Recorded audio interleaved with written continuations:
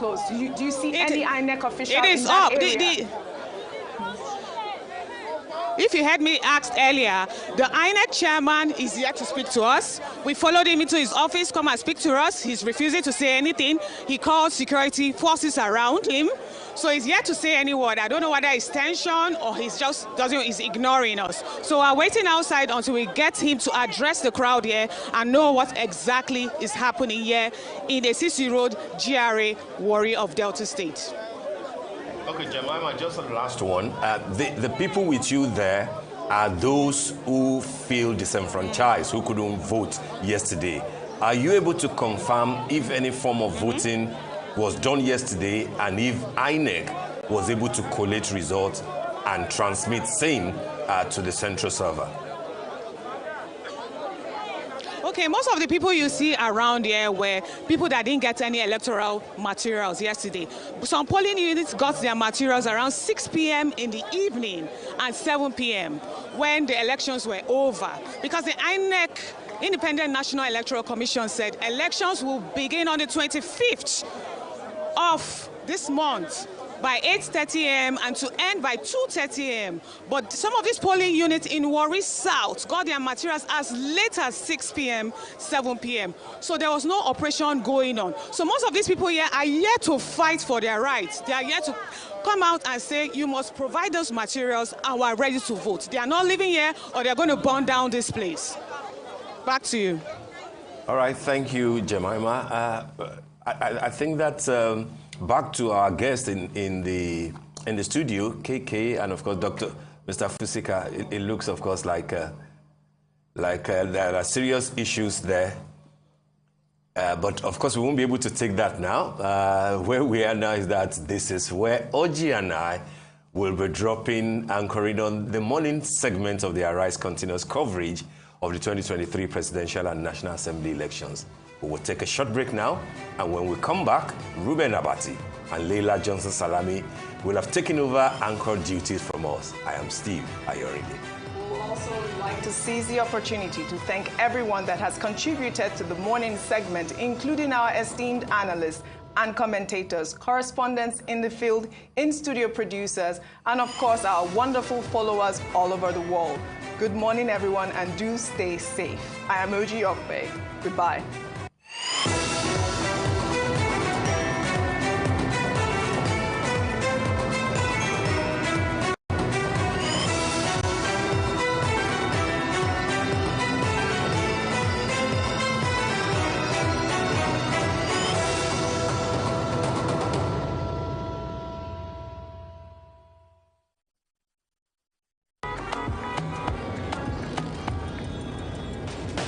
My shoulder, make you rest up on me. You know I got you. Now me be your friend indeed. My money don't show now. I don't keep some for you. You know go so far. Cause anything I get now for me and you. Yeah. How are you, my friend? How do you do, my friend? I know sometimes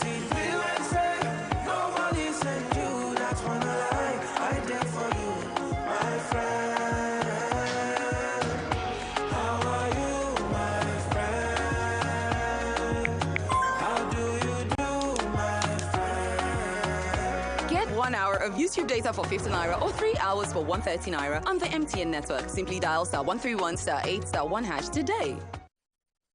Every day, life presents hopes, dreams, and challenges. Challenges that can become successes with a little help. Because a little help can empower you to go from despair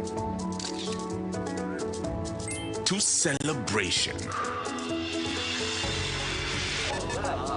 A little help can keep you going until the race is won.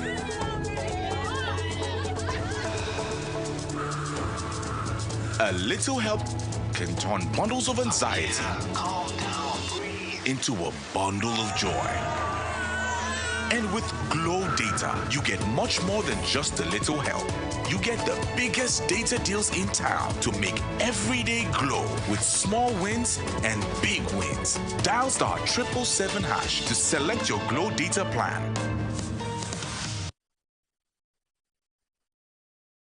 The Independent National Electoral Commission, INEC, has reallocated voters from overcrowded polling units to less populated polling units.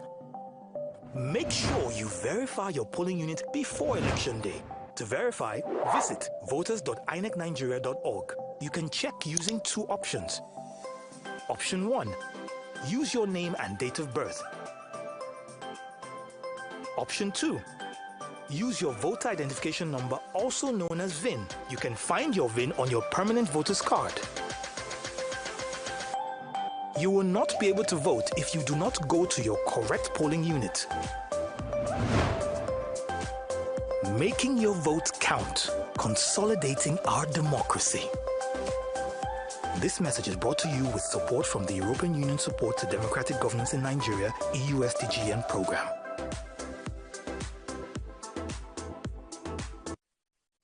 Never said it's going to love.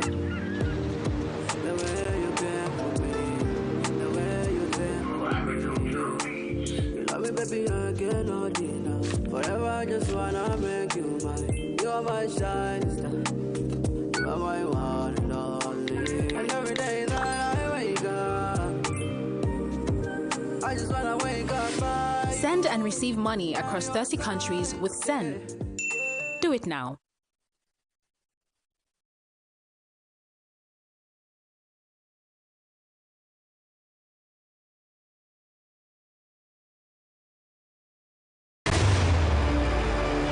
Today, the Tony Elmelu Foundation Entrepreneurship Program has trained over 1.5 million young African entrepreneurs.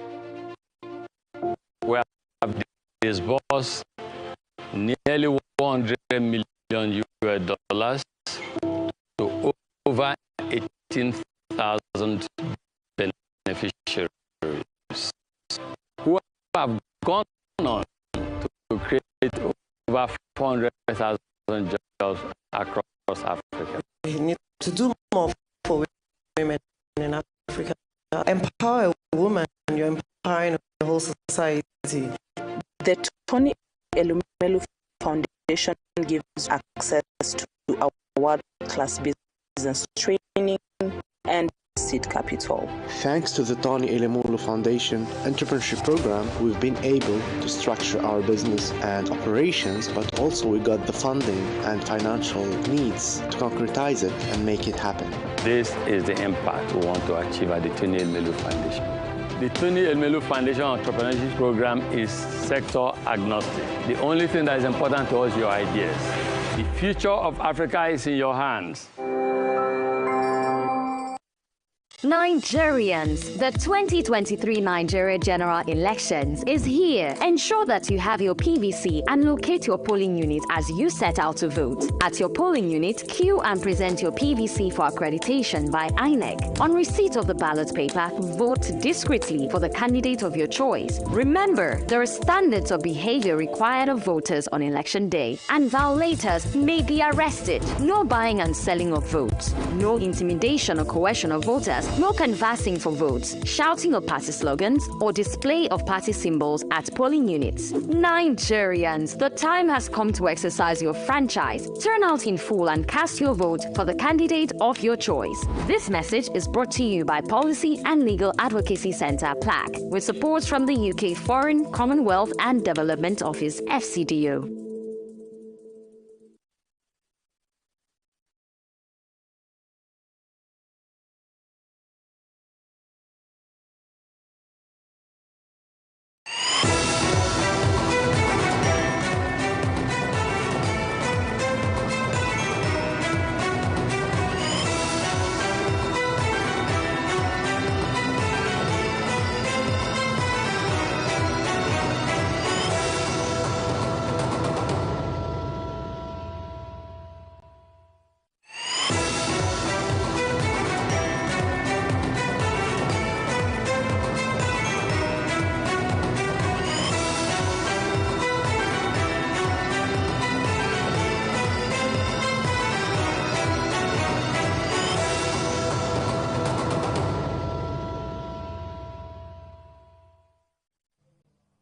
Good afternoon, everyone, and welcome to the second segment of the Arise News continuous coverage of the Presidential and National Assembly elections.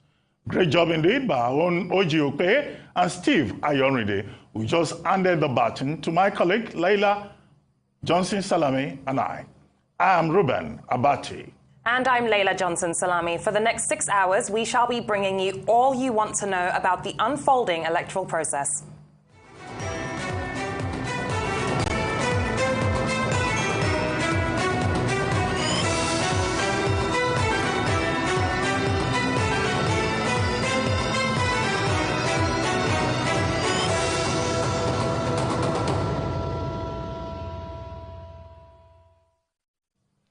We are now being joined first from Arise Abuja studio by Umma Odi, who is convener at the Situation Room, and also here with us in the studio, Fusika, Senior Advocate of Nigeria, and Kemasode Wodo, another lawyer and Senior Advocate of Nigeria, who is joining from Yenagua, Bayelsa State. Feels great to have all of you with us. Thank you for joining us. Well, Umma Odi, let me start with you. You are part of the Nigerian Civil Society Situation Room, and that body already issued a statement yesterday scoring INEC low in terms of the management of the electoral process. What did you observe as somebody who was on the field monitoring the election? And if you could take us through the main highlights of that statement by the Nigerian Civil Society Situation Room. Maudi, are you with us?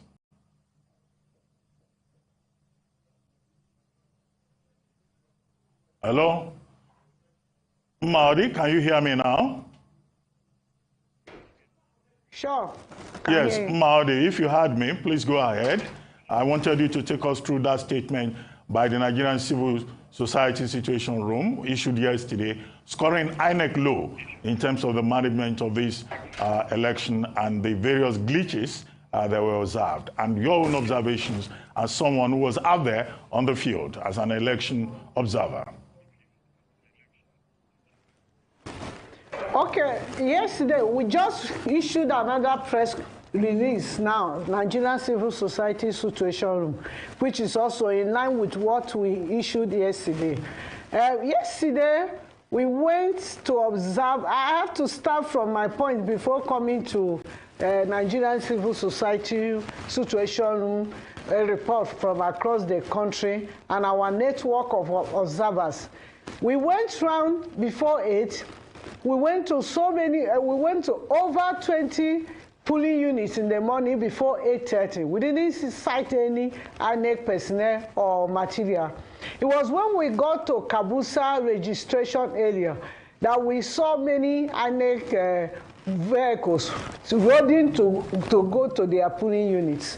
And we saw a polling unit of INEC in that Kabusa registration area that has 1,916 registered voters. They have their materials, they have their personnel, but they didn't bother to even set up. And when I was snapping pictures of what was going, he said, please, madam, leave here. I said, I can't leave here.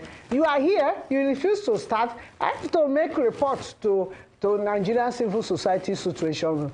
And even while we were complaining of Abuja, the situation of Southeast was so bad that at the point we issued the release, only 6% of entire southeastern Nigeria where INEC personnel and materials were deployed to only 6% areas, polling units. And the worst is that Okpala Avenue, that is opposite INEC office in Enugu, there was no INEC personnel, no INEC material, till up to 11 a.m. and even 12 p.m. in the midday. So, and we don't know this. And that this INEC, this is the worst election I have observed since 1999.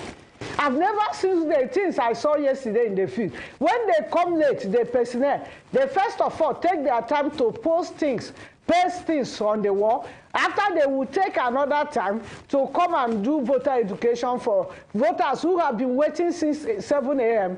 Say how you will queue, how you will vote. After they have finished explaining, then they will start accreditation if the beavers is working. The next thing they will say ink has finished. And this is the most expensive election, almost $1 trillion, not even the money from donor agencies. And we cannot understand or explain what happened yesterday. They may see who would rule a saint. And I never knew that we have to come to a time in our lives that when we will, who is even a reproach and a byword in Nigerian electoral system, will become a saint. Yesterday it happened. Yesterday it happened. By 12, former NLC president were calling situation room that in the whole of Medjugorje, they didn't cite ANEC or personnel. At that point, they were going from polling unit to polling unit. The same call we were receiving all over. People were even saying, what can we do? And people, and the most significant thing we witnessed yesterday is the people. Nigerians came. In the southeast, despite the threats of insecurity, they came as early as 5 a.m. And they sat there. Many of the people started going there around 2 p.m., 2:30 p.m. When the polls supposed to have closed, that's when they started going in pockets of places. If I will send the report which just issued, 13 states, many of the polling units they didn't even see ANEC personnel materials till the end of yesterday.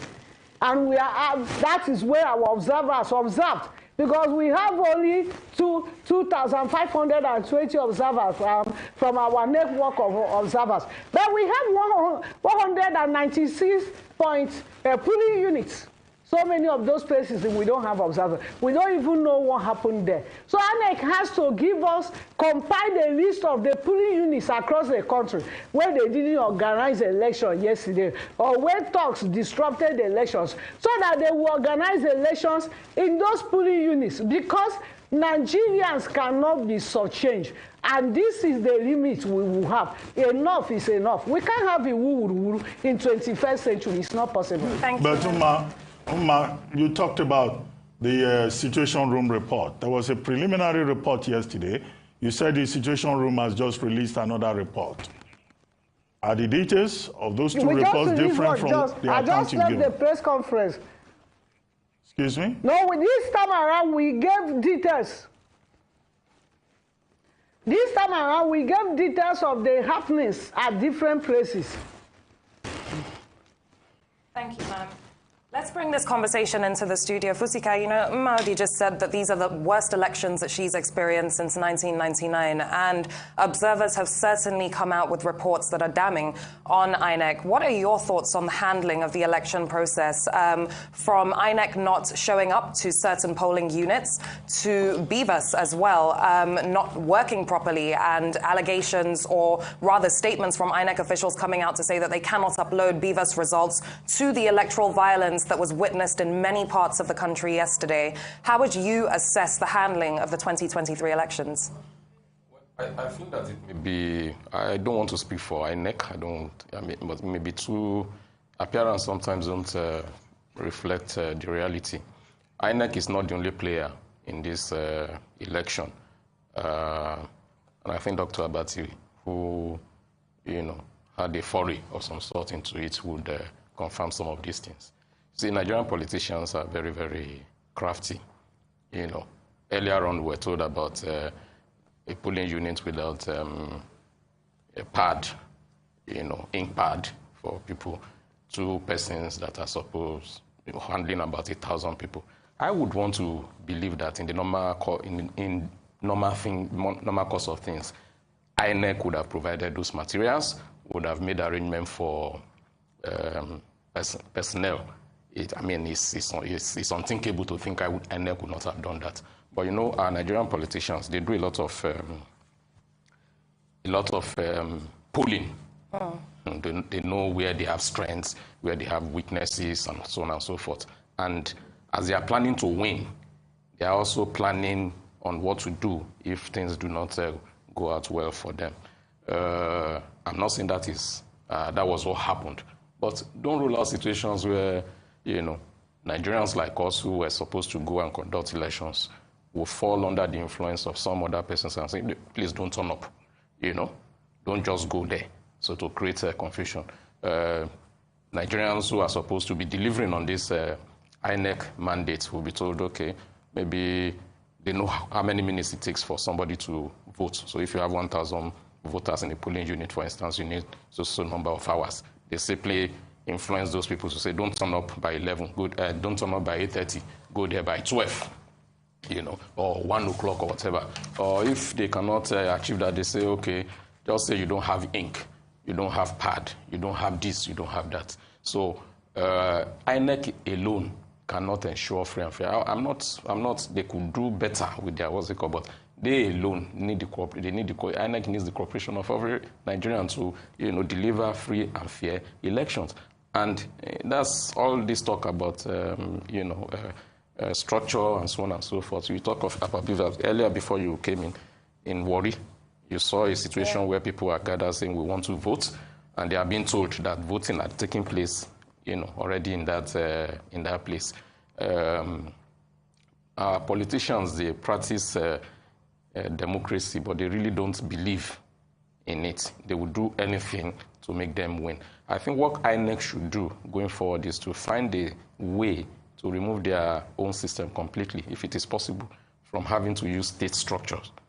Because when they come to a particular state, they cannot create their own fresh whatever. Maybe they bring in NGOs. I don't know how it's going to be done. As long as you continue to rely on the state to support you, you cannot, have a similar.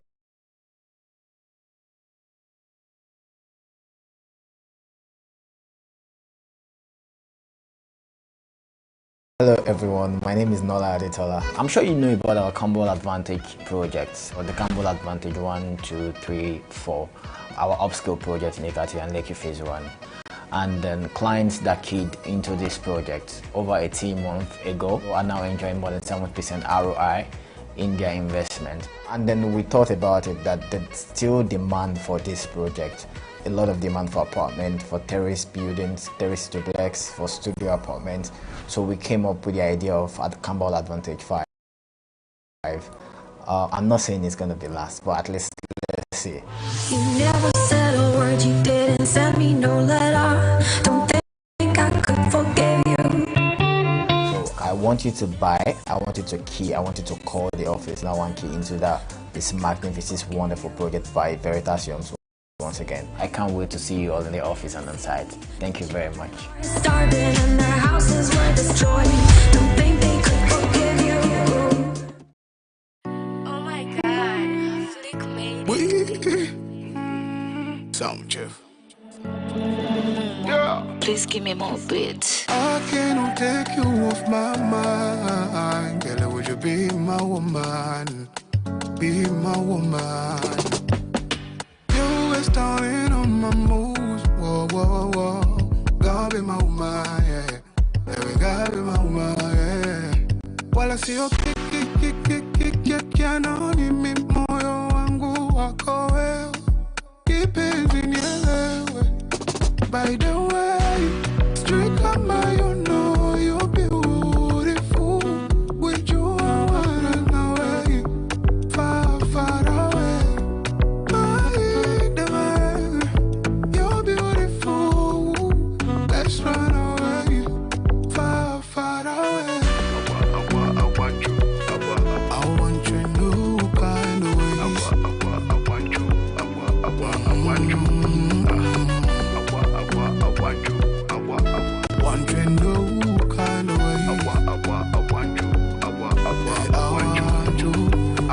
Freak every morning, body against each other. I know what you want, girl, I'm ready for ya. Please give me more beats. I want to freak every morning, body against each other. I know what you want, girl, I'm ready for ya. While I see you kick, canoni mi moyo wangu wako wewe. Kipenzi nielewe.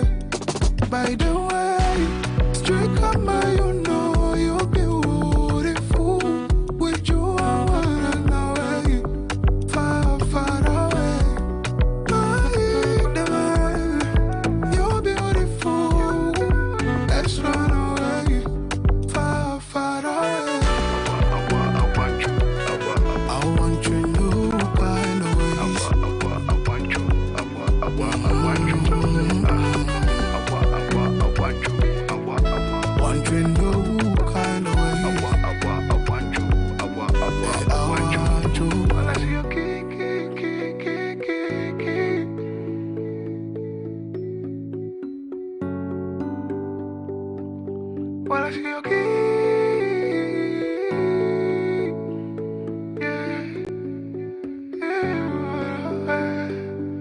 around you.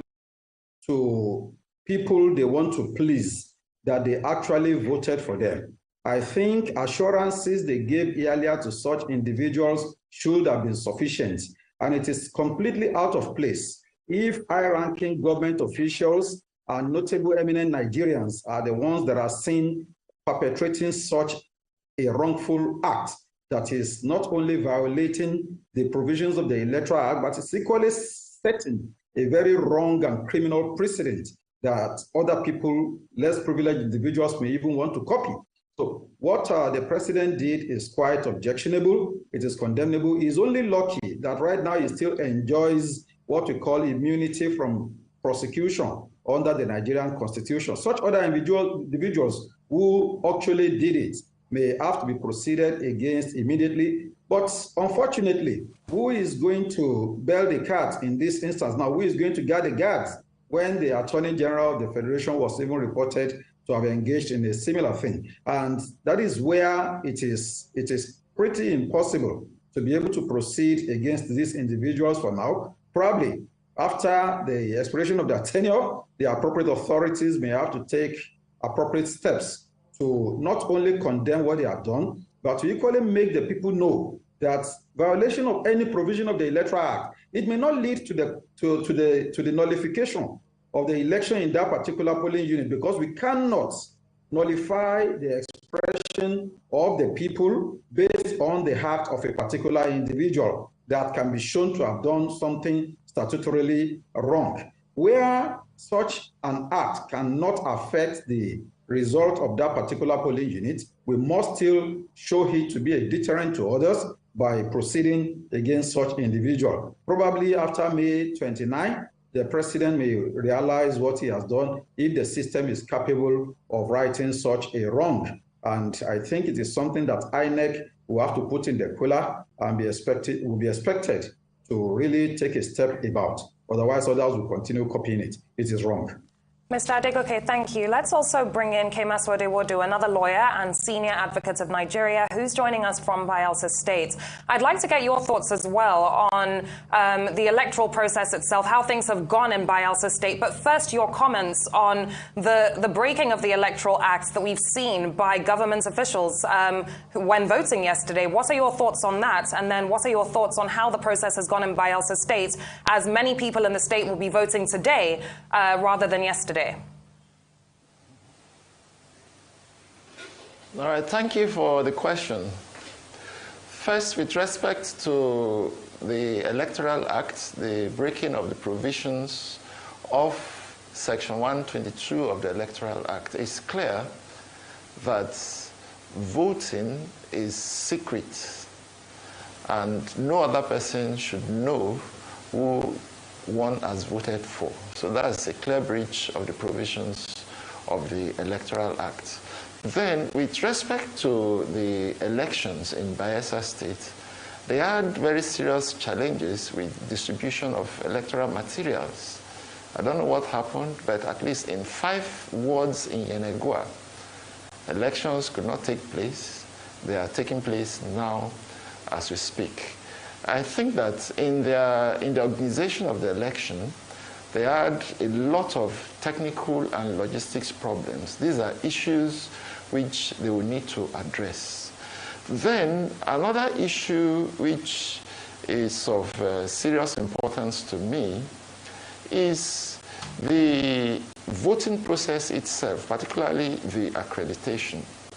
The Electoral Act, as in, I think, 47 of the Electoral Act, 1, 2, and 3, provided that accreditation should be by means of smart card reader or any other technological device. And INEC has introduced the BVAS, which it has used in 2 previous elections, that's these by-elections, and then which it's using now.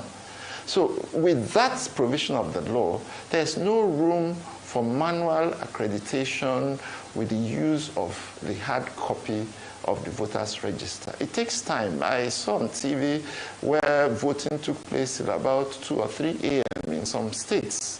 And that's because in addition to accreditation with the use of the beavers, they are also accrediting manually using voters register. And it takes time to look at the voters register, confirm the name, identity, card numbers, face of the voter, and ticking it. It takes a lot of time.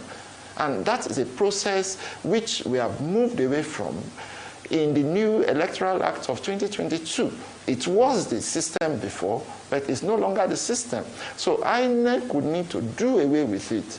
INEC has included these provisions in paragraphs 19E, 2, and 3 of its guidelines, and which, as far as I'm concerned, are illegal, because by virtue of the provisions of Section 47 of the Electoral Act, where the beavers machine does not work, the election should be postponed.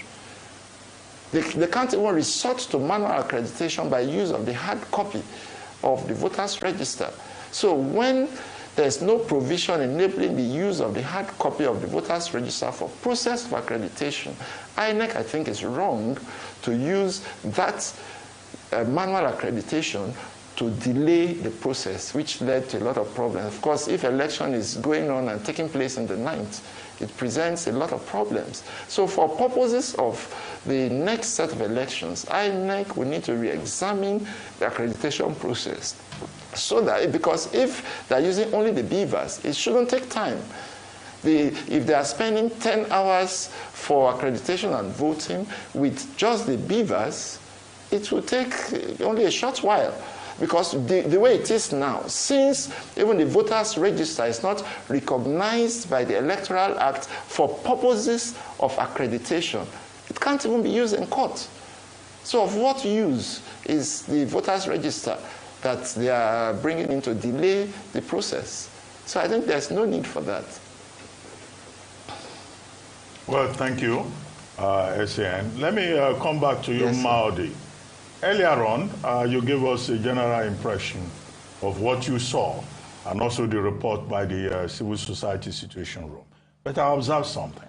It will appear as if while the report of the Situation Room is close to that of IAGA, which is also an observer group monitoring the election, the Center for Democracy and Development seems to have a slightly more positive approach in terms of assessing the election in their own preliminary report. Is it possible that the various observer groups observed different elections and arrived at different conclusions? I would like to ask you that. And the second thing is about the uploading of results to the INEC IREV, what INEC calls IREV. We were told that by 11:35 yesterday, INEC was already uploading results. But by 7 a.m. this morning, some people reported that INEC was no longer uploading, and whatever INEC uploaded overnight or yesterday night had disappeared out of about 20,000 results that was, submitted yesterday after the end of polls. Do you have any information in this regard about the uploading of results? Okay, after I spoke, somebody from that end were trying to defend INEC. Actually would have loved to defend INEC, because when we saw beavers and the Electoral Act of year 2022, we were overjoyed. And when we followed that number of 6th of November year 2021, when we saw results uploaded on time in Oka, and when we followed to Ekiti, 18th of June year 2022, and July of Osun State governorship election, by midnight, by 9 p.m. actually, the results are over 98% have been uploaded. In Oka, with all the security challenges, in Ekiti, in Osun last July, then the person defending INEC, is it a compromised INEC personnel that made INEC not to upload the result of elections of yesterday? So I just want to put the questions on the table, because you can defend INEC all you care, but the things we saw in the field yesterday, and we were getting reports, even those who are not our observers, thinking that there is a way we can help them. And we were calling INEC, we want to escalate the issues. They were not picking calls on like in the past when they do. So we can defend INEC. When INEC did well in Osho, we didn't hesitate to defend them. When they uploaded the result to their result portal, we did not hesitate to defend them. But when you saw what went on yesterday, and you still to defend INEC, you are enemy of Nigeria.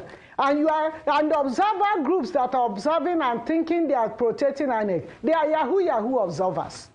And because they do not know that this democracy costs blood. I said they are Yahoo observers. No, are you talking about CDD? I specifically mentioned Center for Democracy and Development. Are you calling them Yahoo observers? Whether it's the CDD that is even partnering with Arise or other observer groups, any observer group that says, no, INEC perform well with any grammar they use on it, it's a Yahoo observer. Because we saw reports from citizens themselves, and we saw citizens who come out to vote who went back home after 9 p.m. without starting INEC or materials across the country. And you now come and sit down, you that didn't even visit any polling unit. I say everything was okay, INEC, tried, and others. Okay, is it how we came here? The people who formed the first observation group, TMG, were those who fought for democracy. It wasn't cheap. It was gotten by the blood of Nigerians in the streets of Lagos. And people who are looking for whom to endorse and call themselves observer group, and comes the observing for INEC, for government, for political parties and candidates. And come after seeing what people went through yesterday, with all the crisis of no money and insecurity, kidnappings and everything happening, and you have confidence to say that this INEC performed, you are enemy of Nigeria. And my Bible told me in the second book of Thessalonians, chapter 1, verse 6, God, it is a righteous sin unto God to repair with tribulations them that trouble us. How can you confidently say that the thing that happened yesterday, in my polling unit very close to Sun City in Abuja, they were voting till 9 p.m. They were voting. It was even this morning we saw results. Our observers slept in the polling units in Abuja. And you have confidence to say everything is all right. Then there is something wrong with you as a person. And as a group, there is something fundamentally wrong with you. So I am actually saying it's not only CDD. Any other mercenary group or Yahoo group that said INEC did well yesterday, and INEC, you did not do well. You are a big disappointment. You need to do well in this election, uploading of election result, because that is what will determine whether we will accept this your result or reject it. Because we have been in the field.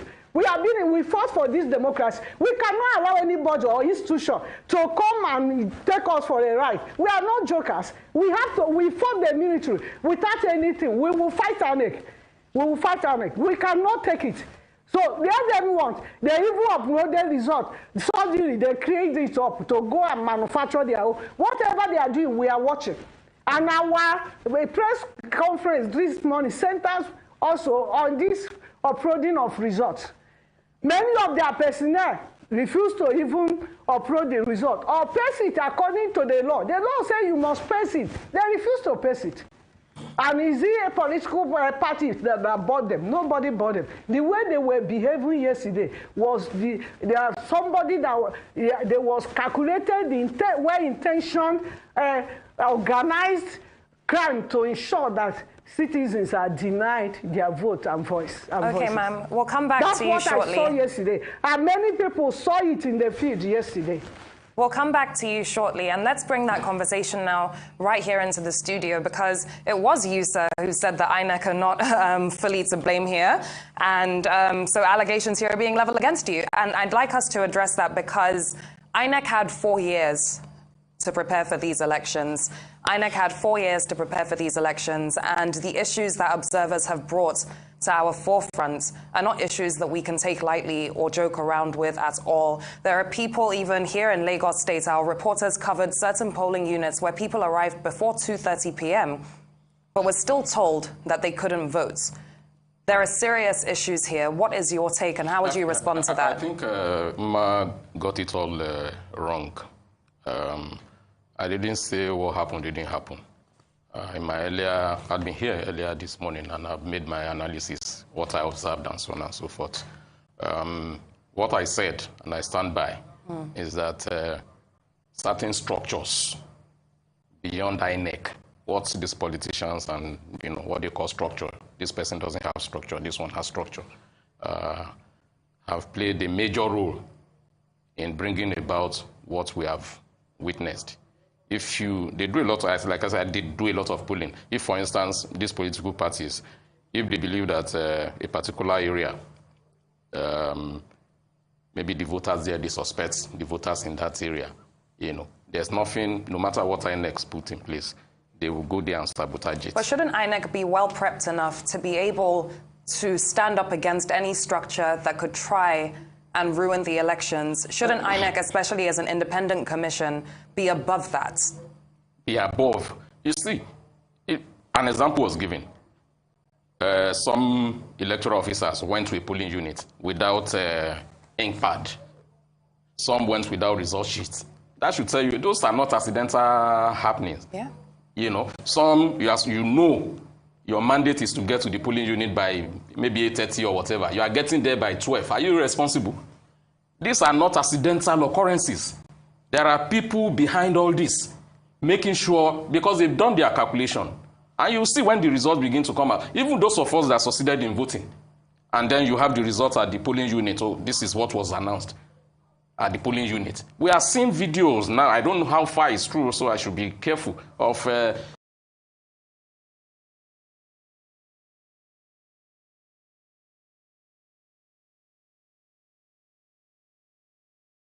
tipping of electoral materials and so on and so forth. Even those of us that believe we succeeded in casting our vote yesterday, and we have results. Nigerian politicians are not Democrats. That's the truth. You cannot practice democracy where the so-called politicians don't even believe in it. All they see is that they want to get to power. You compare their behavior here with, say, I'm not trying to lionize them, they have their own issues. Would Trump still not be president today if he were in Nigeria? You saw Republican, officials resisting him, telling him this democracy, there is a limit below which we will not go, because election, you must hold electoral process sacred. You must believe in one man, one vote as democracy if you are for the system to work.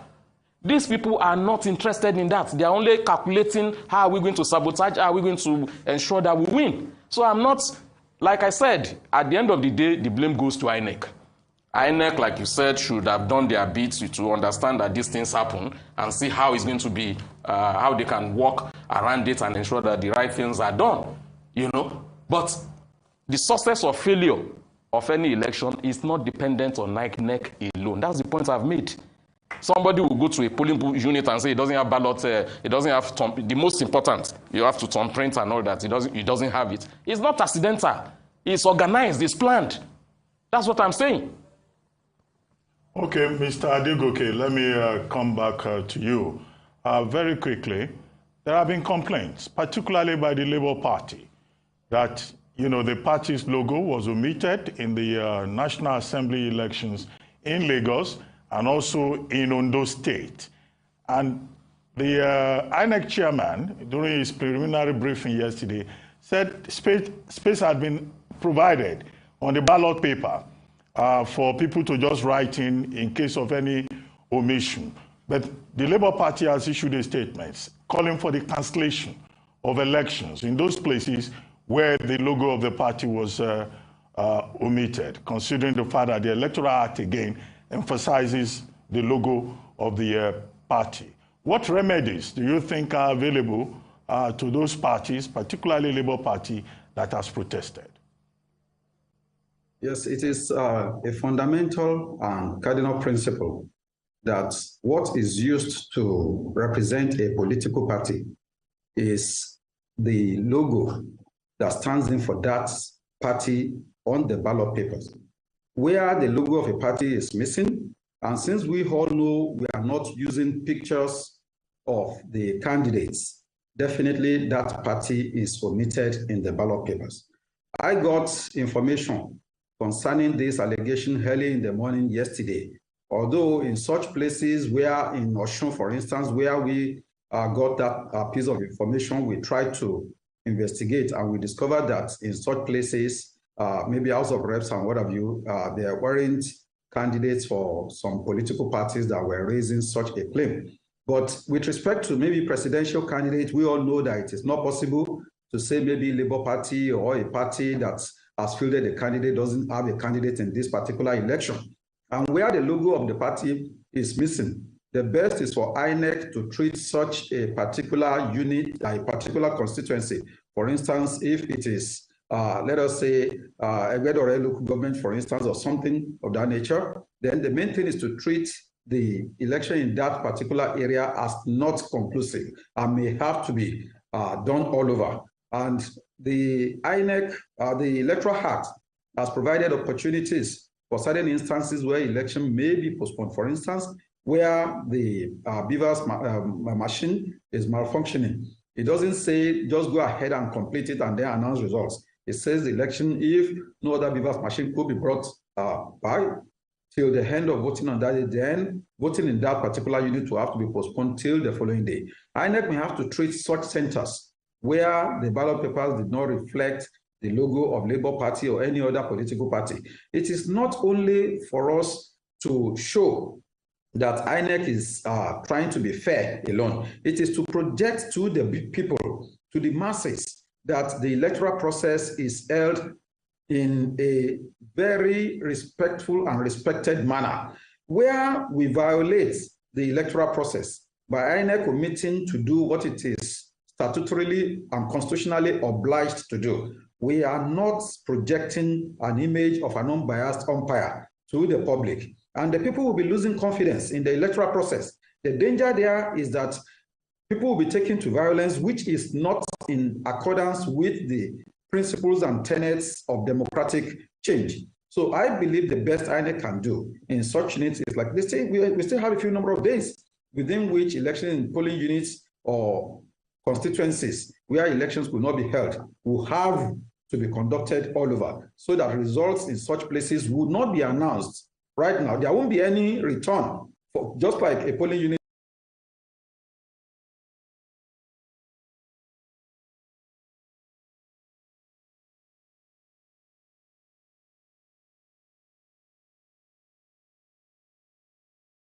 Where beavers machine does not work.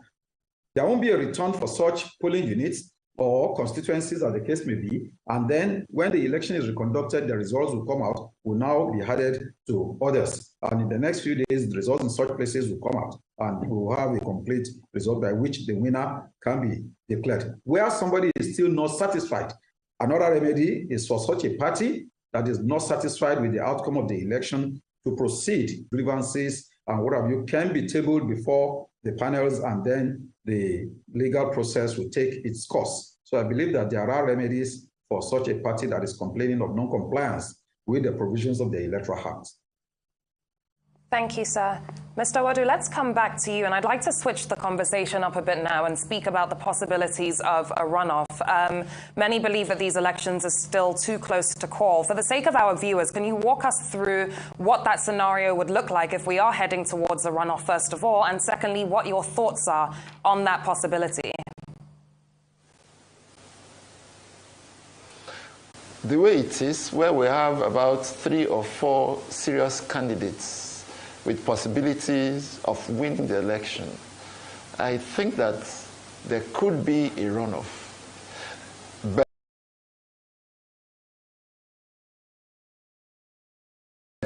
what the Constitution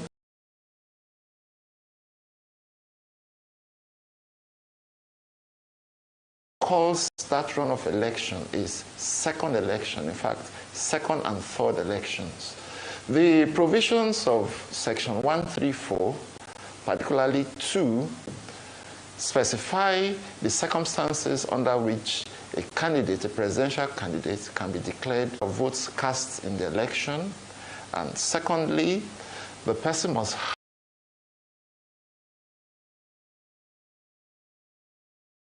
have 1/4 of the votes cast in 2/3 of the states of the federation, and 3, the person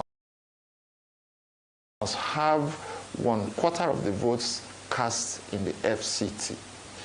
I have listened to conversations where arguments have been made that in respect to FCT should be considered as part of the states, and in which case the candidate to be declared winner should have 2/3 of the 1/4 of the votes in 2/3 of the states, including FCT, thereby making FCT the 37th state. That argument, with the greatest respect, is not plausible. The Constitution specifically says 1/4 of the votes in 2/3 of the states and FCT. So the candidate must have 1/4 of the votes in FCT. The Constitution, as mentioned in Section 3 or 4, one of those sections, the states and listed all of them out of the federation. And FCT is not one of the states of the federation. So it cannot be computed as part of the states of the federation. And then in any case, if you want to use it as part of the states of the federation, how do you compute 2/3 of 37 states? We'll go back to 23 2/3 or those arguments that were canvassed in election tribunals in 1979. So it's very clear. So if no candidate meets those constitutional requirements to be declared as a winner of the election, there will then be a second election. That is Section 134, 3 and 4 of the Constitution. And that second election will be between 2 candidates. The first, there's no problem, very clear, which is the person with the highest number of votes in the election. There's no problem with that. But the problem is with the selection by INEC of the second candidate. And what the Constitution provides is that the second candidate shall be the person with majority of votes in the highest number of states. That's in the first instance. There are some other complications. So who is the person with majority of votes in the highest number of states? It talks about spread, not necessarily the person with the highest number of votes. Let's take, for instance, maybe apart from the person that has the highest number of votes, who is the first candidate, amongst the remaining candidates, let's say candidate B has 20 million votes, and he got the 20, and he has majority of votes, let's say, in 15 states. Then candidate C has 18 million votes and has majority of votes in 21 states. The person to be chosen as a second candidate will be the person with the lower overall votes, but who had majority of votes in more states than the first person. So the person who got, in the first instance, I think it's 20 million votes, then the second person, the first one, 20 or 21, the person with the lower number of total votes will be the person that will be chosen. And then there's also something else, and that is a difficult process because most Nigerians will not understand it. It requires a lot of enlightenment to say that the person who got maybe the second highest number of votes overall cannot be the second candidate in the election. It requires a lot of explanation. And I'd had cause to address a couple of fora in respect of this issue. At least like 2 weeks ago, I called for an urgent amendment of the Constitution, which is necessary and very important, and to make it such that the second candidate will be the person with the second highest number of votes. It doesn't end there. The same Constitution goes further and says where 2 or more candidates have equal majority of votes in the highest number of states, then the person with the highest number of votes in the election, excluding the first candidate, will then become the second candidate in the election. Question: Is it possible that 2 or more candidates can have equal number of votes? Sorry, can have equality in terms of majority of votes in the highest number of states? Is that possible? Yes, it's possible. Take this scenario, for instance. Candidate A has high majority of votes in 10 states. What is majority of votes? It has nothing to do with totality of votes. It means having majority of votes in states. And then candidate B, let's say also he has majority of votes in 10 other states. In that scenario, there's equality. And in that situation, then the person, the candidate, not just between these two, but the candidate with the highest number of votes as between the remaining candidates, excluding the first candidate, who is already the first candidate, will now become the second candidate. This is quite complex because in the first scenario, that person with the second highest number of votes may have been excluded because let's assume that it did not have the required spread.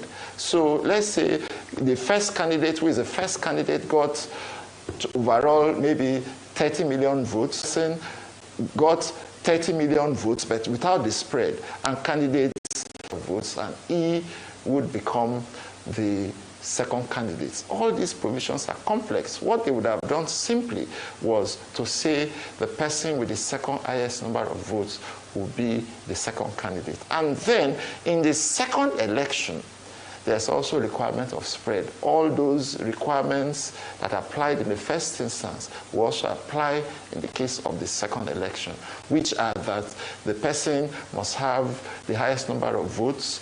2, the person must have 1/4 of the votes in 2/3 of the states, and 3, 1/4 of the votes in the FCT. It is where also in the second election, no candidate meets these requirements, that there will be a third election. And in the third election, the person with the highest number of votes becomes the winner of the presidential election. Thank you very much for the opportunity. Raised by Olusegun to clarify the import of Section 134 of the Constitution that you just commented upon. But we'd like to thank you very much, we do SAN. We also like to thank you very much, Mr. Kunle Adegoke, SAN, for joining us. Can I just make a brief comment on it? Okay. Can I make a brief comment on it? Yes, briefly? Please, go ahead, yes. INEC has already made a mistake, a grave mistake in this regard. They included in paragraph 64 of its regulations and guidelines for these elections that where there is a tie in the presidential election, as they call it, when 2 or more candidates have the same number of votes, as they say in paragraph 64, then INEC is authorized to conduct a fresh election. That is not in consonance with the provisions of Section 134 of the Constitution, because what guides the conduct of the second and third elections are the provisions of the Constitution. So they need to go back, sit down with their lawyers, and let them be properly advised so that there won't be any confusion in this process. Thank you, sir. Thank you very much, Mr. Kemasude Wodu, SAN, and Mr. Kunle Adegoke, SAN. Right now, let's hear from the major presidential candidates as they address the media shortly after casting their vote. First to speak is the People's Democratic Party's presidential candidate, Atiku Abubakar.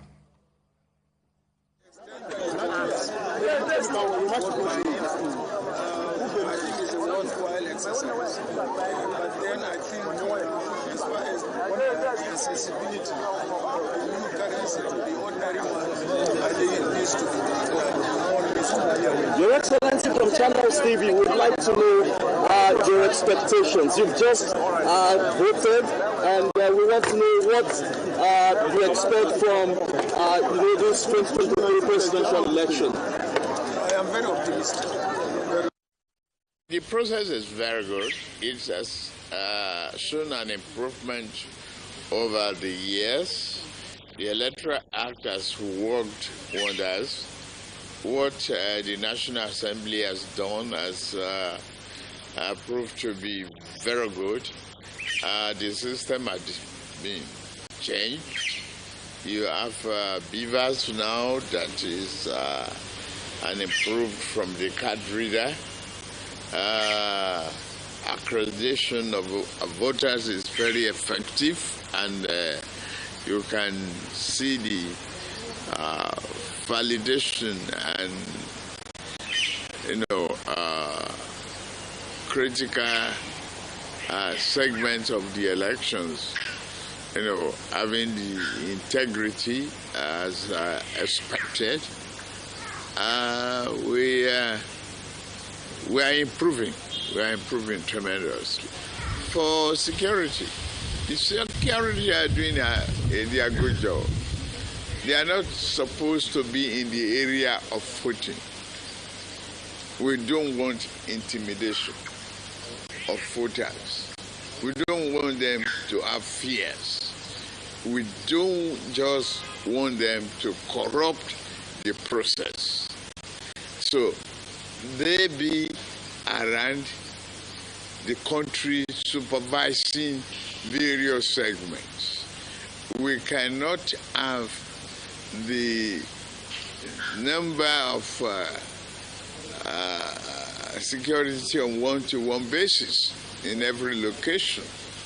Peaceful locations don't require control, just require integrity of the people to behave, to comply with the system, vote and go. It's a celebration of freedom. Look, a free and fair election. You, as a Democrat, must have faith in the system. And once you have faith in the system, it is not a problem to accept the result of a free and fair election.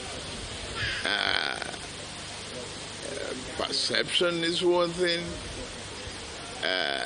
Rare occasions that you have,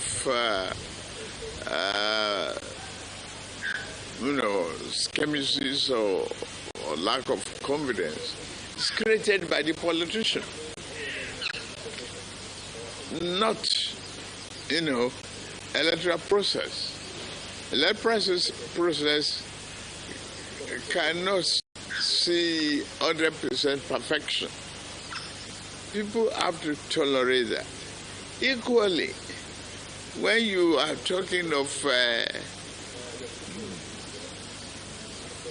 manipulation in some areas, you have to evaluate what is material. Materiality comes to play. How many compared to the total turnout or total number of voted? You've got to accept the result of a fairly responsible voters' decision. It is very important. I am Bola Ahmed Tinubu. I'm not the party. One, my track record and capacity should speak for me, should document the history of my performance. Nigeria can vote across the party, which they want. Vote for the individual. Party is a symbol and a platform for you to decide where you belong. What is the ideology? What will a progressive party like ours stand for? I have the agenda well published, well articulated, and I've worked so hard visiting various states and our public fora. I had, been effective in selling my program. I've worked more than any other politician in this country to show the capacity and what is necessary. My program is well articulated, well set, well distributed, and I've met the people on one-to-one, in town halls, in rallies, on individual focus groups, and others, being able to answer their questions. I've visited more states, more rallies, more town hall meetings. Talking is an energy.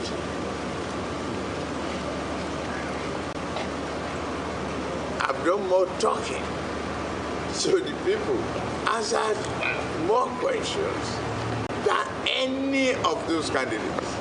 I disclosed that I had a nail surgery, and you turn it to sickness. I'm fitter than so many of them. I've walked, 10 miles a day, several times. 10 kilometers a day, several times. So what do you do to be well? Keep yourself fit. Keep your brain alert. Looking backwards, we cannot compare apple and oranges. Okay? What was the situation of the economy in 2015? The oil prices were up. We were producing 2 billion barrels of crude. Okay. What is the situation in 2019? We have a very deep dip in the oil price. The production went to 900 barrels from 2,000. And this is a monolith. Every day brings memories that shows us the whole story. I believe and I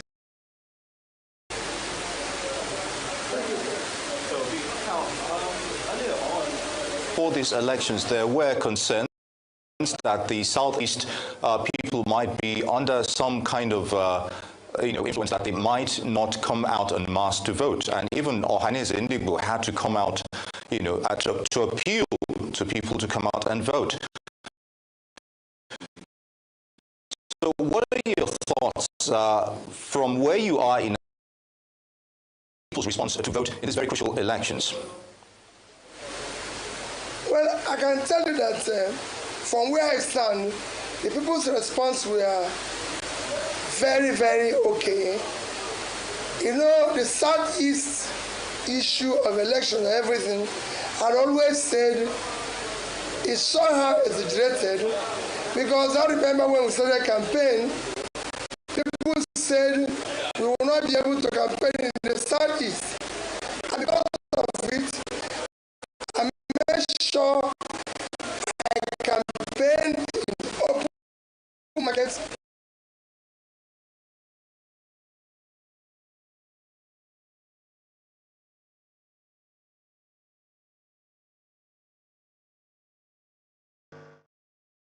Mr. Sam Olumekun MNI, the National Commissioner.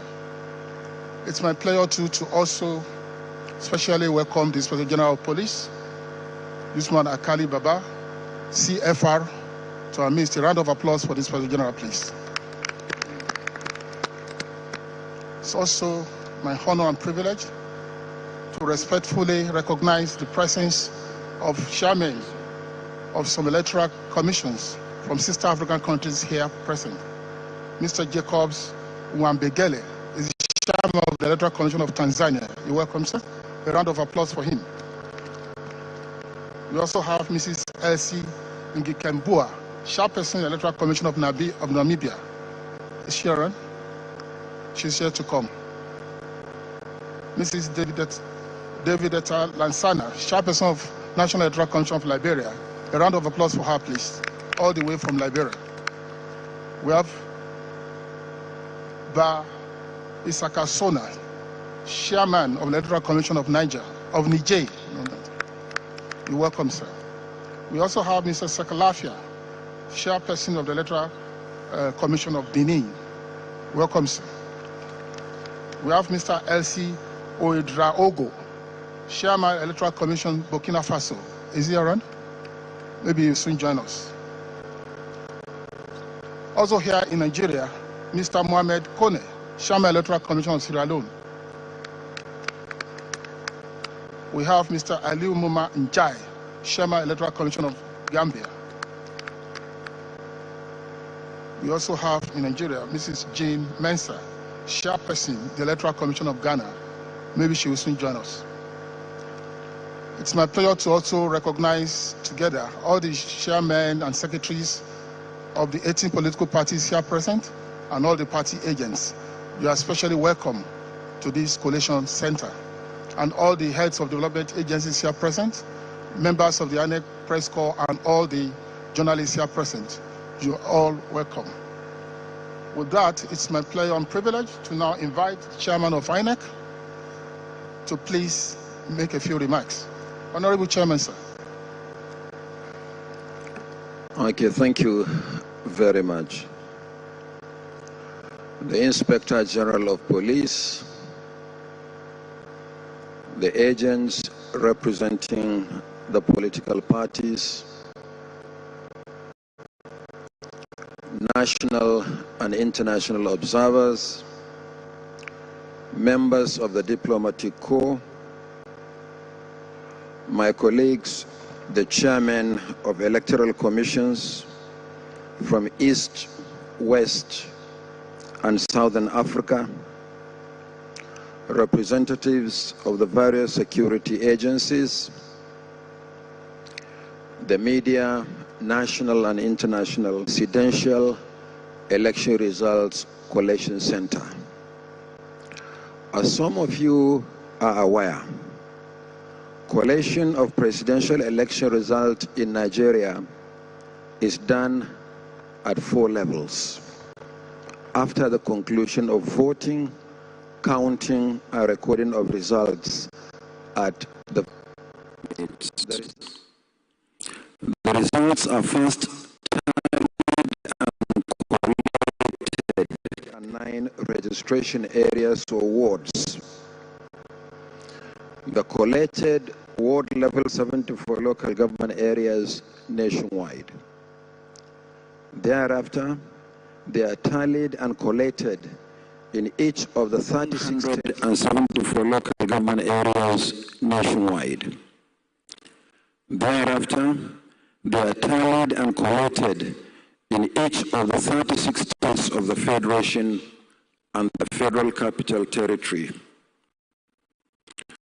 The collated figures for each state and the Federal Capital Territory are finally collated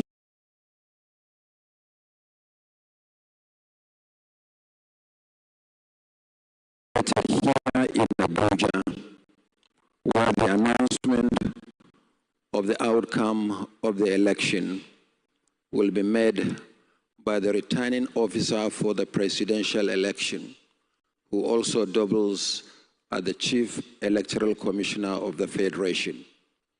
And this is a duty that I'm privileged to perform, and it will be done here at this venue.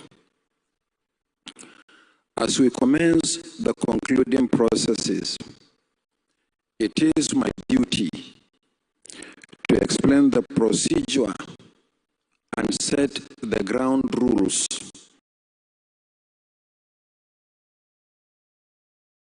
for the proceedings as follows. 1. All accredited agents, observers, the media, the diplomatic community, and security agencies should adhere to the sitting positions assigned to them. 2. Results for each state of the Federation and the Federal Capital Territory shall be presented by the State Collation Officer for the presidential election, or simply put, the scope, who will also serve as the collation officers at state and the FCT level. After collecting the results at state level, the scope shall be accompanied to Abuja by the resident electoral commissioner and security agencies. On arrival at the collation center, the scope shall be received by the collation secretariat, which shall organize the sequence of presentation. The returning officer shall invite the scope, the state collation officer for the presidential election, accompanied by the resident electoral commissioner, to the seat we are going to provide to my left for the presentation of the results.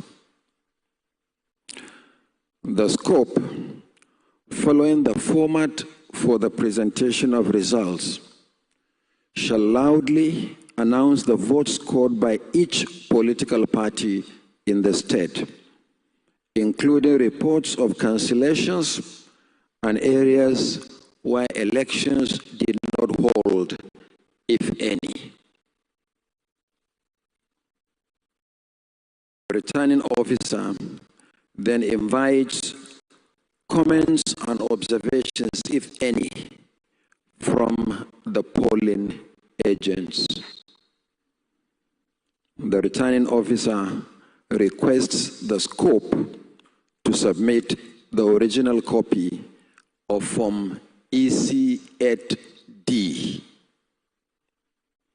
When all the scopes have presented their results, the returning officer shall display the sealed copies of result sheets EC8DA, which is the summary of results of elections on state-by-state basis. The EC8E, the declaration of results for the election, and EC40G3, summary of registered voters. Are you a professional looking to immigrate legally to the United States? Today we're going to talk about one.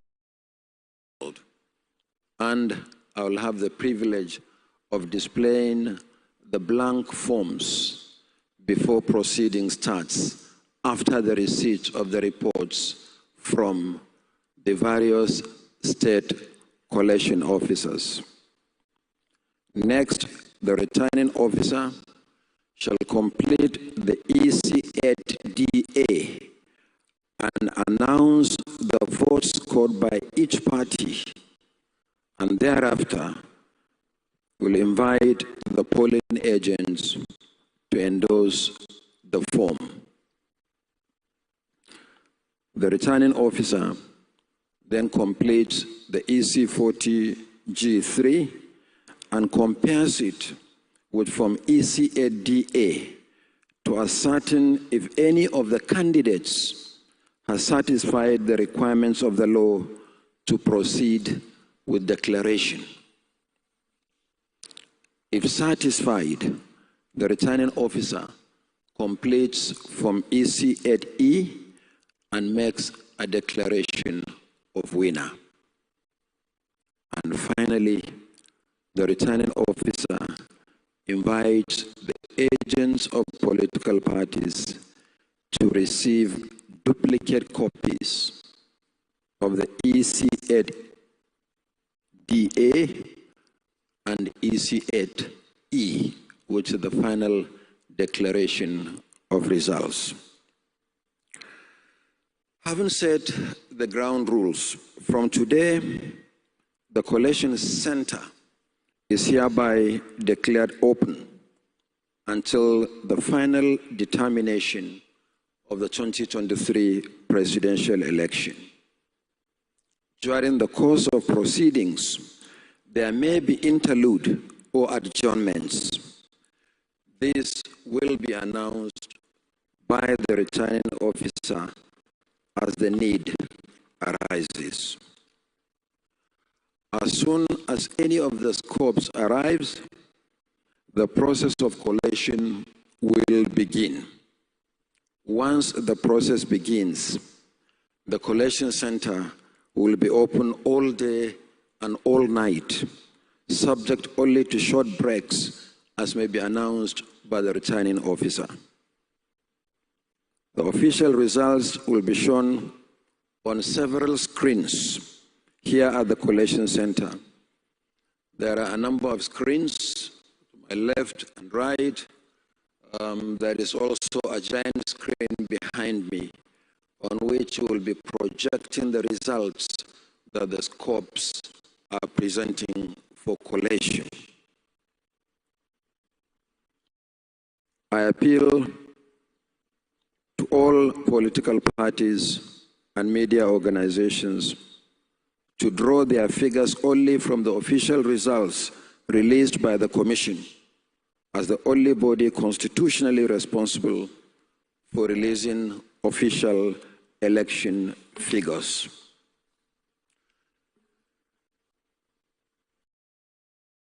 When the scopes arrive,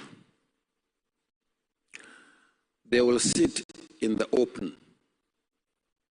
So there will be seats at the end of the hall. To my right, you will see black leather chairs. That is the holding area for the state collation officers for the presidential election. And then by the side to my right, you will see a table there. That is the collation secretariat. And the collation secretariat is directly under me.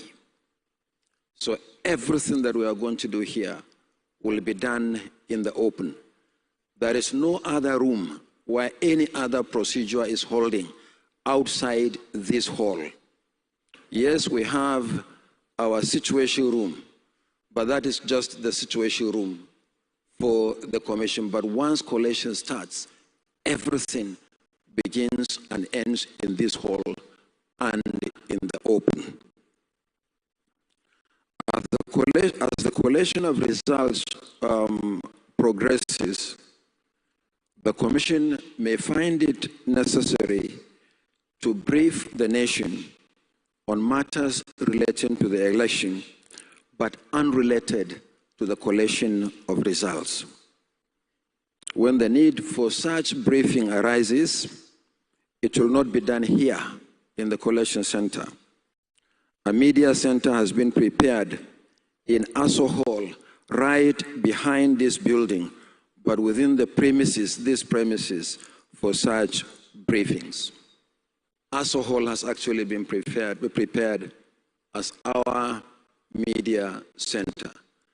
So when we need to make briefings unrelated to the collation of results, it will be done there. So we maintain the sanctity of this hall, essentially for the collation of results and matters arising from the collation of results. Where I am unable to personally brief the media, the National Commissioner responsible for information and voter education, sitting to my immediate left, Barrister Festus Okoye, will perform that responsibility. So as we await the arrival of the scopes, we'll now take a break and resume at 6 p.m. We are certain that by 6 p.m., one or two of the scopes will arrive with the results. So we begin the process of collation. I thank you very much. We resume at 6 p.m. God bless you all. Thank you, Honorable Chairman INEC. As the Chairman has announced, proceedings will be suspended for a few hours and we will resume here at 6 p.m. On that note, I thank you all for coming here for the formal opening session of the National Collation Center. We thank the Inspector General of Police for coming. We thank all the chairpersons and chairmen of electoral commissions of sister African countries. We thank all the members of the political parties, the leadership of the parties, the party agents. We thank all persons from the diplomatic corps here present, all friends from diplomatic agencies, CSOs, NGOs, the media. This is good, ladies and gentlemen. We thank you for coming.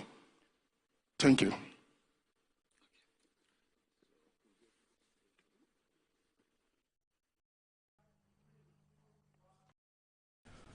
Wherever you are, whether in Houston, New York, Maryland, or California, and you found that beautiful dress or bag or shoes on Amazon, Zara, or Walmart, now it's time to send it to Nigeria or Ghana. Go to the GIG Go app and copy our US address. Paste it as your shipping address on the store's checkout page. Return to GIG Go and enter your item details and delivery information. That's it.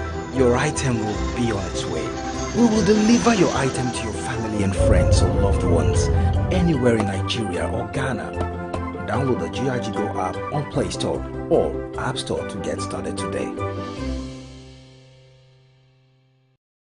Hey everybody, welcome back. We have an amazing episode coming your way. First up, we're joined by our pals. We haven't seen them in weeks, Vinny and Sunny, for another edition of the Crypto Roundtable. We chop it up about the government crackdown on the crypto sector. We also have a very in-depth discussion on which agencies should regulate crypto and how. Then producer Rachel is joined by Prince Ghosh, the co-founder and CEO of Factored Quality, which offers software and managed services to help book trained quality control inspectors to inspect goods. Yes, she found a Gen Z startup founder working on quality assurance. It's going to be a great show. Stick with us. This Week in Startups is brought to you by Microsoft for Startups Founders Hub. Microsoft. The presidential candidates that were interviewed is, just to summarize it, that they will accept the outcome of the polls as declared by the Independent National Electoral Commission. I think that's the only take. Every other thing they said amounted to campaigning after election, really.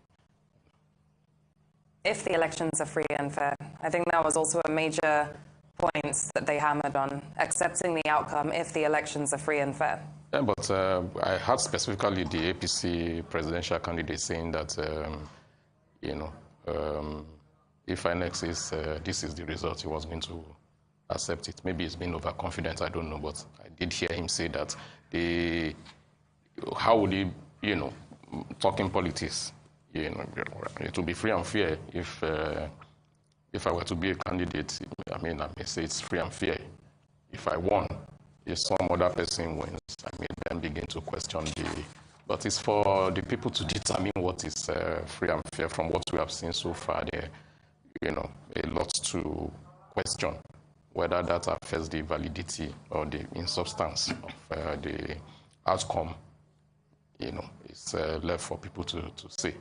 Yeah, so that's... Anyway, Maudi, I understand that you are back with us and you can hear me now. I wanted you to comment on the reactions of the three presidential candidates whose statements, were aired earlier on, and also the ground rules outlined by the chairman of the Independent National Electoral Commission while declaring open the National Collation Center. Is there anything new in the ground rules that he defined? Do you have any doubts about his insistence that everything will be done in the open? And I was pleading with you earlier on that please don't call anybody or enemy of Nigeria. We're all stakeholders in this with different positions. And don't call anybody Yahoo. Just stay with your points. Over to you. Okay, the presidential candidates said what they needed to say after they have voted. And INEC chairman setting the ground rules and declaring the collation of a presidential election open Declaration of the result does not determine free, fair, and credible elections.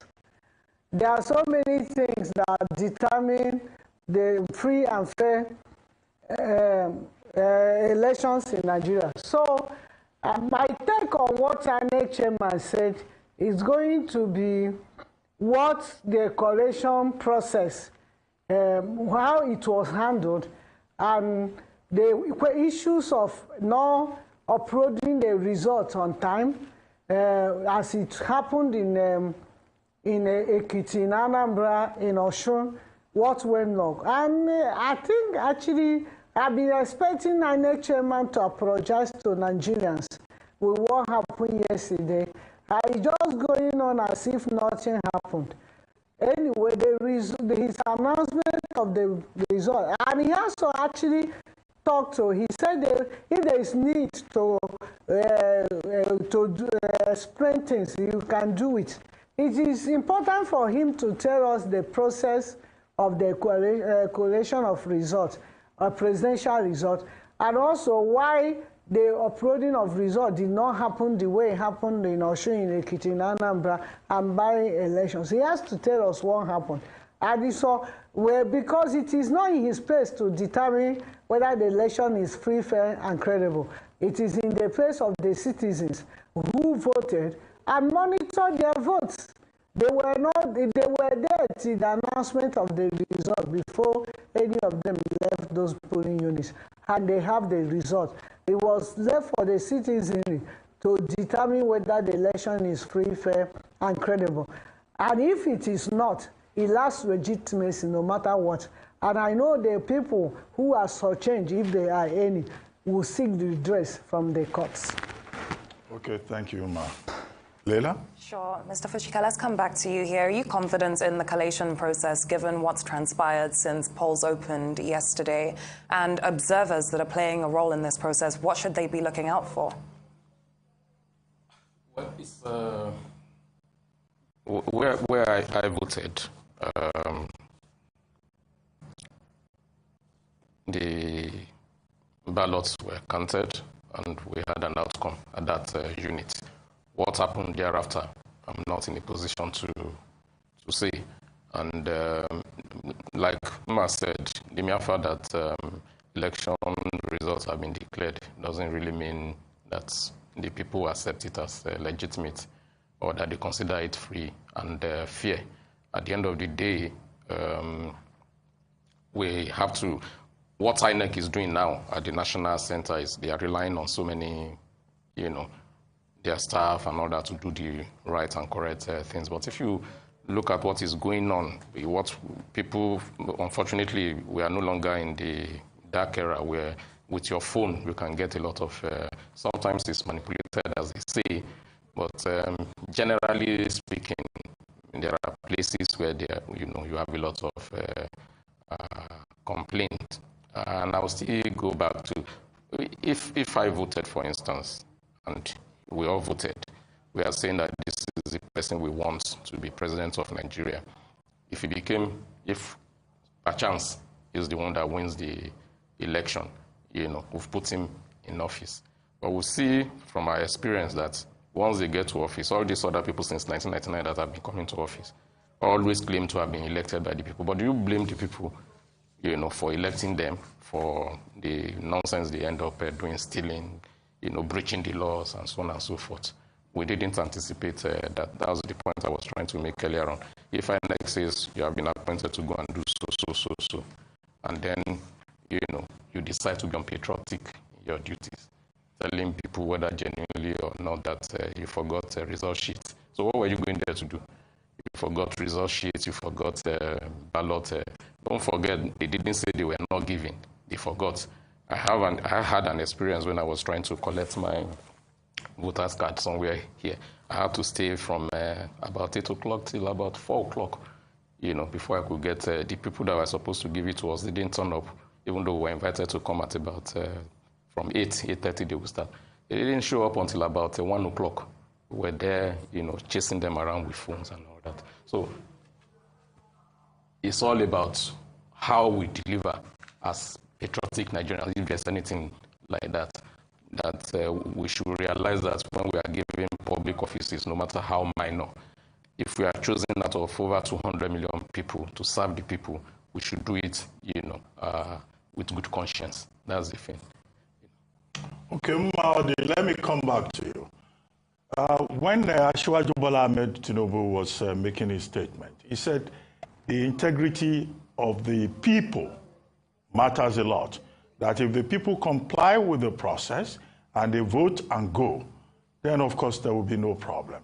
But what we have seen is that, look, the people themselves had issues in terms of integrity during the voting yesterday. I don't know whether that's included in the observations of the Situation Room. In Surulere here in Lagos, one woman was, knifed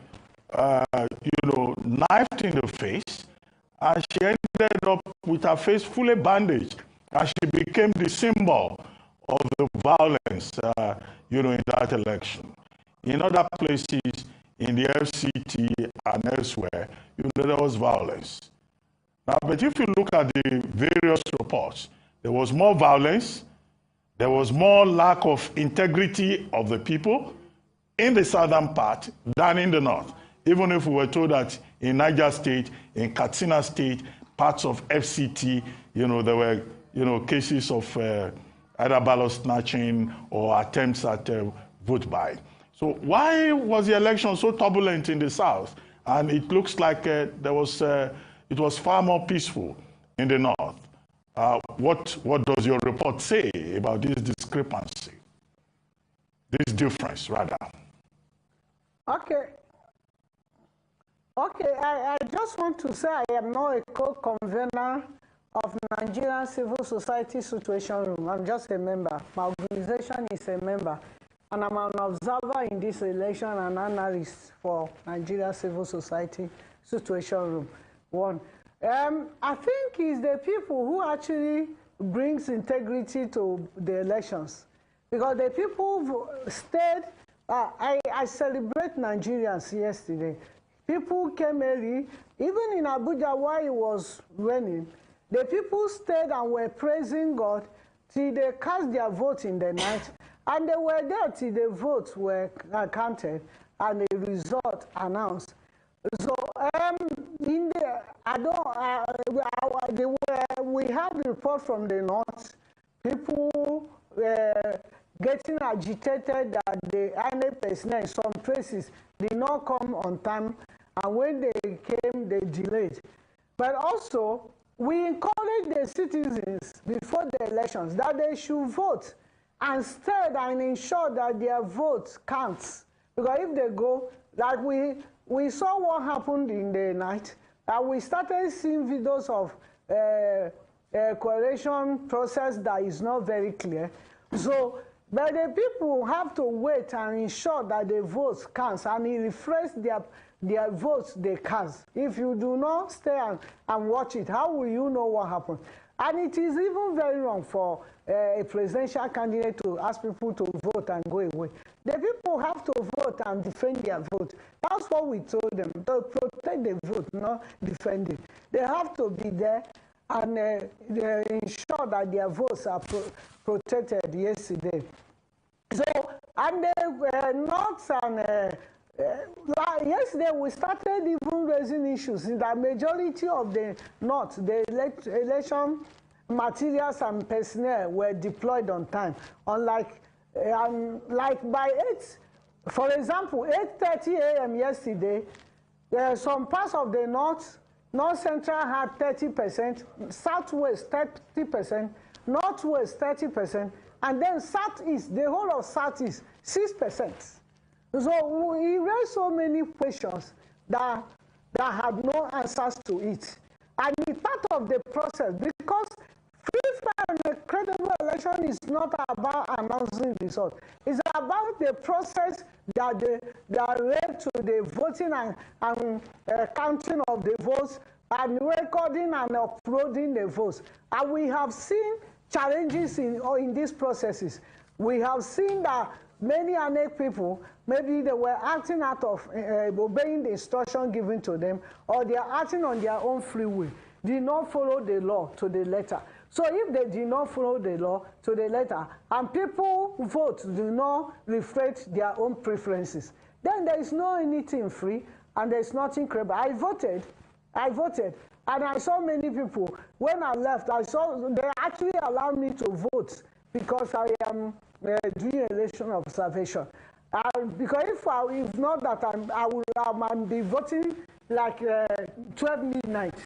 But they just say, Madam, come and vote so you can continue your work. I voted, and I saw people who were patient. They say if INEC won, let them come by 12 midnight. They will wait here and they will vote, and their vote will count. Nobody should tell people what to do. This is an important election. We were told that the electoral process has improved. We were told that Beavers is working very well. We were told that even there is one that is coming, that we even identify or through our body odor. So we were told so many things, and it raised our hopes and expectations. And what we saw yesterday have discouraged a lot of us. Okay, and we were thinking that it took us back 30 years.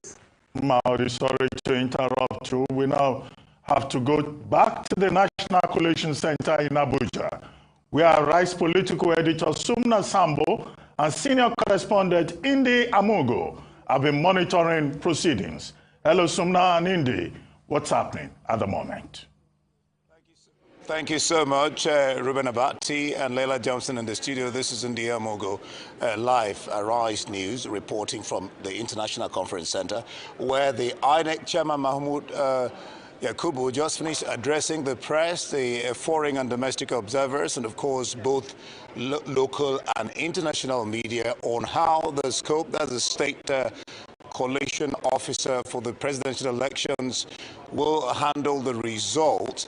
I have Sam Sambo, the political editor, here with me. He will break down how the elections, the collation is going to be handled. Sam Sambo, glad to have you with me. So, tell us the breakdown of the address of the chairman just a while ago. All right, thank you so much, Indi, and welcome to the National Collation Center. This actually, the process was announced by the INEC National Chairman so as to enlighten Nigerians as to what to expect when the results finally start coming in. Now, this is the official opening of the National Collation Center, where all results for the presidential election will be announced. Now, the process is that we have about 8,809 registration areas or wards from where results are to be coming in from different parts of the country. 809, yes, which will now feed into local government results. Now, there are 774 local governments in Nigeria. So the 8,809 registration areas or wards, as they are called, will feed into the 774 local government areas, from where the collation officers in the 774 local government areas will now go to the state collation offices and present their results to the state collation officer for the presidential election, the scope.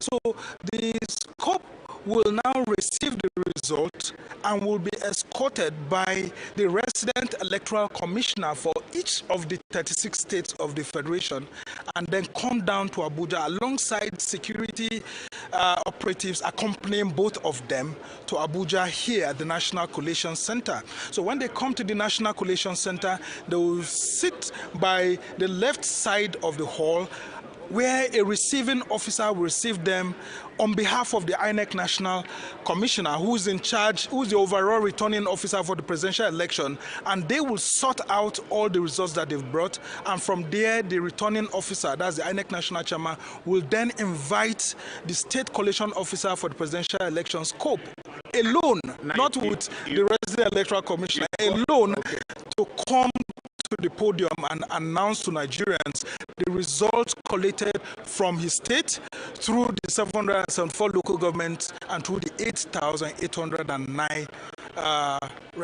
registration areas or wards. Now you've gone ahead of me. I know the INEC chairman Mahmoud talked about. He was talking about to his right.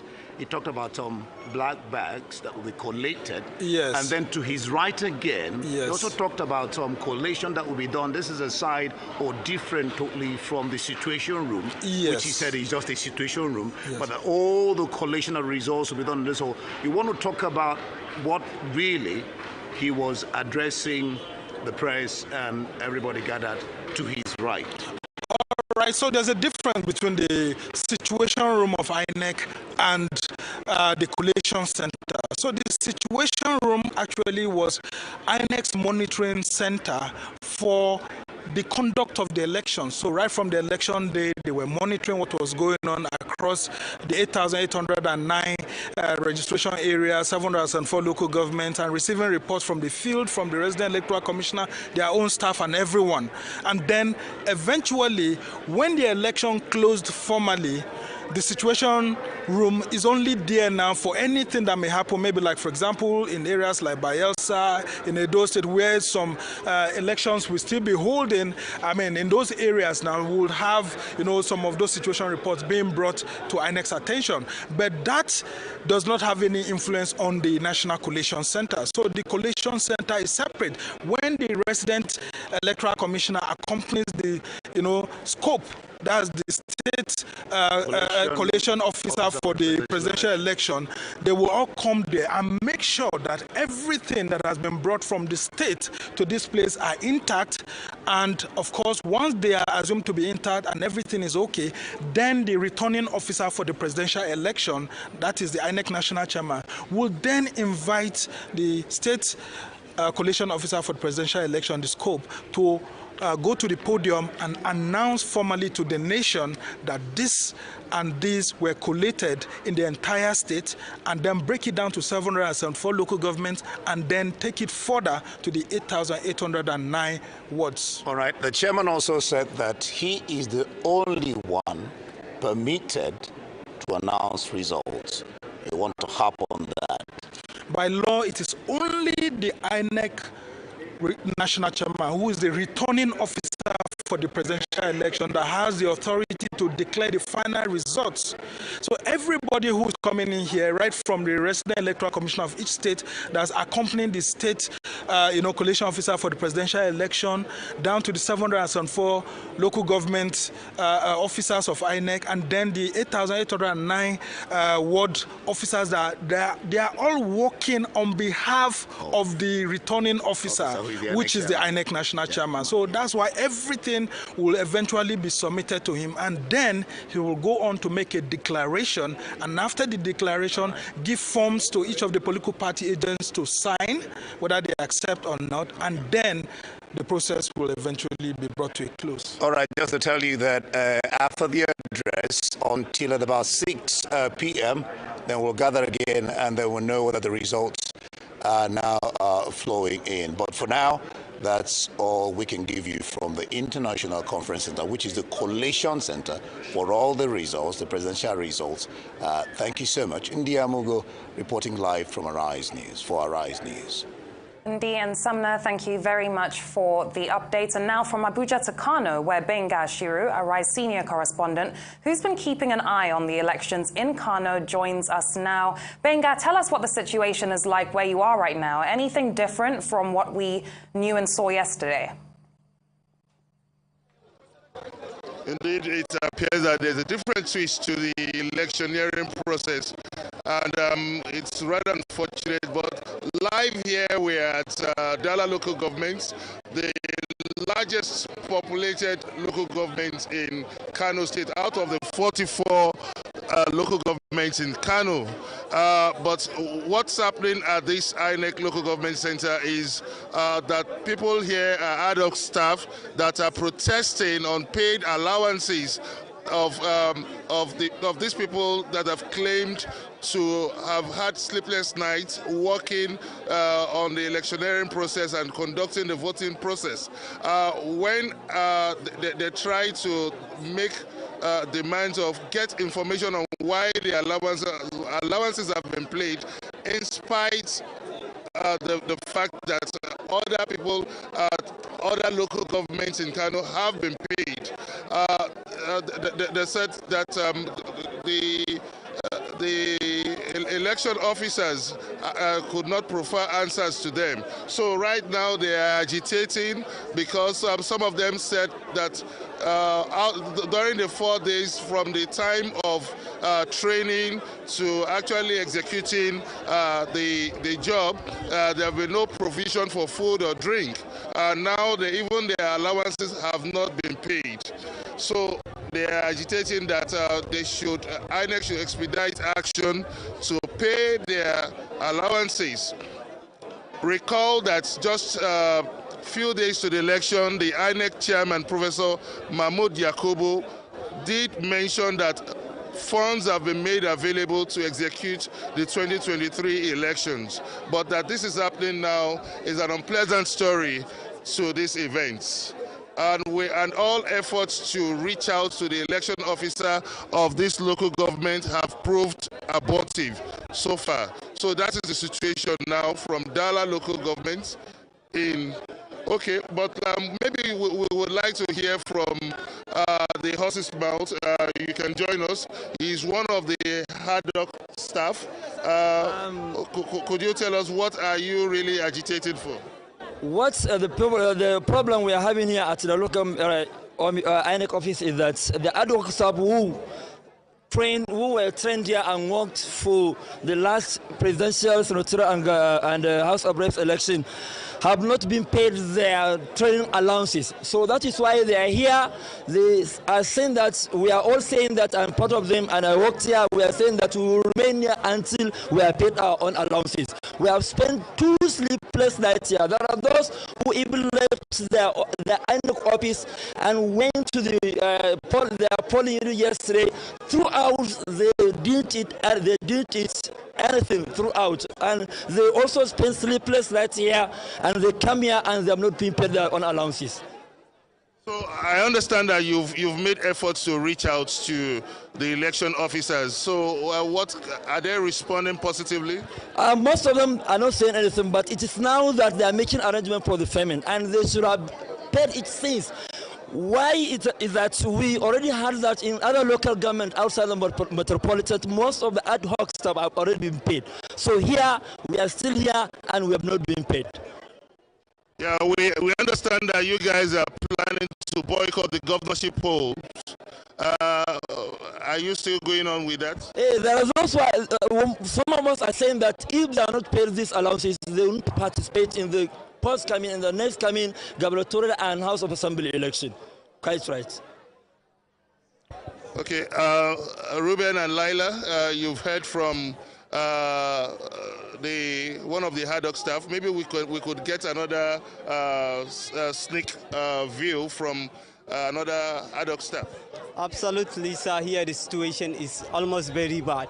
We have worked for INEC for at least 3 days, and INEC have agreed to give us ballot paper and boxes and other devices like beavers to work with it. And why you refuse to pay us our feeding allowances and our transport allowances? We use our leg with ballot paper and beavers to our polling unit, but you refuse to give us our money, which is we will use to as our feeding and transportation.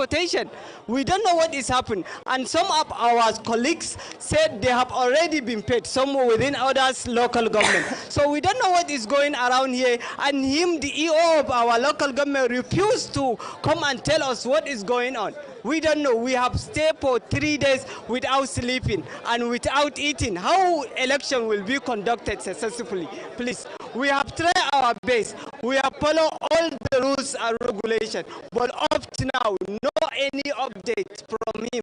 He was saying that we should exercise patience. He is going to be paid, and we have heard it that our money was already been paid to him.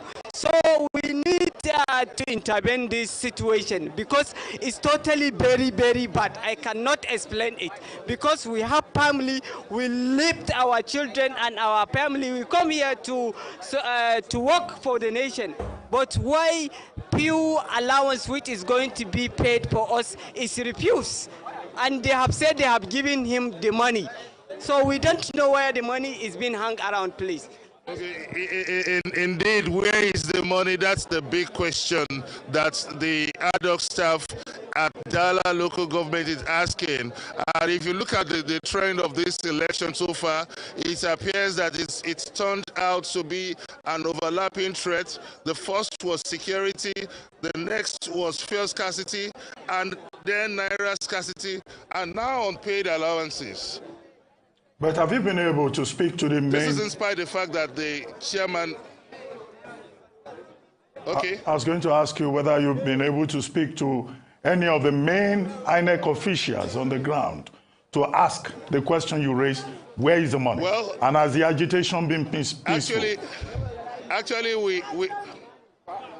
we visited these local governments to monitor the collation going on, being the largest local government and the most densely populated local government area in Kano, with about close to 1 million population.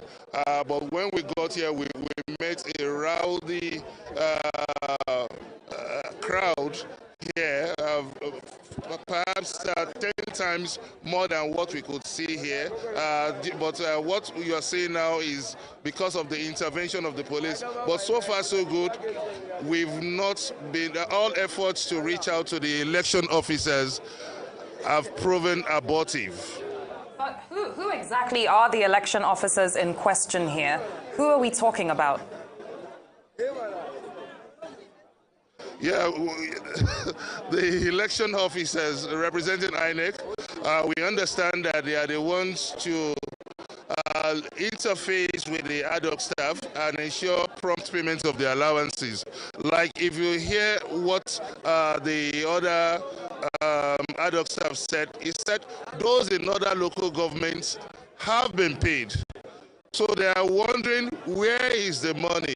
Why have they not been paid, in spite making sacrifices for the nation, in spite passing sleepless nights at the polling centers, that this is an unfair treatment being meted on them? Well, thank you very much. We'll keep in touch with you, Benga Ashiru. Thank you very much indeed. And well, at this point, I would like to thank you, Olumide Fushika SAN, and also thank you, Maodi, in our Abuja studio. As we now take a short break, when we return, the coverage of Nigeria's 2023 general elections will continue. We'll be right back.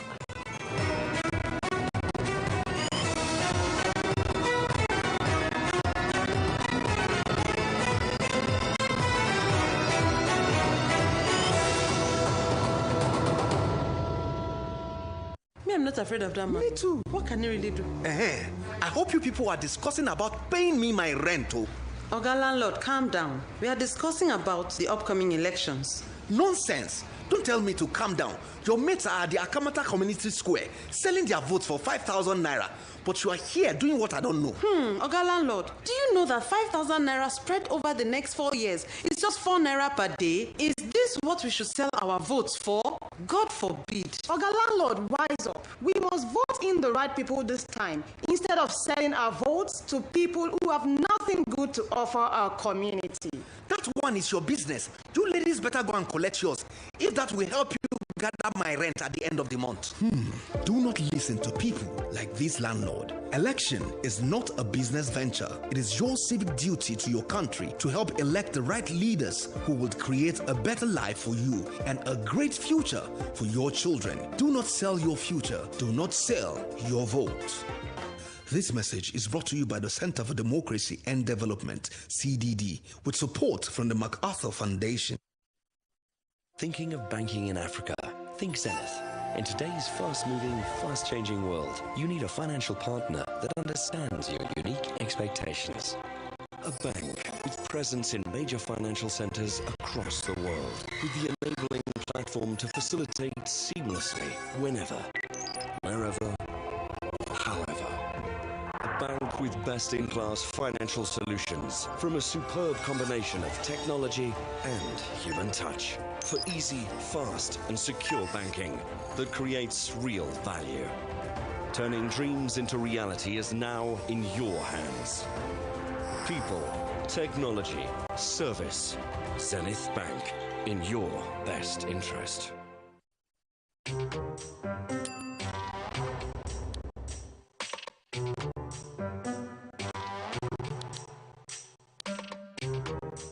I'm about to serve better breakfast.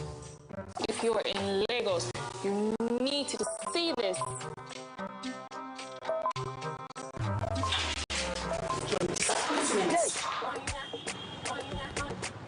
I'm not just streaming content, I'm just escaping traffic. Get more data to enjoy exclusive content. Dial *141# now. Airtel, the smartphone network. Every day, life presents hopes, dreams, and challenges. Challenges that can become successes with a little help. Because a little help can empower you to go from despair to celebration. A little help can keep you going until the race is won.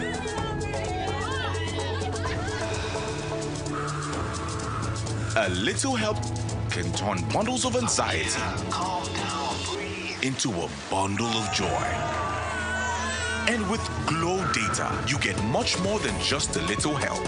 You get the biggest data deals in town to make every day glow with small wins and big wins. Dial *777# to select your Glow Data plan.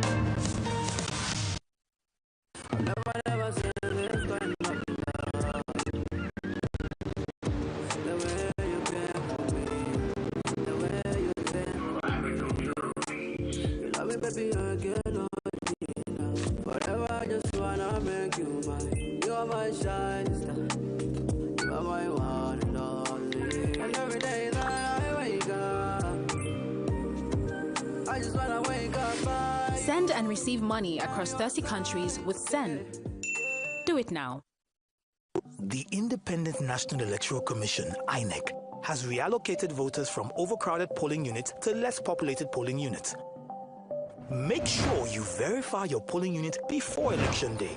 To verify, visit voters.inecnigeria.org. You can check using two options. Option 1. Use your name and date of birth. Option 2.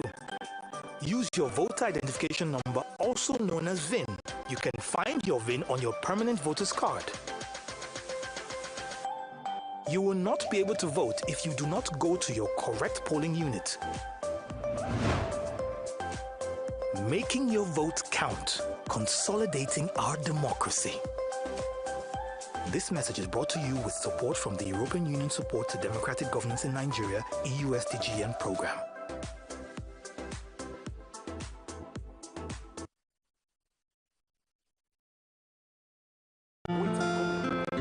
I've been running my business on my own, trying my best to get it to the next level, but I really need some help to get ahead.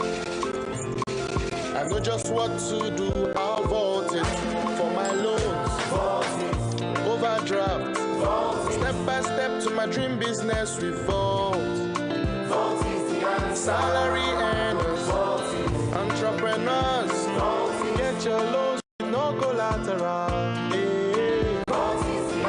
Quick sign up, zero paperwork, step by step to your dream business. We vote. Vault is available to individuals, SMEs, and corporate customers. Download Vault by Polaris Bank from the Google Play Store or Apple App Store to get started today.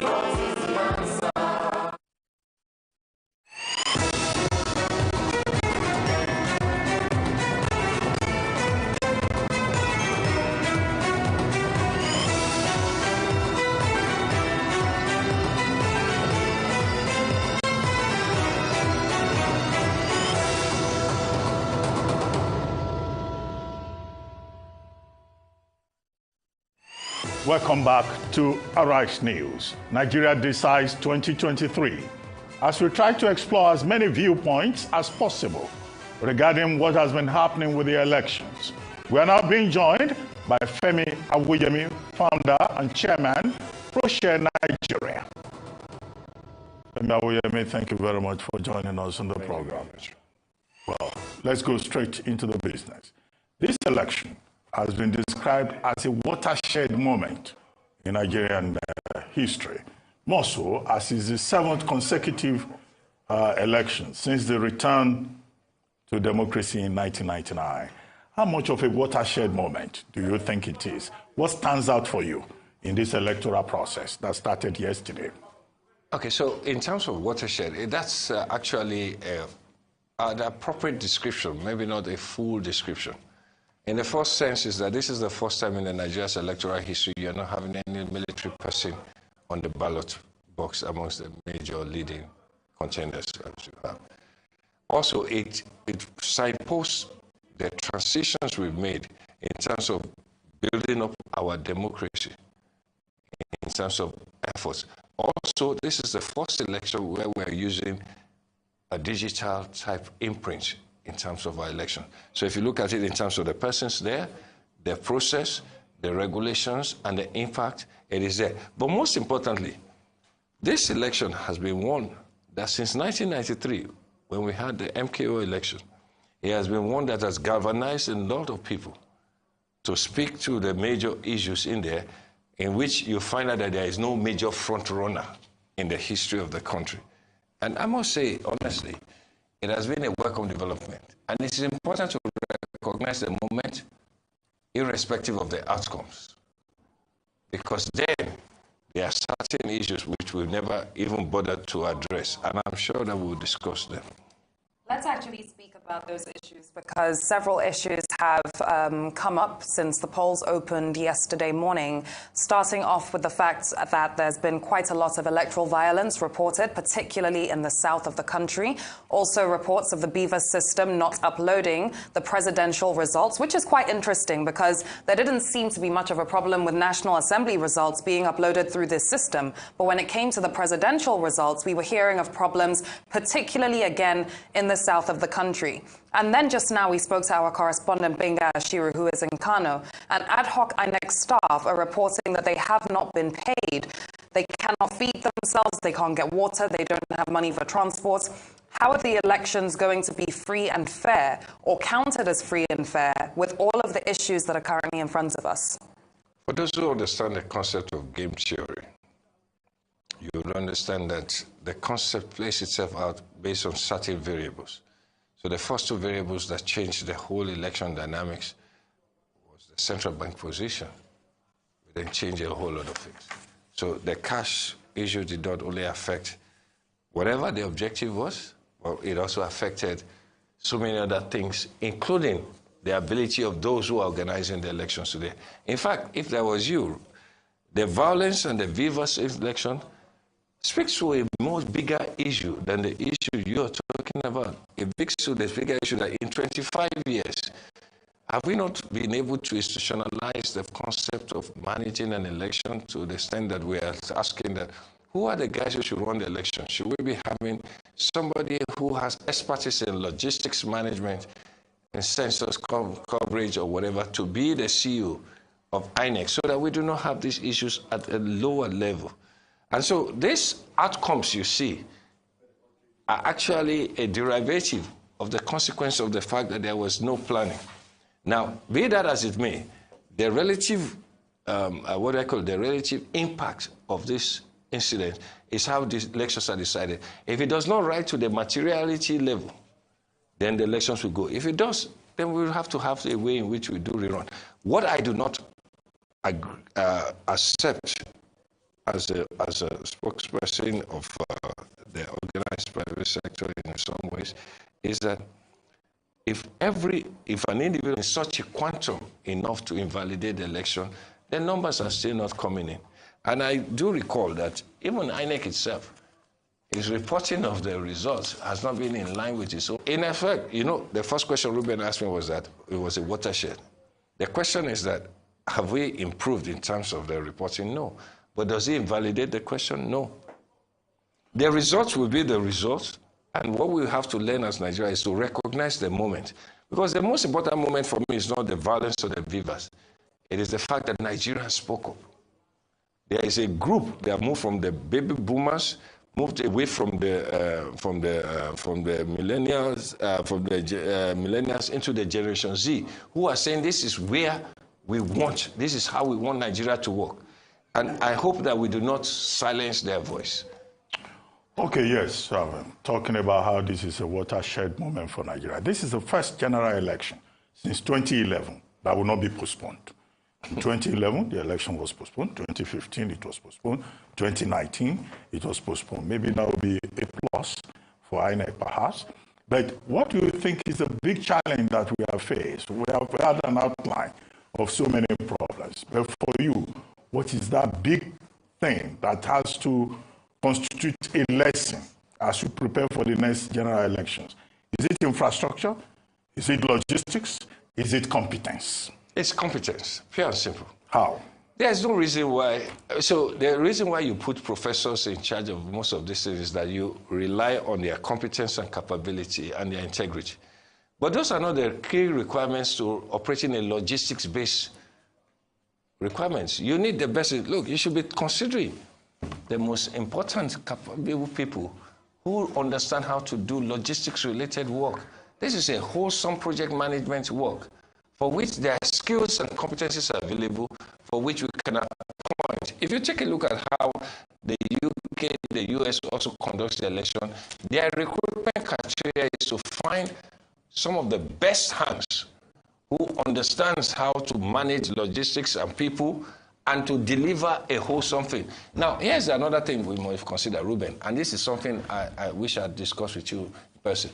So there are three layers. Yeah? There's a layer between where you talk about elections. There's a second layer, which is census, which you come forward.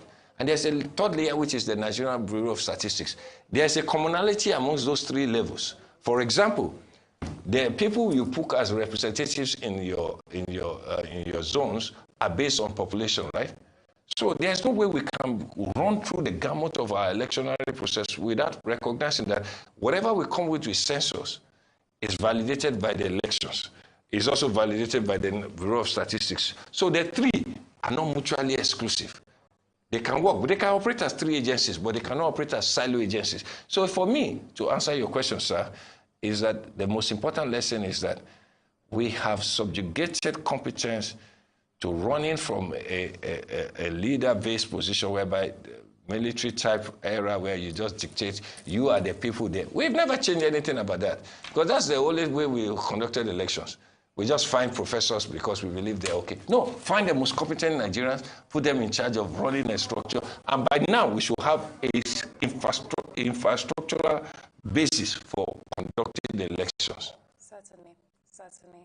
Exactly. Just a moment. Arise Niger Delta correspondent Obietimi George joins us from Bayelsa State to give us a situation report. Hello, Obietimi. What's the situation on the ground? Thank you, Leila, and good afternoon to you and to Dr. Ruben Abati. Well, yesterday, the chairman of the Independent National Electoral Commission, Professor Mahmoud Yakubu, announced the postponement of 141 units, polling units in Bayelsa State. That's in wards 4, 6, 8, and 14.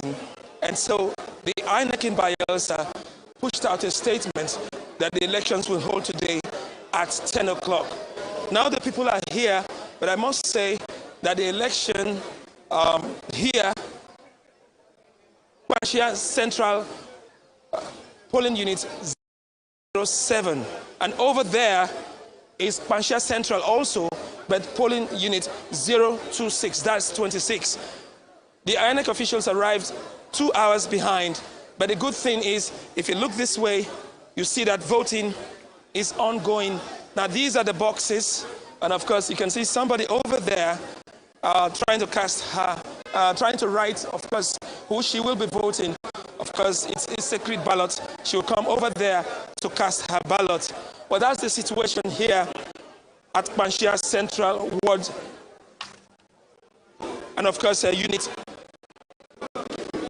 4, 6, 8, and 204. But this is where people are waiting now. Somebody earlier cast his vote here, and yesterday they were told to leave because there was a shortfall in the ballot paper for the House of Representatives. But today they're back here now.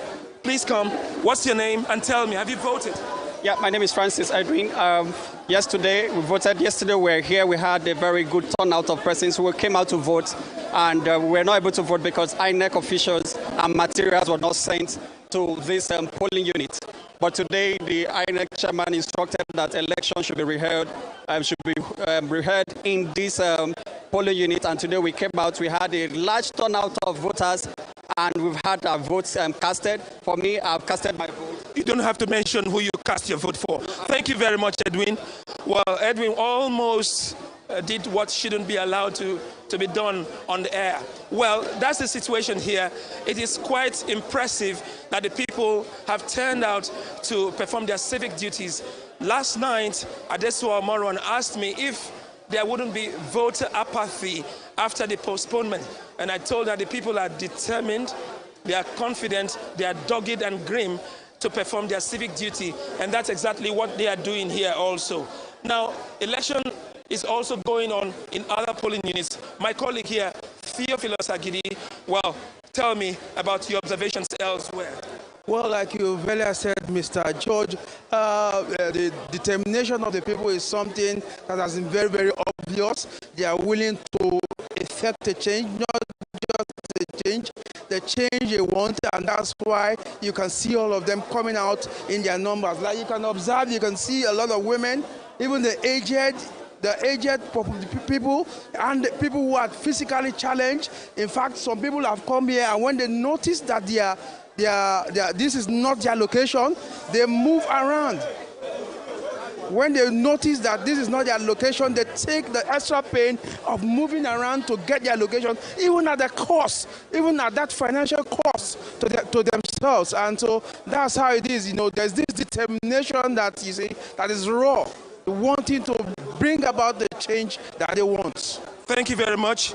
Now, going beyond Yenagoa to the hinterlands, I understand that in Oboimbri, voting took place today. That is in a far-flung community in southern Niger local government area, in a state that is arguably 70% water.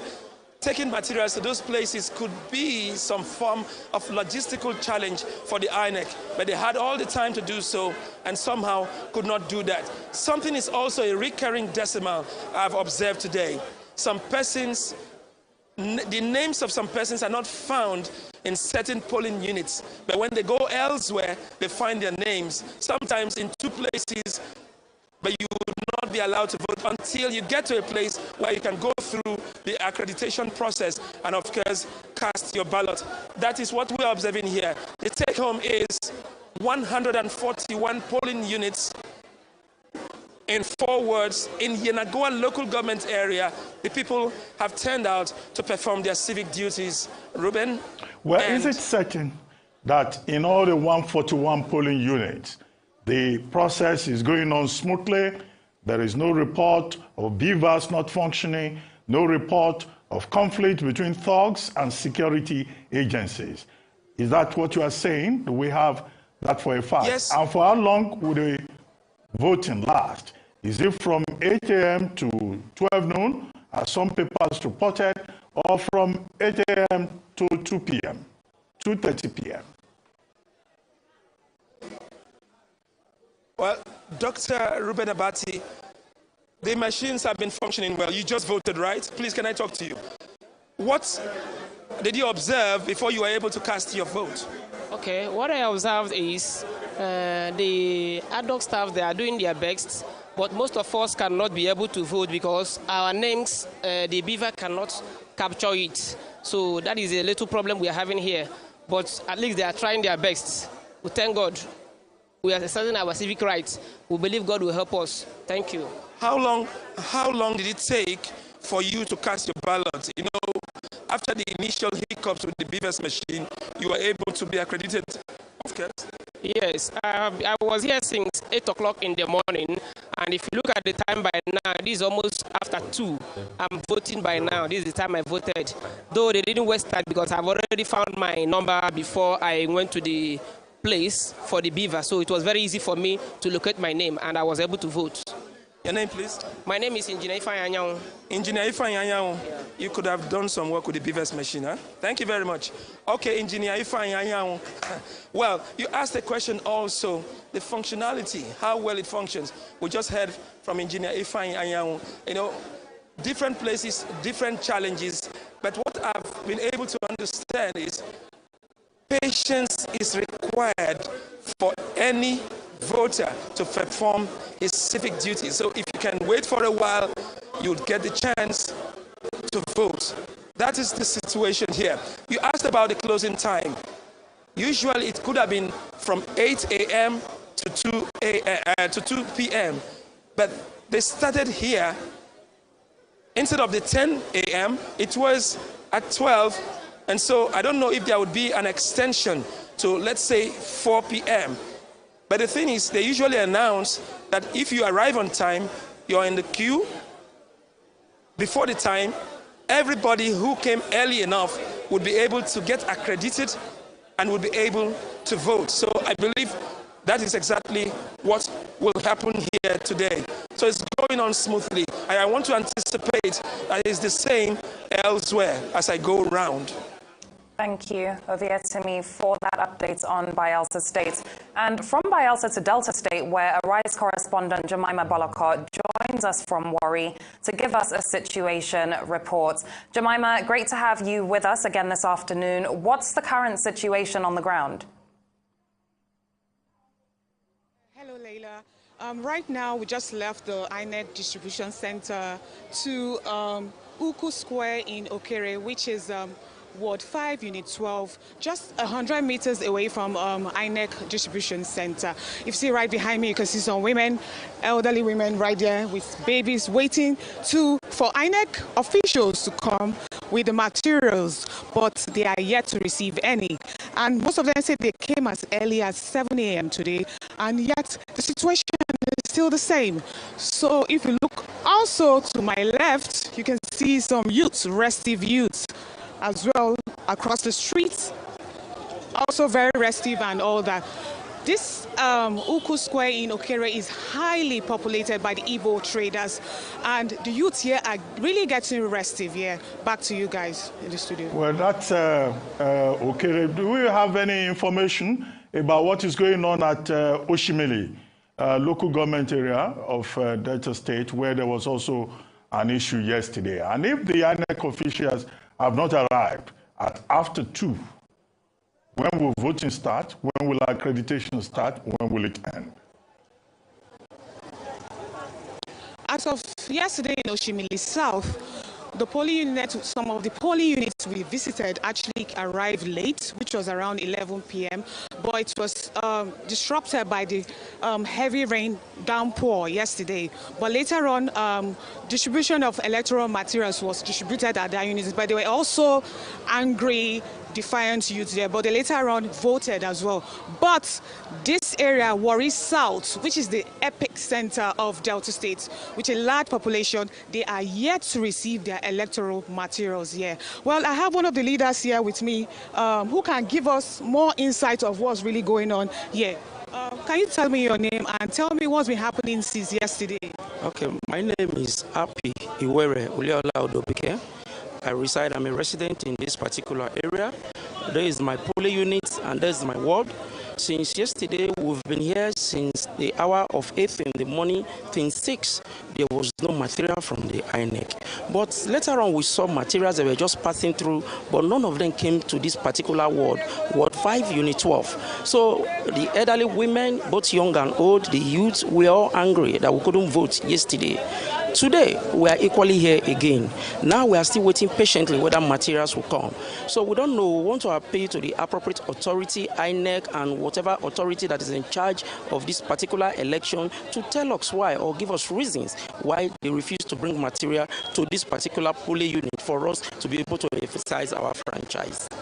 Okay, this is about 2 p.m. Nigerian time. What will be the situation if these materials are not distributed to this ward? I believe there are some other wards down along the road too that are yet to get the electoral materials. What will happen at this particular ward with these women waiting since 7 a.m. this morning? Actually, if there is no material, if they refuse to bring material to this ward, the people in this particular ward will not be happy with the government because they were deprived from their rights to exercise their franchise. So we are not happy at all. The government should think of something to do about it so that we want to elect our leaders by ourselves. We don't want somebody to be unpicked, but want to vote the person of our choice. That is our problem, and that is what we are crying for. The materials should come. INEC should give us the reason why they refuse to bring materials to this particular ward or unit for us to vote. Thank you very much, sir. So there you have it. The youths are restive, elderly women waiting outside under the sun. They have their water bottle over there under the table. They are ready to cast their vote, but yet the INEC officials are yet to bring in the materials. Like earlier on I said, the electoral officer is yet to speak to Arise, and we will try and see if we can get a hold of him. Thank you. Back to you guys. Thanks, Jemima, for that update. Very unfortunate situation that we are looking at here. And let's bring this conversation back into the studio. We've spoken to our correspondents in 2 different states, Bayelsa and Delta states. In Bayelsa states, where voting wasn't going on yesterday, things seem to be going rather smoothly, although there are reports that the BVAS is not working that well.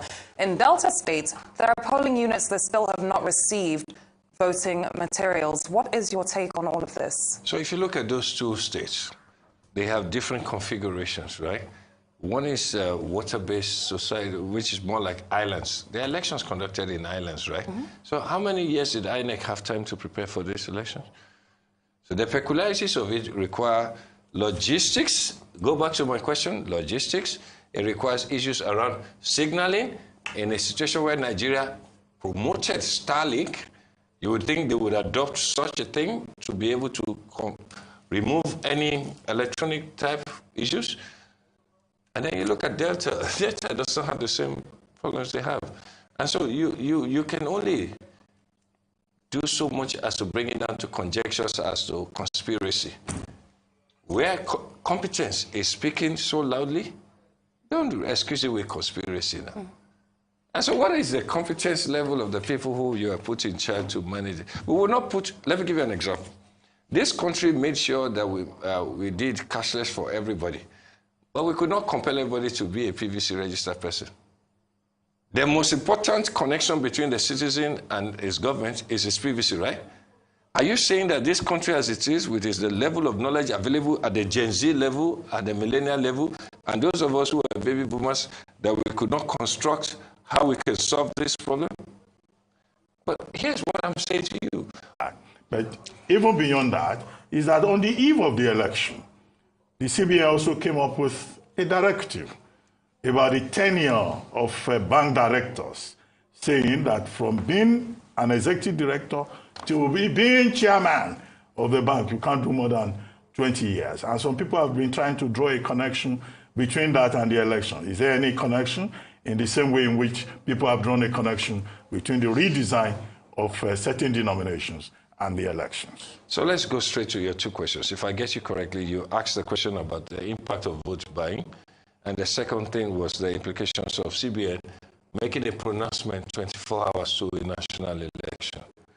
So if I get the context very right, I can respond. 1, as regards vote buying,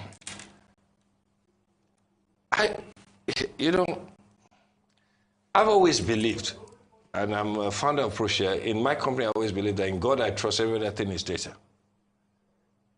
If we've done elections for the past 5 years, 5 times, have you ever read any report where they show the significant impact of vote buying on election?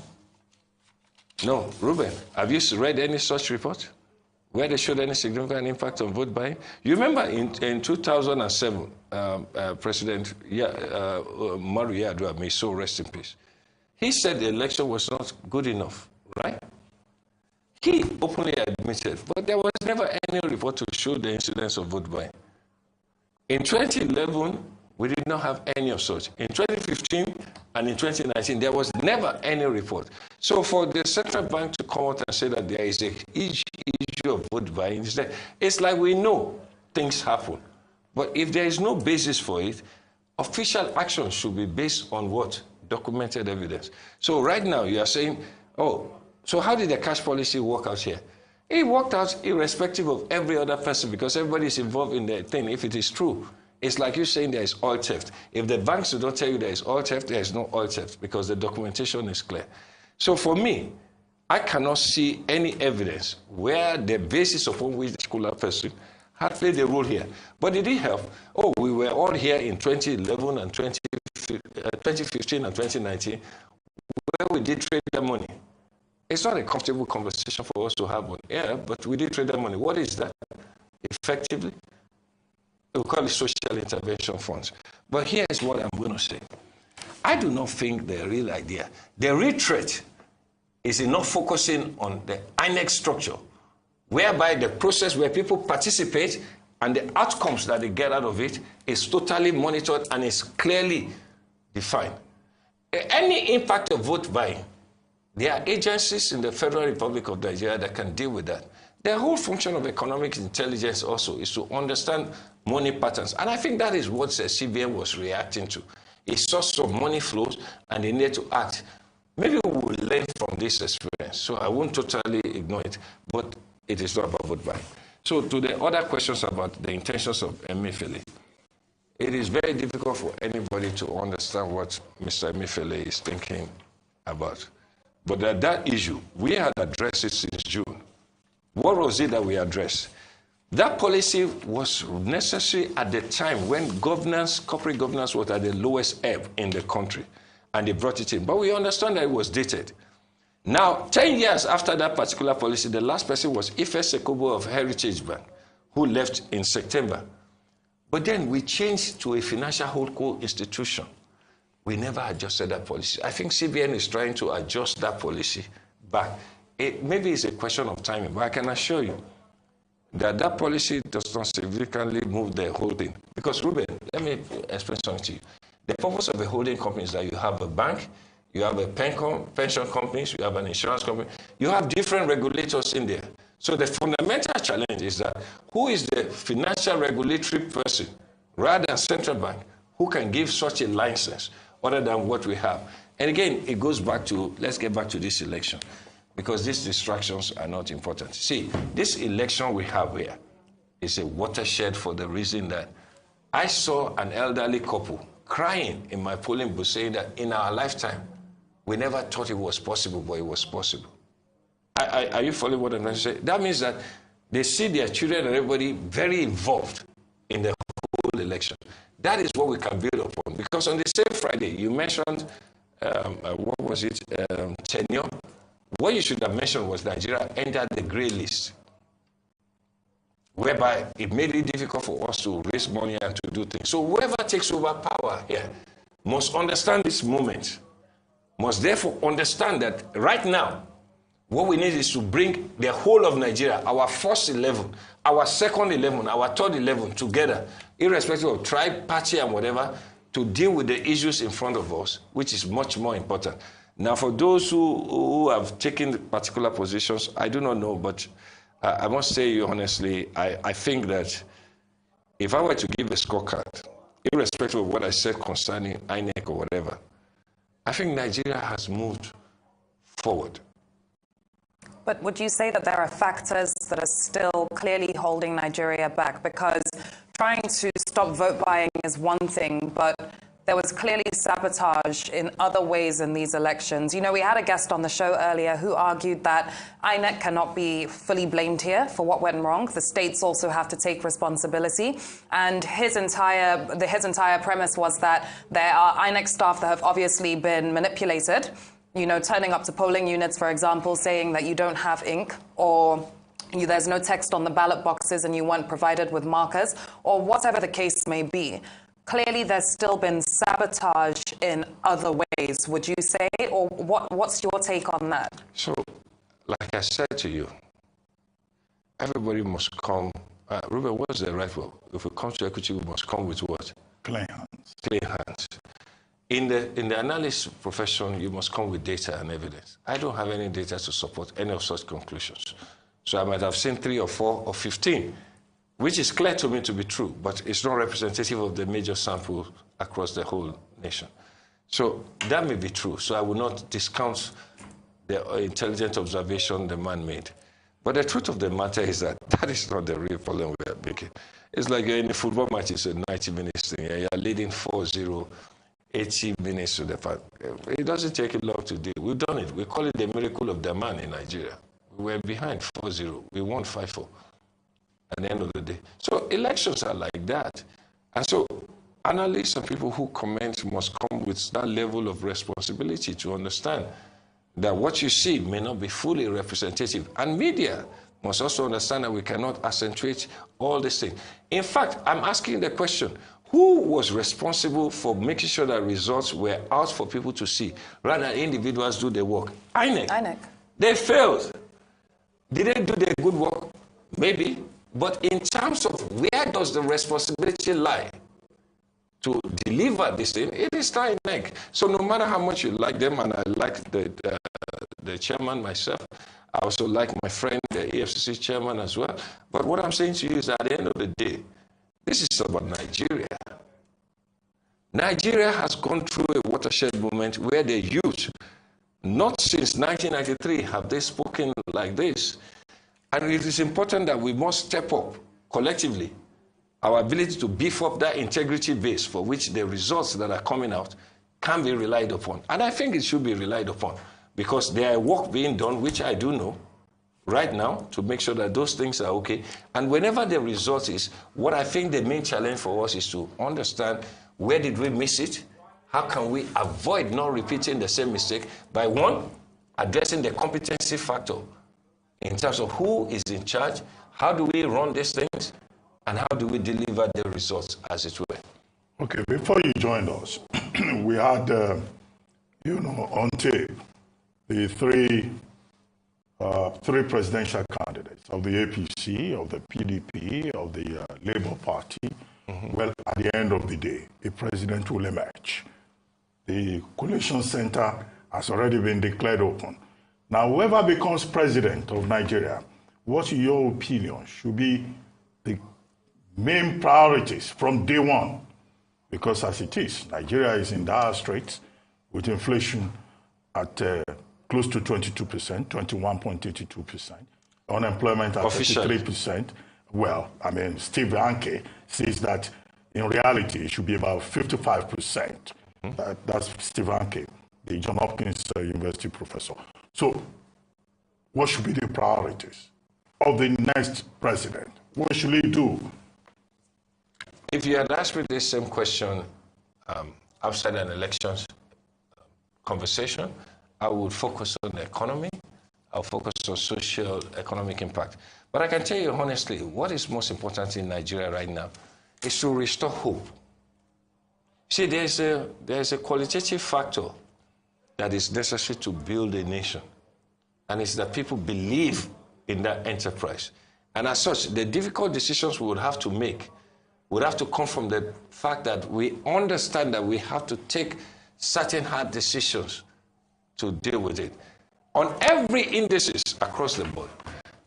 If you have to be truthful, the last 8 years has not been an El Dorado for Nigeria. It has actually been a very, very dire situation for Nigeria across the board. And this is no disrespect to the persons or the people who are in charge, but I can honestly tell you that it hasn't been a very good one. Okay, hold your thoughts for just a moment. We need to cross live to Lekki here in Lagos, where Arise correspondent, senior correspondent Oba Adeoye joins us now. Oba, what's the situation on the ground? We understand that there's a bit of commotion in Lekki. I can hear you, but let me see. I think you are asking for the situation of things right now here at Lekki.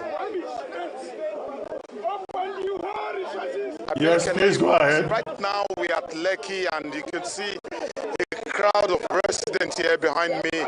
They are protesting the fact that they are supposed to have a repeat of yesterday's election because the election could not take place yesterday in several places in Etiosa. And right now, they are out on the street calling on INEC to commence the process. And I can, I reliably gather that INEC is somewhere very close by in that primary school behind me, and they continue with the collation despite the fact that several polling units did not vote in Etiosa. INEC yesterday listed Etiosa as part of the local government where a rerun election was supposed to take place, but I've visited quite a number of places here in Etiosa today. I am unable to locate a place where any election is taking place. So this resident are saying that they want to vote, that INEC should not continue with the collation until after they have voted. So the anger right here now is that they are being disenfranchised and they want to exercise their civic duty. That is the situation right now, right here at Lekki. Well, but yesterday there was a report that, there will be fresh elections in certain parts of Lagos, including Etiosa, Surulere, Oshodi. But as it turned out later in the day, we were told that that was fake news. Do you have any information on that? How that information got into the public domain, and whether indeed INEC had said that that was indeed fake news? I barely can hear you. I barely can hear you. I don't know why that is so low from the studio, but I guess you're talking about the possibility of elections being repeated in certain local government across Lagos today. Yes, INEC said that yesterday, and it listed Surulere, Okota, Etiosa, Ikate, and a number of other places, including Oshodi, where elections will be repeated in some of the units. But I've visited most of these places that I mentioned today. As I'm talking to you, I just came in from First Stack, where I've been, for some time before coming in right now, and I can tell you that we are unable to locate anywhere where a repeat election is taking place. I've been to Lekki this morning, I've been to Surulere this morning, I've been to Ikate, both Ikate, Legushi, and Ikate in Surulere, and I can tell you that no election is taking place in any of these places today. So as we speak right now, these people, they insist that they want the election to hold there at Lekki until, until they're able to vote. They say INEC should not go ahead with the collation of the result. But I can also tell you, like I said earlier, the collation of results is underway right here at the Lagos State Model Primary School in Lekki, very close to the Marwa Gate here. And, the people are saying that they want at least an INEC official to come out to address them in the list and, assure them that even if the election is not going to take place right now today, they should give them a date when the election will take place. That the protest is peaceful, but I see right behind you there someone that looks like Banky W. Maybe we'll come back to you after taking this quick story so that you can talk to Banky W. Okay, let's have him immediately. He's, okay, so Banky, what's the situation right here, right now? Okay, the situation is we are live in Etiosa, and there are some issues.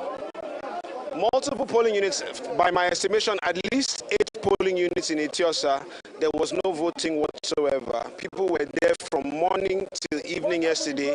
No INEC officials showed up. There was a communication thing that came out today that said voting would happen today between 8 and 12 p.m.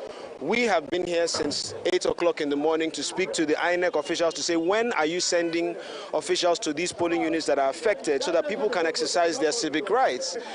They've told us that they've not received any directive to go out and conduct elections, that they are waiting for that directive. People have been, the same people who were out yesterday all day have now been out again today, waiting in the sun, waiting for INEC to come. INEC has not shown up. Now they want to go ahead with collating the votes from all the wards in Etiosa without addressing all the people who have not voted. That's number one. Number two, there are multiple polling units where there was suppression, where there was violence, where there was disruption. And by law, in those polling units where those things are happening and we have that evidence, they're supposed to cancel those polling units and run the election again. I think the days are gone when Nigerians will just sit by and allow people in authority to do whatever they want without being held accountable. So what you are seeing is a community that is intending to hold the people in authority accountable, to allow them to exercise their civic rights, to vote for who they want. And I think it's only fair. And at the end of the day, even if they are not ready to do it today, they should come out and address the people and let us know when they will do it. You know, when are they going to do the elections? And then I don't think anybody here wants to be aggressive or violent, but they do need to be spoken to. They do need to be communicated with. They need INEC to come out and tell them, this is what's going to happen, this is the day that you will vote, this is the time, and show up there. And until that happens, people are not going to take it. This is the same community where NSAS happened. This is the same community where NSAS happened, the Lekki Tollgate. It's the same people that are affected. It's the same people. So you cannot keep trampling on people and not expect them to push back. So really, all we're asking is for a level of accountability and transparency in our electoral process, and I don't think it's too much to ask. So the people are here. I've been speaking with INEC on the inside of the Collation Center. They assure me they're waiting for directives, so until they bring the directive, we'll be here. Who exactly have you been speaking with, among the INEC officials? So the electoral officer is inside. Her name is Mrs. Folayemi. So she's inside. So she's the one that has been telling us that they're waiting for a directive from INEC at the national to go ahead. So hopefully they will give her that directive so she can come out and communicate to the people and let us know. And so we wait. All right, let's wait to hear from INEC. As soon as they declare that, I will be able to, bring you up to speed with what is happening right here, whether the election is going to take place today or they are going to schedule it for, the nearest future. Okay, thank you very much, Obadeoye. So let's take this next story. The presidential candidate of the People's Democratic Party, Atiku Abubakar, has asked the national chairman of the Independent National Electoral Commission, Professor Mahmood Yakubu, to instruct collation officers for Saturday's election to upload the results to the INEC server immediately. In a statement issued by his media advisor, Paul Ibe, Atiku says that this has become necessary to checkmate some governors who are trying to compromise the results at the local government collation level.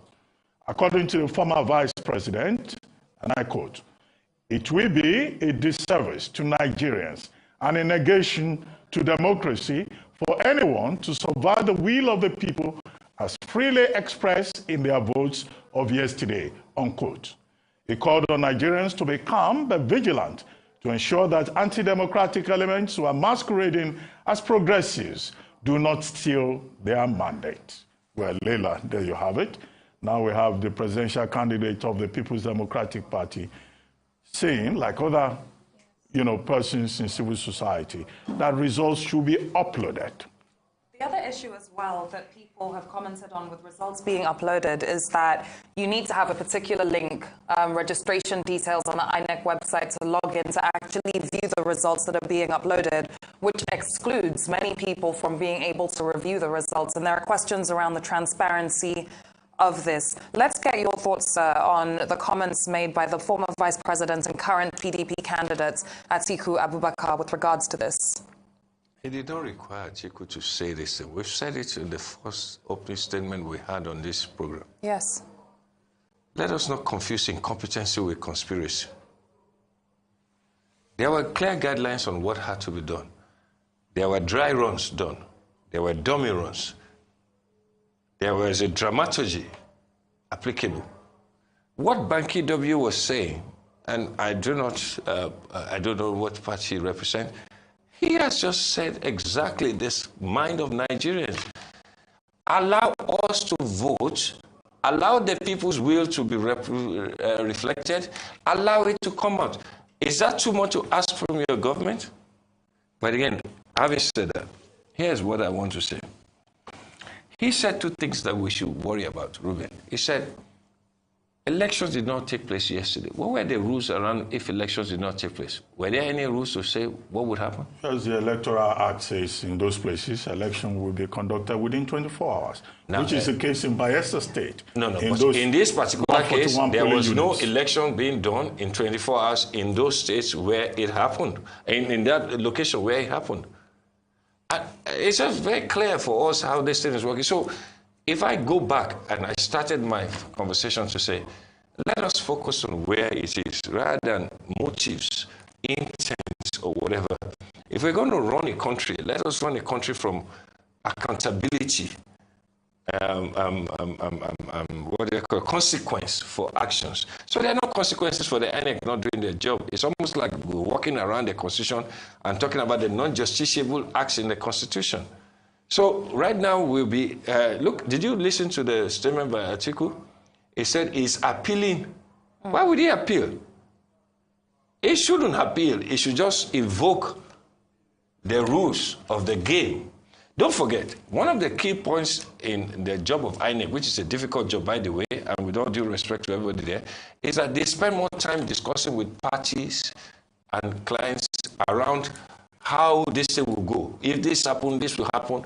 And we'll come back to that shortly, because there are also issues about deployment of technology that INEC boasted about and said they were ready. They have tested it in Anambra State, in Ekiti State, in Osun State. So what went wrong? But let's get more update from Bayelsa. Now, as Arise Niger Delta correspondent Ovieteme George joins us again for a situation report. Hello, Ovieteme. You are in another location, apparently. What's going on there? Thank you, Dr. Abati. Ward 6, Unit 24, and a place they call INEC Road in Yenagoa, the capital city. Note also that the voting that is taking place in all of the 141 polling units are all in Yenagoa local government area. That is was 8 and 14. Initially I said 4, 6, 8 and 14, but we're told by the INEC that they were able to rectify that and it was dealt with yesterday. You're talking about the machines having issues. Well, when we were at the other part, where we had a conversation, I met this man there. What's your name? Iluma Zekme Otobo. Iluma Zekme Otobo was there, and then we met him here. Would like to know what the problem is. The problem that I had, the challenge I have here right now, is that my original polling unit is Central Banshan APA Hall, APA 3, but the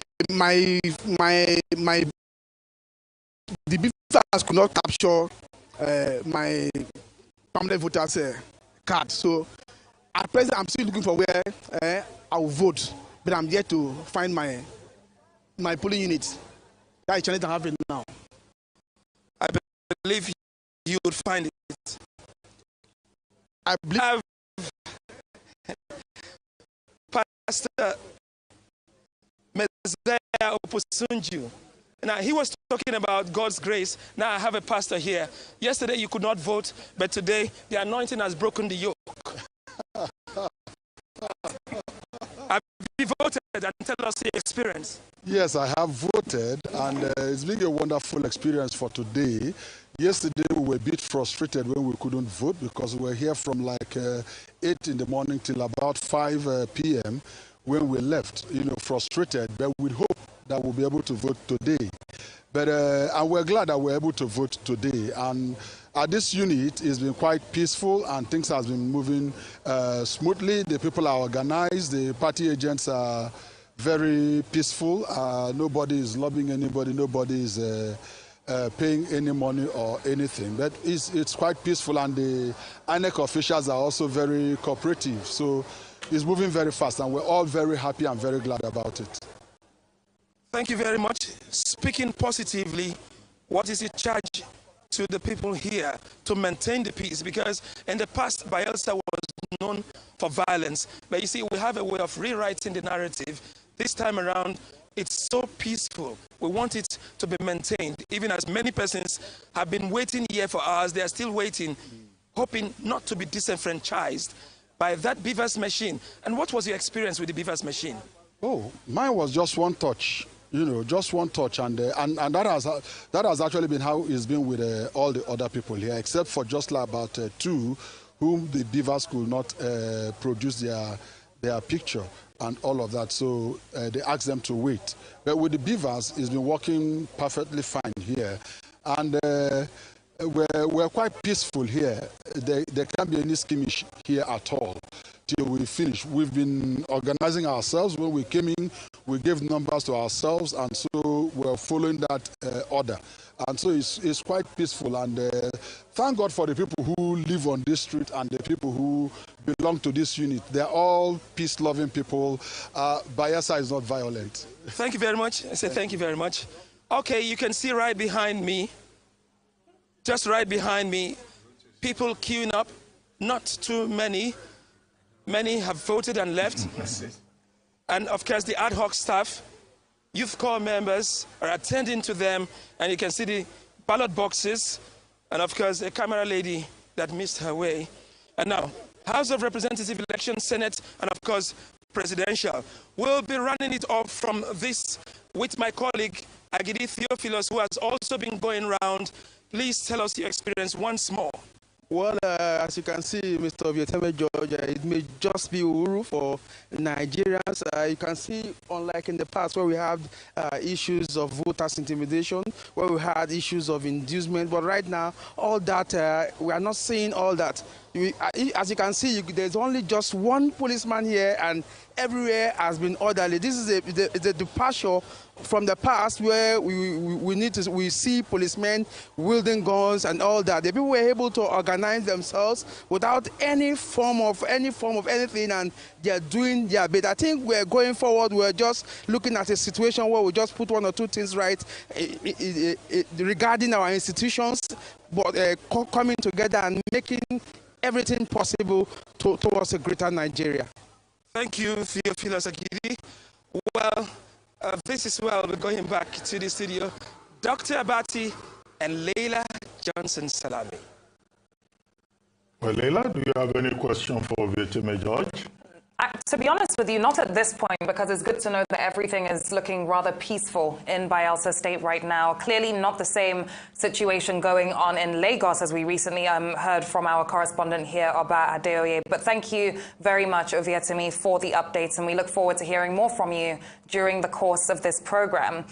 Also joining us now to further espouse the issue and perspective is NOB, Action Aid Nigeria's country director. Welcome to the show. We understand you were at the Collation Center earlier on today in Abuja. What is the situation there? Well, we went to the Collation Center, and the Collation Center has been declared open by the INEC chairman. We were expecting maybe more than just declaring the center open, because we have the Nigerian Civil Society Situation Room has had some concerns, but it's a good thing. It's historic to have declared the Situation Room open, and so we're going back there at 6 p.m. when the collation will start. But we have a couple of concerns. Like you already shown, there are some people who are still on the queues. There are some places that you have massive population that have not, election has not been carried out. There are some environments where the elections were disrupted, and I think these Nigerians should not be disenfranchised. But one of the biggest concerns, I will say, is the fact that the IREP portal, that's the result viewing portal, the uploads are just nothing to write home about. The presidential result is not going up there. Some of the results for the Senate and House of Representatives is there, but they are not uploading the results. What we had done the by-election is by now almost 100% of the results are in, and we do a lot of analysis to ensure that wrong results are not imputed, because we have observers in different polling units, And at the end of any collation, they do snapshots of the results, and the results are also ought to have been uploaded. We know that there is a second authorization for that upload to go. But at least that upload should have gone from the polling units, and the results that we are getting is that many people are not uploading. Many of the ad hoc staff, they are not uploading from one excuses or the other. But we thought we have gone across this. We do understand the fact that we are deploying these beavers for the first time in a general election. But it worked perfectly during the obstacle election. We had no problem at all. By 10 p.m. of the day of the election, we have almost all the 90% of the results already uploaded. But so it's a major concern for us, and we thought INEC will address it. That was not addressed, and there is no upload going on, at least as at the time. I'm just coming straight from the collation center now, and so we're going back into our technical room to see what has been uploaded and what is not. But we encourage INEC, for the sake of transparency and accountability, to upload, because all of these systems, the beavers and the issue of the upload, because we are in a tech age, a lot of young people are believing in this because they feel they see transparency. They can trust the system.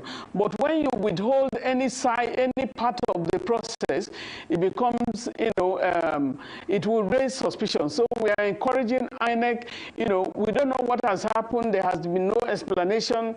And if there are challenges, I think it is important to communicate the challenges to the public. And so on behalf of the civil society, again, we're calling on INEC to upload the results. We don't know the reasons why they are not doing it, and as they are not communicating, it leaves us in confusion. For the areas where voting has not, one of the things that has really put this election into a lot of challenges is that of logistics, which we can see, I see from your pictures that we have some polling units still casting their votes. A colleague of mine, casted his vote around 7:20 last night, and he was he was above 300, that's his number. And he said in that polling unit, they have more than 3,000 people. So as at 7 p.m., 7:20 p.m., not many people have voted, but we just look at the resilience of Nigerians. I just love the fact that people are willing to vote. People have come out despite all of the odds that they find themselves, they are still willing to vote. One other area that we want to commend is the security apparatus, the synergy within the security, and the kind of the demeanor in terms of the conduct of the Nigerian police and other security agencies has been really is worth commending. However, the areas where there were troubles, we know that Nigerians, the police allocated police to to those environments. So what happened in those environments, I hope that the police will be able to look at it and see who were those police officers, what happened exactly, investigate into those processes, and let the Nigerians in those polling units not be disenfranchised. Well, NLV, yesterday you presented the report, the preliminary report of the Nigerian Civil Society Situation Room. We were told earlier on today by Maodi that, there was also another report this afternoon. If you could take us through some of the major highlights of that report that you presented. And then the point you made about the security agencies. Well, in some parts of the country, particularly in Lagos, in Delta, in Edo, the major complaint really is that the policemen, the security agents that were deployed, they were nowhere to be found. In some of the polling units, the report out there is that they just folded their hands and were just looking on, enjoying the spectacle of ballot snatching or people setting fire to ballot boxes, and yet you commend them. Is that what you observed, that they did well? Because some voters do not think so. I think I don't want to be misquoted to say that the police, you want to give them a general listen. Where something is what commendable, you commend them. in the past we had issues, with the police, even malhandling people. We have shootings, we have different things going on with the police, with the Nigerian police. And what we are saying here is that in many of the polling units that were visited, that were observed, the police maintain themselves, they maintain the decorum of the environment. However, there are a couple of places where there were ballot snatches, and I think I made a point earlier to say that those polling units, every polling unit had at least 2 police, officers that were attached to it. Where we have troubles, I think we talked with the spokesperson of the police force, and they're saying that they are putting together, what happened in some particular stations, and that they are going to come out with the incident report of the number of the stations where this occurred. And so if they have done some things, we will commend them, but we are holding them accountable.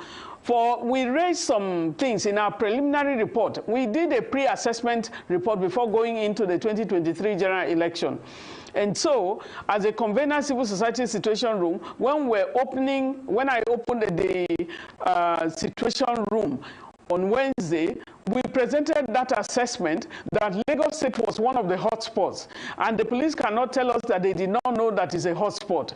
There's so many things that we received from PVC collection, intimidation during the PVC, even this continuous voter registration in Lagos and in a few parts of the country. And so we raised the hotspots, which was Lagos, Kogi, we had rivers, and we had a few other spaces where we had troubleshooting coming out of. And so I think it's important for us to look at that environment, what has gone.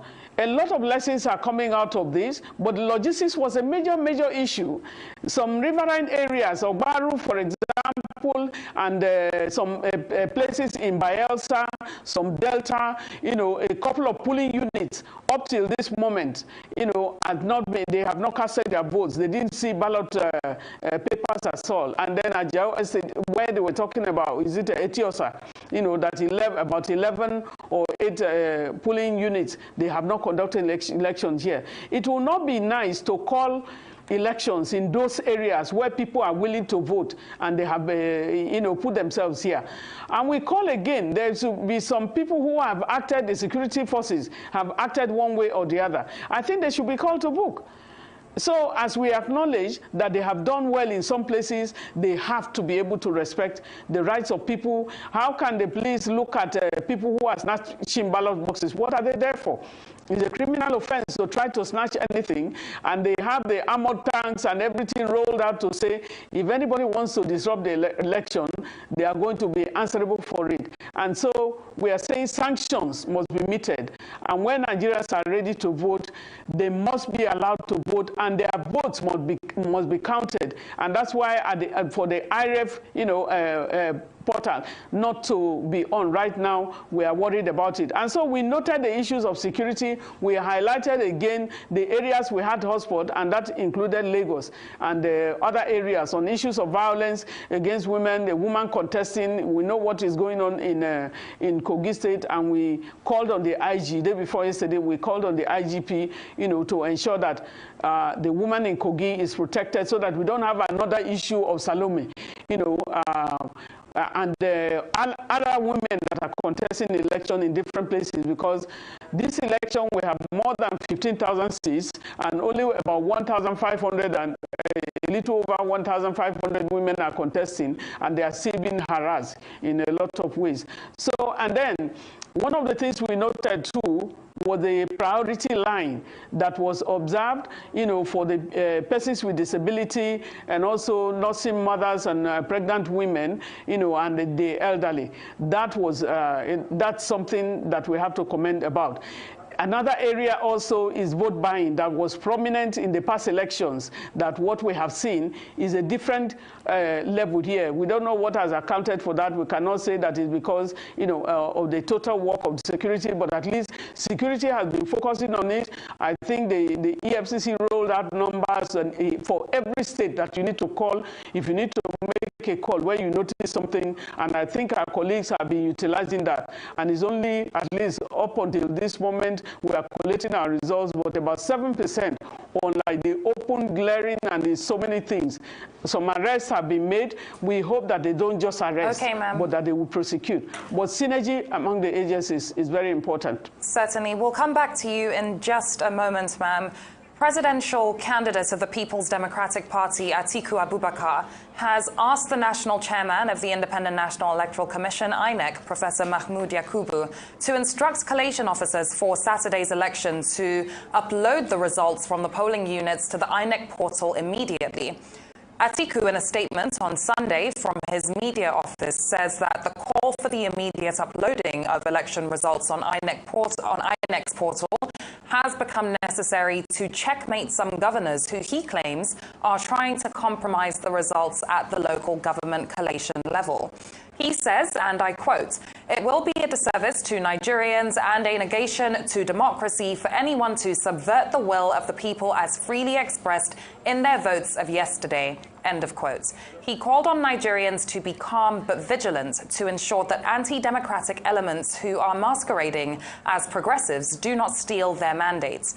The PDP presidential candidate also expressed gratitude to Nigerians for their support so far and pledged to continue to work hard to earn their trust and confidence.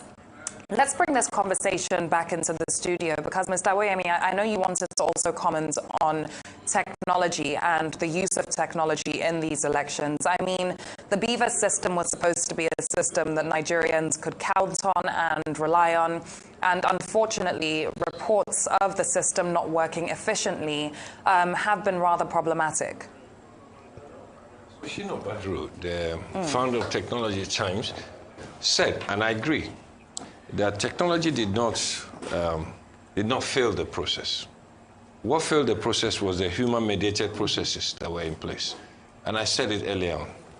And I said earlier on in the sense that in my polling unit, I got there by 7 a.m., hoping that we would go through the mindset of accreditation, but the whole thing did not happen until about 11. Or maybe because of the kind of people in my locality were able to moderate the process, or were able to get it done on time, but not within the time set. Now, there's something you understand about those who are involved in technology. They understand technology fails all the time. Your technology fails all the time. Twitter fails all the time. But this BVAS, that was a good technology. So the problem is not the technology, it's the processes. It goes back to the human competence questions. So I will say this thing in a way to wrap up that understanding. If you have what you call a peace treaty, for example, you only hold peace treaty in times of war. If you hold it in times of peace, that means you have an expectation that there's going to be crisis. Yeah. That expectation is reflected on the organization, whereby you understand that the capacities and the capabilities of this organization will not deliver what you call a free and fair, that will not lead to what? And it has manifestly played itself out. Now, the question I want to say is that, from my position, is that where do we go from here? All these reports you are getting may not be, maybe, I would not doubt that they are true, because I've seen some that are true. But in the balance of it all, there are two questions we need to ask. What was the fail-safe contingency plan in place for where such happens? Second, in terms of the aggregate numbers, is it so significant enough to affect the free and fair position? As I stand today, and where I am today, I do not think it is that much. But if you differentiate everybody from Bayelsa and Delta, they will never feel a part of it. And to Ruben's question, that what are the most important things we need to focus on, is for everybody to feel a part of the process. And I think that's a larger issue we should spend our time on. And even as we discuss these sub-issues to show, In fact, if there's anything, it validates my original position that in 25 years, we haven't built enough competence to organize an election to do so. Now, if you're having this problem around elections, what do you then have concerning census, which is happening in months from now, which is a much more bigger issue under which we define our revenue, our allocations, and our own projections and our plans and development plans. That's a more serious issue. So on a more serious note, I think the conversations around this should, for those of us who are in the media and who are commenting, is to take a more serious perspective about the issues that we are talking about here. Not just the elections, but the ramification of it. And there's one last point I must not forget to talk about. The Gen Z vote that occurred here, it is crucial for the sake of this country that they must get the sense that their votes mattered and their voice mattered. Yes. If they lose, they will acknowledge that they lost fairly. But it must not be on the basis whereby they lost because there were incompetencies by those of us in this generation. And that's the worry. Yeah, okay. NLB, let me come back to you. We're going to have shortly on this program Ebere Fendo, who is your colleague in civil society. And one of the things I'll be asking her will be female participation in this election, the participation of women in this election. In one state, we have a woman who is going to be a gubernatorial candidate. In another state, we have a female candidate who has been protesting that roads to our area in Kogi Central were excavated. But the state government says, no, it's to prevent terrorism. But the woman says she's being targeted because she's a female candidate. But, you know, general comment on women participation in the process. 52% of the electorate in this election, you know, are women. Thank you very much. The issue of women participation is something that has really traumatized us. We look at that issues of women involvement in other climes where you have a shortfall of women participation in terms of gender representation. Deliberately, you try to accommodate the population by making sure that you are able to bring them through constitutional means, and Nigerian women have attempted that. You know, those who are gender sensitive, different civil society organizations worked on the bill which was presented at the parliament, you know, the 5 gender bills that were presented, which Arise was part and parcel of, you know, those who not only covered but promoted the issues of women participation. And that led to, and those bills were thrown out, you know, where we protested and we locked down the front gate of the National Assembly for 4 legislative weeks. We were there in the sun. But the leadership of National Assembly never even bothered. You know, few of them came to address the women, and it looks like, you know, these are palliatives, as if they're doing women a favor by bringing the representation. I always say that, you know, the quality of any decision that is being made in any boardroom depends on who is in the boardroom. You cannot decide for the women without the women. In some of the state assemblies in this country, about 11 of the houses of assembly, you have not even a single woman, and you have women committees being chaired by men. How do you get to know what really is the problem of women when you are not a woman? You don't know what it is to go to the maternity ward. You have no idea what it is not to, when you have no food to give children and they are looking at your faces and you don't know where else to turn to. You have no idea because you cannot wear women's shoes. But we have been talking about this. We also have a sitting president who made a promise in 2018 because we thought now, okay, let's engage the politicians. And so he made a promise to Nigerian women that he will bring representation to 40%. This promise was made on the 28th of May, of August 2018, that if he comes back to power, he was going to make 40%. And up to now, you see where the percentage is. So we don't, the patriarchal nature of Nigeria is making it almost impossible for women to occupy their space. And this was Nigerian women, you know, fought for the independence of this country, the likes of Funmilayo Ransome Kuti of blessed memory, Gambo Sawaba also of blessed memory, and Margaret Ekpo of blessed memory. These are women who were not graduates, but now we are having graduates in our millions. We have engineers, we have even retired judges, we have lawyers, millions of judges, you know, in every cadre. We have professors, you know, in different parts of the country, and yet, you know, the occupation. So I think it's about building the agency of women.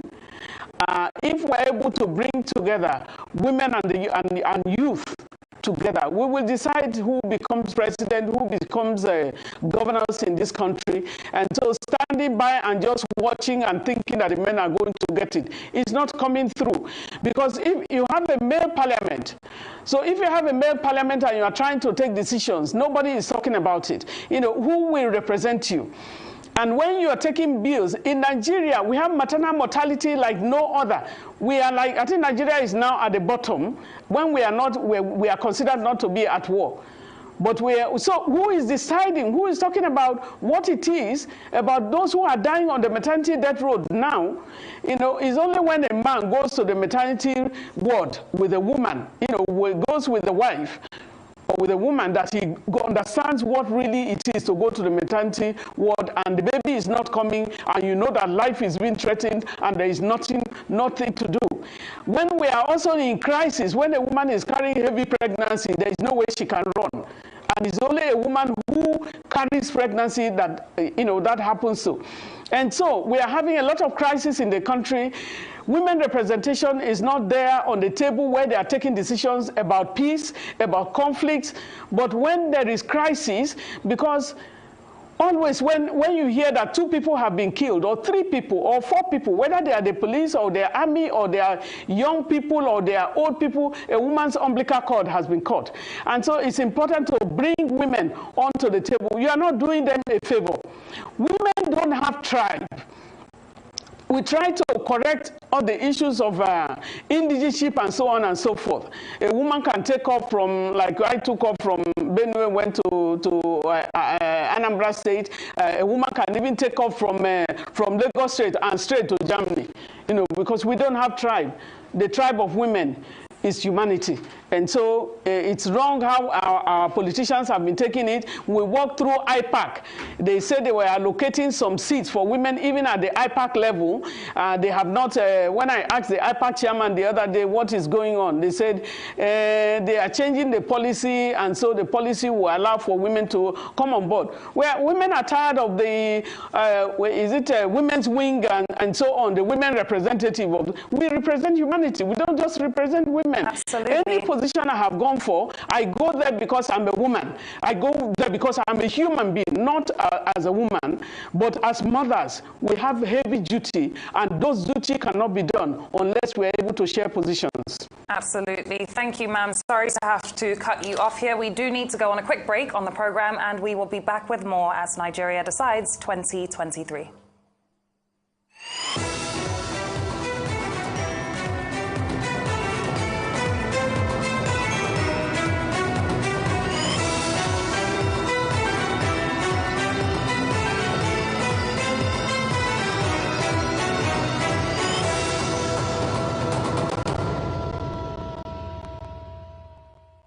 Thinking of banking in Africa, think Zenith. In today's fast-moving, fast-changing world, you need a financial partner that understands your unique expectations. A bank with presence in major financial centers across the world, with the enabling platform to facilitate seamlessly, whenever, wherever, however. A bank with best-in-class financial solutions from a superb combination of technology and human touch. For easy, fast and secure banking that creates real value. Turning dreams into reality is now in your hands. People, technology, service. Zenith Bank, in your best interest.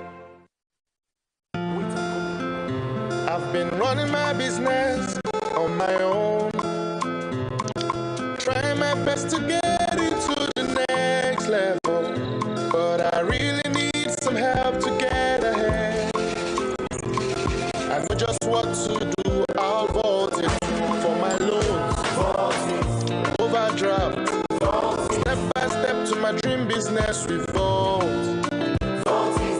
salary earners, entrepreneurs, get your loans with no collateral. Quick sign up, zero paperwork, step by step to your dream business with Volt. Vault is available to individuals, SMEs, and corporate customers. Download Vault by Polaris Bank from the Google Play Store or Apple App Store to get started today.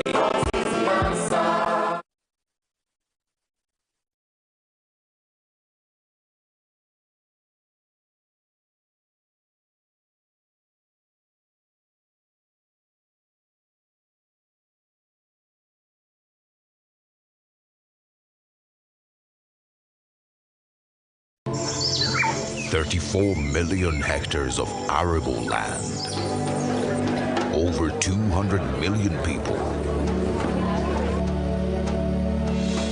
one nation.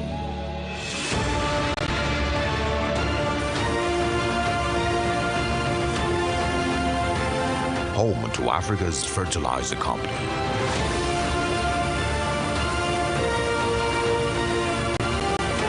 Dangote Fertilizer, pure urea fertilizer.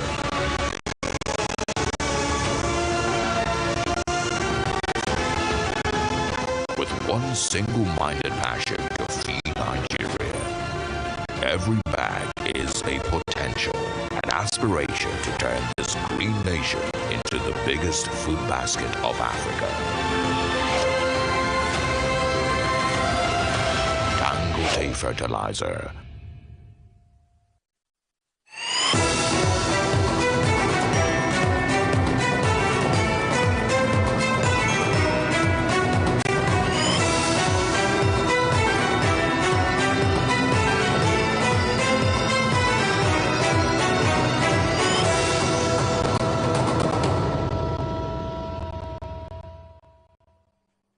Welcome back to Arise News. Like a sore thumb, the greatly reduced percentage of women among those contesting for public office has again raised questions about equity and some would say justice around Nigeria's attempt to embrace democracy. What has created this gulf about gender representation and what continues to feed into it?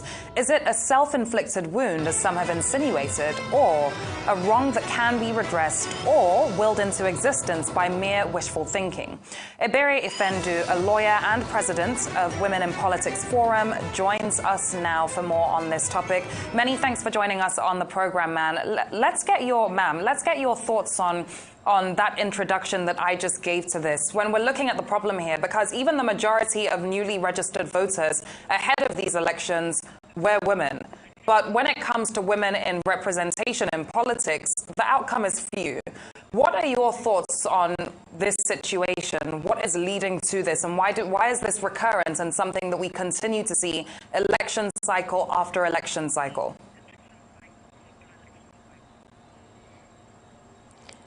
Yeah, good afternoon, and thank you for having me. Listening to you, the introduction, you really said it exactly as it is. For Nigerian women who have come up, to learn how to participate in politics, but that's actually like as voters and as also few candidates also, but the awareness of us participating is there now.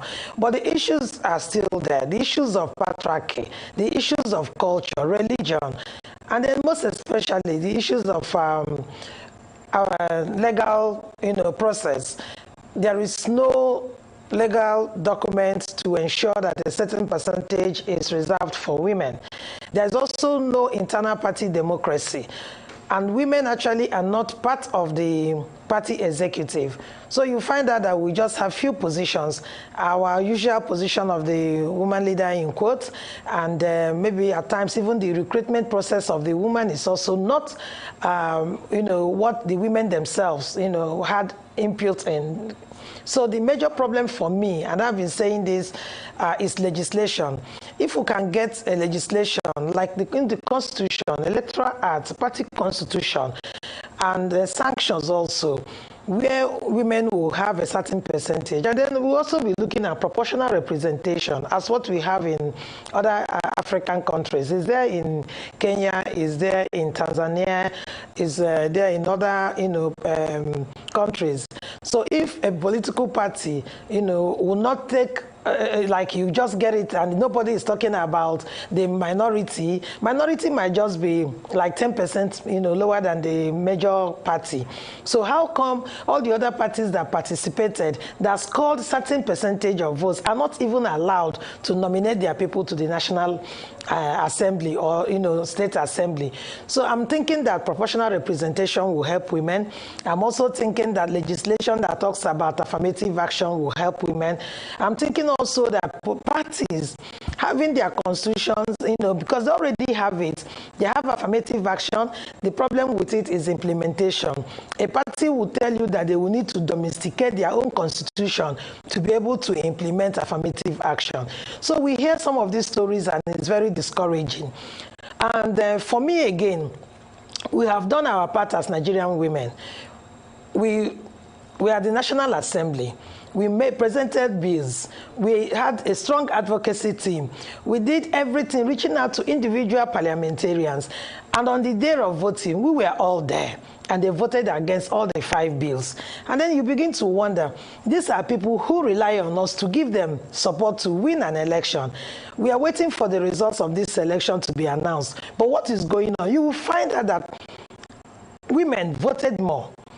At least we saw a case of a woman who was even wounded. She had a deep cut on her face. And then she just went to, get a first aid. And she went back to cast her vote. This is to tell you that when women are determined to do something or get something done, they go out of their way to get it done. So for me, I think we need legislation, we need proper support from men, and we need the political will to achieve that. I'm saying this because Nigerian women went to court against the federal government on the Nigeria gender policy, because we do have a policy. And the policy, by the way, was just reviewed last year, towards the end of last year. And this is a document that they've not even implemented the first edition, and we have reviewed it again. So we need political will. We got judgment from the Federal High Court.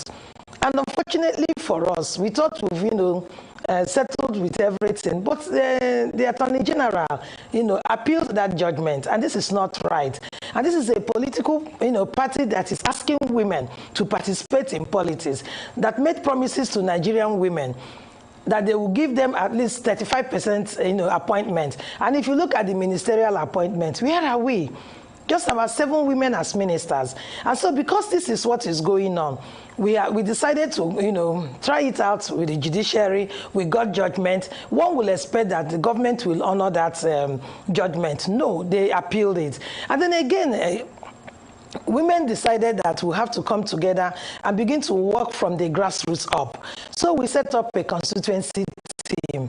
The constituency team carried out a kind of research on behalf of women that Women in Politics Forum championed, the Inclusive Friends championed the Persons with Disabilities angle, and the Youth Hub also championed, the angle, for the youth. These 3 vulnerable people, like they always call us, we came together.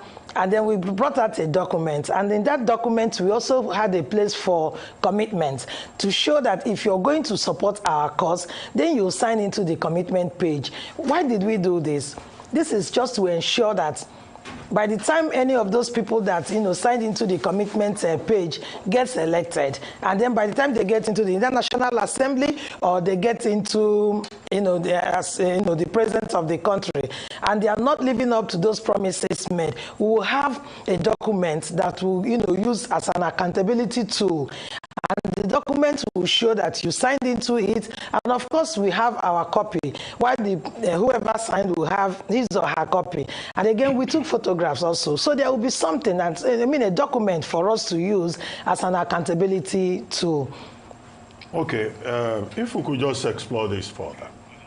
It's good you pointed out the ruling of the Federal High Court. That was in April 2022. Apart from that, in the lead up to the in the lead up to the elections, we've had Womanifesto, to which political parties were invited to sign that, what you call the Woman Manifesto and all of that.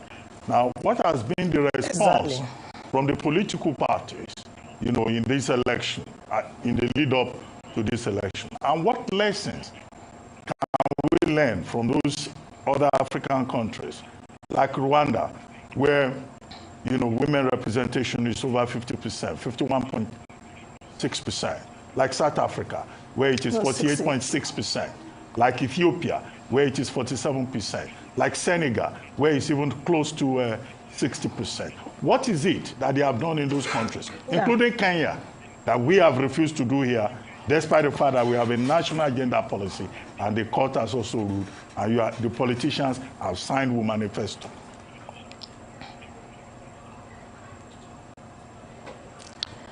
Yes, thank you, Dr. Ruben, for that. Like I just explained to you, most times when it's election period, you will see politicians come up with so much promises. I will say this because even before the 2019 elections, we had President Buhari, you know, who made commitments to Nigerian women. I remember that we had a conference that he participated physically himself. And at that conference, he talked so much about how reliable, how trustworthy, how competent Nigerian women are, and he also made promises. Before the conference, we had town hall meetings, both in Lagos and every other, Abuja and other places. And the same thing that we got from the president is also what I'm talking about, because at this time again, they have started with promises. Political parties, first of all, they told us that they will want to have an inclusive constitution. Women in Politics Forum worked with the political parties who were ready for us to work with them. We helped ADC, and we also make presentations to the PDP and APC Constitution Amendment Committees.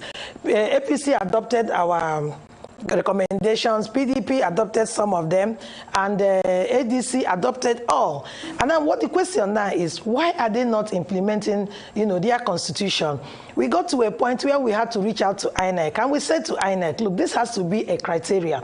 People must obey their legal documents. If the constitution of a political party says that they will give, you know, elective seats to maybe 20%, 30%, 40% of women, it is your duty to ensure that the candidates or list that they will submit to INEC will have certain percent according to their constitution.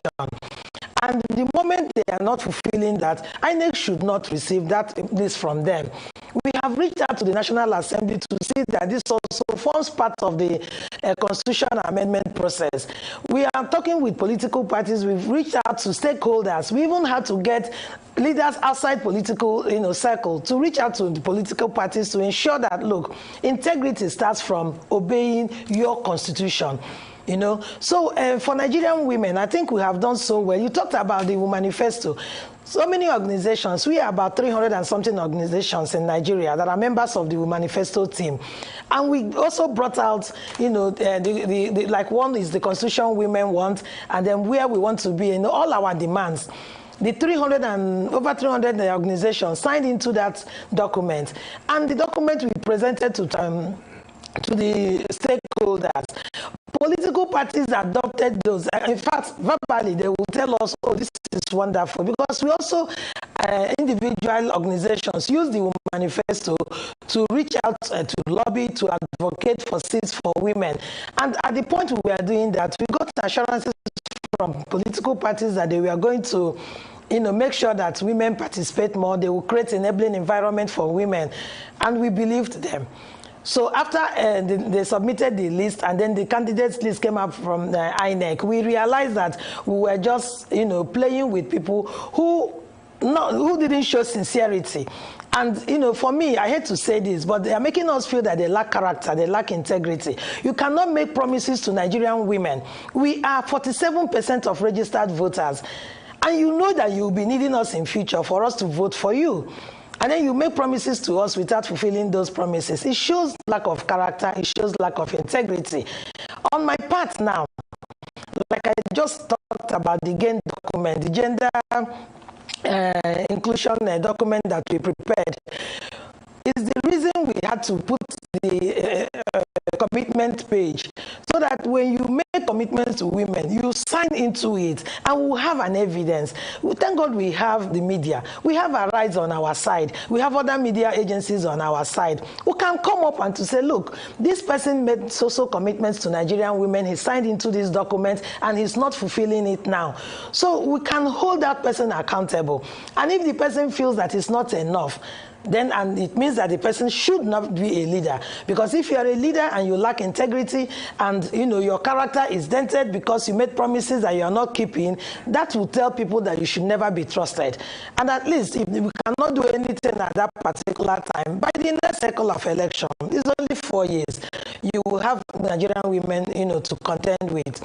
So you see, again, I want to say, Dr. Ruben, that when the gender bills were rejected at the National Assembly, if you recall, Nigerian women occupied the National Assembly.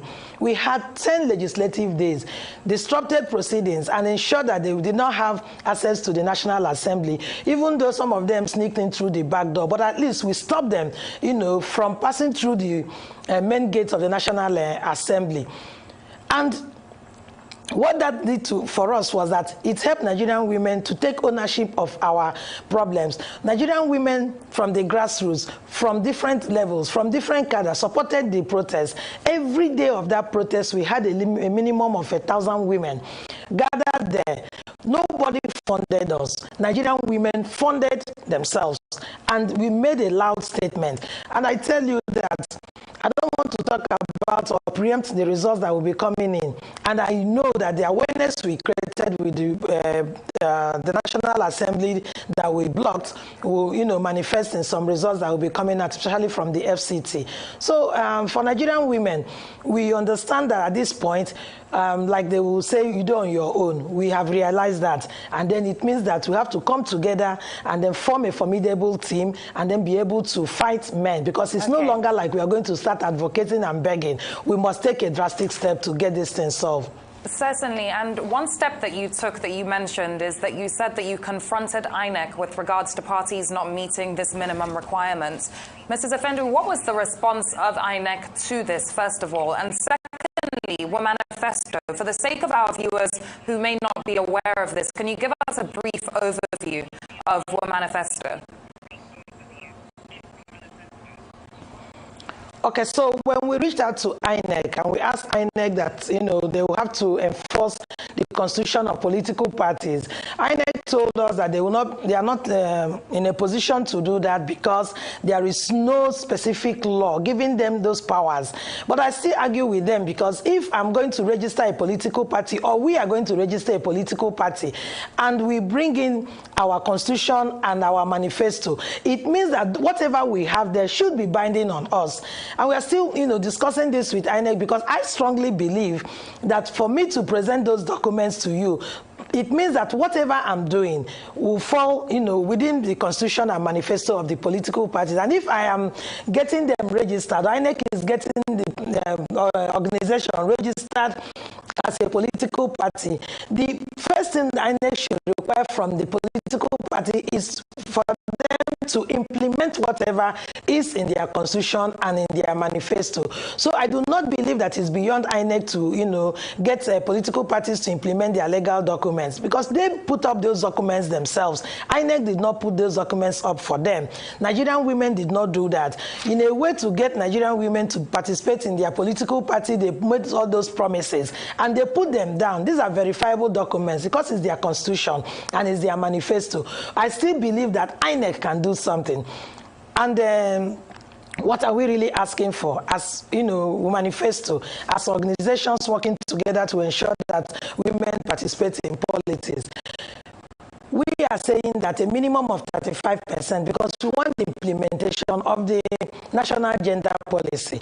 We are saying that a minimum of 35%, should be given to Nigerian women. For me personally and for my organization, I even said we have to get it 50-50. If the constitution says we are equal, why are we now asking for 35%? But so we are also agreed that we must take one step at a time. So let us get the gender policy and then we'll begin to work towards the constitution, because the constitution made it clear that what we are all equal, and so it means that 50% of women and 50% of men. Like like what is happening in Senegal. In Senegal, they had lower percentage. They seek to get affirmative action. We are not able to get affirmative action before they decided to challenge the constitution. And from the legal process, they got 50-50. And that's what Dr. Ruben just talked about, the percentage of women in Senegal. And so today in Senegal, for elective positions, it's 50-50. It took them some time to get to that point, not because of a legal instrument, but because, it will take them a little time to come up. But today, what are we saying? We are celebrating Senegal. Just recently, Sierra Leone also passed their own law. Nigeria is the giant of Africa. And what is it? Why is it so difficult for Nigeria to accept that Nigerian women are doing so well? We can see what is happening. If you look at like banks, and other organizations, women are leading. Women are transforming that sector. How come we are not going to have the same opportunity to transform the political sector, the governance sector? Somebody posted something yesterday on Okonjo Iweala, and Nigerians, both men and women started celebrating, and I'm like, she is a Nigerian woman. Would we give her an opportunity to come and contest and become the president of Nigeria? The answer is no. Nigerian men will bring up their ego. They will bring up patriarchy. They will bring out culture. And so many things will come out to stop her. But today the world is celebrating Okonjo Iweala. The world is celebrating Amina Mohammed. What are we talking about? We have qualified women. So for us as Womanifesto, we are saying that, look, give us a level playing field. Let Nigerian women come out. We have women with character. We have women with integrity. We have the mental capacity also. We are strong. Now we can do a lot of things to transform Nigeria. So why are we not having that opportunity? Okay, well, this question, I would like to bring Femi Awuyemi in here, but I also like you to talk about it.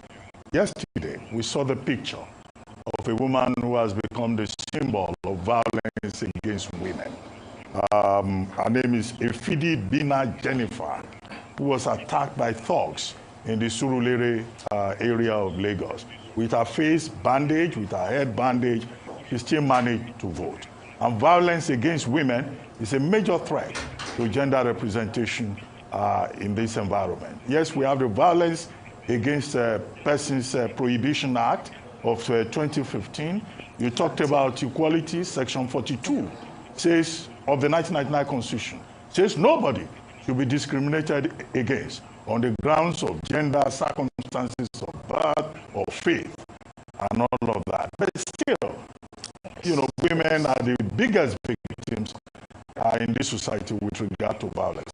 I would like to start with Femi Awuyemi, whom I know to be a women-friendly citizen.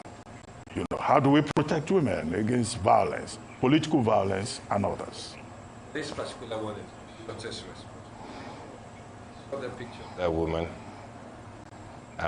short of coming to tears, the first thing I wanted to do was, if I had the chance, to reach out and provide her all the care we can afford.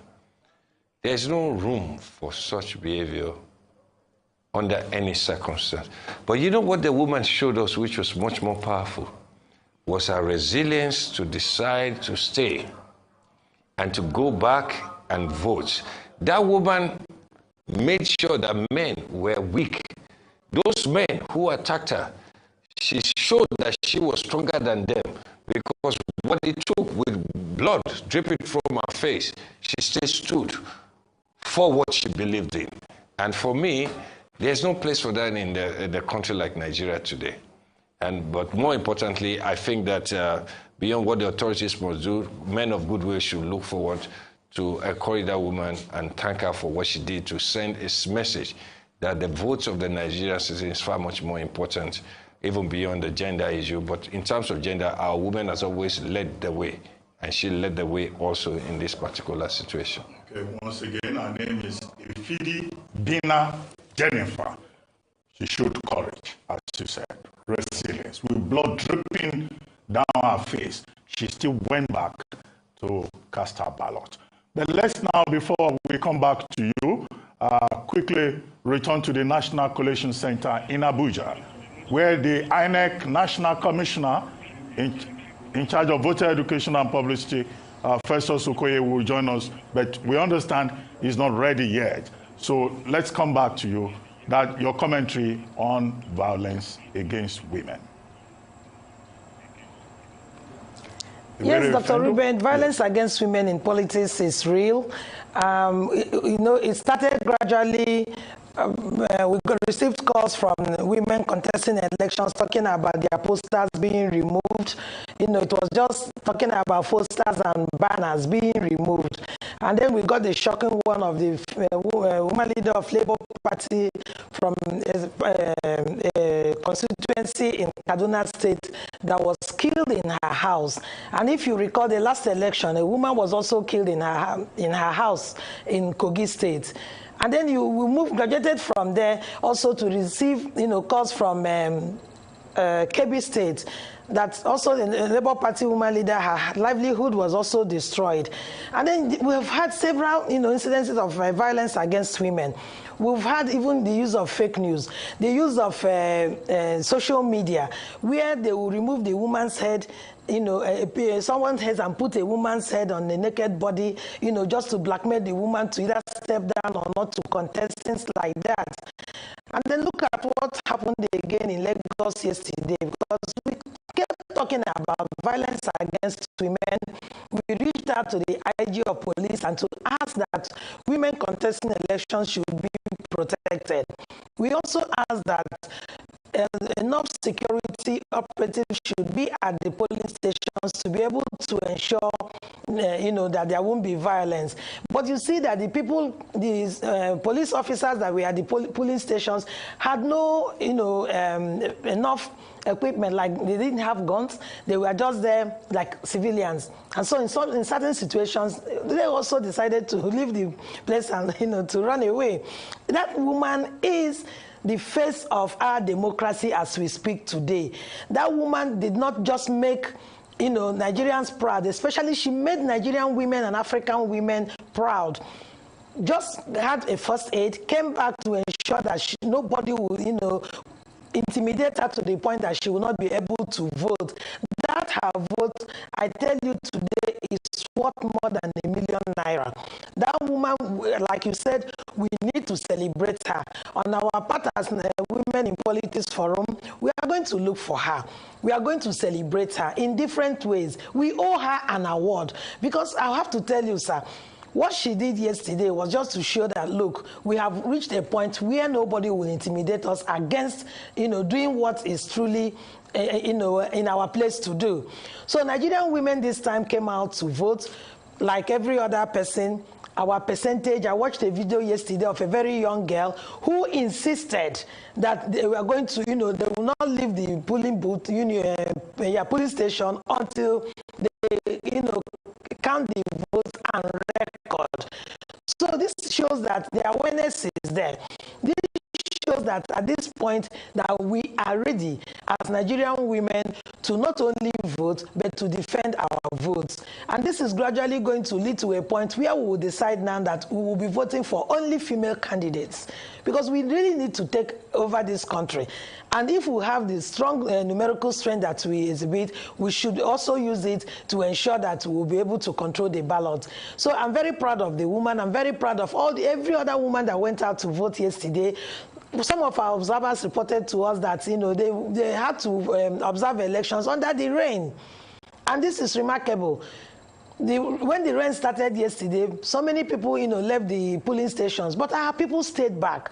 So the resilience is there, the commitment is there, and for the people that violated this woman, we are expecting that the IG of police will come out and make a statement, get those perpetrators arrested, and of course they must face, they must be properly punished. It is not the one that happened in Kogi State, that a woman died in her home. She was burnt in her home, and the perpetrators, when they caught them, somebody got as small as 5 years imprisonment, which is not right. And so if violence against women is not properly handled, you will see that what they are targeting is to ensure that we stop participating in politics. But I tell you, with what happened in Lagos yesterday, 90% of Nigerian women are more, resilient now. They have seen that it can be done. Our sister did it on our behalf yesterday in Lagos, and we will remain perpetually grateful to her. Certainly, and it can be argued that, to be honest, Nigerian women have always had this resilience and have always wanted to go out and vote. But one interesting pattern that we are seeing election cycle after election cycle is that less women are running for office. We have this graph up on the screen based on INEC data that shows a decline in women running in parliamentary elections over the past 3 election cycles. Why are we seeing this decline? Whereas you just said 90% of women are ready to go out and vote, we're only seeing in the last election cycle 9% of candidates being women. Why are we seeing such a decline? And that's both for the Senate and the House of Representatives. Yes, like I said, when I was making my earlier speech, I talked about internal party democracy. I also talked about funding. If you recall that some political parties in this country sold their nomination forms for as much as 100 million. And I mean, if you want people to participate, it has to be in an inclusive way, where everyone will come in, coming in from an equal perspective. But you see, high cost of nomination forms is a very huge concern to Nigerian women. And the Electoral Act did not even help in this area, because even the Electoral Act also talking about how much a candidate can spend. If you look at it, we also, the presidential election, we are just narrowing it to like about 3 or 4 persons. You see, but we also have other people, even though men, that are contesting, but because of funds, we are not able to see them and understand, their manifesto towards Nigerians. So the problem we have is the problem of funding, is also problem of political parties not creating that space. And that's why I'm talking about legislation. That's also why I'm talking about INEC coming in to defend Nigerian women by ensuring that whatever constitution or manifesto you bring into INEC to enable you get registered as a political party, you must live up to it. So these are the things that we need to get in place. We also need the support of the media. The few women that even got tickets to run as candidates, most of them didn't get enough visibility. Media most times will not come to, go to such people. They will go to people who can afford them. But thank God again, I must confess that all through this election, we had a good relationship with IRIS. We are still, I hope that it will still continue. They gave us opportunity to invite women to the station to speak on their manifesto and what they will do differently. So I must congratulate IRIS as much as I congratulate other media houses. But we need more visibility. We even had to train journalists on how to, report women. Most times a woman is given an opportunity to speak. No one is even talking about her mental state. No one is even talking about what she's coming on board with. They will just see her as a figure, a fashion figure. Somebody whose interest will only, be fashion and maybe the house and everything. Somebody called me and was asking a question about one of the, foremost front runners, a woman front runner in this election. And the question was, is that woman still married to her husband? And I asked, what's your business with that? Will you call a man now to ask a man whether the man is still married to his wife or not, or if he's still with his children or not? So you are looking at her, and what you want to dig into is her personal life. Why would anybody want to do that? And that question actually came from a journalist. And I refused to answer that question. And I told him, I said, it is none of your business. So this is what it is. When they see us as women, they want to ask you why your husband allowed you to participate in politics. And nobody is asking the man if he actually took permission from his wife to be in politics. So we want to, be seen and assessed as individuals and as women with capacity. And, as women that can hold, forth. And not just because we are women, you think that you have to take permission either from your husband. Tomorrow they will even move the post to tell you that you have to ask permission from your children. Sorry. Men are not asked. Sorry, Ebere, to interrupt you. We'll come back to you. Please hold on.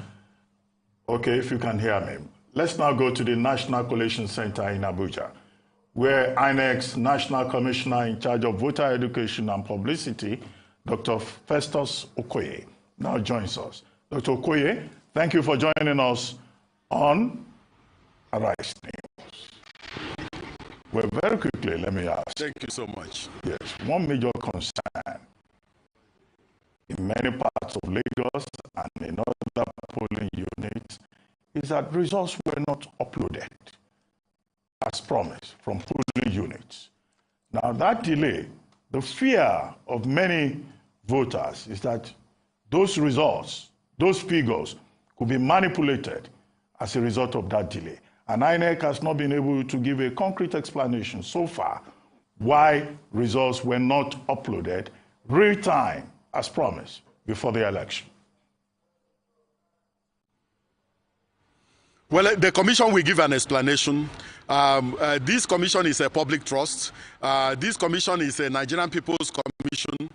We have always been very upfront with information and with explanations relating to issues and processes and procedures in the electoral process. So there were a little bit of delay in terms of uploading polling unit level results into our INEC result viewing portal. So I think at the appropriate time, the chairman of the Independent National Electoral Commission may offer an explanation relating to that. Or if he is not offering an explanation, the commission may likely issue a statement to clarify why there was that little delay. But I am aware that by 10 p.m. yesterday, all the results of the from the various polling units have started coming in. So I think that Nigerians, we ask for a little patience, but these results will keep on coming in. And we are confident that with the measures we have put in place and also with the action we have taken, that the bulk of the results will come in. It'll be interesting to know when we can expect to hear from the chairman on that. But Mr. Okoye, there are also concerns about people who voted without accreditation due to technical issues with the BEVA system, resulting in a difference of votes that were cast and accredited votes. In one specific instance, based on an email that Arise got hold of, by the way, that was sent from a presiding officer at polling unit 120 in VGC, it's claimed that 58 people voted without BEVA's accreditation. What is the fate of such a polling unit, and can you tell us more about this situation? Well, the law, section 47, subsection 2 of the Electoral Act 2022, makes it mandatory that for anybody who appears at the polling unit on election day, that the presiding officer must use the BEVAs for purposes of voter accreditation and verification. So anybody that does not pass through the BEVAs and is issued with a ballot, what that means is that the voting in that particular polling unit cannot stand because they have engaged in overvoting. And overvoting occurs when there's a discrepancy between the accredited voters and the number of ballots that are cast in the ballot box. So in such instance, that particular balloting in that particular polling unit ought to be cancelled. And if it's not cancelled at the level of the polling unit, it will be cancelled when it gets to the registration area collation center.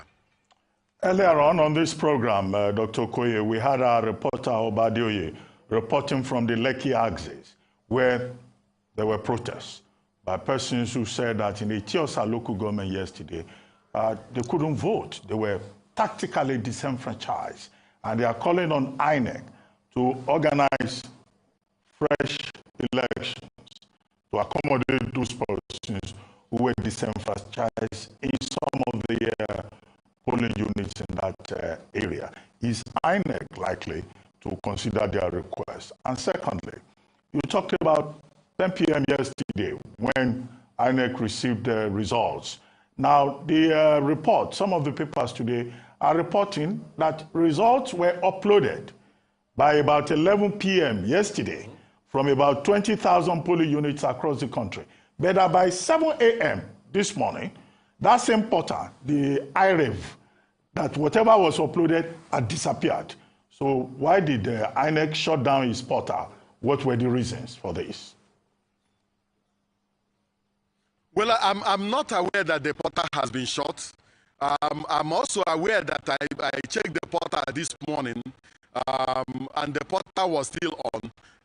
So I'm not aware that were there results there? Were there results uploaded? The was shut.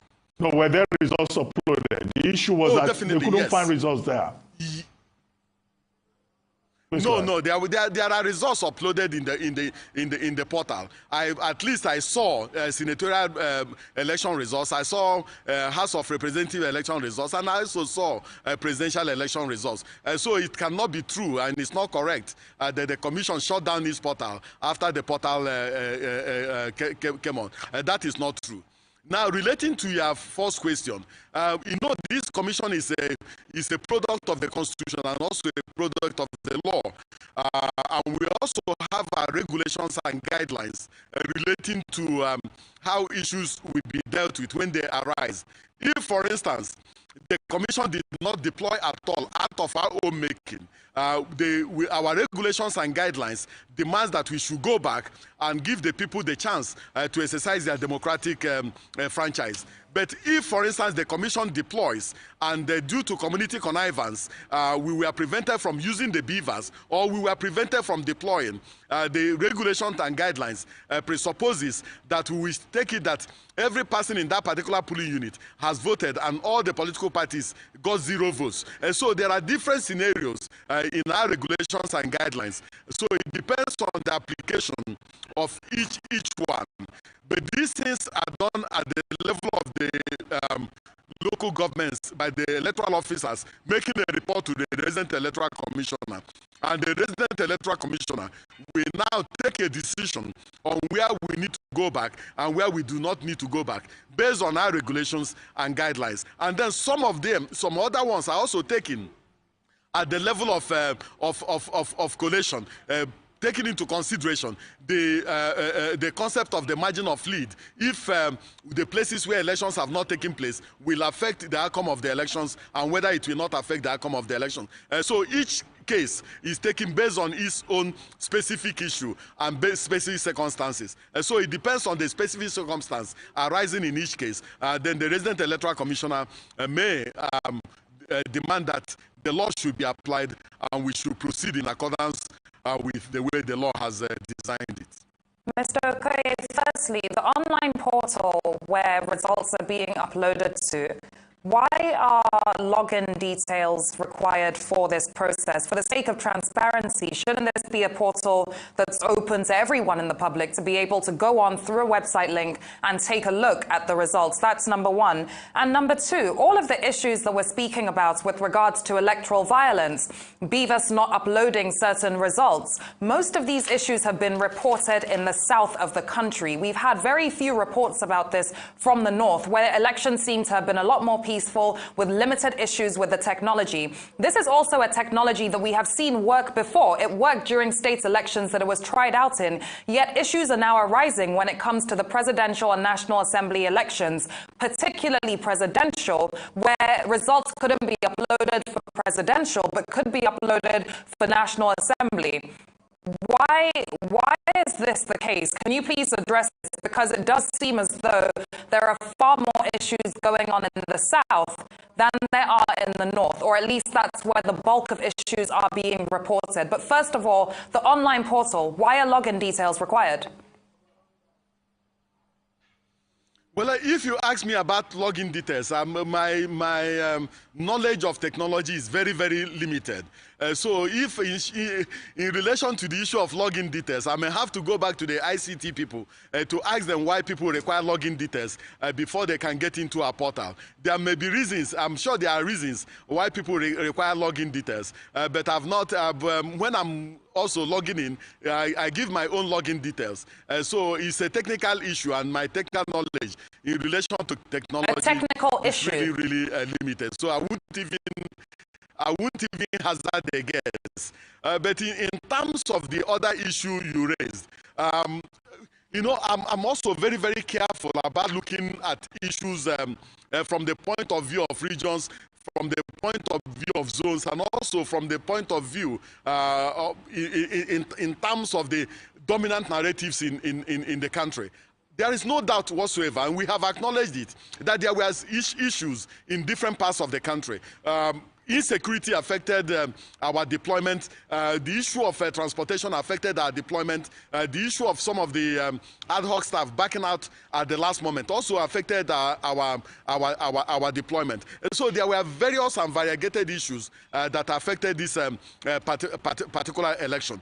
But in terms of whether results are being uploaded from a particular part of the country and not uploaded from a particular part of the country, and whether issues were dominant in a particular part of the country and not dominant in other ones, I'm not sure that I have the capacity to do those narratives. But if issue arises, we deal with that particular issue based on our own understanding of that particular issue, and also based on our own appreciation of how to resolve those issues. And so we resolve issues based on where they occur, whether they occur at the level of the polling unit, at the level of the local government, at the state level, or at the national level. And so if any issue arises, we try to deal with that particular issue without looking at whether the thing has the ethnic or religious coloration. That ethnic and religious coloration does not play a role in our resolution of issues and our appreciation of what is going on in the country. Dr. Okoye, one other major concern in this election has been underage voting. And there was a particular case of underage voting reported from Kano.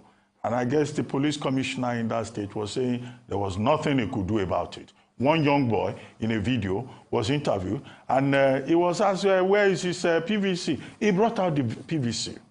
What is INEC doing about that kind of case? And why has there been no statement about polling units in Lagos and Rivers where voting did not take place? And third, Jemima Boloko, our correspondent in Delta State, reported earlier on that in at least one particular polling unit in Delta State, that voting materials had not arrived as at 2 p.m. today. Accreditation had also not been done as at 2 p.m. today. We had that on the screen earlier on. One would have thought that if the election is going to be held today, that INEC will have learned from the errors of yesterday.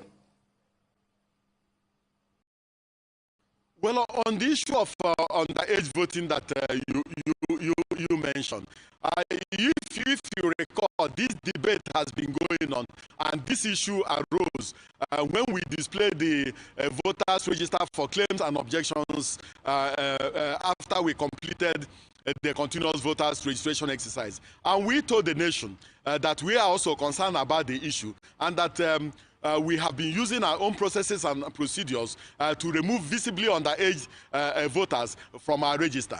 And in some of the places where some of our officers registered underage voters, we pulled them in, and they have been facing disciplinary proceedings. And we also concluded that the moment we complete our own internal processes, if we make a determination that there has been an infraction, that we put them in and also prosecute them in accordance with the law. The voters register we went into this election with is robust, and it's also a voters register that we have confidence in. But we have never said that our voters register is 100% perfect. It is a work in progress. We will continue to make sure that we clean up the voters register and get it ready and make sure that our voters register is very, very good. In terms of some of the issues he raised, where elections are supposed to take place and are not taking place, and so on. These things are state-specific. The only one that the chairman of the commission dealt with the two issues he dealt with specifically. One relates to the issue of elections in Yenogua, where we had 141 polling units where elections did not take place. And then the chairman made that particular announcement. And also in I think 2 federal constituencies where we had to countermand the election because of one challenge or the other. So these were the 2 issues the chairman mentioned. But in terms of proceeding, in terms of whether elections takes place in a particular state, those issues have to be harvested at the state level, and then the states ought to apply the law as it is in terms of proceeding. But the ones you pointed out, when I go back to our situation room, I will table it, and then we look at it and find out why our election duty personnel are not there and election materials are not there.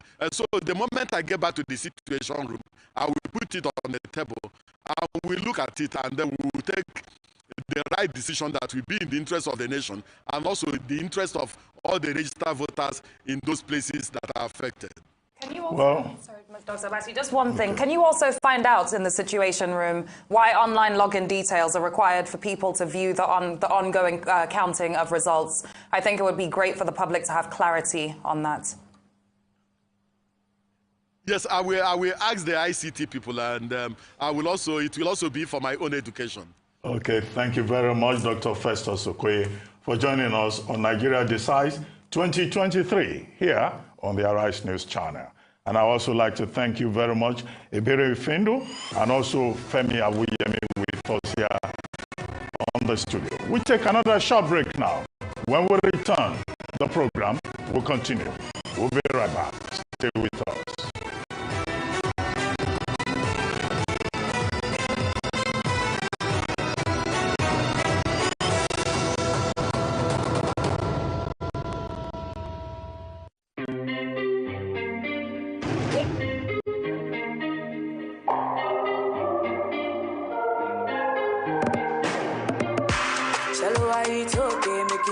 Like it's your by day.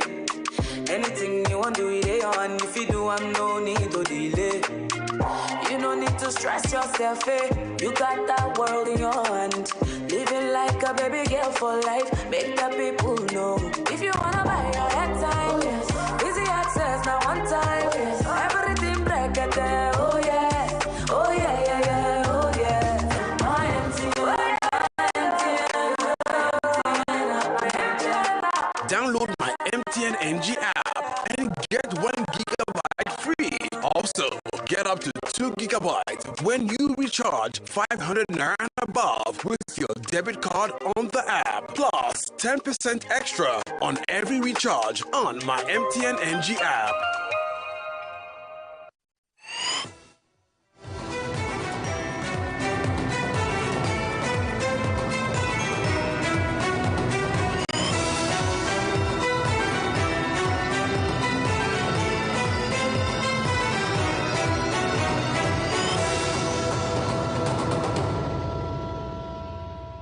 First-time voter, I didn't leave my house at 8 o'clock to leave here at 2. We're here till the end.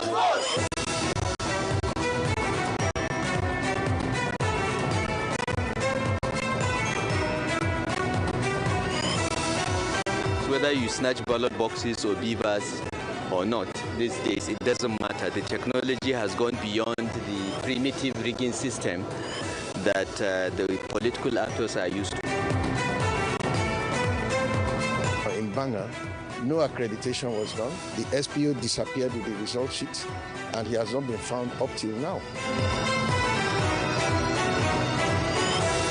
So whatever happens, I remain eternally grateful to Almighty God. Winning election is not as easy as people think. It's a burden, because you're going to hold the people's trust. It's people now trying to entrust their life with you. So it's a burden. So if God wants me to carry that burden, I carry it with joy. But I think away. Bimodal voting and accreditation system is one innovation that everybody's applauding. It took few seconds for me to be identified. And I think if it continues that way, it is one development that has come to stay.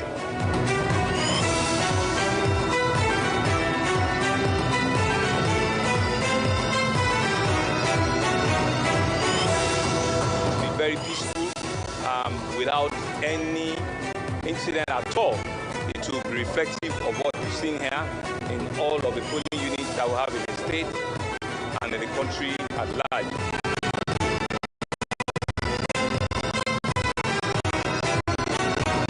Being effective in selling my program. I've worked more than any other politician in this country to show the capacity and what is necessary. We must vote. You can see my vote saying we must have to vote. So we are waiting here. Whether it's in the night, tomorrow we want to vote. It's our right. We have to vote. It is very difficult to determine by mere appearance who is a minor or not.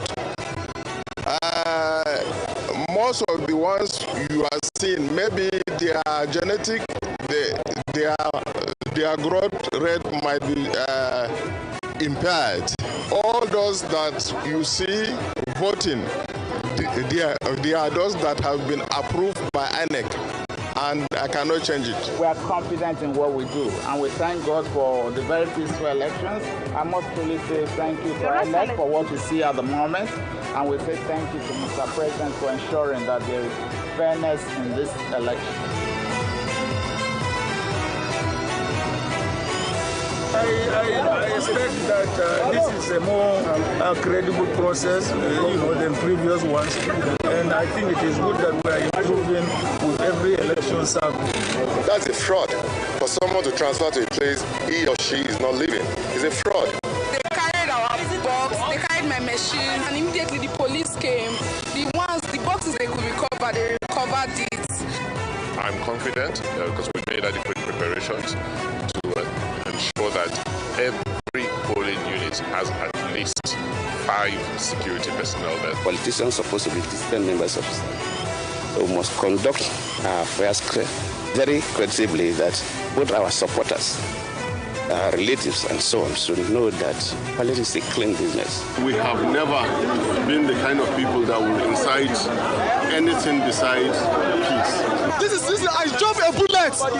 This is my bullet. Somebody gave order for them to shoot at us. I tell you to dodge a bullet. Look at my leg with the bullet I dodged. Look at what happened. Look what happened. Look what happened. Only worry was that the election here started after 11. And you rightly pointed out we have thousands of people there. And not only that, immediately I finished voting, the machine went bad. And now they are struggling to repair it. We have worked for INEC for at least 3 days, and INEC have agreed to give us ballot paper and boxes and other devices like beavers to work with it. And why you refuse to pay us our feeding allowances and our transport allowances? We use our leg with ballot paper and beavers to our polling unit. That what unites us surpasses whatever that divides us. What is important for us as a people, irrespective of differences in political affiliations, religious persuasions, tribal or sectional background, it's after the election is all and done. Army is here, civil defense is here, DSS is here, police is here. We only have our BBC. We want to vote. We have stayed for 3 days without sleeping and without eating. How election will be conducted successfully?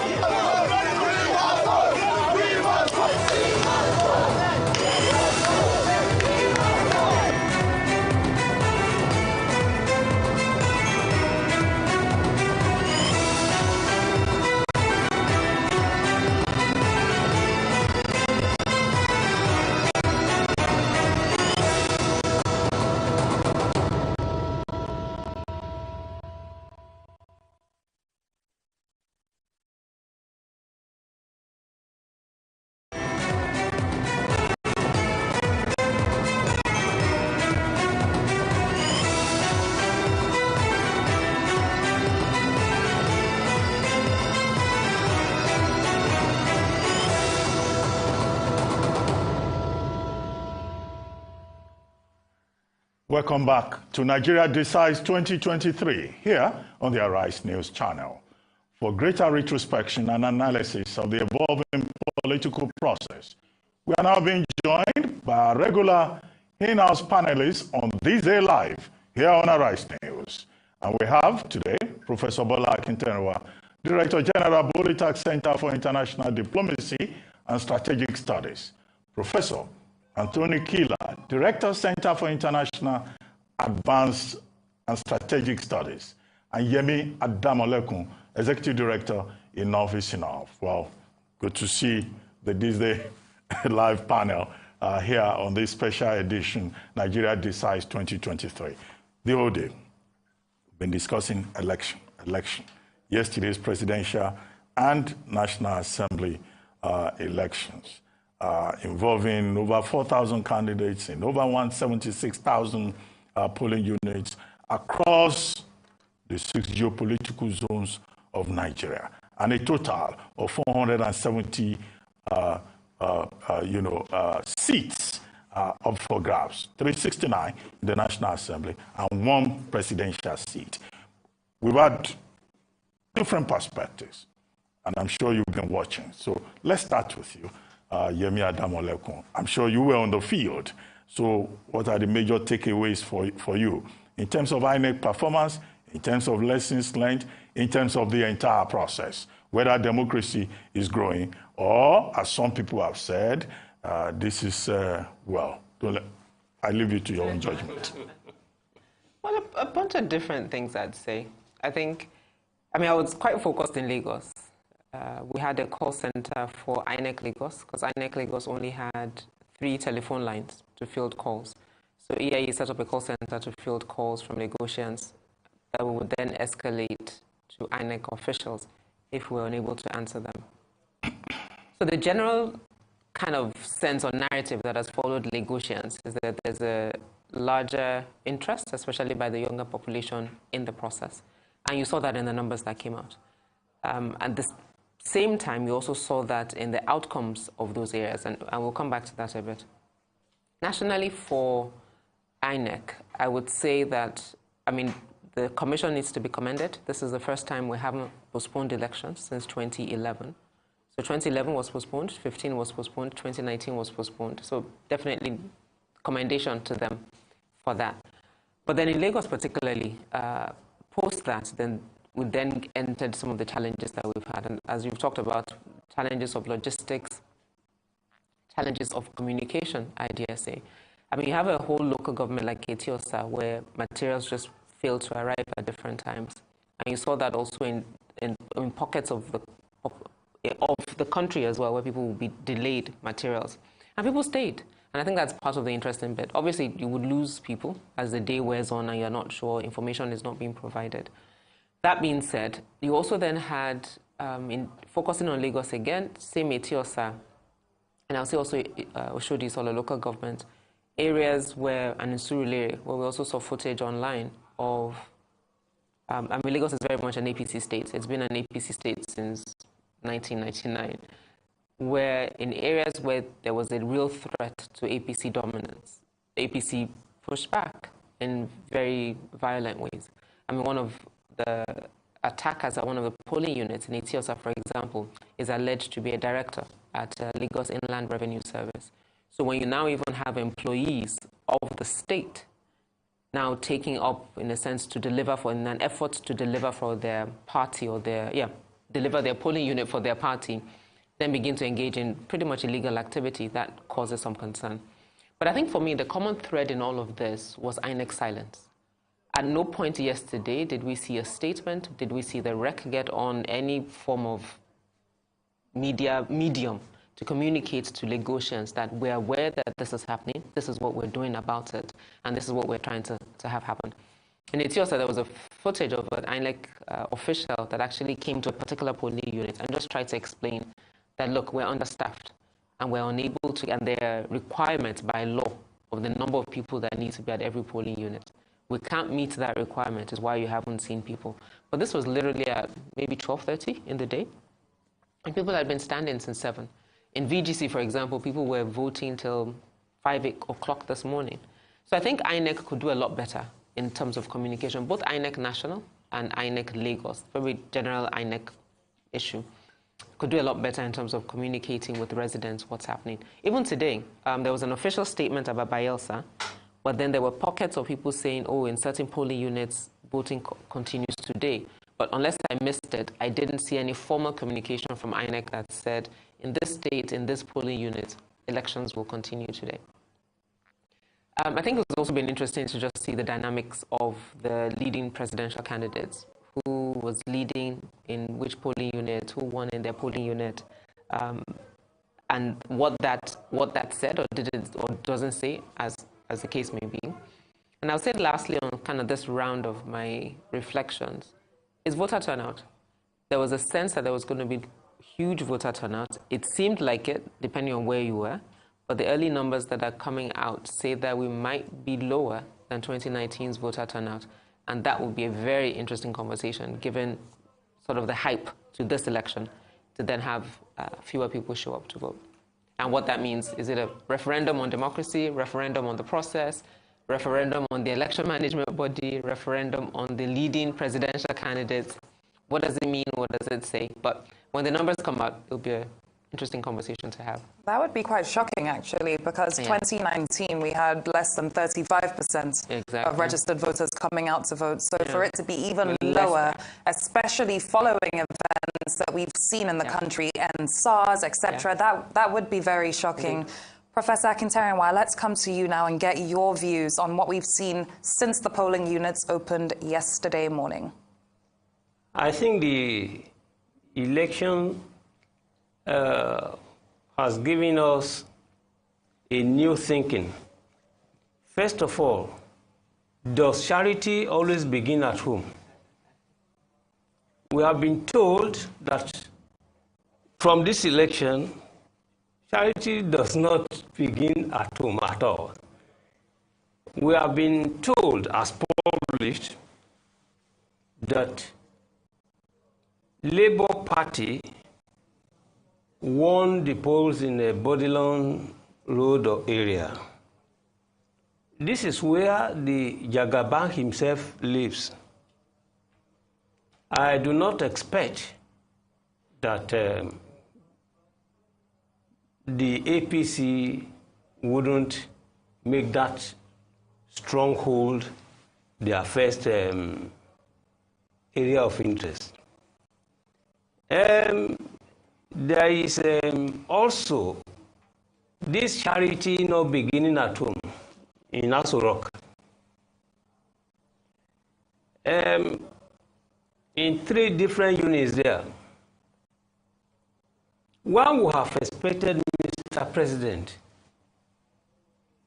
to have also won, his immediate constituencies.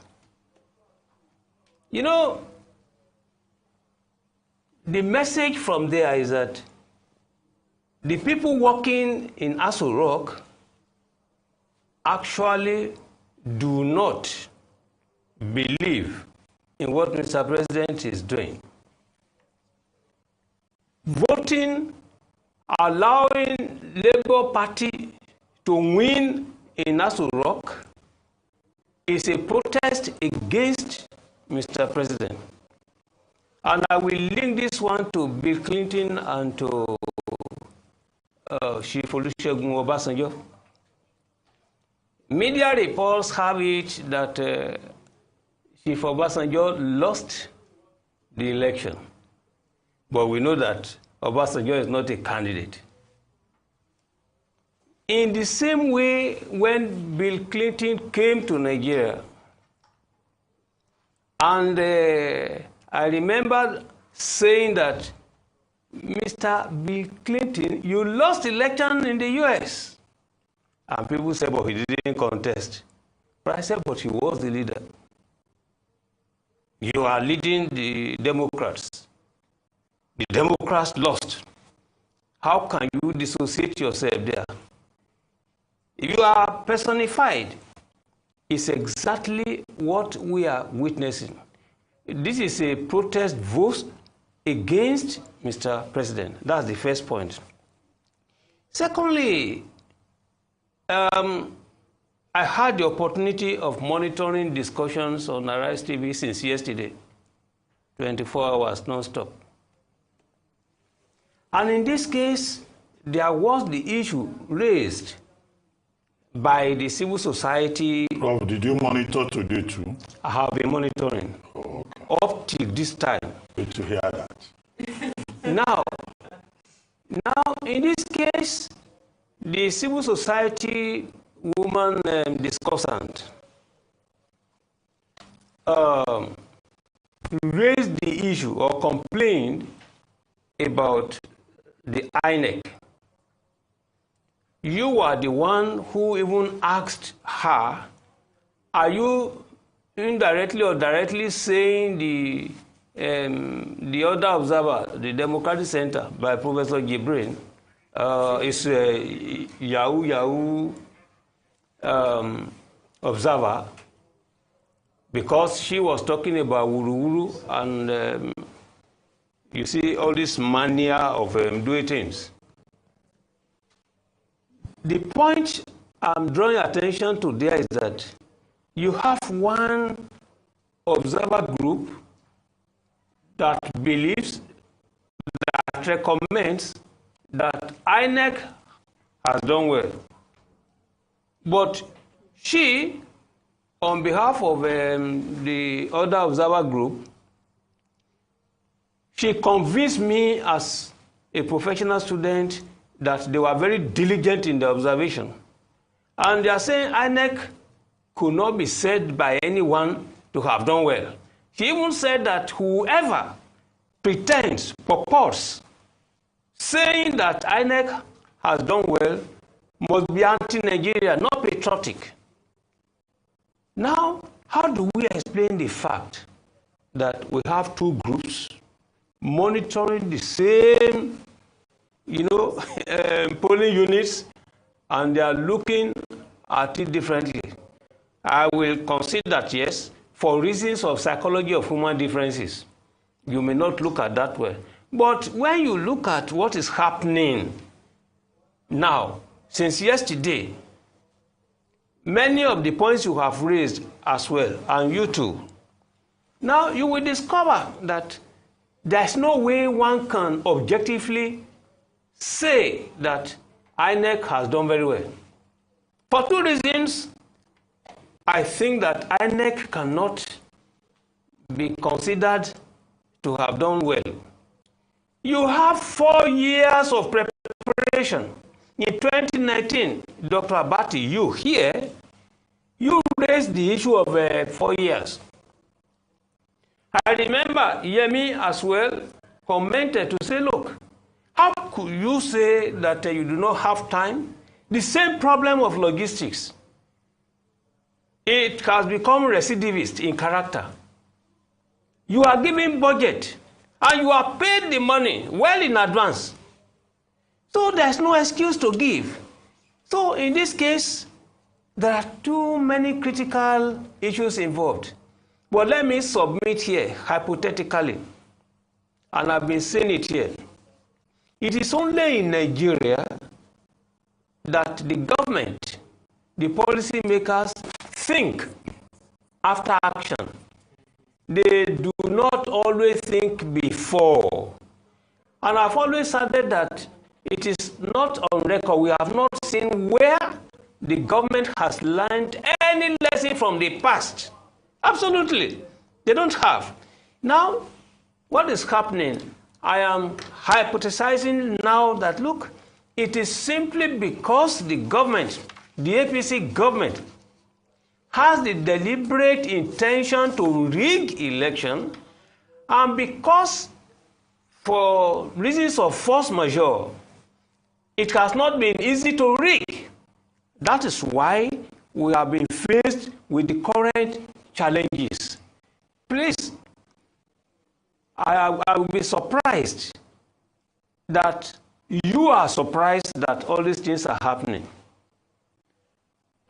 I'm surprised because the governor of Akwa Ibom gave a press conference where he complained about government's, attitude to his state insecurity, and he drew attention to the fact that the APC has an agenda to rig. I have the tape, something here. Now he said, from the printed ballot papers, where you will have somebody giving birth to around 1932, 1933, and the photograph pasted there clearly shows that, look, how can a 27-year-old person have wrinkled, face? No, you have people, they will put female, but the photograph of a man will be there. Please, this thing is there. This is not just social media, something where we will be talking about fake news. I have it here. Okay. It's a press conference he gave. Now, he warned government by that time, and they now said, look, under no circumstance will the people of Akwa Ibom accept the holding of elections on different days, that the elections must be held the same day. Now, there are pointers to rigging. What is it that we have done? And what is happening as of today, we can now see. I will conclude my observation on a preliminary basis that, look, why? I think, I don't know who asked the question, either you, whether it's Niyi. The issue is, why is it that we are having challenges in the same area every time? I had one of you asking. I noted that one. Why is it that the problem is always in either Okota or Ojota or Alaba and all those things? I was taking copious notes when you were raising this, and I was looking, listening to the answers. Very funny. So you see,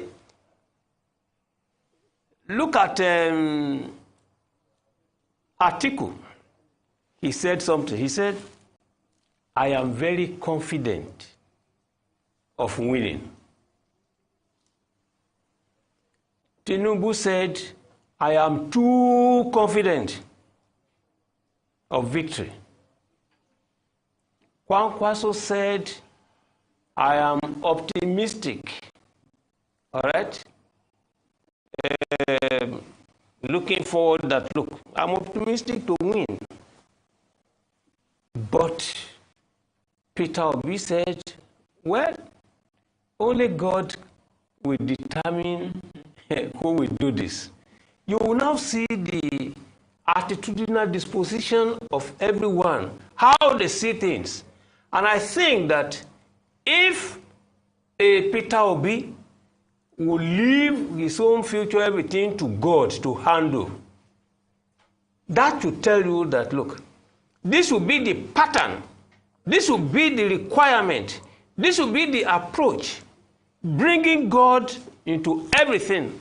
Without that, last Sunday, when you asked us to provide reminiscences to think about the election, yesterday, I decided that, look, God, in your infinite mercy, please have mercy on these politicians. Because I have known that, look, the agenda, politicians, etc., all along, you will always say, well, they have their own selfish interest, that they don't care about all others. Yes, when the system allows for it, then what should you expect? Again, may God be with Nigeria in this particular case. Because the way we are going, we are still working consciously towards national disintegration. You may think it is simple. When you look at how wars are started, you go back to 1866, the Battle of Sadawa. Minor things that people do not take serious. That's what happens. But may God help us. Okay, Prof, just a little caveat. You were talking about President Buhari losing some at some polling units at Aso Villa. Well, I don't know where you got your data from, because what the INEC chairman told everyone when he was declaring open the National Collation Center at about 10 minutes after 1 today was that only INEC is empowered to release official figures. And INEC has not started releasing official figures in terms of results yet. So maybe you were quoting from social media or quoting from some other report, but INEC says in due course it will publish its own results. So maybe we wait for that before we begin to quote who won where, who lost where. As of today that we are discussing, I based my information analysis on what is made available to me. If tomorrow there's a change, that's the beauty of being a scholar student. Look here, look at this tree. Here. Which newspaper is that? This is Sunday. Yeah, but I'm just quoting what the INEC chairman has No, said I agree with you. in terms of clarification. So I agree with you. Don't let us quote no, what I am saying, results that have not what been I am officially saying released. is that I based my opinion on what I have read. Okay. So if it is faulty, yeah, but the caveat is also important, so that we are all on the same page. Now, let me come to you, Professor Anthony Kila, for your own take, your perspective, what you have observed, and what you think could be done to improve on the process. Well, I think generally elections are sometimes a prism of the society, like a selfie or a mirror of the society where election is taking place. In most parts of the world, there are three major figures in elections, i.e. the voters, the politicians, and the media. In Nigeria, there's a list that goes up to 7, because then you have to include the voters, the media, politicians, INEC, i.e. the regulator, the police, and the observers, which makes it a larger table to sit on.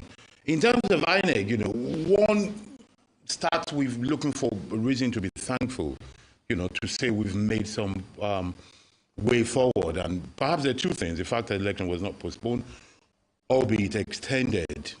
But more importantly, I think the fact that you can vote immediately after accreditation. You don't have to do 2 journeys, not go home, then come back. I think those are marginal improvements. I am not a fan of marginal improvements. I like quantum leaps. And I think if the election is a mirror of Nigeria, the way the election is being managed by INEC screams of incompetence and an inability to foresee scenarios, which is what rational thinking is about. Because this idea of not enough staff, not enough time, not enough materials, quite frankly, it's not something that can be justified for the kind of institution INEC pretends to be in our electoral system. I'd like to remind viewers that the budget Nigeria spends on election, especially when we compare it to our GDP, is 10 times what England spends, is 12 times what Belgium spends. It's about 27 times what a lot of countries spend. And, we need to look at it that way. But that is where we are. Part of this is a cost of the society where there is no trust. Because where there is trust, you don't need to go about with those kind of boxes that looks like things they use for organ donation. I saw those black boxes that they were carrying up and down. That's extra expensive. To deploy all those security people, there's something barbaric, shameful about it. That for us to conduct elections, we have to declare almost a zone of war in the country. And by the way, people are saying this thing. I think somebody needs to say it, and nobody has said it. Shame on the Nigerian police, everywhere they've been, for what is going on. I think the Boy Scouts will have done better than them. At least the Boy Scouts of the 70s, they were more disciplined. They managed Principal's Corps, those who grew up in that era, who know they could do better things. They were just spectators, actually, and it was a very bad thing. Then we go to politicians. Nigerians, regardless of how you vote, it is important to realize that in this country, the people aiming to govern us are either criminals or potential criminals. The fact that people can sit down to say, for me to win, I would endorse, plan, conceive, or allow people to go and beat up other people, snatch ballot boxes. We're not dealing with gentlemen. And we need to start thinking that way. You said, how do we improve the situation? If we want to improve it, the first thing we need to know is that amongst us, there are people willing to cheat and steal to get what they want. And I think that would be a very crucial starting point. Personally, the voting process, I think luckily, was quite easy and straightforward for me. But the reports we get shows that there are issues elsewhere. And that takes me to observers, whether, especially the international ones. Because they play a prominent role. They give them big headlines and big coverage. They met this person and they met that. I'm starting to doubt their usefulness. And I think they need to be called to account, because what are they? Are they tourists traveling on free tickets? Are they coming to our best, look at the situation and write a book 2 years later the line? Or are they actually useful for this process for which they get fame and fortune? Because really, if you look at it, anywhere, in most places in the world where these people come from, especially the ones that come from the West, if a tenth of what has happened in Nigeria in the past 24 hours had happened in their countries, headlines will be screaming. You know, the BBC will be shouting, the newspaper will be talking about it. We are dealing with this as if let's just take it as it goes. You know, shame on us, it's our problem, not theirs really. But what it tells us as a people is that our standard is so low that we have to be thankful that after accreditation you can vote. Our standard is so low that we have to be grateful and feel accomplished because the election was not postponed. That sounds like the index of measuring a class of special needs. You know, you're not looking at competent people here. There's no A student here. There's no tough, hard, dedicated, visionary, leadership, committed, integrity-based people here. And this is a problem. If we're going to get it right, you see, this thing, I repeat, regardless who anybody has voted, if we think that people who are willing to cheat, to buy, to beg, to bribe, to bend the rules, will get into power and do something noble, then we're fooling ourselves. It's not going to happen. How many of these people, you counted them earlier on, how many are they? What is election about? Election is about less than 4,000 people hoping to secure new jobs or to retain their current jobs in the whole country. Actually, it's way less than that, because what is it, 360 something for House of Reps, 109 for Senate, the president and his vice. That is what we're dealing with yesterday and today. And if we have to shut down the whole country just because less than 500 people want to get a job, it doesn't make sense. We ought to be ashamed of ourselves. And I believe that we need to go back to the sociology, to the technology of making sure we do not need to do all that, because it doesn't speak well of us. So whilst we wait for, the result, we need to know that, well, I can't say a lot has been done. Few has been achieved, many more need to be achieved. By the way, part of what we say, let us pick on the president who violated the law for showing his ballot paper. I mean, I understand why he has done it, but I think he violated it, and there should be penalty. It's not enough for me to call him out morally. That's all I can do. I think somebody somewhere needs to call that out if we want to improve these things. Certainly. We will come back to the panelists in the studio, but first, a short while ago, we reported that presidential candidate of the People's Democratic Party, Atiku Abubakar, has asked the national chairman of the Independent National Electoral Commission, INEC, Professor Mahmoud Yakubu, to instruct collation officers for Saturday's election to upload the results from the polling units to the INEC portal immediately. Atiku, in a statement on Sunday from his media office, says that the call for the immediate uploading of election results on INEC's portal has become necessary to checkmate some governors whom he claims are trying to compromise the results at the local government collation level. Let's link up with the spokesman for the Atiku campaign organization, Daniel Bwala. Good afternoon and welcome to Arise's coverage of the elections. Can we discuss this in more detail? How does the PDP intend on acting here based on what you have observed so far?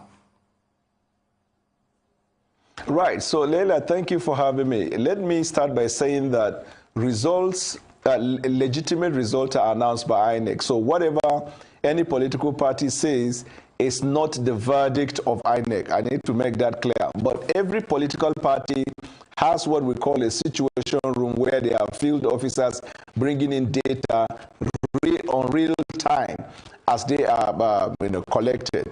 Now, on the basis of that, from yesterday to today, we have seen that we have a clear lead. As a matter of fact, even the result of our opponent suggests we have a clear lead because of this following.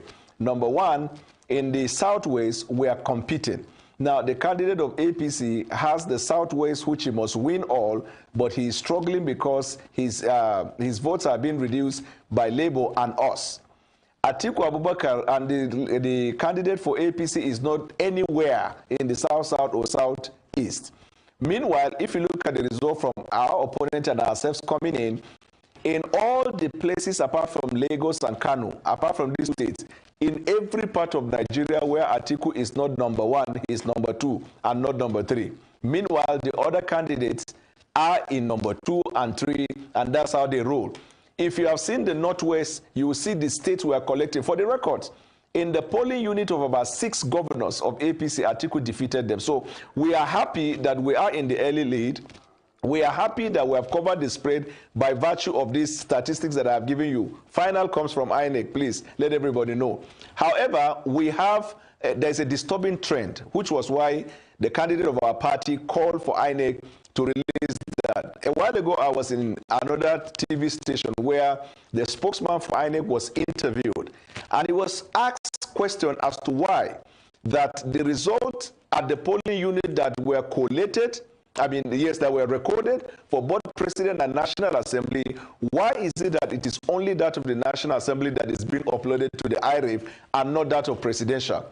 And his response was that it is up to the officers at the field, that they did not give them specific reason why they shouldn't, but that they are the ones doing it and that they will take effort, that the chairman will make the effort to direct them.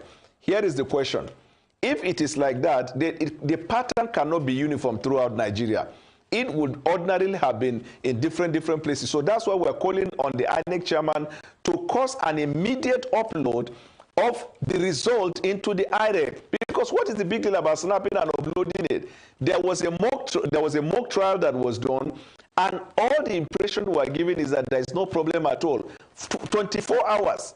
And INEC is just about 30% of the IREF. In the next 1 or 2 hours, you're going to start announcing the result. So there are certain things that aren't clear, and we need clarification in that regard. Number 2, and importantly, from the field report, different political parties are having is that there are pockets of places where the results were recorded into the result sheet that are not original. Now, it is to be proved later. And then as soon as they moved from the polling unit to the ward, that is when they are now going to be recorded into the original. So INEC has assured us that their result sheet has security features. So we are calling on INEC based on section 67, I think 68 or so, the power of INEC to review results.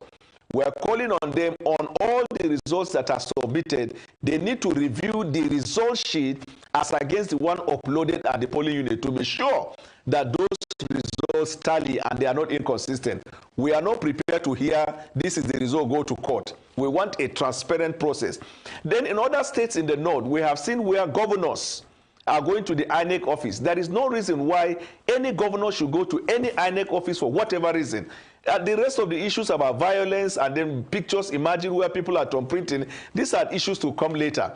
So we are comfortable with our lead, we are happy, but we are calling on INEC not to give room for those who want to rig this our election by the effusion of time to do that.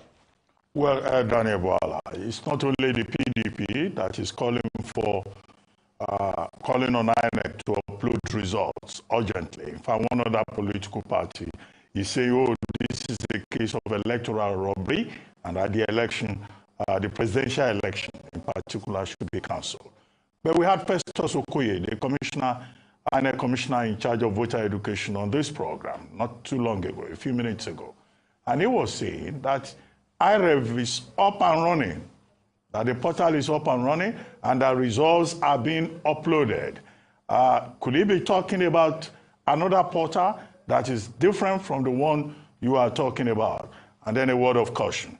You are saying that your candidate, where he's not first, he's second. No, nobody can announce any result.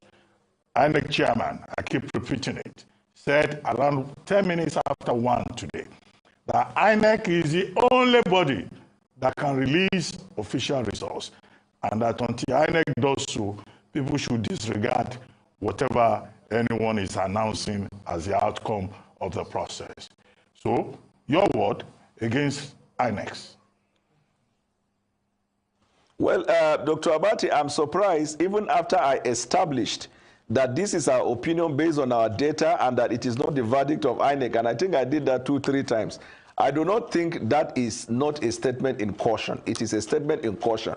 But nobody will take away our right to express ourselves based on our recording as long as we throw the caveat to the Nigerian people, which I did, because as a lawyer, I know the implication of every state. Secondly, you see, the same TV station that I was in, he was interviewed before I was interviewed. And when he was asked about IREF, if I take it on the basis of what you say, he told you that the IREF is up and running. Why is it that after 24 hours, you have only 30% or about 40,000? Since yesterday, we started hearing the information that it was slow, it was slow, it was slow. And when they did the mock, it was not like that. So I think it is better for him to admit that the IREF is slow, the upload is very, very slow. In fact, first to even apologize to Nigerians and say it is very, very slow, but we are taking our time to ensure that it is done fast. But you cannot say that it is up and do. The entire election in most part of Nigeria were conducted yesterday. And the results started counting yesterday, so we have yesterday and today, just something to snap and then upload, and you say that it is up and running. I don't think that's the right way for them to communicate. So, and I'm happy that it is all political parties, at least I know of Labour, who are asking that it be uploaded. That does not confer any comparative advantage to anybody. We are saying that where elections are conducted, results are recorded, there is no reason why by now it has not been uploaded to the IREF. We are calling on INEC to please do so. And we are calling on the law enforcement to also watch out for some of those uncalled acts by various people, wherever they are, whether it is our political party or any political party. Then finally and again, I am happy that we're in a comfortable lead, and we're hopeful that the result that INEC will declare at the end of the day will probably be okay. What are you basing? Sorry, go for it, Doctor. You just must insist on your version of the truth. Anyway, thank you very much, Daniel Buala, for joining us. Thank you very much. Well, let's come back to you, Professor Anthony Kila, your reaction to this failure or the slowness of the portal in terms of the upload of results. Well, because INEC have promised that it will happen real time. Yeah. But Daniel Buala says what is being done is not good enough. Well, it's not Daniel Buala says. We all see that it's not good enough. Daniel Buala wants it to work because he wants to win election. You know, he wants to go into power. That's what politicians do. I argue that what they're doing is wrong because, one, the whole essence of digitalizing the system is that you want it instantly. And that is why anybody who runs an organization today, when people send you an email or they send you a chat on WhatsApp, they go bonkers if you don't reply them within 5 minutes. You know, that's the new world. From the day we started with Polaroid camera and instant coffee, the world has changed. It was a gradual thing, but the Polaroid camera changed the world. People are just talking of the internet. The fact that you can get your photograph immediately, that is the way humanity reasons now. It's a new species. And INEC needs to catch up. The other reason why it is wrong is that they promised, not me, not you, they said we're going to upload. For not uploading, there's a breach of contract there. You know, in common law. If you say you're going to offer something and you're not doing it, there's something wrong. And I argue that there should be consequence for it. You know, somebody somewhere needs to pay, either in a civil way for their career or for whatever is what. I think INEC is doing their best. I don't want to scapegoat them. I just think their best is not good enough. And part of the reason why it is important to upload immediately is that if you're a regulator, if you're an arbitrator, if you're a judge, one of the things you need to do is to act in a way that does not allow the parties in conflict to suspect you of being partisan. So you have to take away all doubt. You have to be proactive, not reactive, not responsive. You have to think ahead that if I act this way, what are the likely things to happen? And you see, systems where things are taught true, it is a pity that we do not enjoy the strategic and the philosophy of processes anymore. Those who went to a proper teacher training education will know that you are even taught as a teacher not to dress in a certain way because it might affect the concentration of students. You have to think scenarios through. You have to, if you're in charge of a process, you have to think it through that if we upload, what is the likely effect? If we do not upload, what is the likely effect? And please, I understand that technologies have glitches. There are problems. There might be a problem for an undergraduate or even a postgraduate who's submitting his or her own dissertation to say, my system crashed. But for INEC to tell me of glitches is unacceptable. You know why? It is possible to foresee the exact amount of results to be uploaded. You can calculate the terabyte, the gigabyte, and you know what you do? You add plus X to it.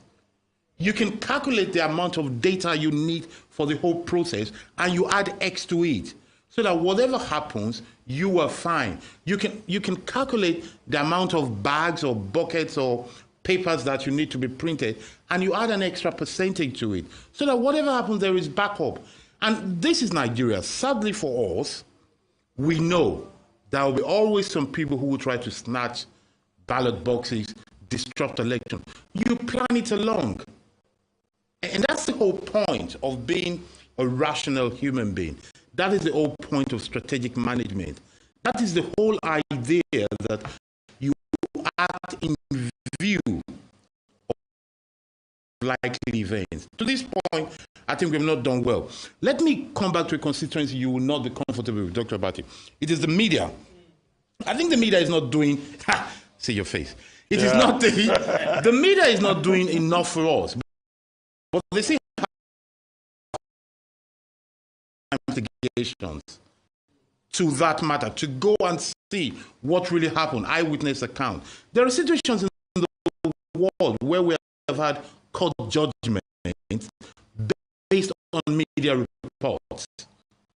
That it is, given that we do not have TV in Nigeria, let people who go and cover, investigate, interview, gather evidence, and let the world know. Because whilst we wait for the judiciary and the police to act, part of the reason why people are not doing things is because they will be named and shamed. So we need to look into that. If the EFCC reports that they've gone to somewhere and they found money on some people, it's been 72 hours or more, and we do not know who these people are. That doesn't make sense. They need to be called out. And if the EFCC has no right to say they're keeping that record for no reason, because this information is a commonwealth. The whole essence of democracy is transparency. The best you can come, raison d'etre, the reason of the state, the high reason, is something you apply in very rare cases. Not the case of somebody stealing or fibbing. It has to be something like a nuclear war. That's when you can declare it. And I do not have hope in politicians. I have hope in citizens. I have hope in people.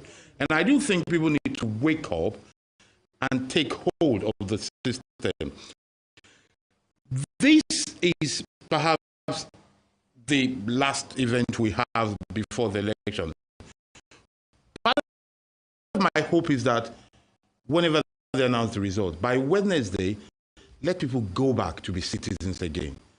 No more followers of the 2027. We should start planning for the 2027 election right at the end of March. Maybe give them a week or two for break. That's enough, given that they get paid every month. At the end of every election cycle, we always say these are the plans that we should put in place ahead of the next, right? Recommendations, and it must be frustrating when not addressing the issues that are happening in front of us at this very moment in time. And I'd like to switch this conversation up a bit now and bring in the youth here and speak. Before you do that, sure. Just piggyback on the points he's made around BVAS and IREV and a couple of things. So it's very difficult. INEC can say all they want, that they're going to do official announcement, and that's fine. You can declare the winner. Once you declare it, then it becomes headline on this day. But INEC cannot stop citizens from adding 2 + 2 to get 4. Part of the whole idea of IREV is to make it transparent. So it's a blessing and a curse, because the blessing is that we all get to see the results in real time. And if I know that a particular ward has 10 polling units, if the 10 polling unit results have been uploaded, I can add them up and say this is the person that won. And I don't think that INEC can stop that. So they kind of need to calm down about that whole you can't, because you've given us the data to do it. Well, that's the catch-22. The problem is this. Ideally, people should be able to say what is happening in their polling unit in their ward. As a matter of fact, in many countries, including a presidential federal system like the United States, it's not the regulatory body that announces the report, it's the media. They just call it. The problem we have there, and I hate to think that Nigeria is peculiar in bad things, the problem we have liars. You know, we have people who cook up results and saying what is not true. Hence, INEC, and for INEC, Dr. Ruben Abati with the institutional voice, he's the defender. That's the whole point. INEC should be proactive, and here I follow totally. We need to differentiate between an empirical result and whatever the INEC will eventually announce. So I'm still going there. Now, you see, if you look at this video, Zik Hall, University of Ibadan. No structure. No structure. Now, that reminded me of Chief Tommy Kimi's case during Obasanjo. You see, Obasanjo.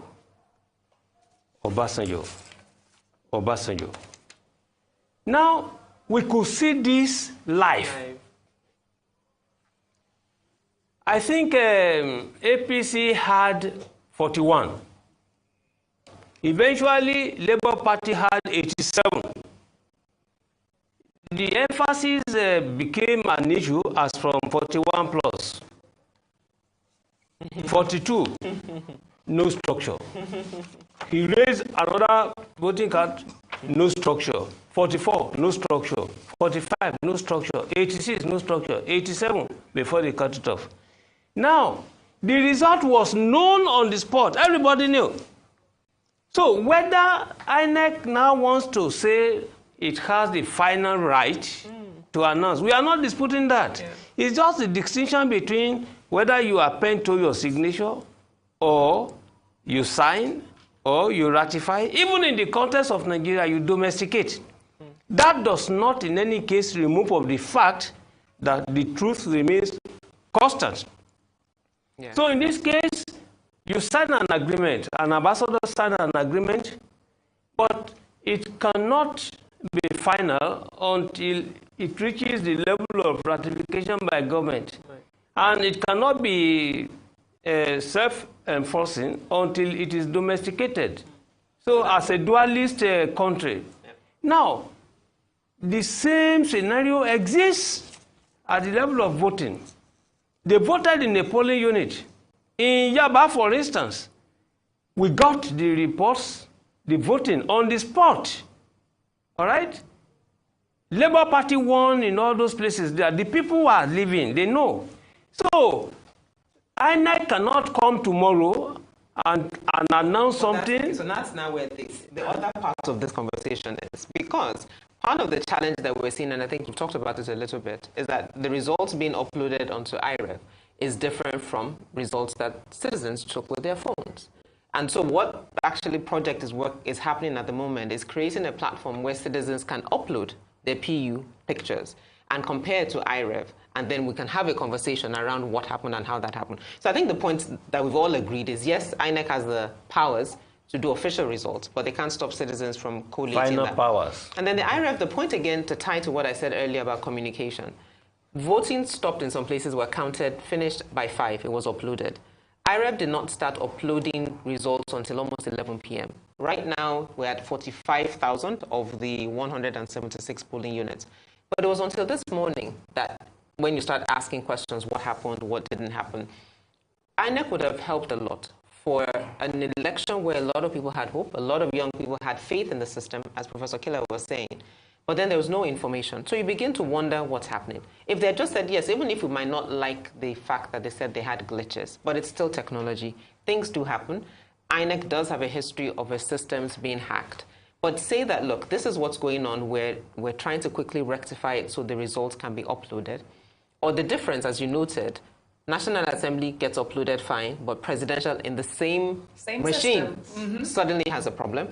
Or as someone says, people as a polling unit using data to tweet, we are saying network error on the device. So, I mean, there were too many things that made people suspicious, and I think INEC didn't help itself by not immediately addressing those issues. And I think the last point I also wanted to make around the challenges you talk about with INEC within Nigeria. INEC can only operate as optimally as Nigeria operates. So they will have the challenges that come with being in Nigeria. But to your point, those are not surprises. You can plan for things you know. It should even be easier. It's Nigeria. Transport workers will disappoint. They will say they want more money, or they will just decide they're not moving because they don't feel like it. And when they don't feel like it, then what do? Then you have a system of communicating with the polling unit. This is what's going on. We'll get it to you as soon as we can. But and I'll focus a lot on Lagos because one, Lagos has the largest population of voters. Number two, Lagos is Lagos. Lagos is Nigeria's commercial capital. Lagos is, I don't even know what. If we can't scenario plan for Lagos, if we can't communicate effectively in Lagos, it makes me shudder what's happening in other parts of the country where people know less. And parts of the country that are also very remote. Exactly. Like you can drive for 6 hours in parts of this country and you can actually have no phone network. Exactly. But in Lagos, where you actually have network and connection, you have connection issues. Yes. And then you wonder, and then nobody's actually addressing the issue. And it really does make you wonder what exactly is going on. So yeah, I just wanted to follow up on the IREF and the BVAS point. But that point certainly needs to be emphasized because if you're uploading, I'm sure you guys have seen the video of the lady in Apapa who was basically saying, no, you can't do that. We're supposed to use BVAS. Then she's done another video now where she's saying her life has been threatened because she refused to play ball. And this is, we're using technology. Absolutely. Okay, well, at this point, let's now bring into the conversation Afolabi Adekayoja, who is a researcher and development analyst at the Center for Democracy and Development, CDD. Good to have you on the program. Thank you very much for joining us, Afolabi Adekayoja. Are you with us? Well, maybe Afolabi is not yet there. Afolabi Adekayoja, can you hear me? I saw him on the screen right now. Can you hear me? Here from the Lagos studio. Hello, Afolabi. Okay, we'll come back to him. Leila, you were going to talk about youth.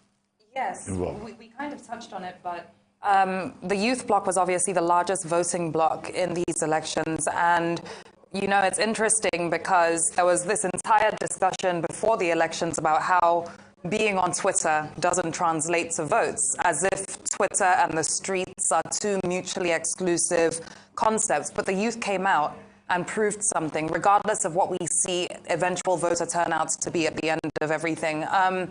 What precedence does this set ahead of future elections that we go into, and how has this pretty much changed the game? The challenge will be if they see it as a win-win. So if young people think that the only outcome of coming out in numbers is to win, whoever their candidate of choice is, then obviously you're encouraged and gingered, if I use that word, to come back again. But if that's your framing, and then your candidate of choice does not win, honestly,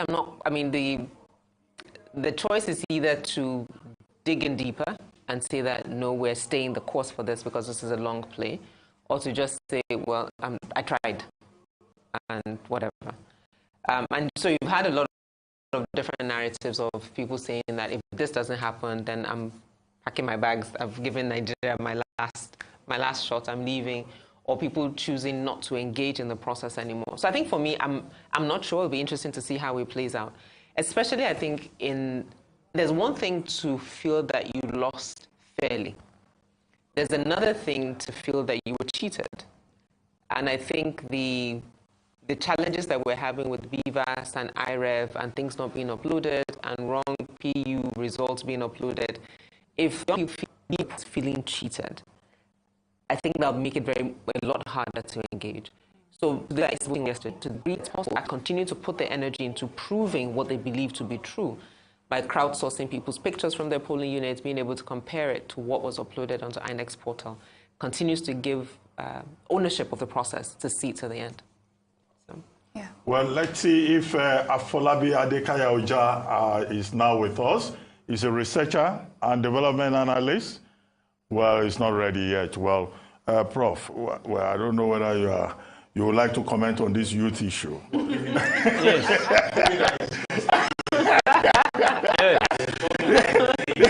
Given that you belong to another generation, but there is a generational dimension. You are part of the youth. What's the cutoff age? There's no... Youthfulness is a function of the mind. That's youthfulness, sir. I'm coming. Wait. I'm just saying. You see, look, you are old if you think you are old. You are young if you think you are young. And I'm saying that as youth, going by the definition of the United Nations, for instance, I may not qualify because the UN says that, okay, probably... 34? Yes, to 18 to 34. Now, using that, so I will not qualify in that particular perspective. Yes. But when you share the same sentiments with the people in that particular group, all right, you qualify to be so. Yes. For instance, let me give you a geopolitical example.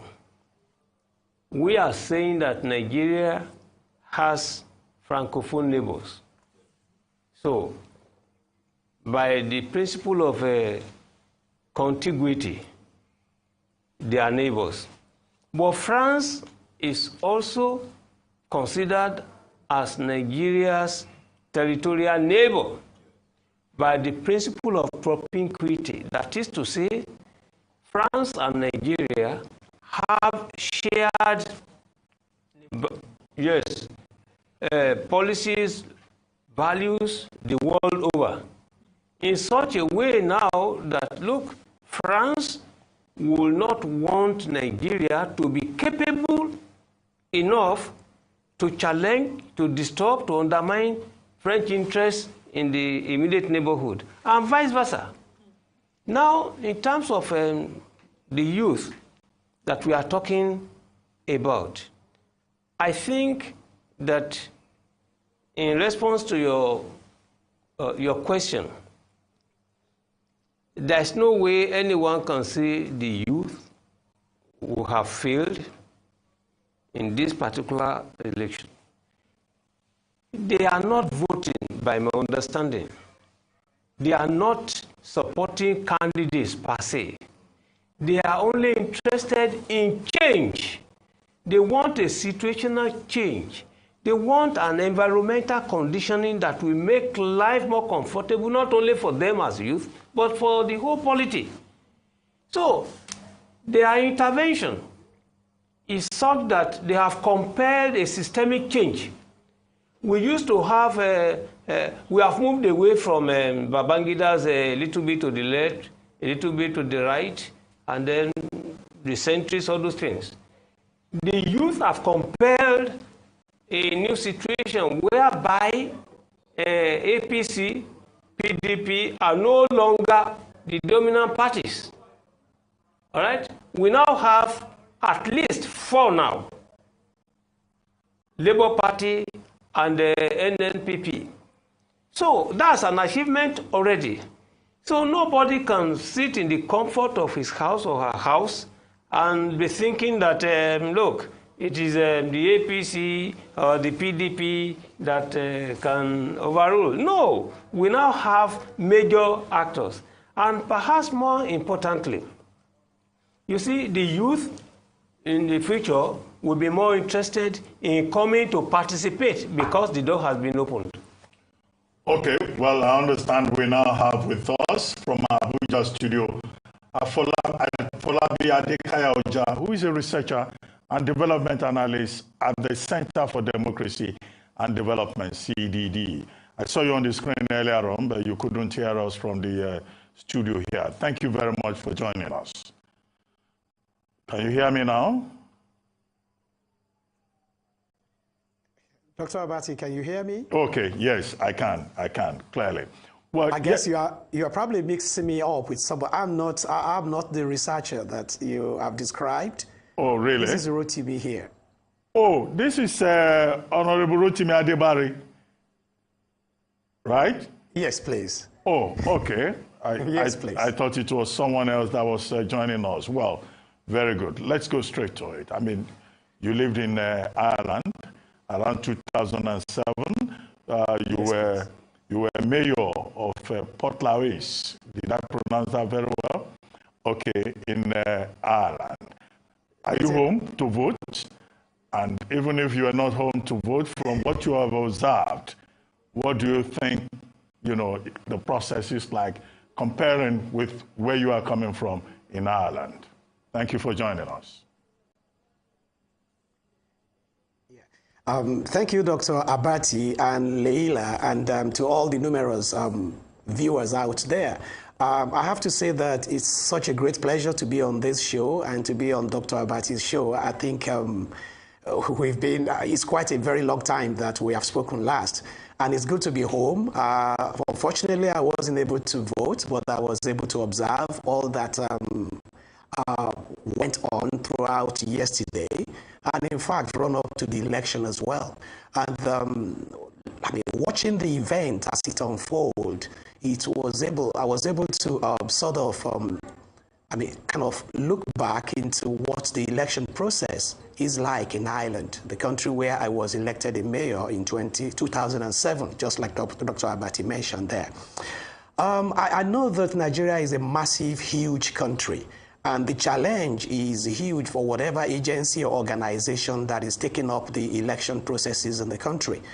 250 million people, or over 200 million people, is no joke. You're talking of over 170,000 polling units. That is quite a lot. But I still think that with what I saw yesterday, maybe there is a way we've been doing things, and we probably want to think of another way of approaching the challenges that is ahead of us. I know some have argued that we have improved in our electoral system. I would say so, maybe yes, but I think with what I saw yesterday, I probably wanted to see a lot more, but not underpinning the facts that we have achieved a lot. A lot more because I saw that there was a lot of problems in some areas. Some areas were unable to vote, and I saw that some polling units did not open on time. And what I read before the time was that I think polling will start, or voting will start by 8:30 in the morning. And I saw that in some polling units, watching events live online, I saw that some did not even start voting until 11, or some even 2 o'clock. And that was actually the time that the electoral officers walked in to open the polling unit. I think this is not acceptable. For whatever reason, I know there are logistical challenges and all of that. All this should have been taken into consideration before the day. And I would think, and that's why I said that maybe we have to think of a way. I mean, do we really have the capacity to conduct an election that we hold all within 24 hours? Ireland, the small country that I live in, the electoral process there does not even give or conduct election in a day. There are some parts of the country that we describe as offshore. The offshore elections takes place a day before the general election itself. In other words, I mean, we normally have our elections on Fridays, and then the offshore elections takes place on Thursday, because these are places that are very difficult to access. So what it means is that the results would have come in on the day that we are voting nationwide. So maybe it's time that Nigeria should begin to look into something like that, because I'm aware that there are some areas that are in riverine areas, and to access these areas is a big challenge. I want to see that in future where such areas are not being disenfranchised, and the only way we can do that is you have to take them into your plan when you are putting the plans in place. And that's one. Another area that I would actually want to touch on is the safety of people. I could see that, well, this has happened before. I remember this happened in Nigeria years ago, where people are snatching ballot boxes. I never knew that still happened, but I saw that live yesterday, that some people walked in and they snapped ballot boxes or destroyed the votes that have been casted by people. I don't think this is fair. People have come out to exercise their civic duty, and only for some people, for whatever reasons, and to come out and say, well, we're not happy with this structure or with this system and we want to destroy or rock the boat. We shouldn't allow this to happen. And this is where our security agencies would have to come in and address this situation. I know a lot of people have said that it should be the INEC. I don't think this is INEC responsibility. INEC cannot on one week conduct the election and be the same person who is going to be monitoring the security or the safety of life and properties at the at the voting places. That should be the responsibility of our security architecture. And come to think of it, here is a country we have over, I think, 300,000, over 300,000 policemen. And I think, if I'm right, over 200,000 people in the armed forces in Nigeria. I mean, far below the international, what you can call the recommendation number. But that is what we have. But, I mean, are we saying that the 300,000 personnel we have in the police and over 200,000 in the army cannot actually provide the safety that we require for our elections that is held only on one day? I think this needs to be looked into by the authority. It is very, very vital, because this is one day, and this is an event that you want people to come out and exercise their vote without fear. But where they are having the fear of being not being persecuted, maybe persecuted is on one hand, and then on the other hand is that, are we sure that if I attend, I'm going to return home alive? Because there are cases where few people actually lost their lives, I mean, when they went out to vote. And that shouldn't be a thing that we should be talking about in this day and age. People should feel comfortable to come out of the comfort of their homes, to come to the voting centers to cast their vote. And that's on that note, that is where I want to put this. And then lastly, I observed that there have been a lot of monitoring groups from all over the world coming to monitor our elections, and this happens in Africa all the time. In all the opportunities that I've had in Europe to actually address a large forum, there is a suggestion I've put out there. And this is the suggestion, and I want to put it on the national telly here now in my dear country. It is good to have the EU and then the United Nations, all of them coming to monitor our events or our elections rather. But I want to see us as well going over to monitor their elections when they conduct their elections in these countries.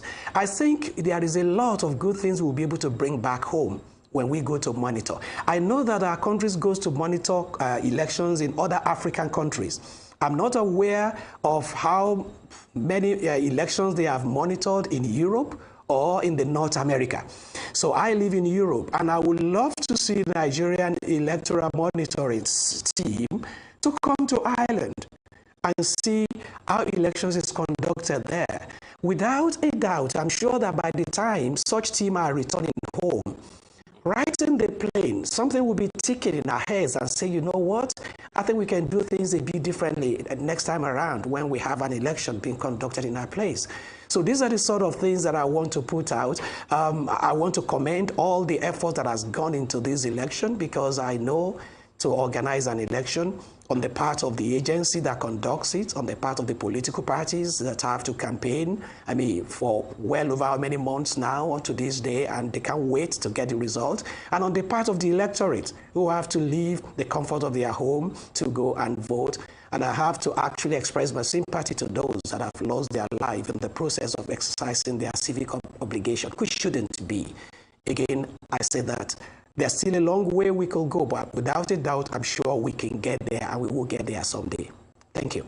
Well, thank you very much, Honorable Rotimi Adebare, former mayor of Port Lyons Town Council in Ireland. Thank you very much for joining us. Now, I understand that Afolabi Adekaya Oja is now in our Abuja studio, but we'll give him some time to settle in the studio in Abuja. But Professor Kila, let me come back to you. Two things on the table. One, the point that Leila raised earlier on about youth, the Gen Z, and their role in this election. And then the points made by Honorable Rotimi Adebare. For the youth, I'm happy for them to get involved in anything they want to get involved to, especially politics. I mean, including politics.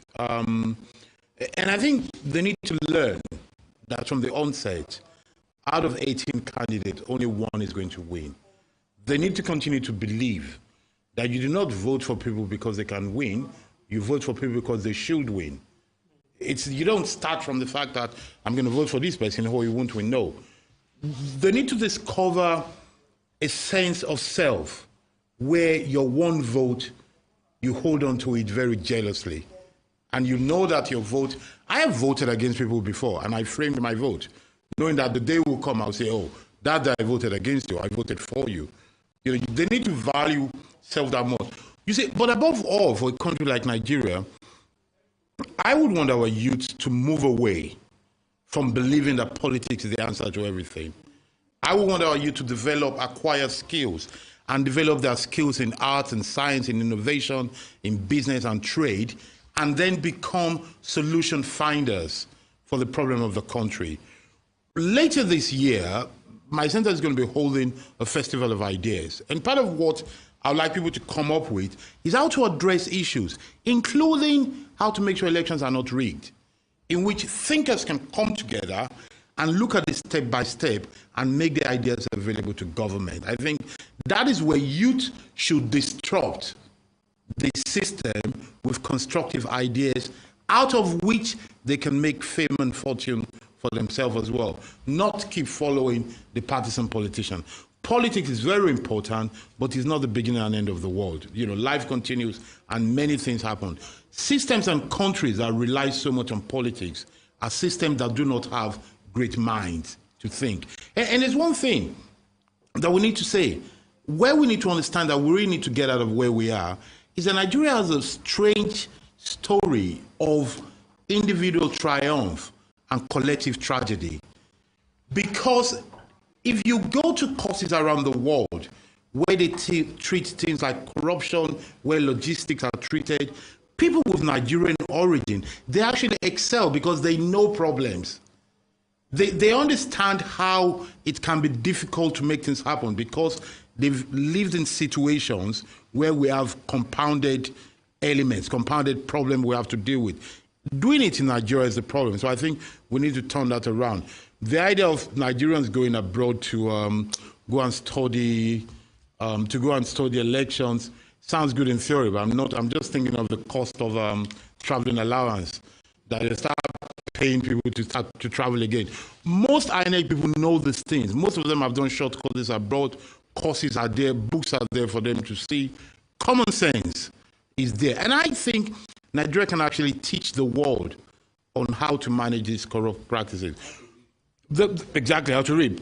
The other thing about the youth, we were saying, you know, it is true. Professor Akintola was mentioning the fact that the hegemony of the APC PDP is now over. But the truth is, not the first time in Nigeria. You know, students of history or political history will know that in 1979, 1983, we had a situation where we had four possible parties: the NPP, the UPN, the NPN, and the PRP. So, whilst history is not the same, I am not so awed about what is going on in this situation now, because some of us have seen this before, and those who haven't seen it can read about it and should read about it. So the new NNPP is a remnant of PRP, which got disbanded. I tell you more. Contrary to what people will remember, there was even GNPP that won a couple of states as well. So it is not the first time we have this, but let's see how it goes. It just shows you that you matter, your vote matter, and you can't make a difference. Nobody owns hegemony. Well, thank you. Well, we have to bring in the guest who is ready in the Abuja studio. And his name is Afolabi Adekaya-Oja, who is a researcher and development analyst at the Center for Democracy and Development, CDD. Good to have you on the program, Afolabi Adekaya-Oja. We've been waiting, actually. Thank you for having me. Yeah, but here you are. Yesterday, the CDD issued a preliminary report. And then since then, there have been other developments. We have elections, rescheduled elections going on in 141 polling units of Bayelsa and also elsewhere in Delta State. The INEC chairman this afternoon declared open the Collation Center, and we're told that by 6 o'clock, that Collation Center will reconvene and will be officially open. There have been issues about portal, reporting of results, uploading of results in the INEC portal. As the CDD issued another report. While you tell us about that, before you joined us, Leila Johnson-Salame addressed the point about the role of youths in this electoral process on the basis of what we saw yesterday. Is that part of your report? If it is, please help us also address that. Thank you. So, yes, we did release a preliminary statement yesterday. Part of what we had looked at was trying to get a very balanced response from what our 4,993 observers nationwide were able to report on, as well as our data clerks and our different fact checkers. So we were able to get a lot of responses in terms of the patchy states of when the elections opened across the different geopolitical zones. We were also able to get some feedback in terms of the performance of BVAS, which did have, though there was quite a high presence of BVAS nationwide. But then what we've also been able to look at is where there have been some logistical issues, where there have been some security challenges as well, and also trying to make sure that we can get as balanced a response as possible in terms of our response. We've also looked at inclusion. So the fact that, our segment yesterday did make reference to the fact that quite a number of polling units did not have provisions for voters with disabilities. So trying to make sure that we can get a better handle on that going forward. And like you rightly mentioned, we have also noted the enthusiasm with which many Nigerians, especially younger Nigerians, came out to vote yesterday. And in spite of different challenges, whether weather-related or logistics-related, they stayed out and they made sure that they could get their votes counted, that they really took part of the process. And really, that is the biggest silver lining in terms of the entire election process. Now, one thing that we are actively working on is, and we did issue a statement in this regard yesterday, in calling on INEC to ensure that the voting took place, especially in areas that it did not take place yesterday, and in ensuring that as much as possible that they are very upfront and clear in terms of the uploading of the results on IREV. That is one of the biggest issues that we have been tracking, and we do know that part of the momentum and goodwill and also optimism that INEC had coming into this election was due to the expected advance of technology and the fact that this would help to ensure a much more accountable process. So we know that the results are set coming up. We're hoping that it's done at a much more faster pace, and we're expecting to get more clarity on that, especially when the Collation Center opens at 6 p.m. Okay, so two questions here. Firstly, what is the CDD's current conclusion on how things have gone so far based on the information that you've just provided us with? And secondly, collation starts at 6 p.m. like you just mentioned, which is in about 30 minutes. What will your observers be looking out for as this process goes on for hours and hours, if not days and days?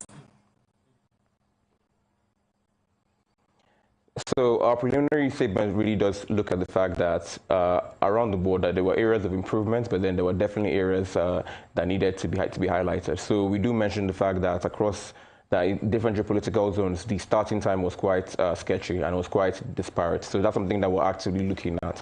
We're looking at the fact that there were some issues of beavers malfunctioning in different parts of the country. One thing that we are heartened about is that our data does show that at most of the places where there were issues with beavers, that it was rectified within 30 minutes. Now, ultimately, we're still also trying to ensure that subsequently, that especially when the results do come out, that we can get more clarity in terms of the polling units where our observers had identified issues and trying to make sure that the results actually do track. Also ensuring that we can get much more information around what's going on. Part of our concerns really do tie into some of the many anecdotal responses that we had gotten. So, for example, issues of our observers' phones getting snatched, issues of or even just general insecurity in particular polling units. And we are expecting to get some much needed guidance and some much needed response from INEC in terms of actually stating this is actually what happened and responding to the issues that many citizens have raised. Ultimately, one thing that we are actively also checking, especially through our fact checkers and our social media war room, is the role that misinformation is playing in the election. So rightly, as many other guests have already spoken about, IRF was put on. We are also expecting that people will be able to track the results and make their own calculations and their own additions based on what is there. But this boils down to two factors. One, the results actually have to be there for people to be able to get that more confidence in the fact that their votes have been tallied and that there hasn't been any discrepancy or any change. So it's ensuring that INEC is upfront about any challenges if there are, but also being very clear and communicative about where the process might be lagging and where that might be going on. And then secondly, on ensuring that all platforms and organizations are very clear to state that, look, we know that there are different numbers that are going around. We know that this is the pace that we are going. We may or may not have been able to make a call on some of the results on IRF that might not be particularly very clear, but being very clear and stating that, look, this is not an official result. At the end of the day, the only poll that does matter is the one that INEC is able to. The only announcement is the one that INEC does make. The declaration actually starts soon. And it's ensuring that we're able to maintain at least a very steady calm going into this process. The country is in a very, very tight position, and it's a very heightened political environment. So he's trying to avoid anything that might inflame tensions even any further and make things even much more worse. Ultimately, one thing that we've been very, very insistent throughout the entire campaign cycle is that at the end of the day, whoever does get elected has to govern.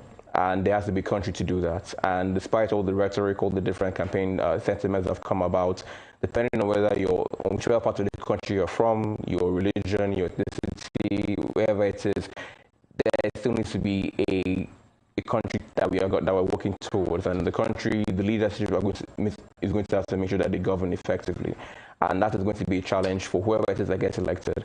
So he's trying to make sure that that leaders can actively try and make their contribution to managing this. That's part of why the Peace Accord by the National Peace Committee was done, and also ensuring that on social media especially that we can have a much more enlightened environment going forward. We know that this is going to be quite tricky, as it is in any election environment, but then doing as much as possible to call attention to that, especially the role that misinformation can play in heightening and even aggravating tensions any further. Well, thank you very much, Afolabi Adekaya Oja of the Center for Democracy and Development. Thank you for joining us. Well, we'll go back to Kano. We now return to Kano State, where the collation of results is underway. LP has 202 votes. LP has 202 votes. NNPP has 25072 votes. NNPP has 25072 votes. 25072 votes. Okay? NRM has 53 votes. NRM has 53 votes. NRM has 53 votes.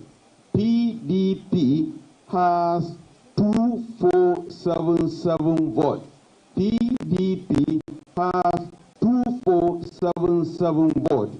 PRP has 12 votes. PRP has 12 votes. SDP has 36 votes. SDP has 36 votes. YPP has 552 votes. YPP has 522 votes. ZLP 522 votes. 522. Okay? ZLP has 90 votes. ZLP has 90 votes. Total valid vote 45809. Total valid vote 45809. Total valid vote 45809. Rejected vote 1888. Rejected vote 188 vote. Total vote cast. Rejected vote 1888. 1888. 1888. Okay? Total vote cast 47697. Total vote cast 47697. Okay, thank you, sir. Yeah, there are instances of cancellation, and we have I have summarized the report, signed and stamped. Yes, sir.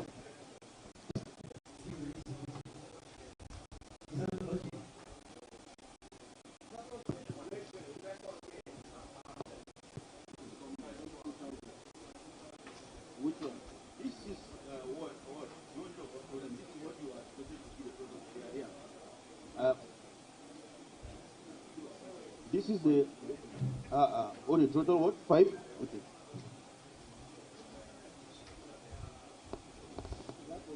No, it's London.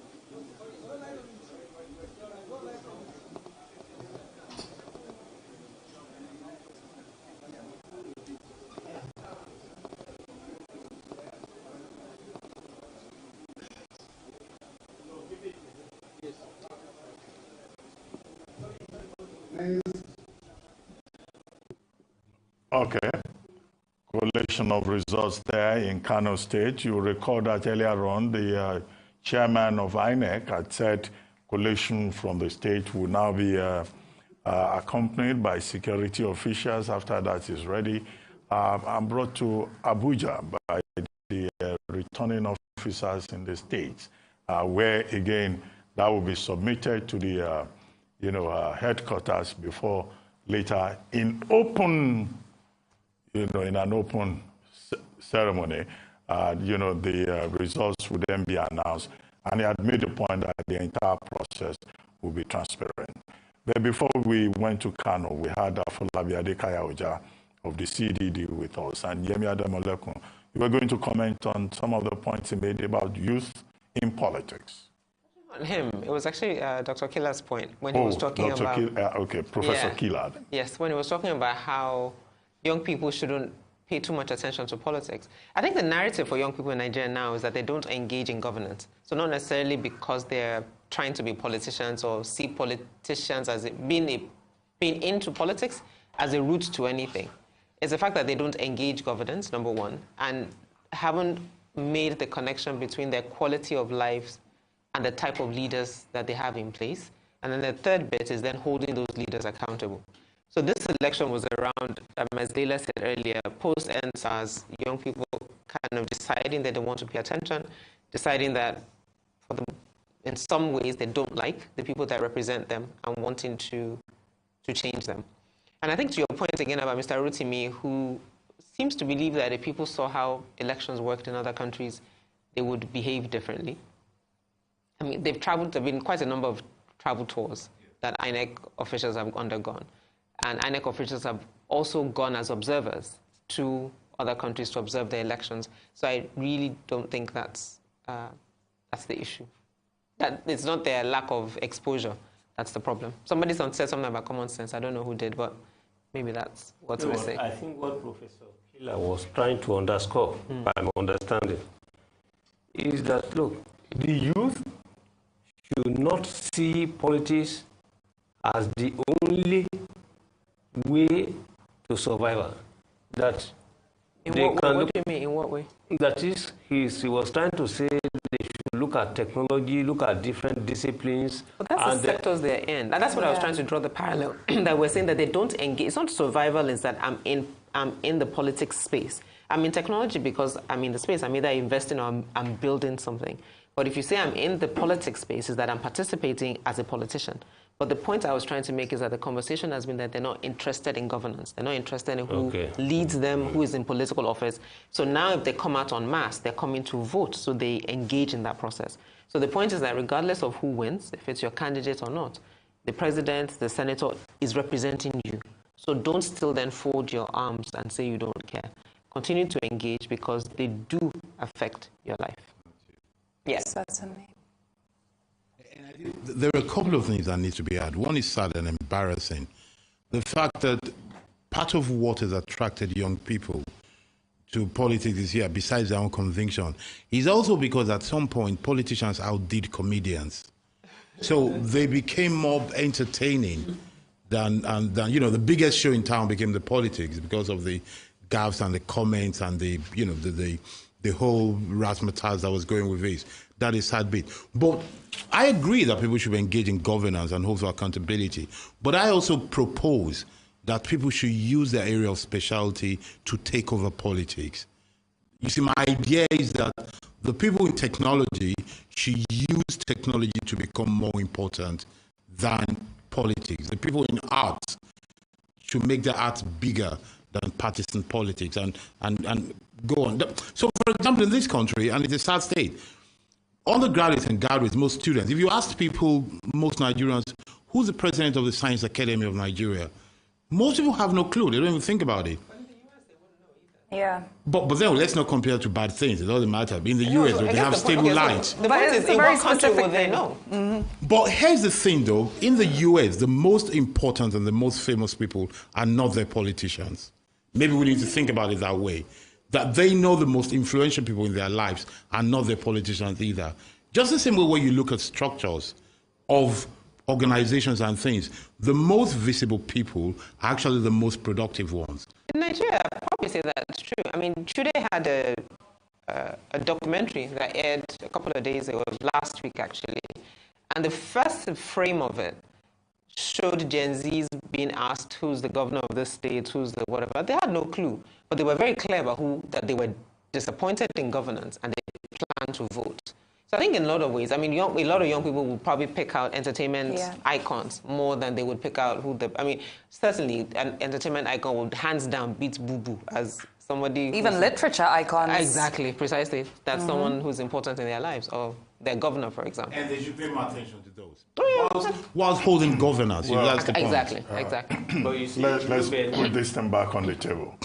The major beauty of the involvement of the youth, to me, is the fact that they are directly preventing or putting a stop to sit down, you know, leaders. Yes. Now that they are actively engaged, all those who want to change the constitution, die in office, I think this will sooner than later be thrown into the garbage of history. Okay, Yes. Can anyone hazard a guess as to when we will get the final result of the elections held yesterday?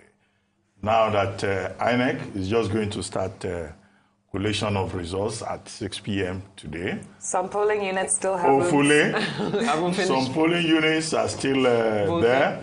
In some parts of the country, some people are still saying they've been disenfranchised. The election should be rescheduled. In Edo State, a certain election has been moved to March 11. So when I will... And in Enugu as well. The senatorial candidate that was killed. Well, that's true. In Enugu East, that is. You know, so when are we likely to have the results? Despite the fact that INEC told us before now that, the collation will be done quickly and, within the shortest possible time. What could that shortest possible time be? Because if we don't get the results early, the country will be no longer at ease. Well, we'll be in a fix of uncertainty. There will be a cloud of uncertainty hanging over the election. Objectively, yes, based on the dynamics that you have identified yourself, no one can sit down here and give you a good answer. But I will submit two possibilities. The Jimmy Cliff approach. In his song, he talks about time will tell. Now, the Peter Obi approach is a look. All these things, let God, yes, you leave it to God. Because as it is, the likelihood of the election even being cancelled, the 1993 way, cannot be set aside, which Prof. I'm coming. Yes. Prof, we just talked about tension, no longer at ease, Prof, uncertainty. you are a church leader. Church leaders are supposed to be optimistic. And today is Sunday. No prediction church mind. No, on a Sunday. Church mind. You were in church today, Sunday? Prof. Yes, you see. In the spirit of the season. In the spirit of the season, you tell the truth. The way you are looking at it. Yeah, that's the problem. You see, when you have all these problems, when discussion started yesterday, you interviewed Tietie.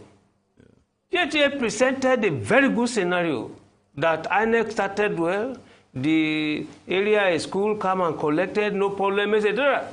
But in the afternoon, now the tension began to grow little by little. And as of today, you can just imagine, someone said, I don't know whether it's in the South, he said they will die. All right? That they will vote, they must see to this issue. So when you look at people determining now that here, thou shalt not prevent me from voting, and they are bent on engaging in the worst scenarios, you cannot set that one aside and then be asking God to come and help you. No, you must deal squarely with the root problems. That's the issue. But may God help us. There you go. Amen. Amen. Well, Yemi Adamalekun, do you share Prof's view? I do, but I think patterns, I was just looking at historical patterns. I was trying to pull up, there's an infographic that the cable did showing how long it took over the last 3 elections. And my call will be Wednesday. But my call will be Wednesday. That's my call as well. Exactly. I think Wednesday. Wednesday. I think Wednesday. Doctor, what's your call? What's your call? I'm not in the business of futurology. But maybe Professor Kila is. What can you find in your crystal ball? Well, I know it's not before tomorrow. Wednesday is a possible option between Tuesday and Wednesday. But I also think that I believe election is not going to be annulled. I think they're going to go ahead for 2 very simple reasons. All the people contesting, they share one thing in common with Buhari. They all want Buhari to go. Buhari himself wants Buhari to go. And there is no strong enough group that can hold the nation hostile against the general will. So I think election will go ahead. We'll get a new leader soon. Well, hopefully they won't prove me totally wrong. But that's what I think. And I think Tuesday, Wednesday, we'll get the result. And life will continue. Some happy, sad, but, c'est la vie. Well, we can't make any predictions, most certainly. No. But there are parting thoughts about the entire process so far and what we need to watch out for as we prepare for the announcement of the results and the next election, set of elections in 2 weeks' time. I think my comment would be around voter suppression. So we've talked about it in different formats. But the fact that there's been no strong statement by, in my opinion, by INEC nor by political parties, especially in Lagos. I mean, actually Lagos and Kano. I think those are 2 states that I've been watching, that it's really a clear issue of an APC stronghold, which is the ruling party, trying to hold on to power by all means necessary. Because if nothing happens in the way that they've gone about it, both in terms of cancelling results in polling units categorically stating that people of particular ethnic groups are not allowed to vote in a particular polling unit, that for me raises concerns for what that means for governorship elections. Because if at a presidential level they're able to do this and get away with it, when it's now the incumbent governor who is now either trying to hold on to power or trying to install a successor, it literally will be all gloves off if they're able to get away with what they've done on Saturday. And that's very worrisome. Prof, very quickly, as we begin to wrap up. Okay. Yes. Oh, two profs. Yeah, Professor Akintera. The younger one. The younger prof. No. Well, if Kwankwaso succeeded in voting and immediately thereafter the beavers refused to work, quote and unquote refused, then we need to sit down and think. And if, you see, the leaders, those who are leading, have problems with INEC, we need again to think, finally, let God have mercy on Nigeria. Amen. When Nigerians can't figure something out, they take it to God. Yeah, yes, of course. Let go and let God. Yes, of course. Professor Killer, briefly. Well, very briefly. We have just less than a minute. Yeah, I think we continue hoping for the best. But I think anybody who feels victimized, any group who feels victimized, should collect evidence for this, and it should be investigated, and perpetrators need to be prosecuted. In a civil society, you don't get away with crime, and we have to work to make our society civil. Well, thank you very much, Professor Killer, Yemi Adamolekun, and Professor Akinterewa. It's been quite a very long but eventful day. It has also been eye-opening regarding the developments that have forged the trajectory of these elections. Our Rice News channel will continue to follow up on what goes on from the National Collation Center in Abuja. And this indeed is where we drop anchor from the Lagos studio as we hand over the continuous coverage to our colleagues in Abuja. Many thanks to our distinguished analysts and commentators, as well as all of you who kept us company. I'm Ruben Abati. And I'm Leila Johnson-Salami. Thank you all for sticking with Arise News as we continue to focus on the fundamental issues around the 2023 presidential and National Assembly elections. Goodbye and good night.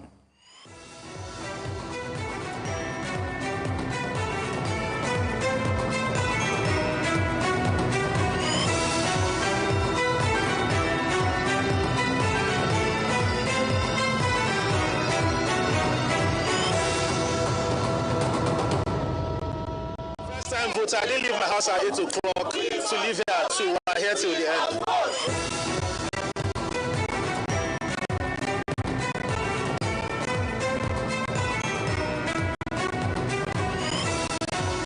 Whether you snatch ballot boxes or beavers or not, these days it doesn't matter. The technology has gone beyond the primitive rigging system that the political actors are used to. In Banga, no accreditation was done. The SPO disappeared with the result sheet, and he has not been found up till now.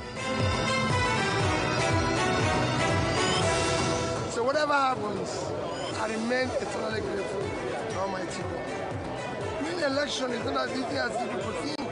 It's a burden because you're going to hold the people's trust. It's people now trying to entrust their life in you. So it's a burden. So if God wants you to carry that burden, you are carrying with joy. But I think I'll win. Bimodal voting and accreditation system is one innovation that everybody's applauding.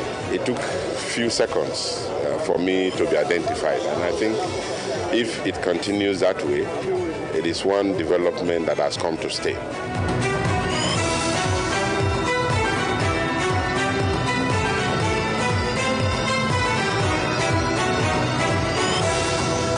Very peaceful, without any incident at all.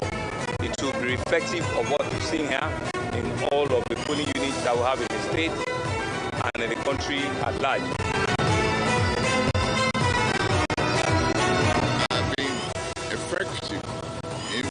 well in my program.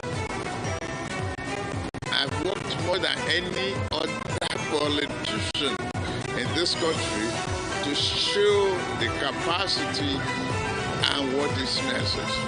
We must vote. The casting might go saying we must have to vote. So we are waiting here. Whether it's in the night, tomorrow we want to vote. It's our right. We have to vote. It is very difficult to determine by mere appearance who is a minor or not. Most of the ones you are seeing, maybe their genetic, their growth rate might be impaired. All those that you see voting, they are those that have been approved by INEC, and I cannot change it. We are confident in what we do, and we thank God for the very peaceful elections. I must truly say thank you to INEC for what we see at the moment, and we say thank you to Mr. President for ensuring that there is fairness in this election. I expect that this is a more credible process, than previous ones, and I think it is good that we are improving with every election cycle. That's a fraud. For someone to transfer to a place he or she is not living is a fraud. They carried our box, they carried my machine, and immediately the police came. The boxes they could recover, they recovered it. I'm confident because we made adequate preparations to ensure that every polling unit has at least 5 security personnel there. Politicians are supposed to be disciplined members of society. So we must conduct our affairs very credibly, that both our supporters, our relatives and so on should know that politics is a clean business. We have never been the kind of people that will incite anything besides peace. This is I dropped a bullet. This is my bullet. Somebody gave order for them to shoot at us. I tell them to dodge a bullet. Look at my leg with the bullet I dodged. Look at what happened. Look what happened. Look what happened. This is what I came with. Only worry was that the election here started after 11. And it is rightly pointed out we have thousands of people there. And not only that, immediately I finished voting, the machine went bad. And now we are struggling to repair it. We have worked for INEC for at least 3 days, and INEC have agreed to give us ballot paper and boxes and other devices like beavers to work with it. And why you refuse to pay us our feeding allowances and our transport allowances? We use our leg with ballot paper and beavers to our polling unit. That what unites us surpasses whatever that divides us. What is important for us as a people, irrespective of differences in political affiliations, religious persuasions, tribal or sectional background, it's after the election is all undone. Army is here, civil defense is here, DSS is here, police is here. We only have our BBC. We want to vote. We have stayed for 3 days without sleeping and without eating. How election will be conducted successfully?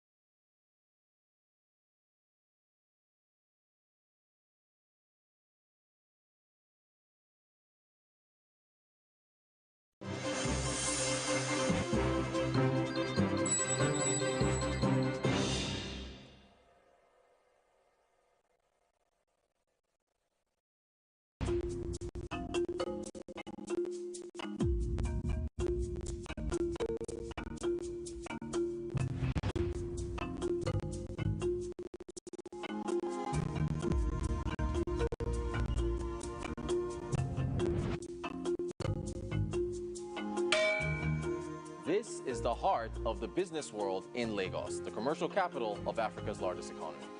These aren't just numbers. They represent our nation's sharpest minds, our most successful investors, our most inspiring bosses. In Nigeria, business is in our DNA. From micro-business to startups to world-conquering brands. Every success story has something in common. They all started somewhere. Success is not final. Failure is not fatal. It is the courage to continue that counts. Global Business Report gets to the heart of business. We bring you the stories making headlines across the globe with in-depth analysis from experts and executives. This is not business as usual. This is the Global Business Report.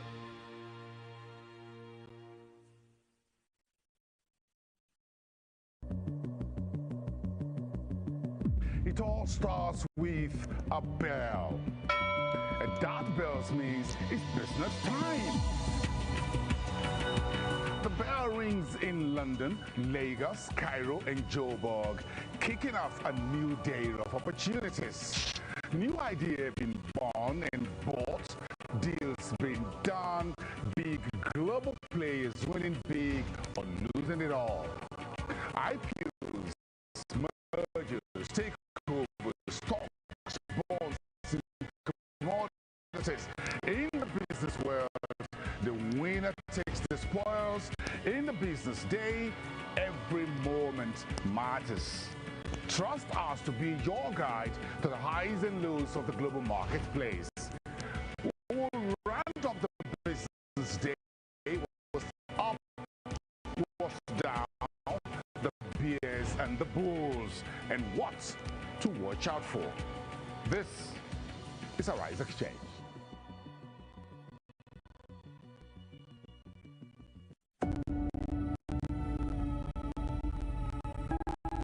One planet, our world.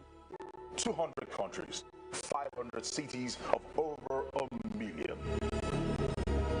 It's billion people with your own story. Every day, every news day. We make sense of all the noise because you need to know what's important for you, your family, your business, and how it affects your story. Breaking news, the top stories. All the sports updates in Lagos. Arise Newsday for 3 hours every day. Make every day a news day.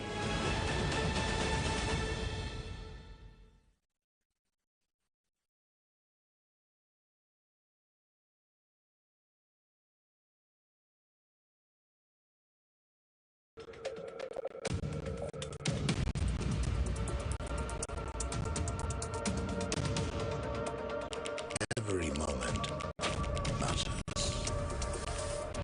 Every decision, every moment of courage, every act of kindness, every declaration of war is made by someone, somewhere.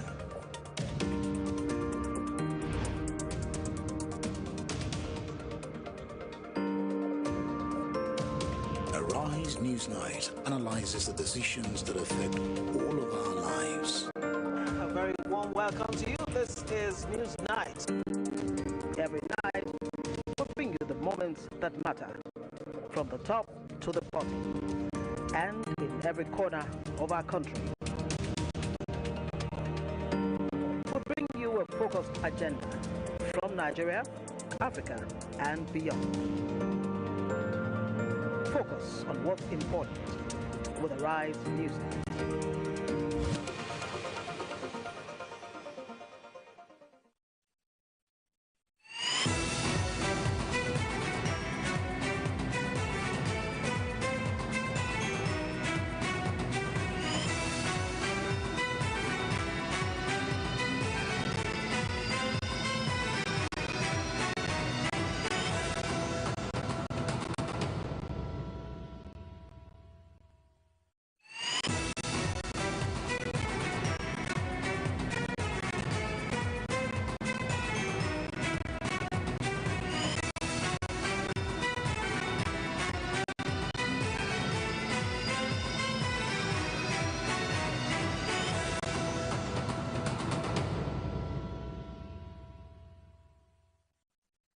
Welcome to the program. You're with Arise News in Nigeria's capital, Abuja, as we bring you special coverage of Nigeria's 2023 presidential and legislative elections, arguably the most competitive presidential ballot in this country since the end of military rule. I'm Charles Enyegolu.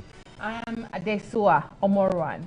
And over the next 3 hours, we'll be live with our correspondents across Nigeria, as well as analysts and commentators who will help us bring highlights of Nigeria's hotly contested general elections.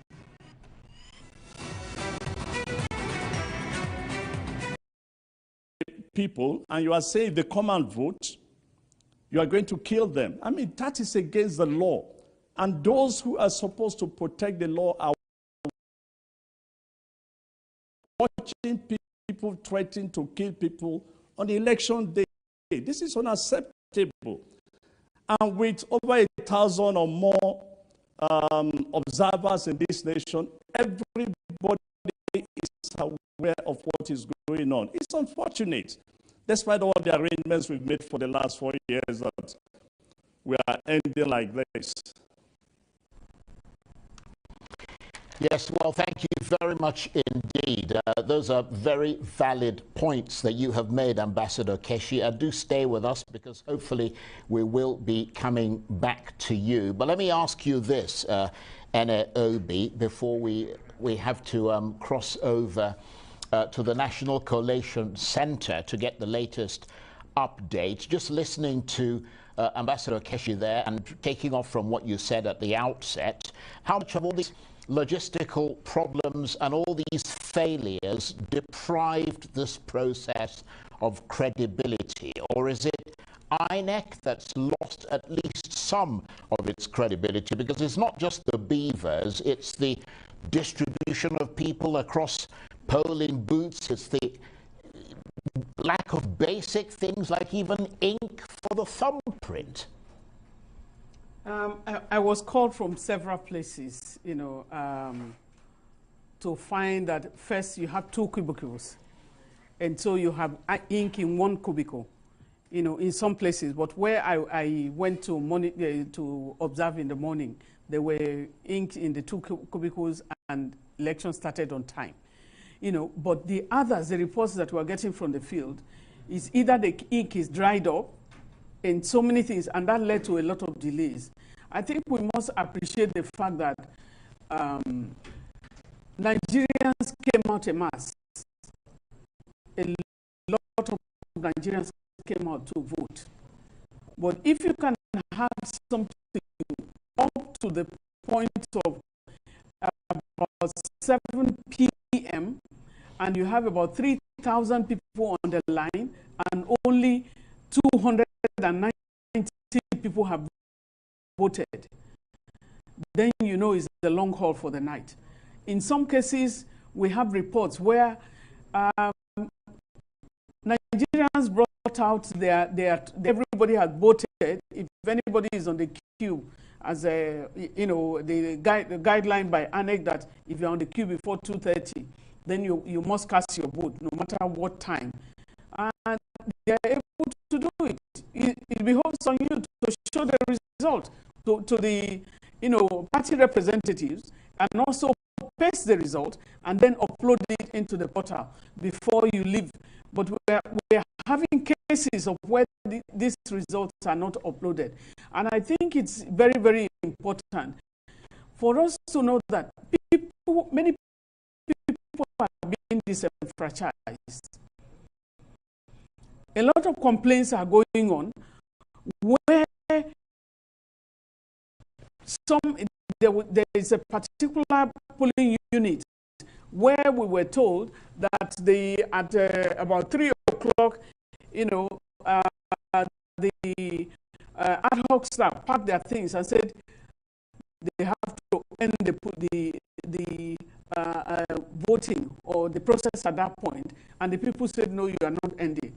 We got a report in a part of, I think, Ogbaru, that the INEC officials arrived at about 7 p.m. These 2 local governments, they have said that the report results from those local governments are rejected. And so if they are rejected, are you going to call a Bonya? That's why I talked about stock taking. That if we don't do this now, a lot of people are going to be disenfranchised. We placed hotspots before we went on when we started, we opened our situation room on Wednesday. We did not Lagos as a hotspot, you know, Rivers and a few other states, Kogi, you know, and we're having all of those reports and all the number of states where our colleague, you know, from Clean Foundation, which is a partner, the member of Situation Room, brought out certain things. Yaga also brought out so many things. CDD brought out so many other things that we have escalated to INEC. And we feel that if you are calling in now and you are announcing results, will you tell Nigerians that this is what you have done? And like His Excellency said, I think there is need for apology to Nigerians. And what we have had is about 30% that opened at 8:30 in the morning. And to tell you how Nigerians have really, really come out, I got a call, you know, at about 10:30 from the former president of the Nigerian Labour Congress, Comrade Ayuba Waba, that in his polling unit, which is in Borno State, as at 10:30, there was no INEC person. At 12 again, he called me, and they have not sent anybody yet. And then at 1:03, he sent me a message that INEC people had just arrived. That's to tell you that we are not shouting for nothing. When we see that something is not being done, when it is being done, we update ourselves. And this is real. And so the report we have been getting is not the disappointment is not just here. You say it's the setting of the standard, and we are not meeting the standard. The whole world is here, in Abuja, in Nigeria, watching and looking at the polls. And we have to look at some of these things as some lessons. We are going into gubernatorial election. What lessons are we learning from there? We need to learn it together. Nobody is a hoarder. If INEC is having problems, they need to explain to Nigerians. We learn together. We deepen the democracy together. Many people have paid the price for democracy that we have today. And we need to organize ourselves. As in, we believe in this country. Right. If not, we won't be here. Indeed, very well said. Ambassador, I want to come back to you because in your earlier submission, it seems as if the blame is enough to go around. You start with the president, who promises to bequeath a legacy of transparent, credible elections. You then mentioned the INEC chair, as well as security agencies who similarly stood by in places where we saw threats to voters yesterday. But I didn't hear you, or perhaps I missed it. You mentioned the politicians themselves. Do they have some blame in all of this? Of course, I did mention the case of, reports coming in from a number of states about the role of governors in bring down the reputation of this country, and out of, again, their disregard and disrespect for the people of this country. When over 60 or so million people, step out to go and vote, and after voting, by the way, it looks as if the Wonder Boy, Beavers, probably they didn't perform the one that we expected it to perform at the end of the day. So I'm beginning to doubt whether it's really a game changer.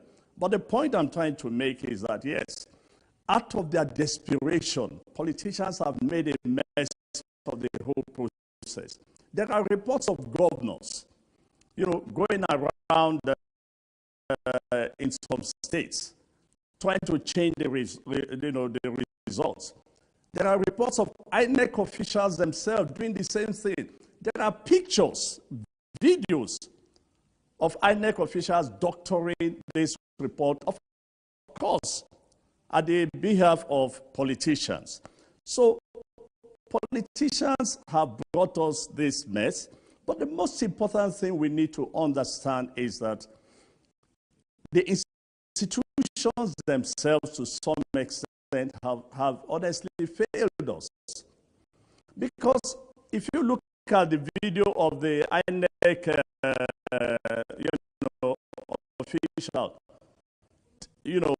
putting tippets on results, policemen are there. If you look at where governors, constituencies. So when you say, for example, a policeman or a security man standing where somebody is threatening to kill somebody, and he says nothing. When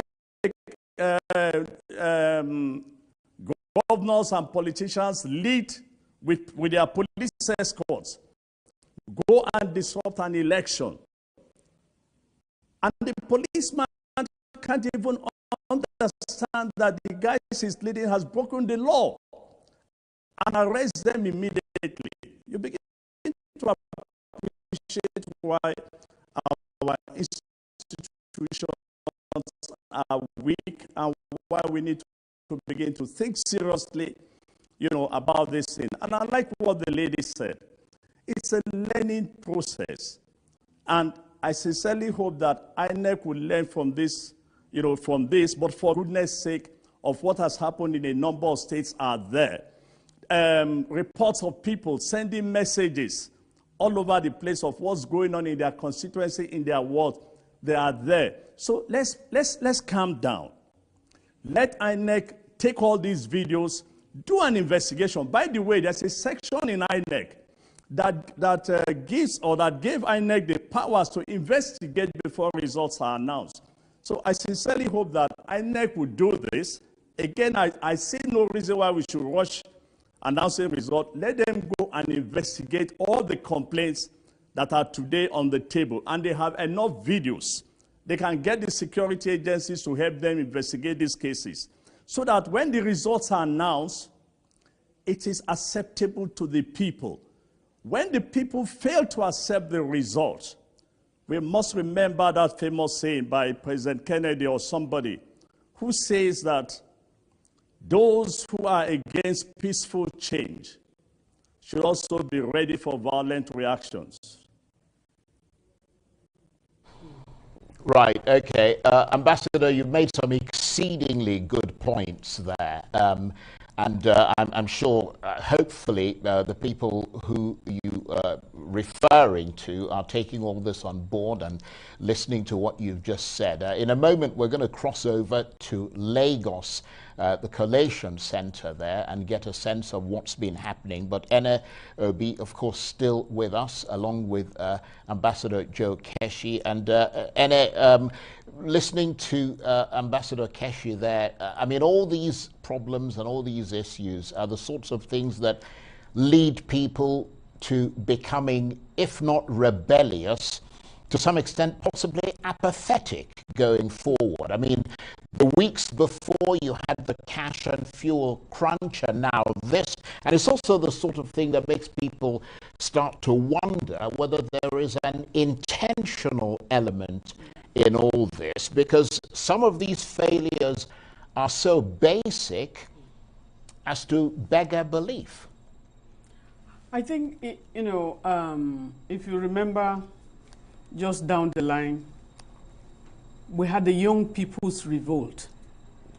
And when I saw that Young People's Revolt, and for once in this country, because for all protests, I'm always in a protest one way or the other, which is organized by either by labor or wherever I go into the protest. But for once in our lifetime, young people organize themselves without any adult, without any big person, not adult per se, but not in our own category. They were able to see that they had had enough, and they went on the streets. That time, it made me to understand that the young people of this country will outlive everyone. All the adults that have categorized themselves into the leaders, and they are not planning for the young people, that the young people will rise and they will hold this country. And whoever is not organizing them now, they will organize themselves. So for them to be interested in voting, for them to be interested, you need this surge is because they are beginning to trust again. And so if you don't do the right thing, if you are not able to be transparent enough to keep their trust and to be able to go with it, it is important for you to allow them to register. It means they can believe in you again. I remember so many years ago, about 10 years ago, I asked a colleague of mine to go and vote. He said, what am I voting for? My votes have been counted already. At that time, ballot snatching was the order of the day. But now you can't snatch because it will not be of no use to you. And so tackling that is people are learning to trust you again. We are managing. So when you meet a roadblock, some of us will look and say, how did we get there? What are we tackling this time? We thought we got over this. It was like when we were coming from Anambra election, and then we went into, we thought we had gotten the beavers was going to do well, and all of a sudden we had the FCT election. And then boom, the beavers were not working. We're like, but we're sitting in the FCT.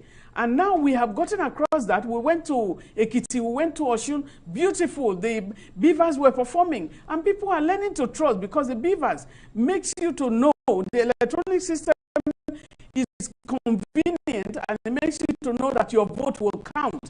People are coming to vote because they believe that their votes will count. And we thought there is a progression. So a lot of it too, in a number of places, beavers worked very well. But late deployment really messed things up. But where we are now is about going back and looking at the stock. Where did you vote? Where did the country vote? And where did they not vote? Which vote are you taking into the collation center? This is very, very important to Nigerians. And it's important to talk to Nigerians. Yes, apologize to Nigerians. Okay, this one has, you are a human yourself to hold on and stand upright for Nigeria, because it's not a president that will come and start at a poll. He is not the one to be an ad hoc staff. He's not the voter. Wherever we find ourselves, we have to be responsible. We have to also be accountable, to the things that we are doing. So if the adults are not preparing well, the young people, this place belongs to the young people, and our time will be up. Like it or not, if you don't act, there will be reactions. Okay, well, our time is not up yet. We still have Ene and Ambassador Keshi with us on this special coverage of Nigeria Decides, a day after the presidential and legislative elections here. But Ene, I want to stay with you very quickly, because you did say that you were inundated with calls from across the geopolitical zones of Nigeria yesterday. There are those who have raised concerns that there's some sort of deafening silence from the north. We've not had so much concerns or squabble from the election from the north as we've heard from the southern part of the country, even though the INEC. But what have you seen on ground? What have you heard? Are there situations we are witnessing in the south, also in the north, or are they more politically aware? What's going on? One of the things, one area of concern for us was a lot. We raised the flag of the southeast, and then we had the issue of security personnel. But there were lots and lots of security personnel. Right. I'm really sorry to interrupt you there, but do stay with us, because we have to go to the Lagos Collation Center now. Let's cross live there and get the latest on what is going on. Let's listen in. Please be orderly with it. We are not many here, and therefore I think we can make it as orderly as possible.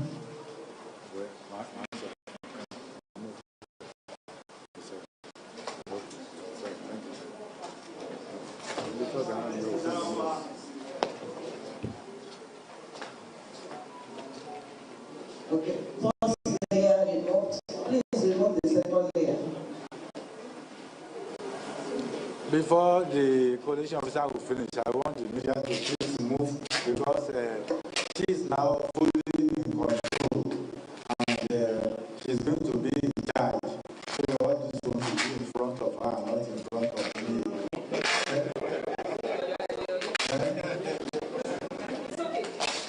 They are not seeing her. No, they are not seeing her. How people are saying they are not seeing Madam? It's me they are seeing. And I'm not the owner of this exercise again. This is not the camera. The cameras are there, so they believe that all this is to be with you. So we have this is for KCHD, and this is what we use for the results. It's blank again, as you can see, and we will all follow the procedure right on the screen there.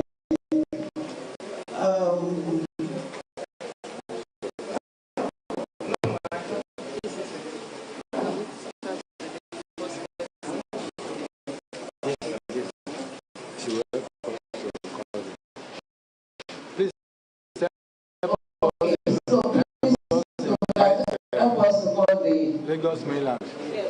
Lagos mainland is the first to present to us. Yes, the first of the list is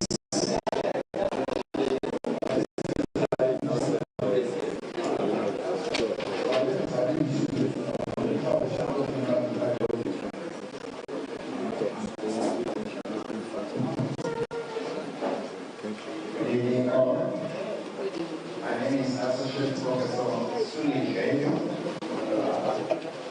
the Collation Officer for Lagos Mainland Local Government. Thank you.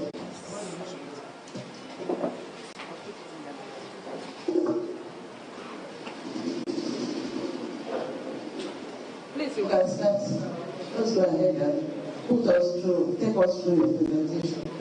Thank you. Lagos Mainland Local Government has about 11 wards. Is it about 11 wards? That's exactly 11 wards. Thank you. Thank you. In the local government, the total number of registered voters is 250,616.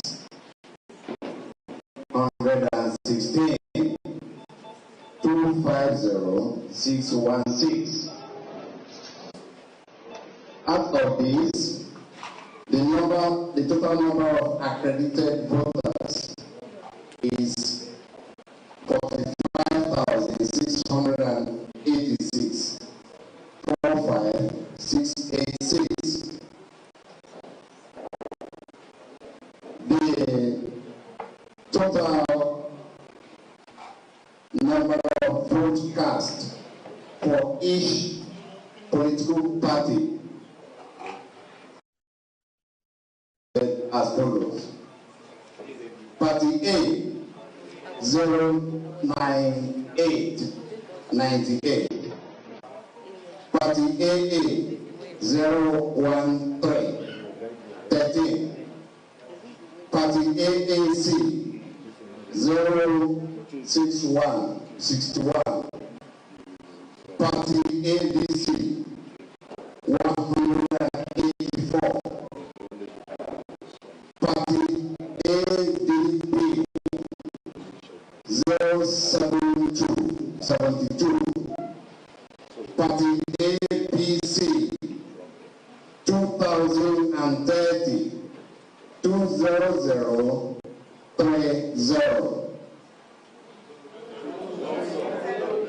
20,030.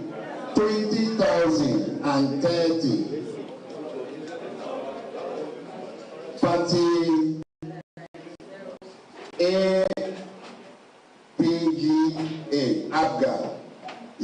vote 6 to 62. Party APM 017 17. Party APP 010 10. Party BP 052 52. Party PP. Party LP 18,698. 18,698. 18698. Party NNPP.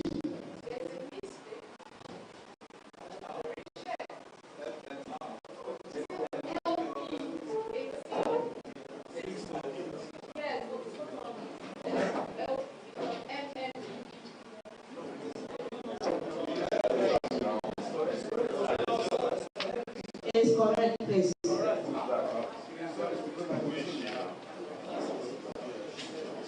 Party NNPP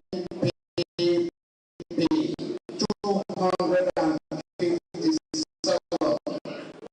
257. Party NRM 020 Party PDP 3002. 3002. 3002. Party PRP 007 7. Party SDP 018 18. Party Y465. I think these are all the parties that presented candidates for presidential election. Then the total number of valid votes in Lagos Maryland local government is 43,095. 43095. Total number of rejected votes 2,204. 2,204. 2204. Total number of votes cast 45,204. 2,204. 2204.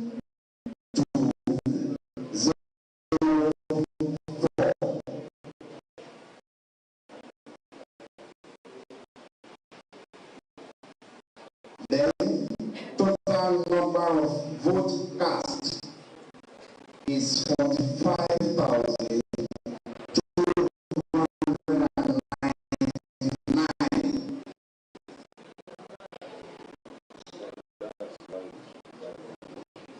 Thank you and God bless you.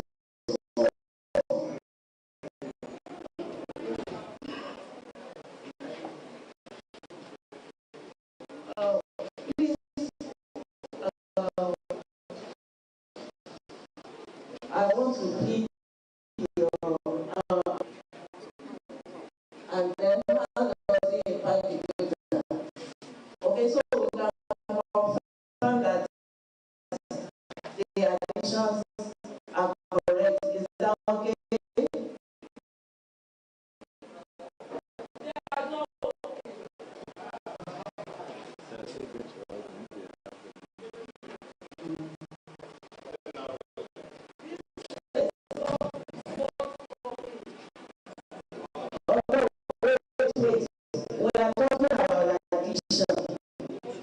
the addition is okay.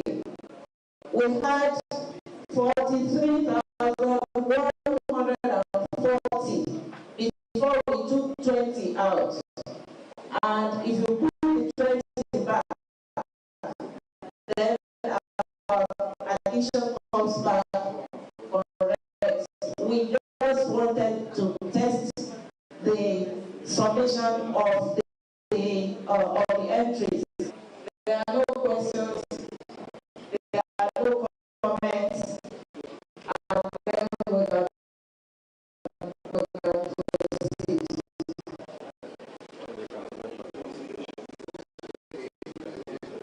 Please report if there are classifications.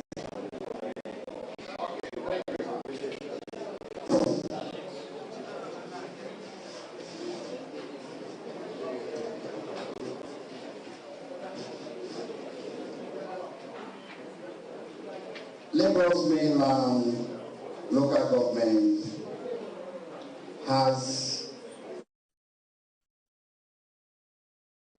polling units, and there were cases of overvoting and disruption by thugs in some polling units. That resulted to cancellation of votes in some polling units. How many, please?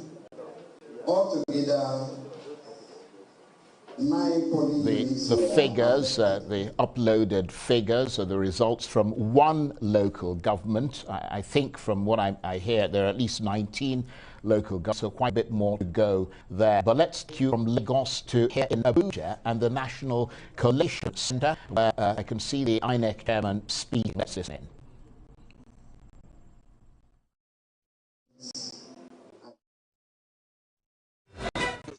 To send the result on a secure email based on what transpired at the polling units as collated at ward level, local government level, and state level. So you'll all follow with us the collation as announced by the state collation officer for the presidential election. So why the REC Ekiti State?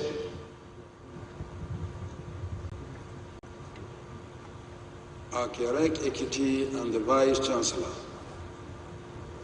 I think of the Federal University of Health Sciences, Ila Irangun, Ocean State.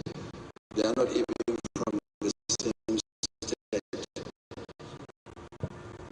So please come forward, take your seats, introduce yourselves, and formally present the result for Ekiti State.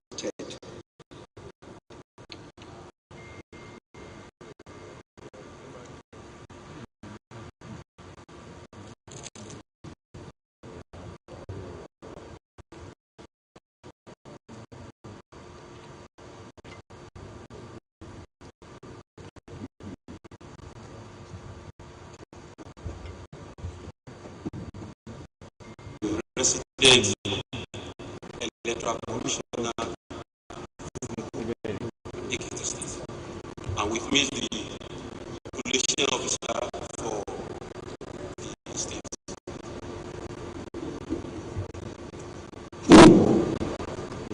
Good evening. I am Professor Akeem Olawale Lasisi. I am the Vice Chancellor of the Federal University of Earth Sciences, Ilorin, in Osun State, and I am the Presidential Collation Officer for Ekiti State.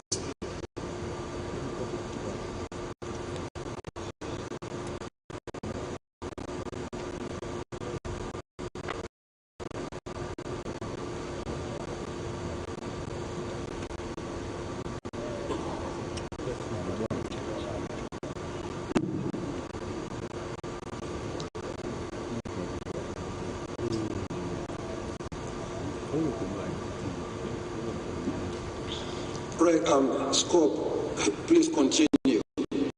Okay, sir. Tell her the number of local governments in the state and the other details, and make your submission thereafter. Please go ahead.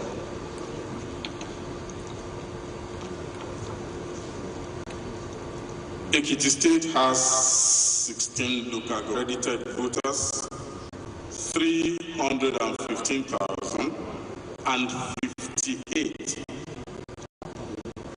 The total number of votes received by the presidential candidates of each of the political parties are as follows. Party A, 69 votes. Party AA, 29 votes. Party AAC, 108 votes. Party ADC, 1,337 votes. 1337. Party ADP, 737 votes. 737. Party APC, 201,494. Party APC, 201,494. Party APGA, APGA, 268 votes. Party APM, 46 votes. Party APP, 91 votes. Party BP, 46 votes. Party LP, 11,397 votes. Party LP, 11,397. Party NNPP, 264 votes. Party NRM, 131 votes. Party PDP, 89,000. Party SDP, 2,011 votes. Party SDP, 2011. Party YPP, 81 votes. Party ZLP, 460 votes.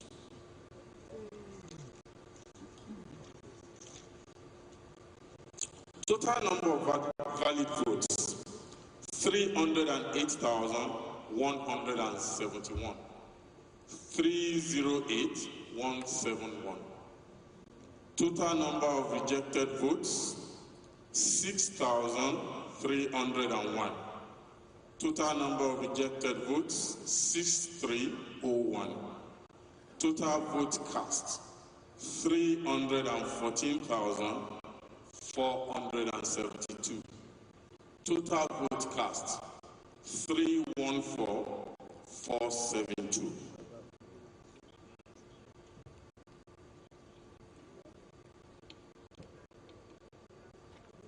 Okay, thank you very much, Scope. Are there places where election did not hold or malpractices? Yes, sir. There are two places where elections where we had cancellation. The total number of registered voters in the polling unit is 1,786. And the areas Ekiti local government, Ward 4, polling unit 7, and Ekiti East local government, Ward 7,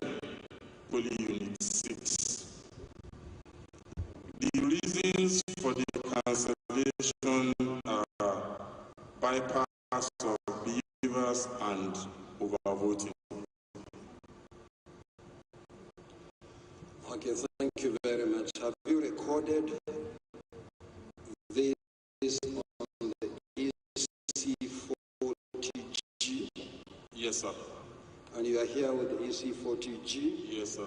As well as the EC8D? Yes, sir. Okay. Party agents, any comments, any observations on the presentation? Okay, State Collation Officer, please present the original results to me. Okay, sorry.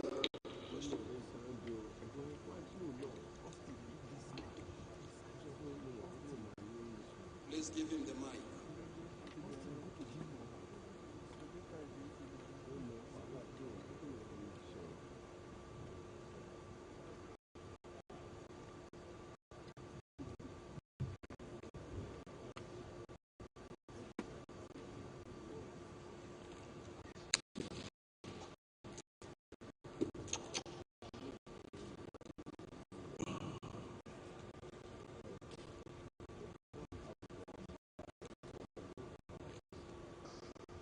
Bypassing beavers.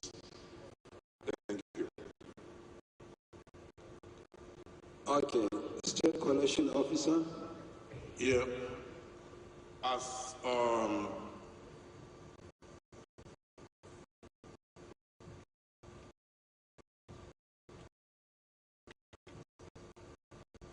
reported from the local government, there was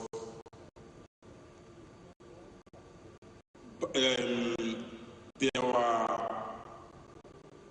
certain number of voters that were recorded, and they found out that the number recorded for voting was more than what was recorded in the papers, and that was the reason why they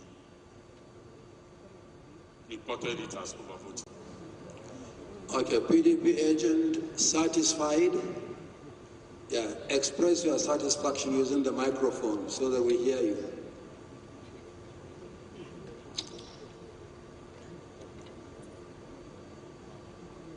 Satisfied. Thank you very much. So, State Collation Officer and the Resident Electoral Commissioner, you may step forward to present your report.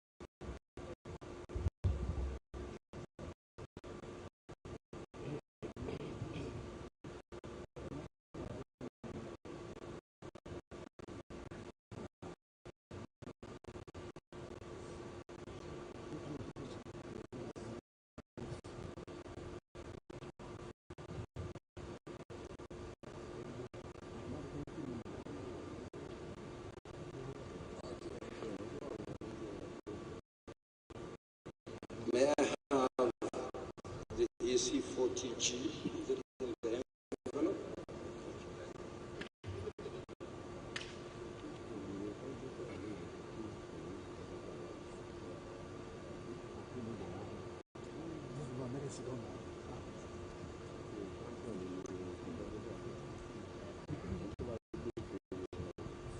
Right, and that's the National Collation Center here in Abuja, putting out the results for Ekiti State in the southwest. And from what we've heard from the officer there, the total estimated number of votes were 315,058. The APC taking 201,494. The PDP taking 86,301. The total votes were 314,472 total votes cast, and I understand a number of places also had cancellations. Okay, let's listen to the INEC chairman because he's speaking. From Abuja. So on this note, and as I said in the afternoon, there will be interludes. We hereby adjourn and reconvene at 11 in the morning tomorrow. Presidential elections for Nigeria. The returning officer, who's the INEC chairman, Professor Mahmoud Yakubu, speaking there. We've just listened to Ekiti State give the results. However, from that collation center, we understand it's closing for the day. NLB is still here in the studio with us, and of course, we still have Ambassador Keshi as well. Joe Keshi, beg your pardon, Ambassador Joe Keshi, and of course my colleague Charles Anyogoli in the studio. But anyway, what do you make of this? We've had one result from Southwest Nigeria, Ekiti State, announced, and then we are postponing to reconvene tomorrow. What do you make of that situation first, before we go into the results? That's a good question. I think it's very, very important for us to look at how we utilize our time. You know, if we are just taking one result, is it worth it to have gone today? Or should we have waited and taken two tomorrow? I don't know the logistics around it. There is a good feeling that we have gone to start the beginning of collation. It's a beautiful thing that is starting, but the use of the time. And the INEC chairman is still not telling us anything about those, you know, looking at as talk about those places where voting did not take place. There is no information, no further information. It's just so confusing. It's so confusing at this point. But I mean, in circumstances like this, how do you crunch your numbers? I mean, I presume that as a situation room, you're making, because I noticed you were writing furiously when those results were being released. We heard from one local government in Lagos and obviously the Ekiti State, the whole of it. And then you wait for the announcement. But when you say there are a lot of numbers fighting each other, what do you mean? You mean you're getting your own numbers are not matching that of INEC? Is that what you're saying? We try as much as we can not to have our own numbers. Right. We deployed only, directly from Situation Room, we deployed 2,410. And that's just a summation that there are 3 in every local government, at least 3 in every local government.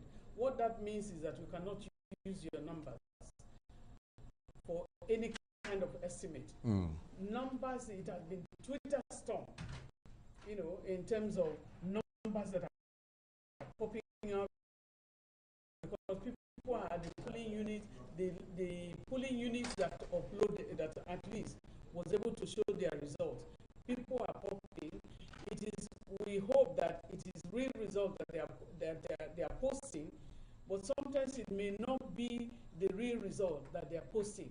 So you are not sure. You know, we don't want to do just it. And that's the reason why we say INEC put the numbers out so that immediately, because there is no way you can find a different result, if the results come out immediately and you post it there, our observers normally will snap it and send to us, but that's the truncation of the system. And the time that this thing is taking from the voting period or of the ad hoc people, accreditations, voting, the counting, and down to, is taking such a long time. But I said the numbers are because when you look at registered voters in Ekiti State, 987,647, and they voted, those who are accredited were 315,058. Football fever never stops with Showmax Pro. Watch the best live games at showmax.com. You know, and as just recently pointed out, it's difficult to believe the figure that we are hearing, that such a low number voted in one ward or whatever, or one local government area in Lagos State. You know, look, the more we continue with this, we are only creating more credibility problems for the whole electoral process. And that is the honest truth. Nigerians want to hear the result, yes, so Ekiti is out. Ekiti has always been the first to, to be announced. But look, let's take our time and do the right thing. Investigate all the complaints, whether from Imo, whether from Delta, whether from any hurry to announce a result, and then we believe that, people should just accept it because INEC has announced it. For goodness sake, INEC is not sacrosanct. INEC is not like the Pope. Okay, I'm really sorry, Ambassador Keshi. We will come back to you in a moment, but we're going to take you live to the State Collation Center in Lagos, where they've been giving the results, local government by local government. Let's listen in. 647, and you are presenting 84. I can't remember the last name. 096.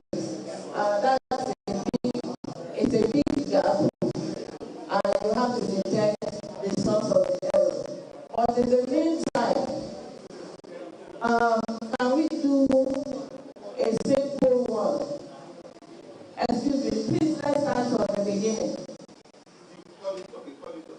From the first part of this, okay?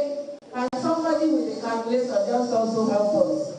So we do the math, we compare it with the one on the paper, and then we look at the one that is done by our Excel worksheet. So if you have a calculator, please go with us. 233 plus 28 plus 124 plus 498 plus 197 plus 50353 plus 152 plus 53 plus 19 plus 109 plus 28951 plus 4 plus 33 plus 4508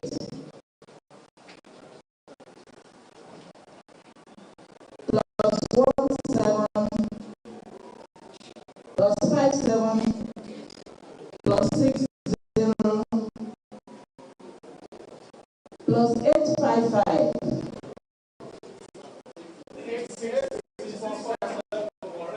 Thank you. So, Madam, you have to go back and trace the source of the error. Thank you very much. Do we have comments on these results? Comments, questions? Yes, Madam. What I have here is 29,222. 29,222. Okay, is it a case of the person signing a blank result sheet?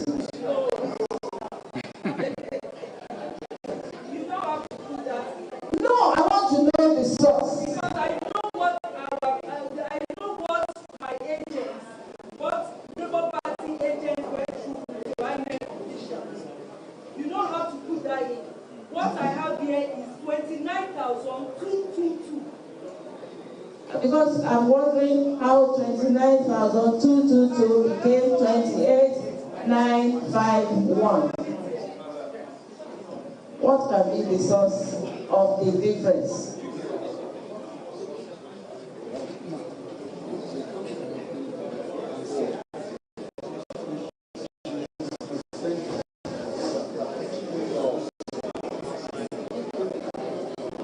I think what you can do is to present the result as you have it. Because this is what we have, and the documents we have are with them. So if you have documents that we can look at, I think that will work well with us. Yes, I have it, and it has the INEC stamp on it. It has the INEC stamp on it. The total.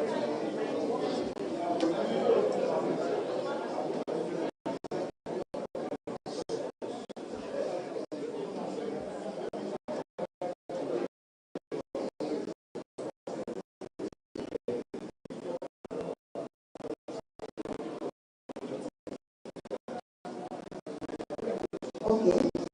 Please, thank you very much. Just present it to the collation officer. They are going out to Madam, please step aside so you go look at the papers, look at what she's presenting, and then you come back to us because your data is not adding up. Thank you very much. Please, where's the next person? Who is the next person?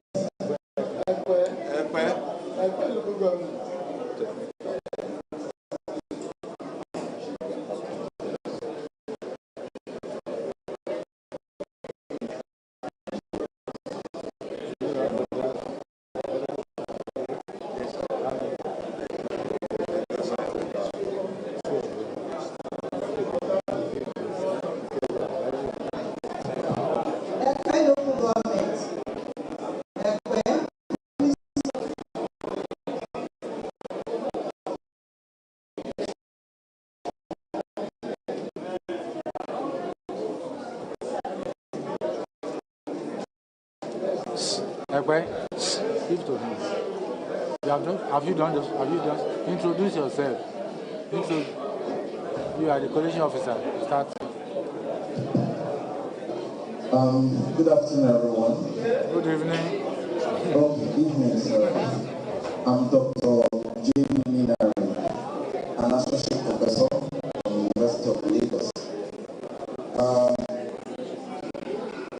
I'm presenting for a local government area.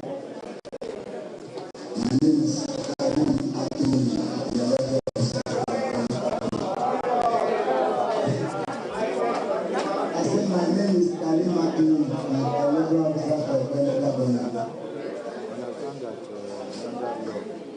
Okay, thank you. We have 19. Please, can you hear me? Can you hear me? We have 19 wards in Epe local government, and we have Epe.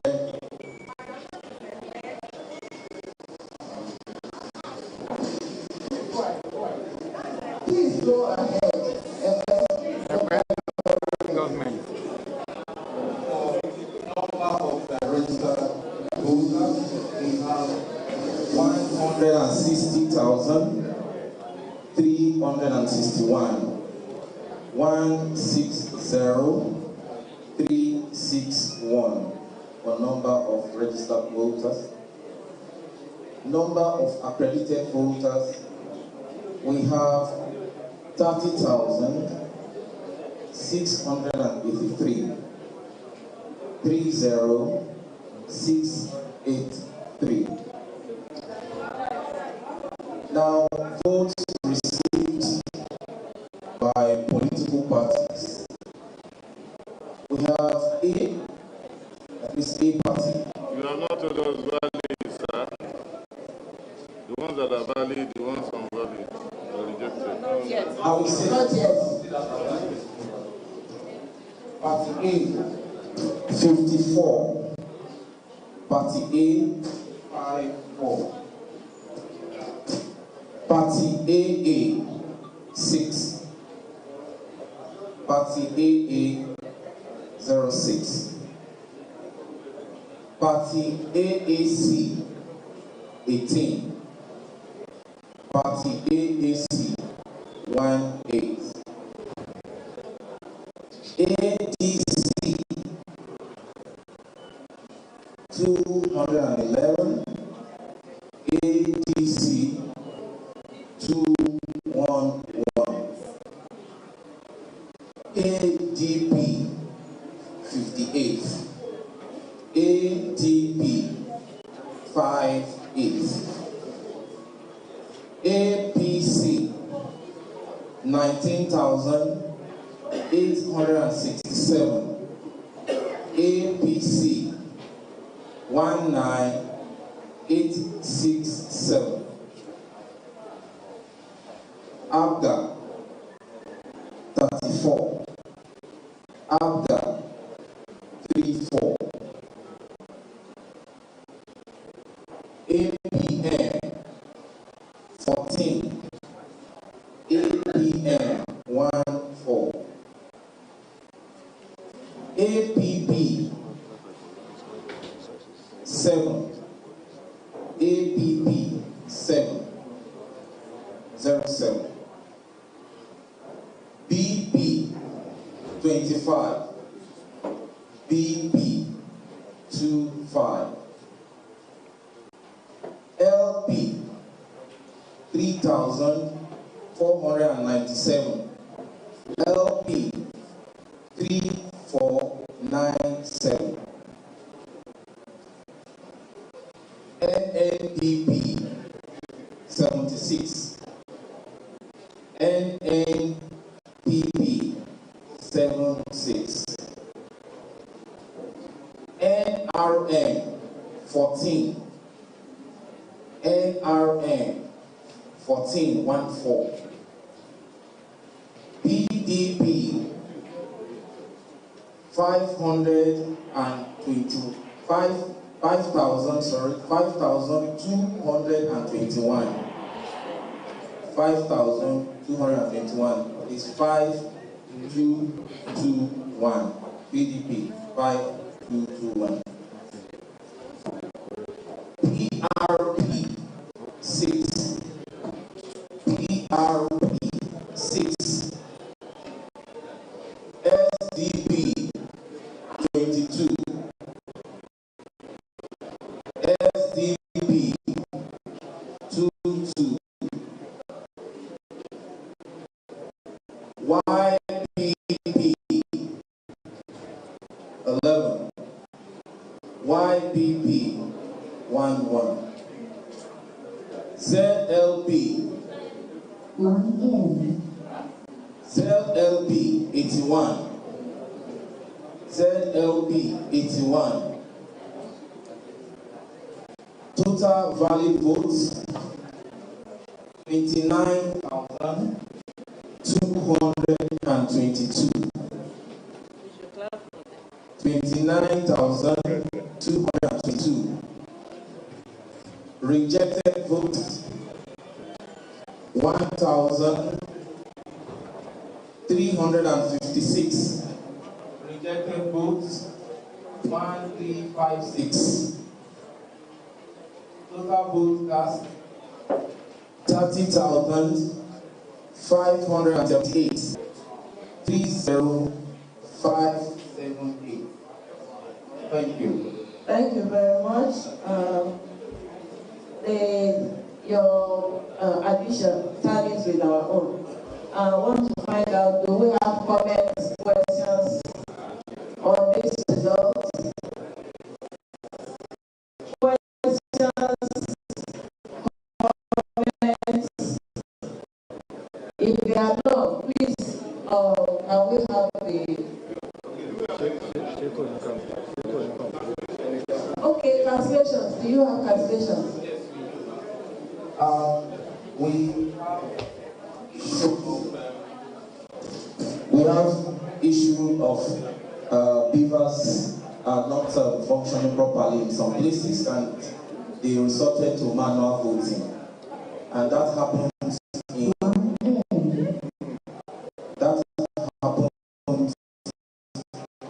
in 3 wards, Ward 19, Ward 8, and Ward 5. For Ward 19, the polling unit 10, Ward 8 is a polling. The total number of registered voters there is 892. For what? No, we need the total. The total for the 3 wards. 1,533.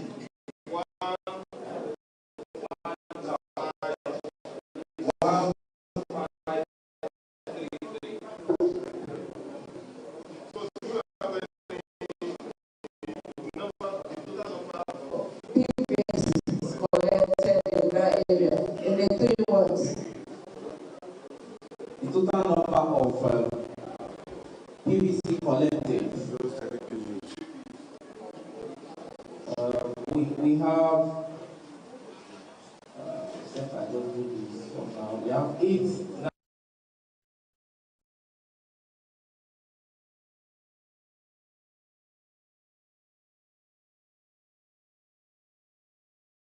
Live footage from Lagos Collation Center. That particular result was from Ekpe, local government area of the state, and the result as called by the returning officer there, the APC 19,867, the PDP 5,281, Labour Party 3,497, and the NNPP 76. There were total valid votes of 89,222, rejected votes were 1,356, vote cast were 20,578. Charles, we still have with us NOB, who is the country director of Action Aid Nigeria and also the convener of the Civil Society Situation Room, as well as Ambassador Joe Keshi from our Consular General Nigerian Mission in Washington, D.C. Let me come to you from our Ambassador. What do you make of this process so far? Well, I've just been having some fun with myself here, you know, alone in this your studio. What kind of fun? You know, Charles and Adesua, I'm sure you guys have seen election results being announced all over the world. If this is a way of saying that we are very efficient, then this is so inefficient in the management of the whole process. I'm sure you've seen how the British announced their results. I'm sure you've seen how the Americans announced their results. You don't have this near charade that we are witnessing and so on. But that's probably what makes us uniquely Nigerian. That's the way we want to run our affairs and so on. But it's not efficient. It's not, Look, I make the point I made earlier on again. We want to see this result. We want to be sure that they are credible. Yes, maybe for Ekpe and a few other places, but why the rush? Look at the time. Tomorrow morning we can start, and hopefully they can clear all the situations that people have been raising and all the complaints. And once that is done, they can go ahead and announce all the results. There's practically no reason to rush this thing. Let me repeat myself again. And what we are saying here is the most inefficient way of doing things, announcing an election result. And I'll make one of the mantras I've always said. I even used to tell my kids when they were relatively young, if you do not know what to do, for goodness sake, watch television. So I think both INEC officials and all the agents around this country, anytime there's election in Britain, in Germany, and anywhere else, they should please begin to watch television and see others announce. I see the way others announce results and how they do things. And don't go through this charade and inefficient way of saying that this is, yes, it's uniquely Nigerian. It's a Nigerian style of wanting to do things, but for goodness sake, we should outgrow this. Thank you very much indeed, Ambassador Keshi. I mean, I expect that beyond the fact that they're not just talking about it being Nigeria, there's also the sense that the INEC is under tremendous pressure to start releasing numbers, and presumably by tomorrow, when they come back at 11 a.m., there'll be a lot more rather than just one result to put out. But let me come to you, NAOB, for a final word there. Is it plausible to suggest that counting, or because counting started at different times for different polling units, because quite a lot of them, as you know, opened late, or some of them were put off and so on. I mean, is that makes it more likely that the release of the results simply won't be uniform, and that means there'll be a delay for a state to collate all its results? Of course, one thing will lead to another, because the process of collation, you take it to the ward level. For example, when you go from the PU, you go to the ward level, and then you go to the local government level before you now collate at the state level. And if they don't do all those collations, they cannot come to the national level. It again depends on the issue of logistics that we're talking about. If you have a charade and a cascaded down to late, casting of votes and all of that, it will delay in terms of the processes. But I think it will be interesting to see where you have polling units that have not voted or that were cancelled, so many cancellations, and see how INEC manages that. But to keep the results coming, if you know you have concluded your result, your polling unit, and the good thing is that people are there, the social media has taught us something. Sometimes people will say it carries fake news, but it carries real news too. People are watching. If you are from a particular local government, particular PU, they should be able to publish the result. And that is why we ask about the publications. Because when you publish it, you are able to see down to the polling unit level what they are delivering, and citizens will be able to challenge the result. If it's their result, they will claim it, or if it's not, that's the way it goes. But let them keep the results coming. That's what we have. Okay, thank you very much indeed, NAOB, who's the country director of Action Aid Nigeria and also the convener of the Civil Society Situation Room, and of course, Ambassador Joe Keshi, former Consular General, Nigerian mission in the United States, but also noted psephologist himself, and also someone who crunches the numbers as a public affairs analyst. Well, let's take you now to the International Conference Center here in Abuja, the National Collation Center. And Hannah, now, presumably you can hear us, Ndi. Just bring us up to date with what's been going on, and give us, along with Sumna Samba, who's there with you, your analysis of what you're seeing and hearing so far where you are.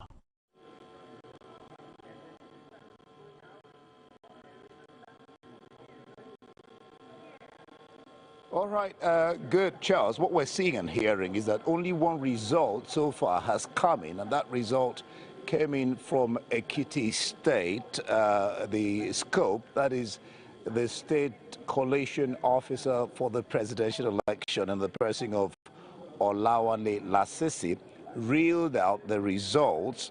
I'll just reel them out, then I'll bring the political editor, Sumna Samba, to discuss these results, as well as the total votes cast and the number of people who registered. We have APC scoring 201, 494, LP 11,397. We'll have the NMPP scoring just 264, and then the PDP scoring 89,500.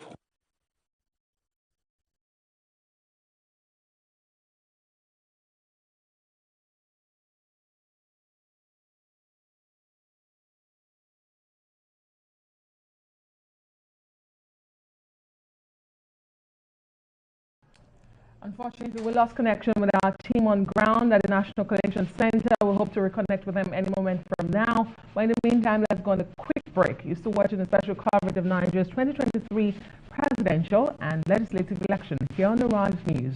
We'll be right back.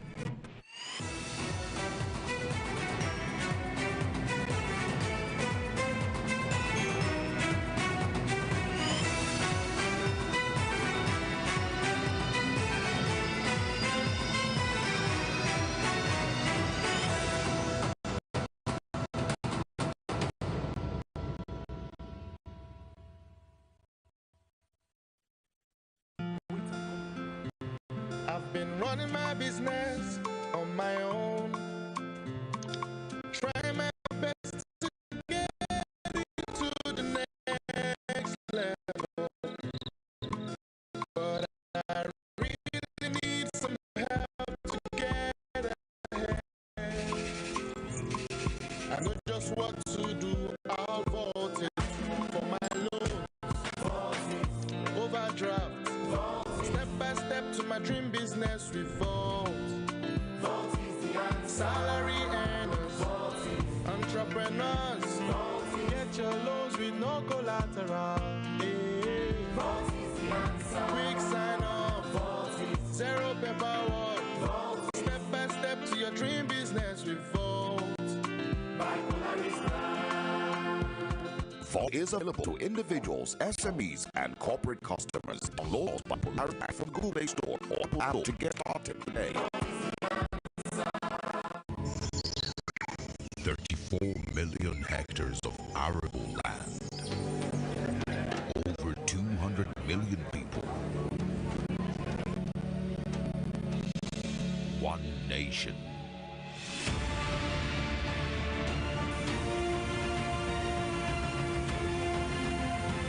Home to Africa's fertilizer company.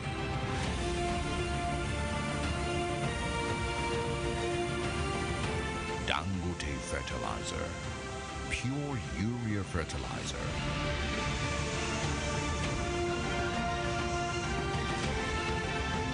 With one single-minded passion to feed Nigeria.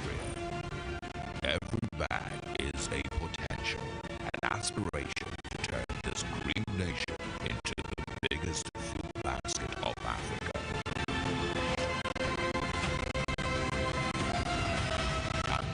fertilizer. This our landlord and his wife happy fight for Africa, sha. Chai. No mind the man. With that in nose like our Market Square Junction. Una don't start this now gossiping again, Abi. Okay. Una met the Akamata Community Square. They sell their votes to politicians for cool 5K. Una sit down here, the mumu una safe. It's alright. Omo, make we sef go collect our own cash. Collect waiting. God forbid. So you want to sell the next 4 years of your life for 5K, Abi? Well done. You sabi say this 5K now 4 naira per day for the next 4 years. Make una get sense na. Haba. No nonsense una dey talk. Make month end reach, make una no pay me my rent. Na that time I go see fire. Make una no dey listen to people like this landlord. Election no be business. Na your civic duty to your country to help elect the correct leaders them. We go fit create better life for us and no go get future for our children. Make you no sell your vote. Cause if you sell your vote, na your future you don't sell be that. This message now from the Center for Democracy and Development, CDD, with support from the MacArthur Foundation. Here's a card we no go give you stress at all. 0 waiting, 0 queue. First Bank is Petra card. Here's a card we no go give you wahala. 0 trouble now for you. First Bank is tell office spoiler. Who won't break where you want to say now you get nothing fit to sharp payment not the way. Swipe they go, you know the way. Veteran card with the sweet body. Veteran card with no the shape messy. Put you first again. First banking veteran card we put you first again. Generate your virtual card we put you first again. First banking virtual card we put you first again. Just generate your virtual card. The Independent National Electoral Commission, INEC, will conduct the 2023 general election using the bimodal voter accreditation system, BVAS. On election day, the BVAS equipment will be used to accredit voters by verifying their fingerprints or facial photographs. In each polling unit, every voter must be verified and authenticated before they are allowed to vote. Any intending voter whose fingerprint or facial photograph is not verified by the BVAS equipment will not be able to vote. With this, one man, one woman, one vote is assured. As no one can engage in multiple voting, neither can anyone use the voter cards of another person to vote. After polling, the BVAS equipment will also be used to transmit election results electronically from polling units to the INEC result viewing portal for everyone to see. BVAS will eliminate multiple voting, identity theft, or impersonation. The BVAS will guarantee one man, one woman, one vote. INEC, making your vote count, consolidating our democracy. This message is brought to you by the Independent National Electoral Commission, INEC, and the Center for Democracy and Development, CDD, with support from the Osiwa Africa Foundation. Today, the Tony Elmelu Foundation Entrepreneurship Program has trained over 1.5 million young African entrepreneurs. We have disbursed nearly $100 million to over 18,000 beneficiaries who have gone on to create over 400,000 jobs across Africa. We need to do more for women in Africa. Empower a woman, you're empowering a whole society. The Tony Elumelu Foundation gives access to a world-class business training and seed capital. Thanks to the Tony Elumelu Foundation Entrepreneurship Program, we've been able to structure our business and operations, but also we got the funding and financial needs to concretize it and make it happen. This is the impact we want to achieve by the Tony Elumelu Foundation. The Tony Elumelu Foundation Entrepreneurship Program is sector agnostic. The only thing that is important to us is your ideas. The future of Africa is in your hands.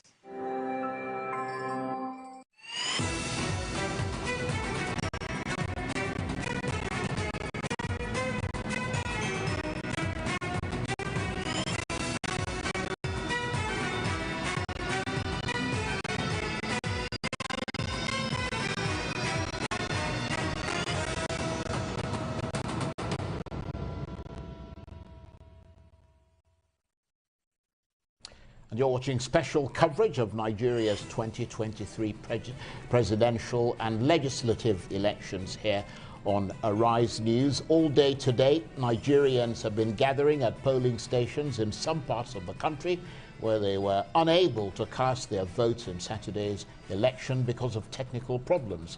Here in Abuja, counting and collation are continuing at the National Collation Center, with first results from that hotly contested election expected, well, some of it already coming in, some of it expected tomorrow and over the next few days. The election is a race between the four front runners who are trying to succeed President Muhammadu Buhari.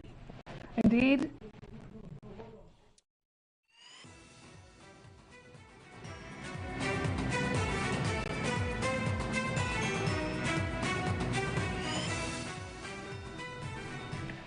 Well, let's now cross live to the National Collation Center in the nation's capital, Abuja, where our correspondent Indi Amugo is standing by, and with him is politics editor Somna Sambo. Indi Amugo, what is your analysis of what has happened there?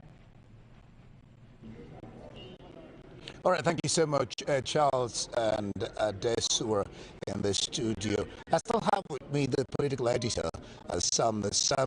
I just talked about earlier that Olawale Lasisi, the scope of Ekiti State, just reeled out the results, the only result so far that has come in. So I will bring Sam Sambo in, and let's continue from where we stopped earlier. All right, Samna, who talked about the four political parties and results that have come in, and I asked you to, all right, get on with what you make of these results that were reeled out. Yeah, thank you so much, India. As our viewers would have noted, there are 36 states in Nigeria, and the federal capital, that's the FCT. So this is 1 out of 37 results being expected, which means that there are 35 states and the nation's capital, Abuja, which we are still expecting. And of course, from this, we have seen that the APC has taken the first lead in these results, with having 201,494, and then the Labour Party having 11,397, and the NNPP 264, with the PDP having 89,554 actually coming second in this. And of course, during the question and answer session, the chief returning officer for this particular election, the presidential election, who happens to be the INEC national chairman, asked the agent of the political parties if indeed there was any objection as to what has happened. One of the party agents of the PDP, Senator Dino Melaye, stood up and he actually raised an observation as to some polling units that were cancelled, some results that were cancelled because of what the state collation officer had said, that some of those results were cancelled because of a bypass of the beavers and then overvoting, which led to cancellation in some areas. And of course, he wanted to find out what exactly it meant, what exactly the scope actually meant by the bypass of the beavers, and he was given an explanation.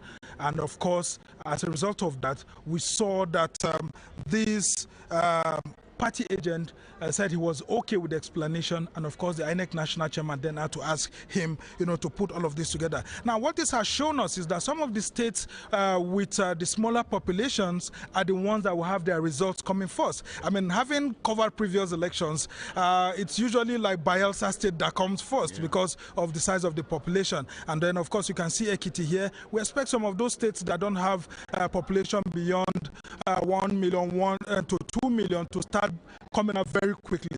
Hopefully by tomorrow, when we resume here at 11 a.m., we should have some states, especially like Osun and others that have had the elections, a little bit concluded very fast. Now, what does this mean for these results that have been released? What it means is that Nigerians should continue to be patient with the electoral body and not go ahead to release unverified results. This is the only result that can be officially proclaimed and analyzed, and then of course it is only that which is announced by the state collation officer for the presidential election and then handed over to the returning officer that can be certified as the official result. So in Nigeria right now, we only have one official result for the presidential election, and it happens to come from Ekiti State. Thank you so much. I'll bring in a judiciary editor now, Toby Shoni.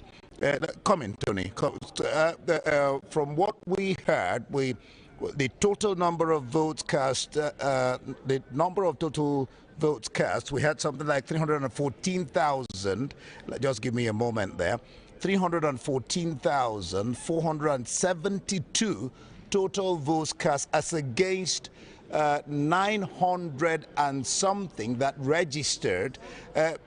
What do you make of it? It's looking like 1/3 of the people who registered to cast their votes in Ekiti came out to cast their ballot indeed.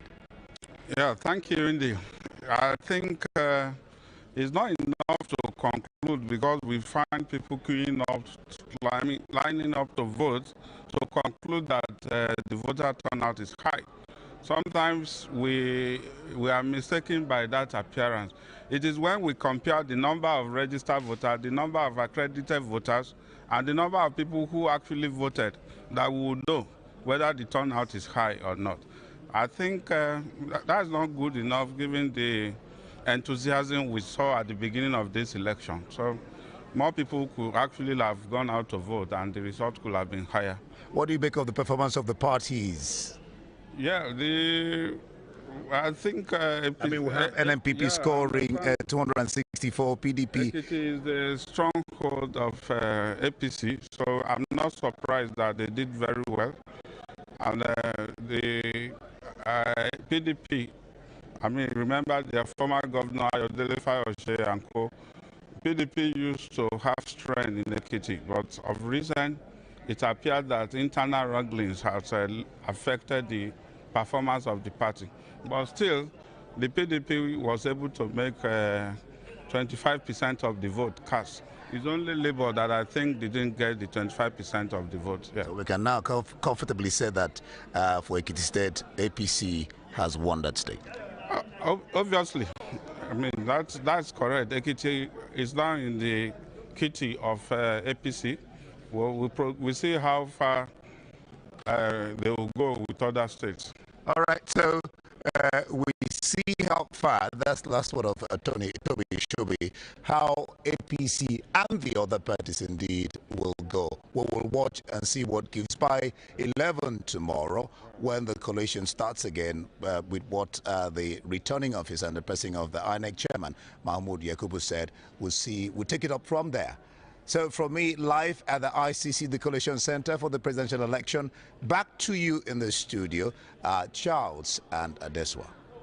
Ndi, thank you ever so much. Ndi Amugo is, of course, Arise anchor and correspondent, and he was talking to Arise political editor Samna Sambo there, as well as Arise judiciary editor Toby Shoni, and all of them at that National Collation Center in Abuja.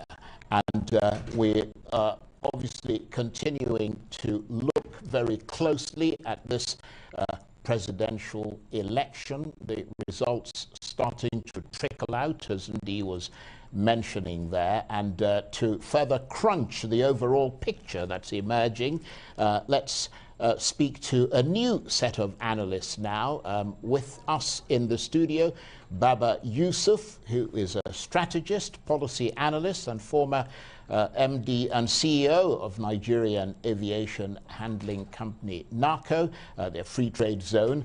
And also we have in our overflow studio Dr. Constance Ikoku, who is a journalist and Arise News analyst. Thank you very much indeed to both of you for joining us. Let me come to you first, Dr. Baba Yusuf. What picture are you getting? What's emerging for you overall between yesterday and today about how this whole process has gone? Because it seems to be a fairly mixed picture. Yes, it is, Charles. And mixed picture reflecting mixed feelings. Generally, if you notice the tempo of the citizenry, especially towards this evening, is mixed reactions, especially because of the failure of the technology that was a critical success factor for this election. Operational failures here and there by INEC, which is beginning to cast some kind of concern, with regards to the process itself. The initial excitement based on the high expectations, given all the provisions in the new Electoral Act, was what made people to look forward to an election that would be very smooth, and based on that to be considered largely free, fair, and credible. Of course, it's early days yet, because based on what we are seeing today, we have over 170,000 polling units. So far from what we have gathered, less than 41,000 polling units results have been churned out. Of course, it's a work in progress, but that reflects less than 30% of the total polling units outcome. So, but then it's also, we can consider this what we call initial indicators of days to come. We should be looking forward for outcomes in the next 48 hours. The slowness of the process is giving concern because it will begin to cast aspersion to the credibility of the process. One of my concerns why I'm at it is the silence on the critical issues by INEC, which I believe, is something that they should come out to talk about. The failure of the BIOVAS, the inability to upload the results as at when due, which has raised critical issues. We hear some political parties raising these concerns. I think information dissemination is very critical at this point. I look forward to things getting better as we proceed. And then very quickly, Dr. Constance Akopo, let me bring you into this conversation. Our judiciary editor pointed out something moments ago, just crunching the numbers. Is it too early to talk about the level of voter participation in this election going by the Ekiti state results that we have at the moment, when you have the accredited, the registered, those who picked up their PVCs, and final voting numbers? Well, it's not too early because, depending on the state you're talking about, we have seen that in Ekiti, they say the turnout was very low. But I don't think it's the same across the country. In Abuja, for instance, in Delta State, in Warri, there in Delta State, in Bayelsa State, in Lagos, and so many other states, there is massive turnout of people. And what I want to add is that in this election, Nigerians are the heroes. Can you hear me? Clearly. Okay. In this election, Nigerians are the heroes because of what they have been passing through just to cast their vote. So, for instance, I have heard reports from people that went very early yesterday morning and did not come back till 4 a.m. today. Why? Because the election did not start on time, and they insisted, they were patient, they were calm, and insisted that they must cast their vote. So it went into the night. People had to go and get generators from their house to power the place. Some people had to bring torches. Some people had to drive there and put on their lights for INEC officials, and encourage them to continue. And everybody was working together as a team just so that they would cast their vote. And then you had people that insisted that the votes must be uploaded to INEC website before they leave. Some were able to do that, a lot were not able to do that. But you can see the resolve of Nigerians that they must cast their vote. So the question then is, why must it be painful for people to go and vote? It should be a fairly simple process to come out, go there, the officers show up on time, and then you do what you need to do and leave the place. So I think this present administration has gifted an enthusiasm to Nigerians that it is important that they cast their vote and they exercise the civic duties in the country. Well, thank you very much indeed, Constance. And Baba Yusuf, of course, still with us in the studio here. I mean, in spite of all the disruptions, though, and some of the problems in polling units opening later and all the rest of them, I mean, would you say that many people are still confident that the process will be free and fair? Baba Yusuf? Okay, well, the more they delay, the less the confidence, to be honest. Already, tempers are flaring, doubts have started creeping in because the guidelines of the electoral processes have already, there are indications that there are, breaches or disruptions to that effect. And that is what has creeped in the concerns, the doubts. And to that extent, if there are more delays, definitely it will cast aspersion as to the credibility of the process. Yeah, but let me just move you further on that, because I'm wondering who or what you blame for all these problems. Because, for example, you've got the beavers, and the technology system. Is it the machines and the technology, or is it the human element? Well, I will start with what I said earlier, that INEC has not been communicating fully to us what the issues are. They are the ones driving this process. But from experience and from what we can see, I would say is a function of both the human factor and the technology factor. Why so? Because it is the human factor that will drive or deliver the technology factor. We don't know what is happening, whether it is a back office issue or whether actually it's not even a technology issue, but a human factor issue, and the lack of communication from INEC is what is creating this, concern. And we just, like I said, hope that there will be clarity of information from INEC to that effect. But obviously, there's the beginning. There's a lot of confidence building. We had mock exercises, and we were told that there will be no issues. Of course, issues can come up. It's part of what can happen during a major project implementation like this. But what will be critical is for dissemination of information to be on time and to be real time. And Dr. Ikoku, the transparency of the polls is being questioned in many quarters, especially with this delay that we're getting. But what does that mean for the acceptability of the results? I mean, that's really terrible because when you speak to a lot of people, they would assess this exercise as really shambolic, especially in relation to the performance of INEC. Why would officers that are supposed to come to the poll by 9 a.m. show up at 12 noon or 2 p.m.? So after this election, INEC needs to do an assessment in-house. So the first question is it that the officers did not receive the materials and therefore they did not get there on time?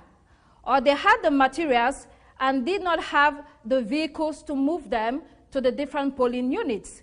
So when you look across some of the states that this is happening, it looks like it is deliberate.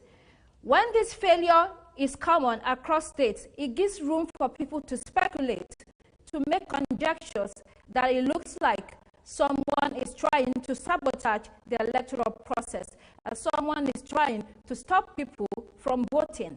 Remember a few weeks ago, we were doing an analysis about how if there is low voter turnout, it will affect some candidates. If there's high voter turnout, it would be to the advantage of other candidates. So in an election where you no longer need to snatch ballot boxes, the only thing you need to do is to begin to suppress people and prevent them from voting.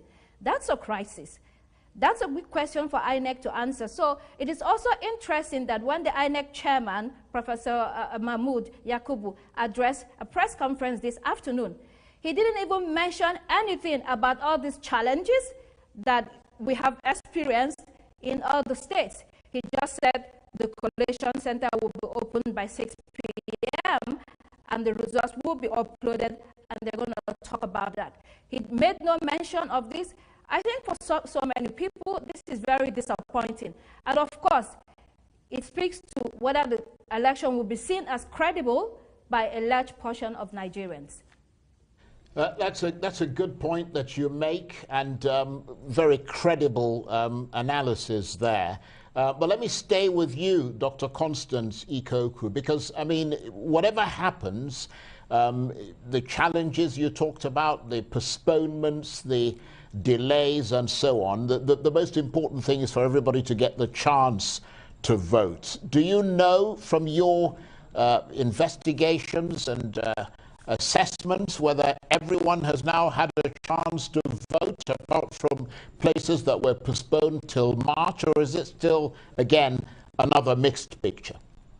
It is still a mixed picture. Some have voted, some still have not voted, including in those places where the elections were postponed up until Sunday. And even on Sunday, you could see that they still did not show up on time. So not everybody has voted as at this time. And again, I say, in the afternoon, the INEC chairman did not say anything about this. So there are people that are asking, what is actually going on? How can we have been conducting elections for so many years, from 1999 up to now? We had 4 years to prepare for the 2023 elections, and this is what we get. People are coming out to vote, and a lot of them cannot vote. What is the meaning of that? How does this affect democracy? How does this affect the trust of people in their government? So again, politicians, you would see, what do they want? Do they want a real democracy, or they want a process that suits their whims and caprices, where there would be room to manipulate elections and results? So it's really a mixed bag. And I think a lot of people are not happy with what is going on in this 2023 election, with all the interest, with all the engagement, with all the enthusiasm that people have had to come out and vote. It is very disappointing to them.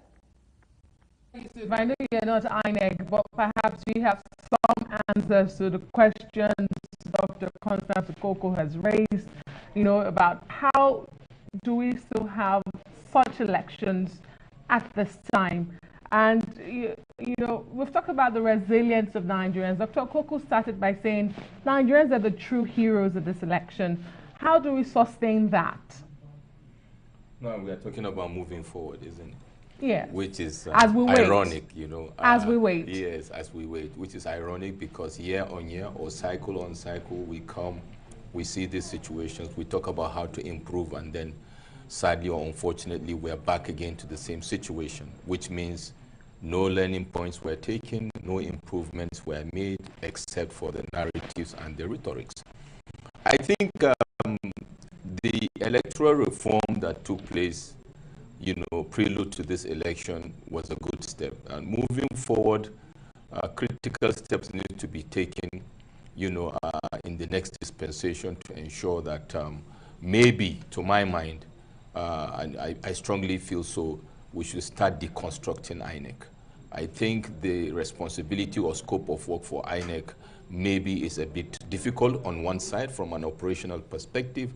From a strategic perspective, I think the vehicle called INEC has too many levers to pull on, which makes it difficult for it to implement an election maybe the way and manner we want it to be. And what am I saying? INEC manages the political parties, INEC regulates, and INEC executes elections. And I feel that these are major, if you like, components of an electoral process that require focal points, you know, to drive them. One may argue that the superstructure called INEC will have divisions or segments that will drive it. But like you said earlier, 23 years we've been trying it, and we've not been getting, you know, what we will call a fantastic election.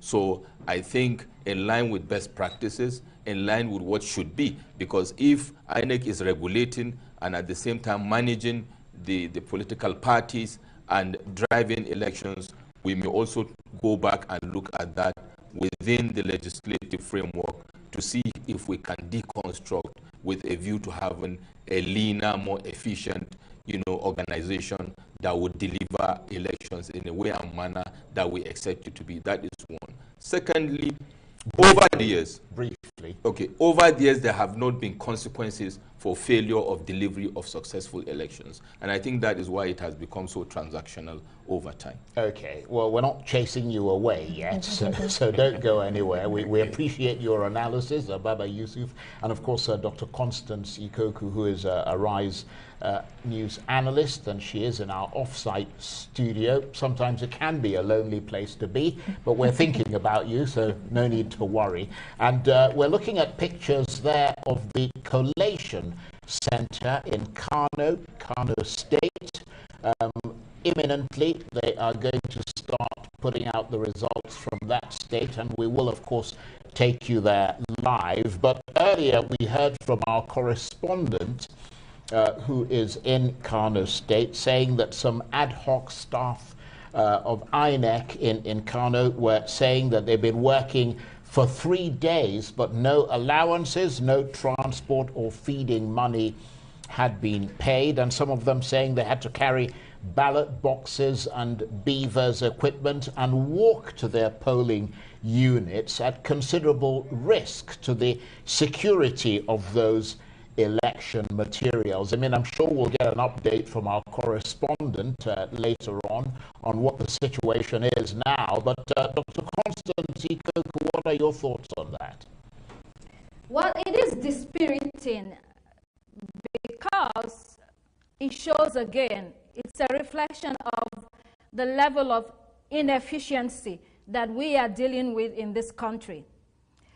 So the INEC chairman and his team have something, they have to answer to this.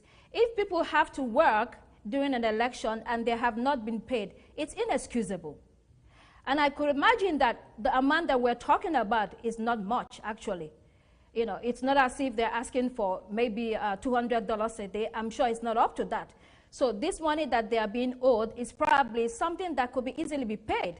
And there is a budget for everything that INEC has set up for the elections. We have heard that billions of naira were budgeted for the elections. So how are they being used? Are they being used efficiently? Are people paid as when due? It speaks into the general Nigerian problem. When you decide next time after this election to appoint someone as INEC chairman, can we look at integrity? Can we look at credibility? Can we look at not just inviting or appointing people that are professors? You know, look at the logistics problem that INEC has faced during these 2 days. Logistics only. Are there people that can run a company? I mean, I think in Nigeria, when it comes to government work, we do not look at it as a business. So we tend to give the job to anyone. Can we begin to look at the Nigerian enterprise as a business? When you have a company and you're not making profit, and your CEO is not making profit for the company, you fire them.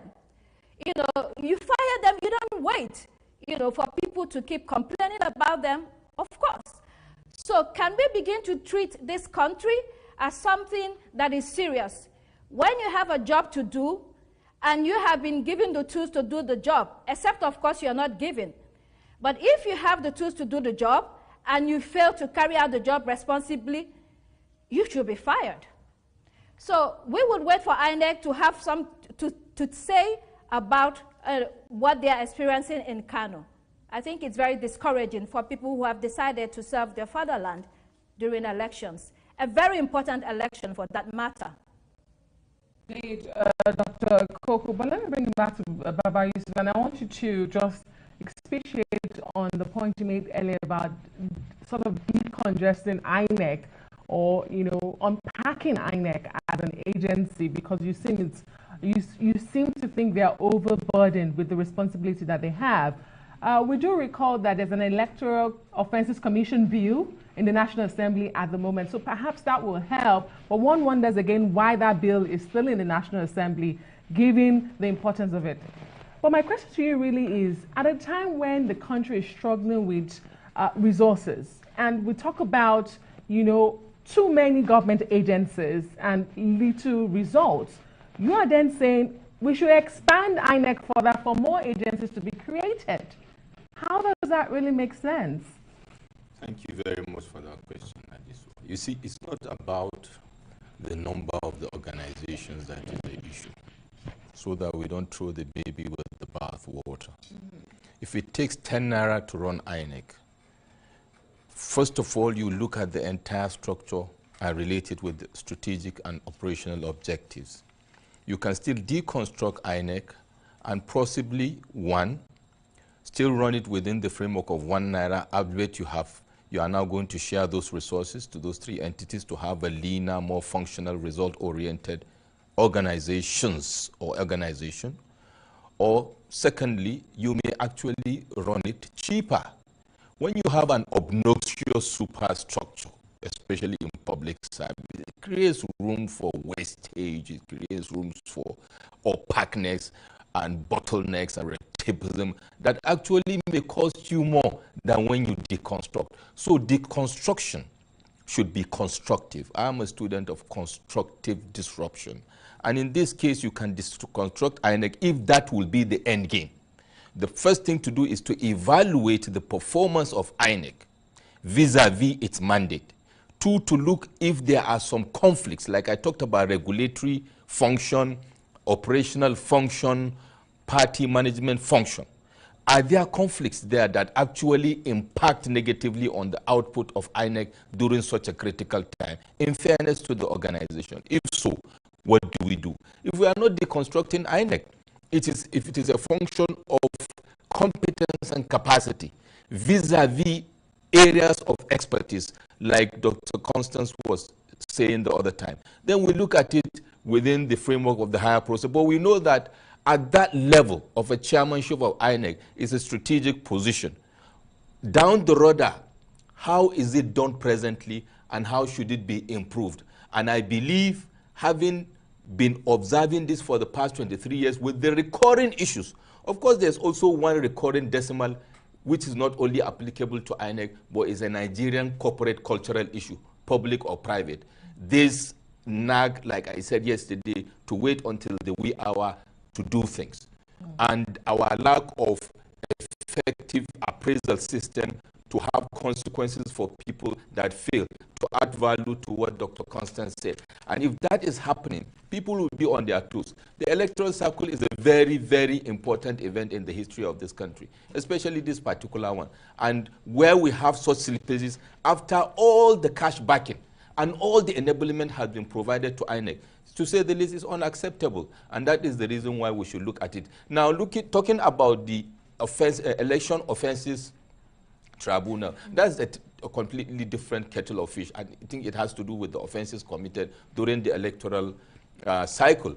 But then again, what is important is to say, how is INEC able to deliver free, fair, and credible election? The issue of offenses of elections is a different kettle of fish. Well, that's a very sound point you make there. In fact, a number of very good points. And I think one of the key things, really, as far as a lot of people are concerned, although you're looking at the broader picture, obviously, is the operational part of INEC, because that's the bit that actually delivers the elections. And Dr. Constance Ikoku, I mean, yesterday, for example, even when the system worked and the results were supposed to be uploaded live to a central server, at least many of the INEC officials were not able to do a live upload because that part of the system, according to them, simply wasn't working. I wonder if you want to take that on board along with what Mr. Baba Yusuf was saying a moment ago. Yeah, oh yes, of course. We have been analyzing this since yesterday, and people are sort of upset with the brazen ineptitude that is showing in front of us. So you have a beautiful technology that we have been told is a sort of a solution to ballot box snatching and all other things that used to happen during election, to sort of give us an election that is more transparent, free and fair. And then on that day, you have failures. The excuse is that there were network problems or some didn't function at all. I don't know, maybe battery problems. So this kind of thing sort of worries people. It's quite disturbing. So you have to ask then, as INEC as an organization, did you not prepare for this? Did you not look at different scenarios? So for instance, if this network doesn't work, is there an alternative network? If this fails at this point, is there another option? Is there something else that you can do? Because the more you delay the upload, people continue to get worried and think that something is going on, something untoward is going on, and someone is trying to, get the election through the back door. Of course, this is not what Nigerians want to see, and I hope that this is not what INEC wants to see. So going forward, yes, we're still waiting for the results. Going forward, again, as I said earlier, whoever is the next INEC chairman has to do much more than this. You are a figurehead as a chairman, but also you are responsible for the whole operation of the organization. I don't know if I want to agree with Baba Ahmed about, divvying up the whole institution. I think it has more to do with competency, someone being competent and someone who is really interested in giving Nigerians elections that they will be proud of. Someone who is really interested in democracy and moving the country forward, because it doesn't have to do, even if you have the money to run the logistics and the operations and you decide to side with maybe politicians to do some hanky-panky at the polling units or when you're uploading, those human elements will still happen. So there's a lot of qualities and requirements that should be put forward for the next INEC chairman. And of course, this INEC chairman, a lot of people have said, should actually apologize to Nigerians for the brazen mismanagement of, that we're seeing between yesterday and today. Baba Yusuf, will it be fair to outrightly write off this election so far? Because it's looking like, from the reports we've seen on ground, like mixed bag of reactions. In some places, the elections went smoothly. In other places where it started late, things smoothing out. But there were, of course, other places where we had incidences recorded across the country. Should the fault really be squarely at the doorstep of INEC? And again, I want you to consider, this is the same INEC that has done off-season elections recently. That was praised across board for the sort of elections they delivered. So could it also be the scale of the elections that we're carrying out, being a general elections, 36 states plus the federal capital territory? Could it be the load of work? What do you think about all of this? Thank you, Adesua. First of all, let me add to one of the things I forgot to talk about with regards to INEC, because it's important, is we have consistently talked about the autonomy of INEC in terms of how it operates. I think this is something that should also be critically dealt with to ensure that it has that autonomy to drive election process objectively and neutrally. Now back to this conversation. To be honest, like I said in my opening remarks beginning of this discussion, it's still early days yet. We have, like I said, less than 31% of the polling unit outcome, turned in. So yes, but you see, maybe why people are apprehensive at this point in time is the high level of expectations with regards to the deployment of technology and possibly to clean out some of those challenges that have been there before. But of course, suffice it to say, as we are progressing, we will wait and see how things pan out. However, the very short window of delivery is what calls for concern. Of course, the sensitivity of the operations. Maybe, like I said, if like an autonomy happens to INEC, also this political interference, whether seen or unseen, covert or overt, true or false, will also be highly reduced. With regards to what you said, maybe because it is a general election and therefore there may be issue of capacity, which is still what we are talking about. It is what it is. We have an operational logistics and technology challenge, no doubt about it.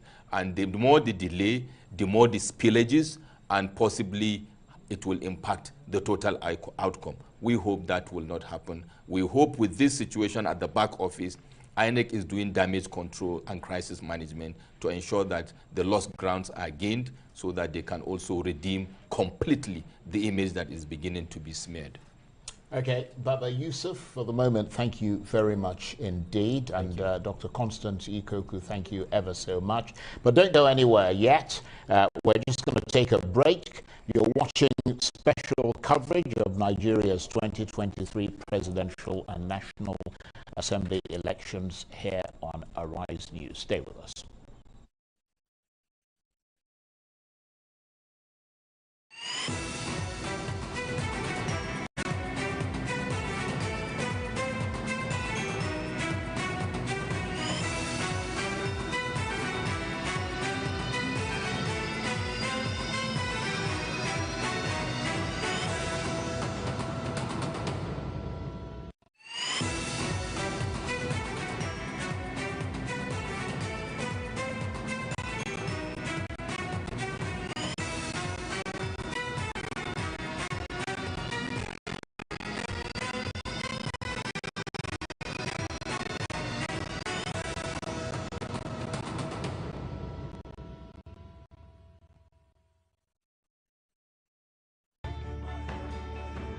As you adjust to the new realities for operating your business and engaging with your customers, let us help you transform your business into a digital powerhouse capable of adapting and taking advantage of today's opportunities.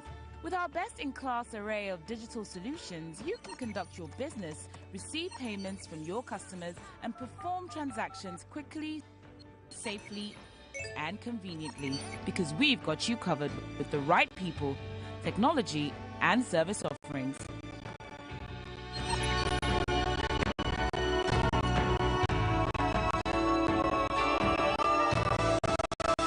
Contact us today and let us take your business to its zenith. Zenith Bank, in your best interest.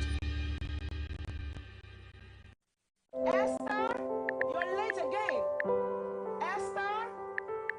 She's a wandering light in the darkness. She's beautiful. Oh, she's a superstar. Morning, Esther. She never let her mama down. She's beautiful.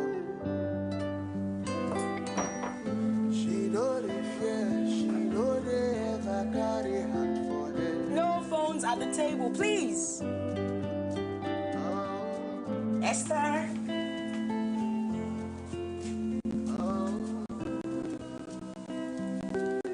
I love you too.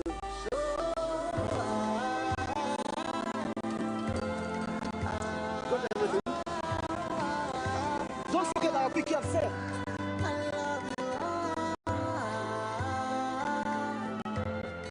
Airtel, the smartphone network.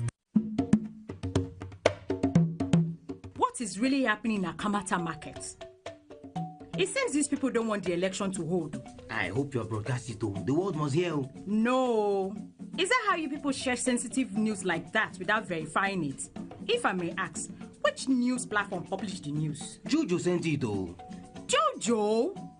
Is that not the same Jojo that posted a fake election result the last time that almost caused a riot? You know they forget something. No. In this election season and after, one must be very careful. Or do you want to set the country on fire?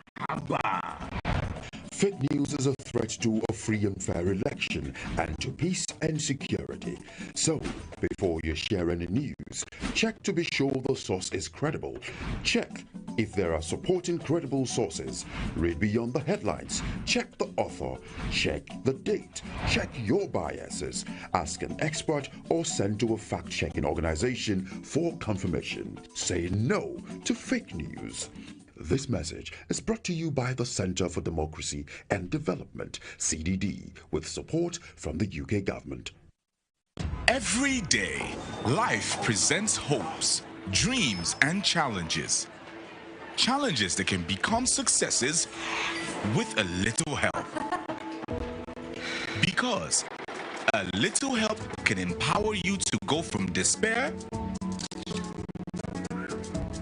to celebration. A little little help can keep you going until the race is won.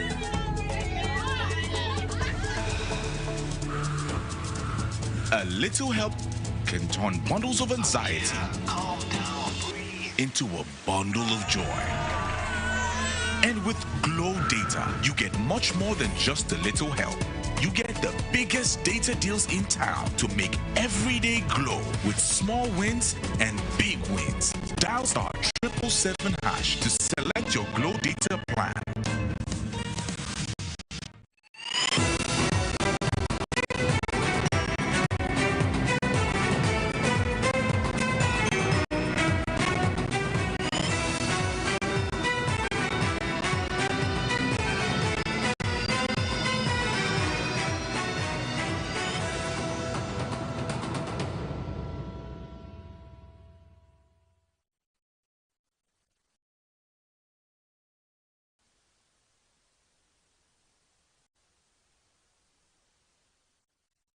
You're watching live from Kano State, the State Collation Center, as the results are being reeled out.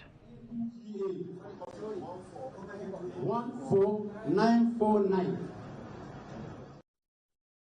49 for APC. PGA 32 votes. 32 votes. APM 68 votes. 68 votes. APP.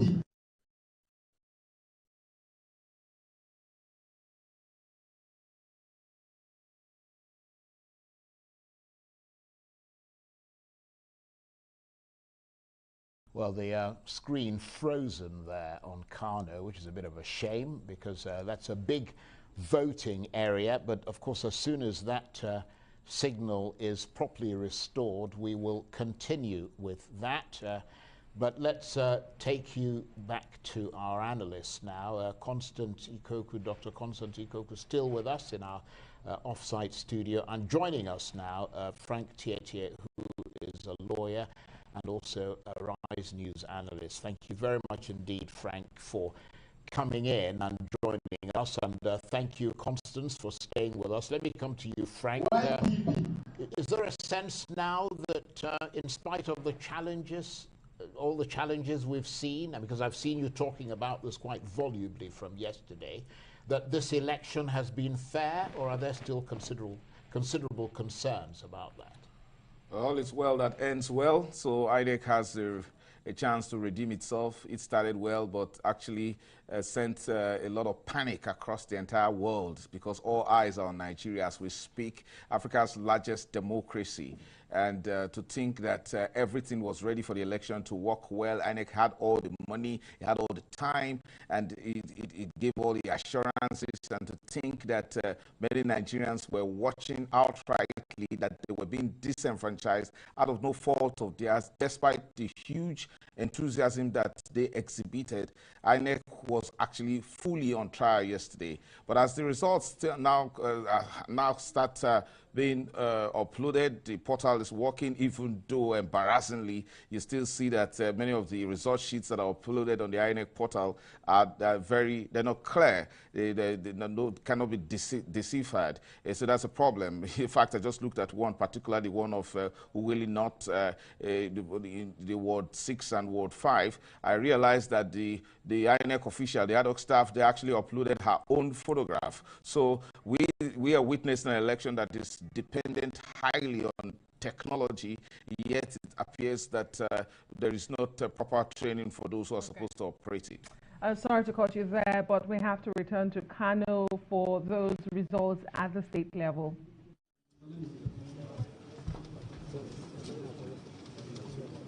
So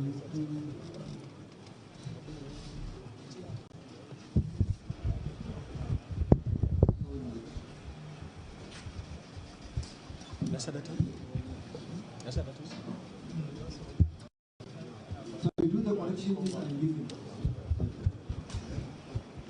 Can we call next? Yes, we'll call next. Dr. Badashitu, are you ready now?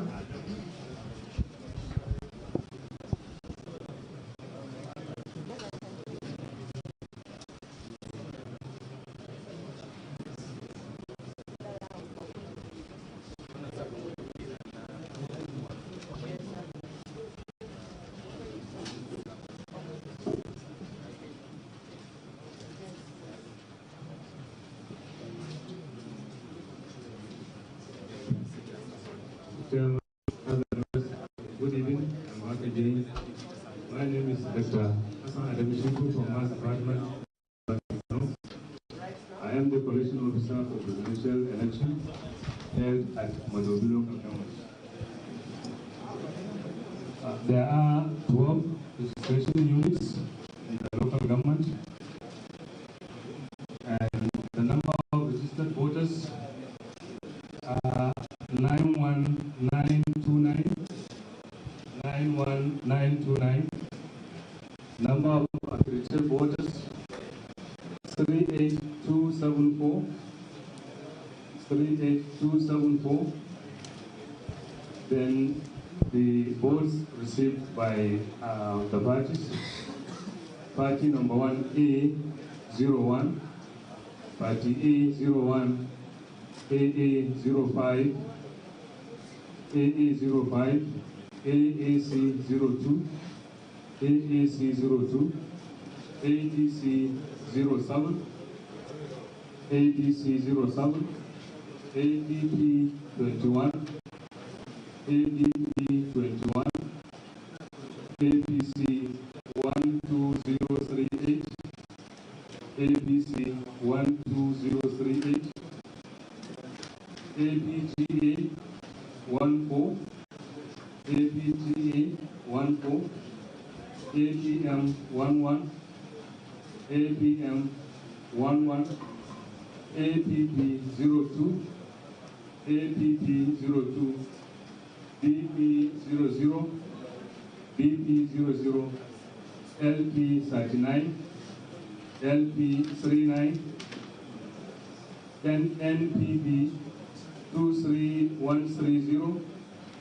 NNPP 23130, NRM 10, NRM 10, PDP 2393, PDP 2393, PRP 03, PRP 03, SDP 02, SDP 02, YPP 35, YPP 35, ZLP 11, ZLP 11, total ballot votes 37724, 37724, rejected votes 484.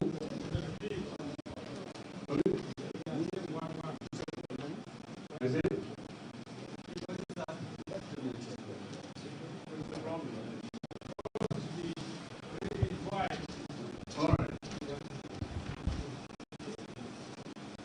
okay, total valid votes 37724. Total valid votes 37724. Rejected votes 484.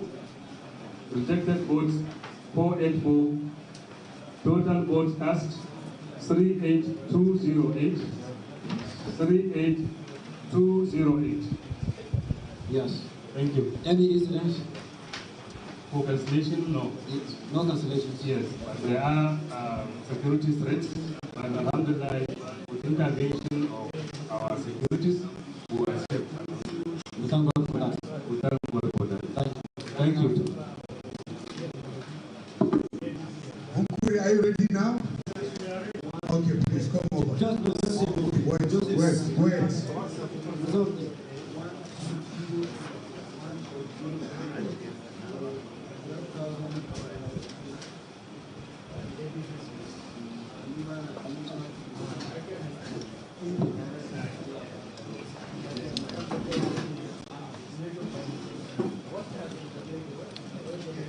Just a minute, please. No, sit down, everybody. Just a minute.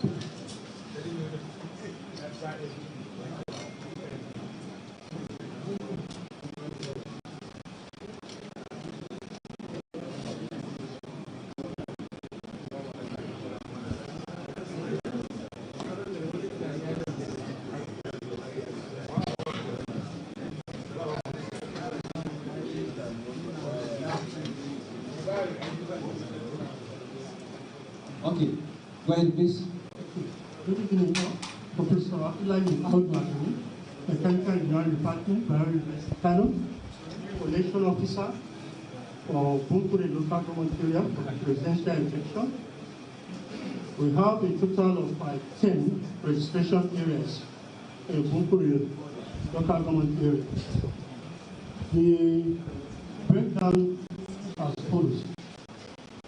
The total number of registered voters is 97059. Total number of registered voters 97059. Number of accredited voters 31152. Repeat, 31152 as the number of accredited voters. Then the following are discussed by the various parties. Party A 06. Party A 06. AA 07. AAC 13. AAC 13. ADC 43. ADC 43. ADP 46. ADP 46. ADC 11161. APC 11161. 11161. APGA 17. APGA 17. APM 58. APM 58. APP 12. APP 12. BP 03. BP 03. LP 76. LP 76. NNPP 16759. NNPP 16759. NRM 18. NRM 18. PDP 1528. PDP 1528. PRP 808. PRP 08. SDP 10. SDP 10. YPP 141. YPP 141. ZLP 27. ZLP 27. Now we come to total valid vote cast. We have a total of 29933. Total valid votes 29933.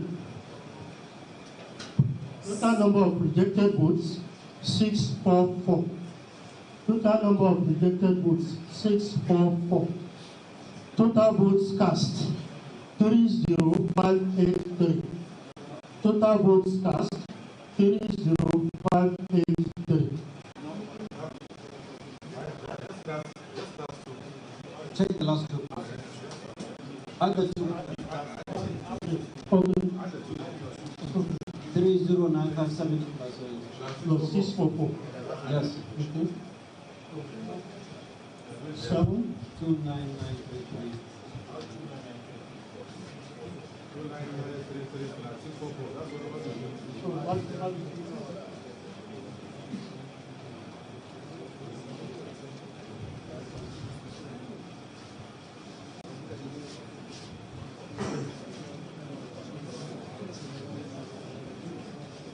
Total is 30577.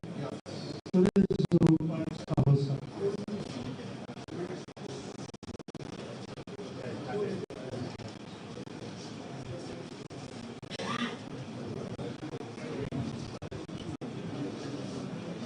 Any incidents?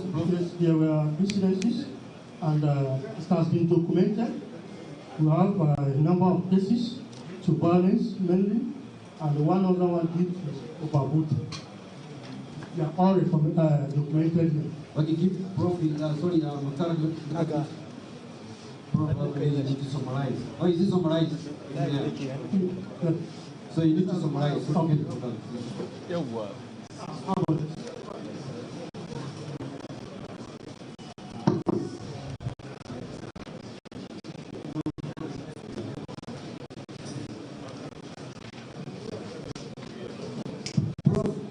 When you finish, you come off YouTube.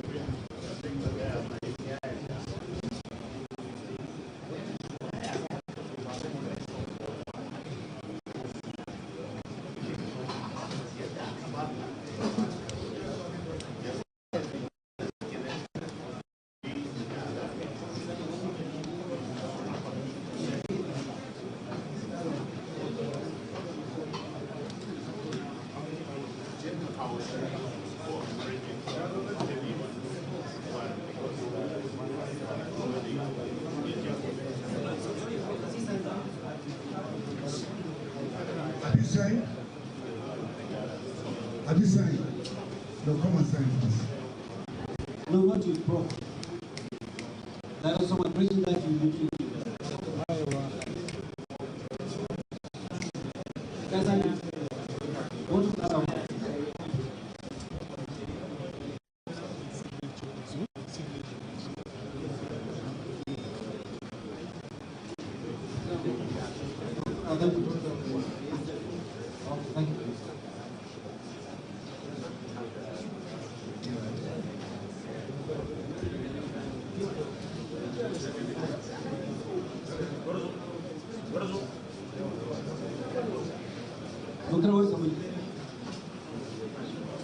No, you know, it takes time before it opens.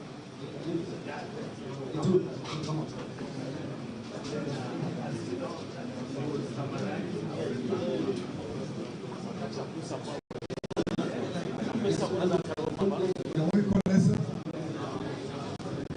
Just 8 minutes.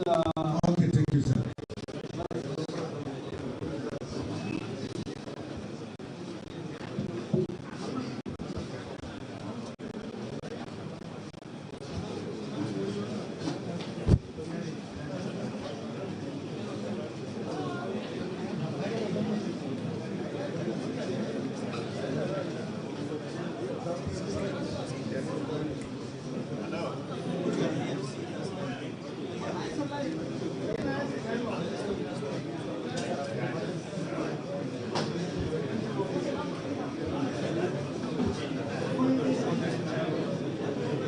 Okay, we can take the next now.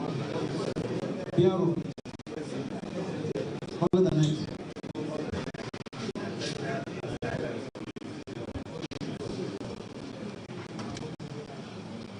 Abdul Fatah Mahmoud, Bebeji.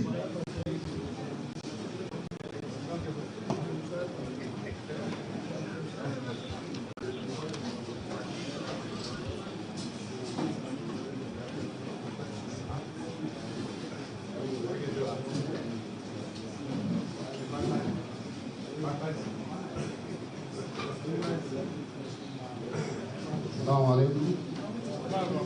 My name is Abdul Fatah Muhammad from the Department of Pure Industrial Chemistry, Valley University.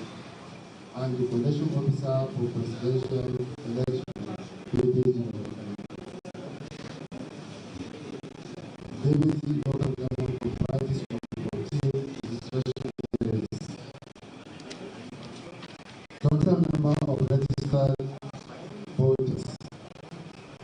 83076. 83076. Total number of accredited voters 38132. 38132. Vote scored by parties. A03. A03.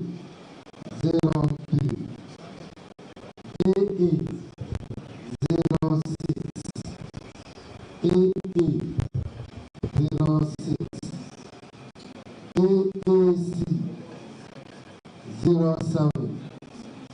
AAC 07. ADC 26. ADC 26. ADP 35. ADP 35. APC 12616. APC 12616. AFGA 14. AFGA 14. APM 28. APM 28. APP 05. APP 05. BP 01. BP 01. LP 239. LP 239. NNPP 22242. NNPP 22242. NRM 13. NRM 13. PDB 1475. PDB 1475. PRP 02. PRP 02. SDP 03. SDP 03. YPP 96. YPP 6. ZLP 2. ZLP 27. Total valid votes 36838. Total valid votes 36838. Rejected votes 570. Rejected votes 570.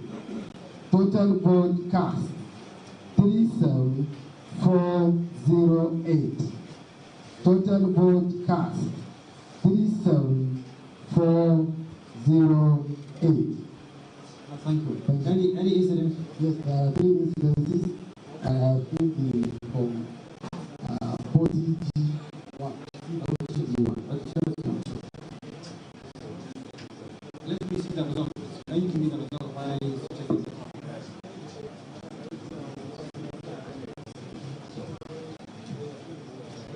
Is that what you have? Can you come here please to let the initial please? One.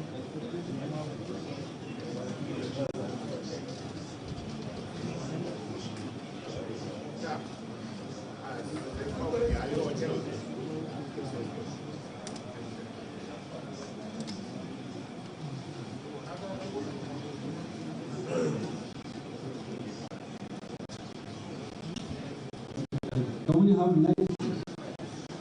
Abdul Fattah Shehu Muhammad?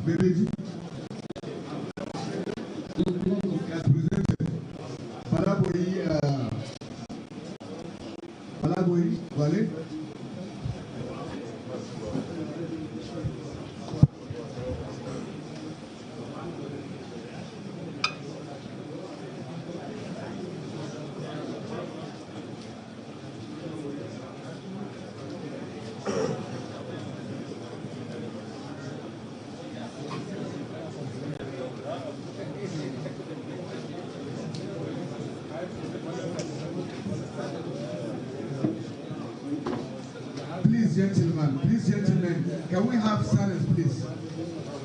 Please, gentlemen, can we have silence, please? Please. Chairman, colleagues, my name is tinubu, an associate professor in the labourparty.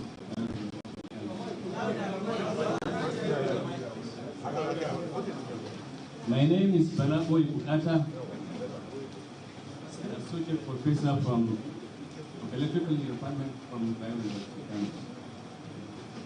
I'm the collation officer for Gwalior local government. Gwalior local government has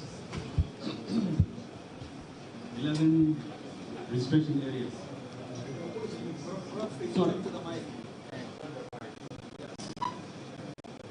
Gwalior local government area has 10 restriction areas. Sorry. And it's 10. Yeah,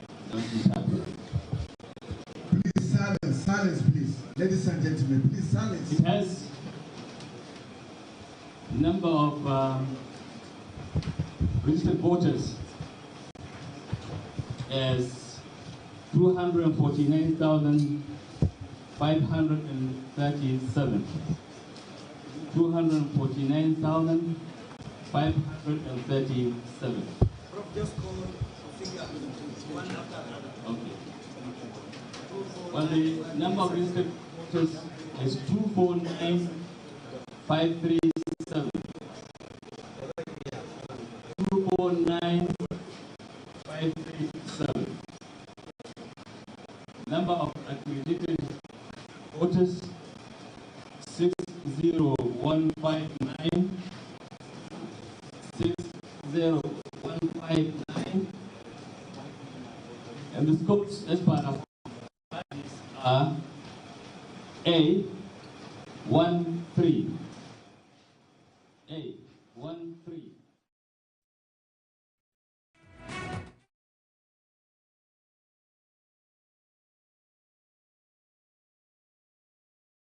So we're just watching a moment ago the results from the Kano State Collation Center being announced. The figures for Kano up imminently, but let's take you to Lagos now. The pictures on the screen, the Lagos State Collation Center, where more results from the state are being announced. Let's listen in.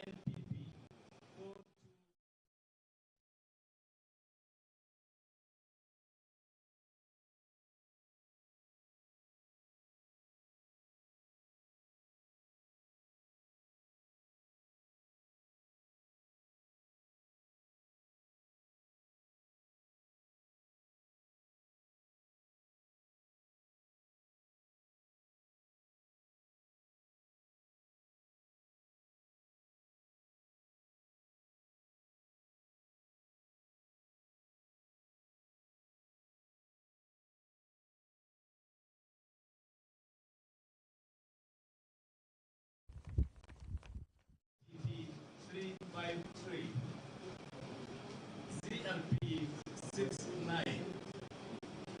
ZLP 69.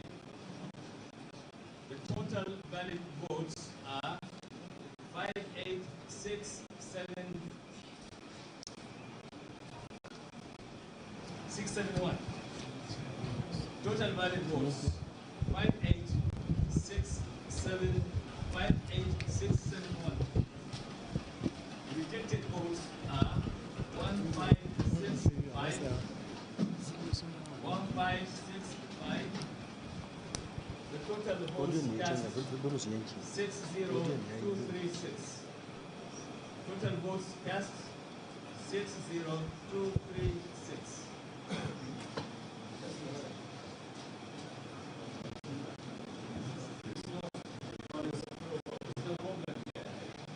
This is supposed to be the total valid votes is supposed to be 58631. 58631. Eh? 58671. 58671. Yeah. That's the valid vote. Okay. From the figures given for all the parties, total is 58671. Okay. So when you add 15658, it's not going to be 60. It's 60236. Is that correct? Okay. It should be correct.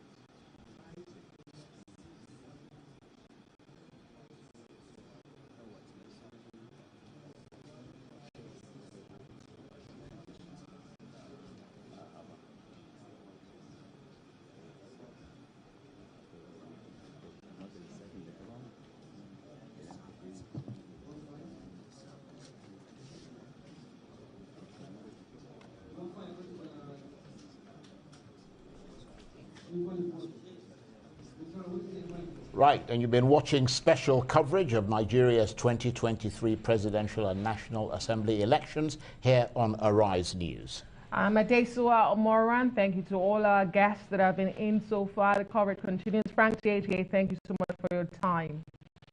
And I'm Charles Odiegolda. We'll have a new team up in a moment.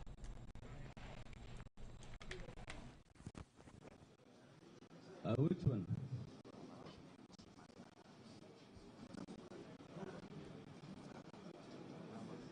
Can someone do the math against this? It's flagging red, meaning there's a problem. Even when the equation is balanced.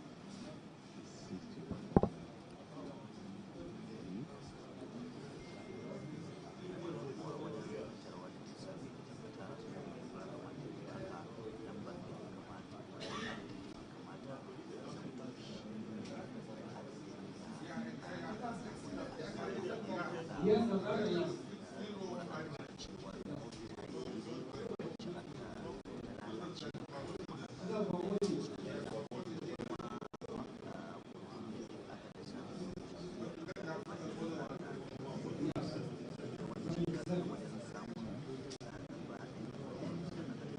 You see what I want to do is to go back and check your areas, the interior of your areas.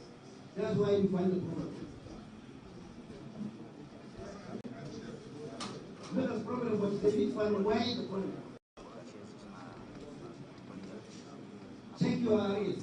Okay, sir. The interior of your areas. Yeah. To confirm the valid vote, the victor vote in the areas. You have, yeah. Okay.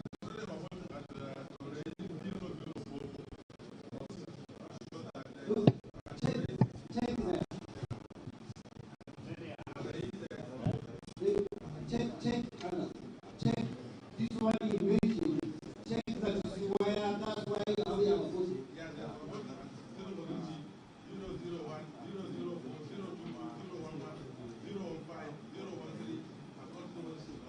So, Prof, you need to go and check all the entries again. Find out where the problem is and you mark it and check it. And you know the decision. Yes. Thank you, sir.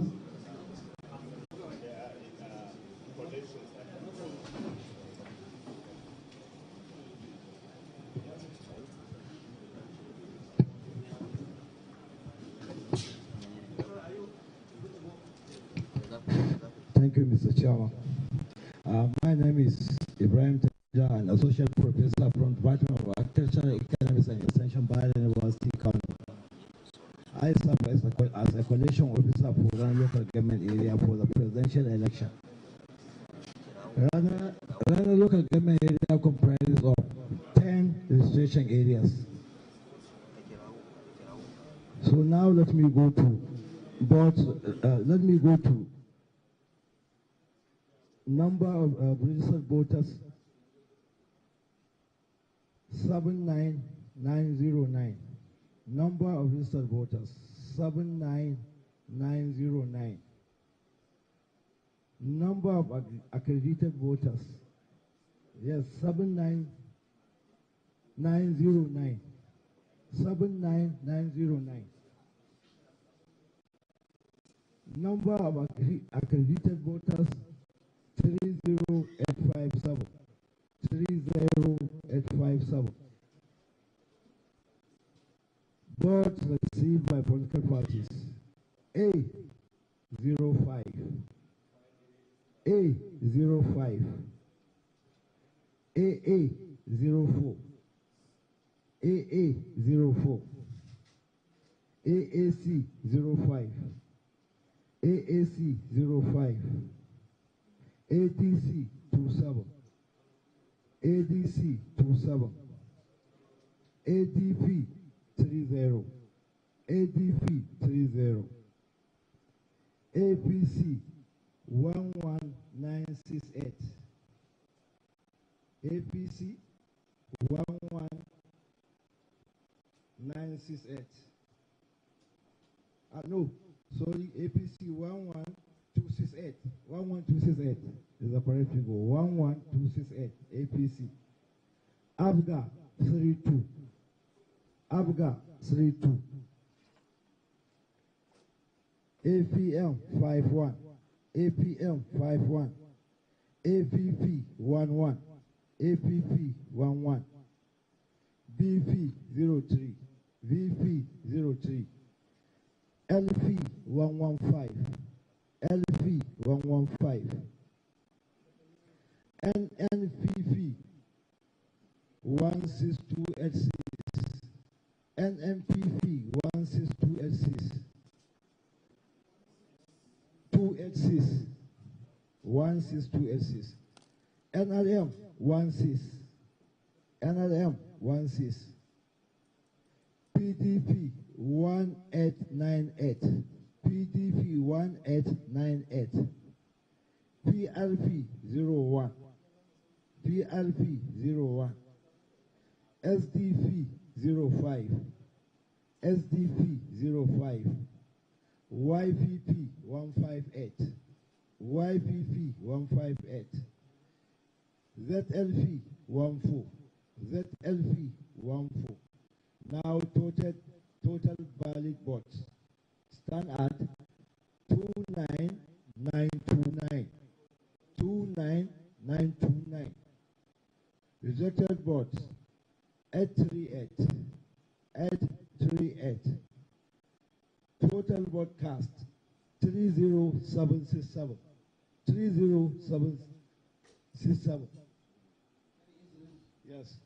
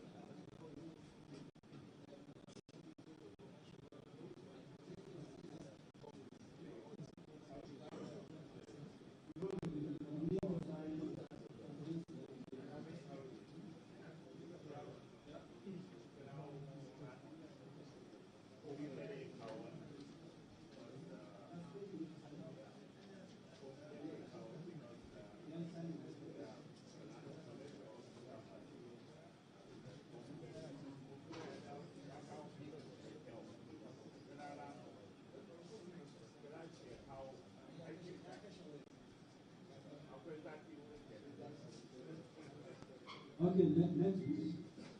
Mohammed Idris, Gizawa. Mohammed Idris. Gizawa, Ogabasa. Not around.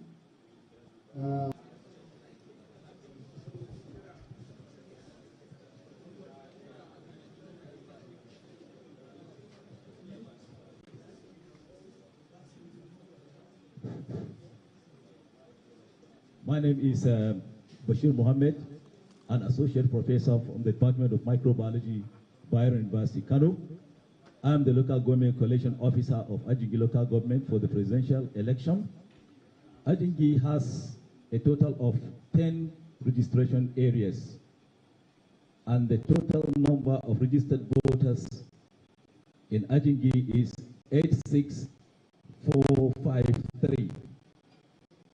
86453. Number of aggregated voters 2776. 2776. Now the scores of each political party. Hello? You are lost? Okay, total number of registered voters 86453. 86453. Number of aggregated voters 27776. 27776. Now the scores by each political party. A12. AA 07. AAC 21.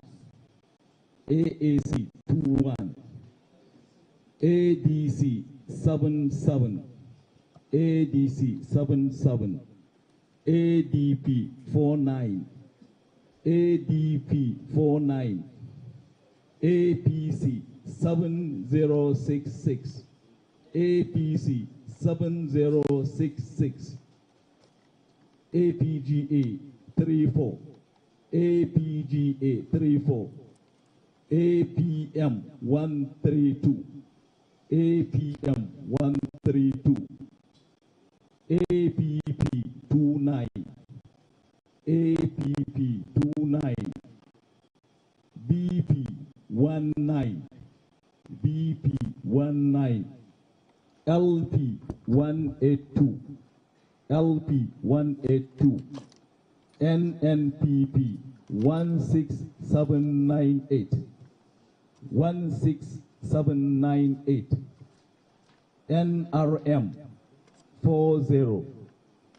NRM 40. PDP 1540. PDP 15. PRP 09. SDP 17. SDP 17. YPP 371. YPP 371. ZLP 75. ZLP 75. Total valid votes 26478. 26478. Number of rejected votes 1247. 1247. Total votes cast 27725. 27725. Thank you, bro. Any incidents?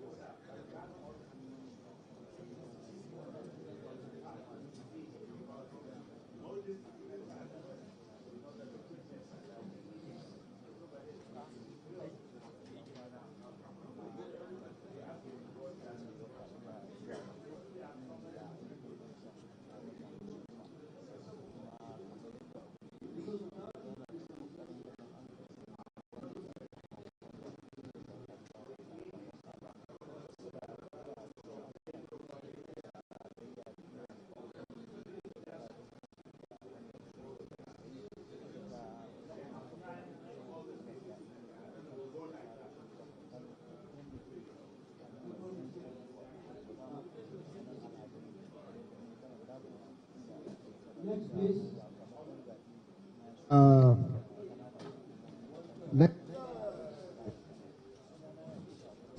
Now, Ibrahim Gaya. Ibrahim Gaya.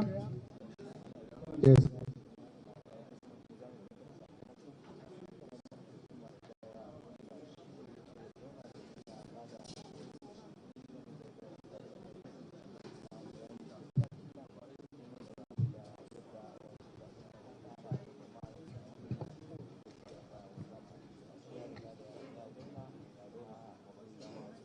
Resource.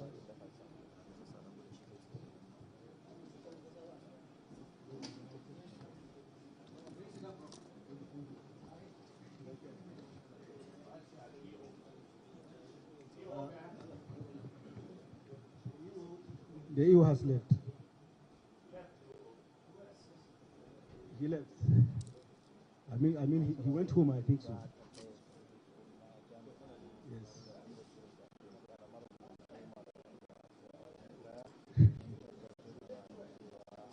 Went home. I think so.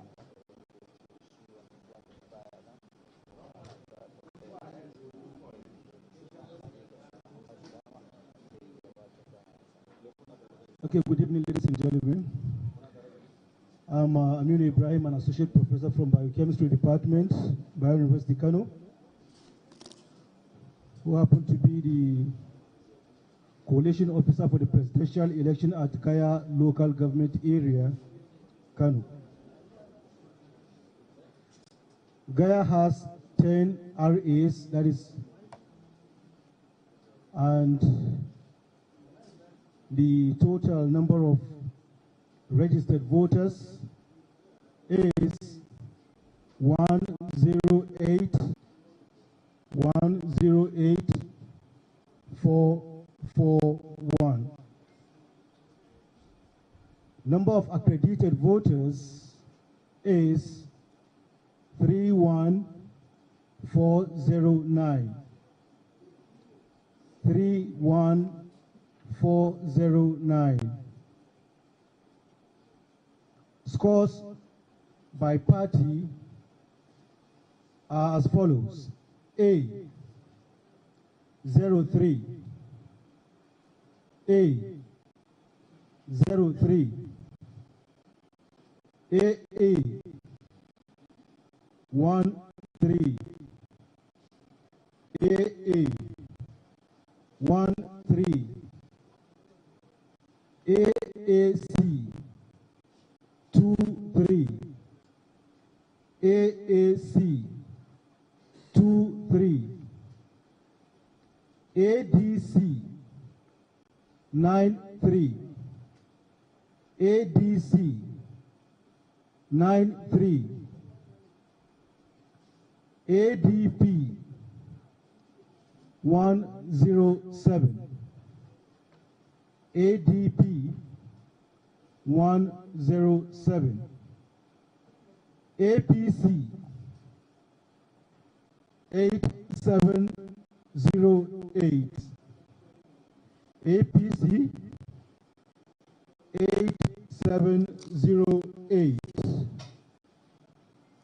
APGA 28, APGA 28, APM 108, APM 108, APP 18, APP 18, BP 19, BP 19, LP 158, LP 158, NNPP 18999, NNPP 18999, NRM 21, NRM 21, PDP 1382, PDP 1382. PRP 06. PRP 06. SDP 24. SDP 24. YPP 276. YPP 276. ZLP 34. ZLP 34. Total valid votes 30016. Total valid votes 30016. It's not correct.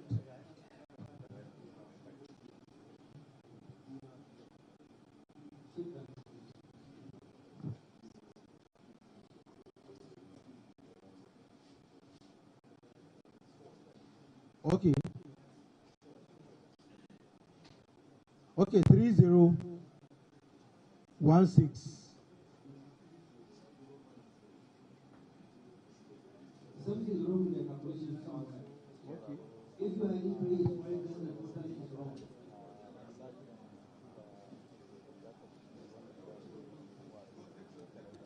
Hey, go ahead.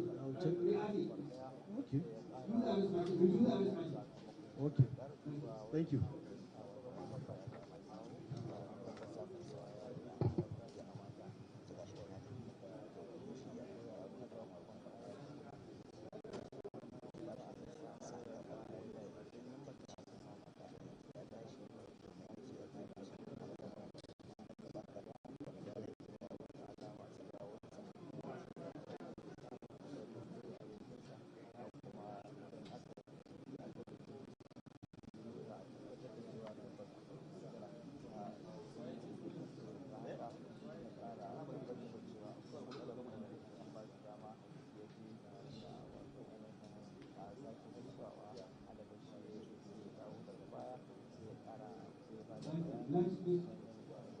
Next is Associate Professor Abdul H. Nambata, Albasu. Albasu Nambata.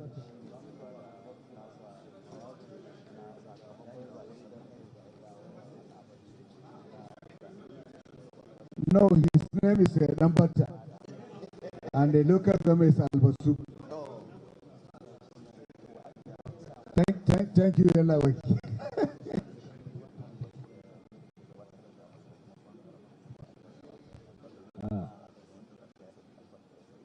Good evening, all. My name is Abdul Hamisu Ambata, an associate professor of radiology, Bayero University, Kano. I am the collation officer for Albasu local government area. Albasu local government area has 10 registration areas with 96688 as the number of registered voters. 96688. Number of accredited voters 32248. 32248. The votes obtained by each political party: A 0303, AA 0303, AAC 0303, ADC 1111, APC 9618, 9618. Welcome to our continued coverage of the 2023 presidential and National Assembly elections across the country. The INEC opened officially its National Collation Center today at about noon. Right now, you're watching the announcements coming from Kano. Of course, we'll be moving back and forth between Kano and Lagos. Sulai, what do you make of what we're seeing so far?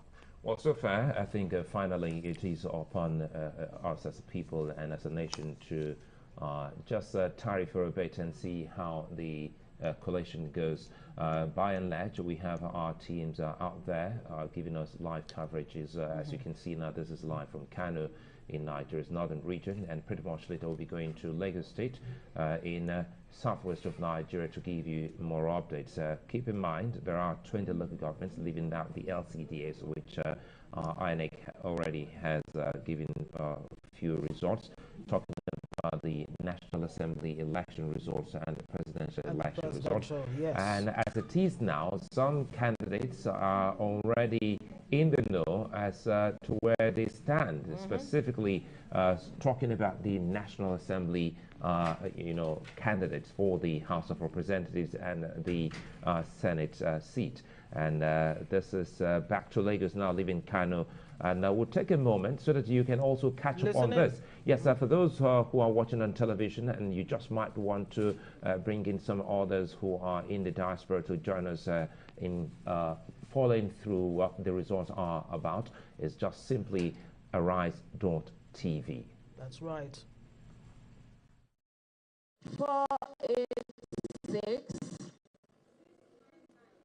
699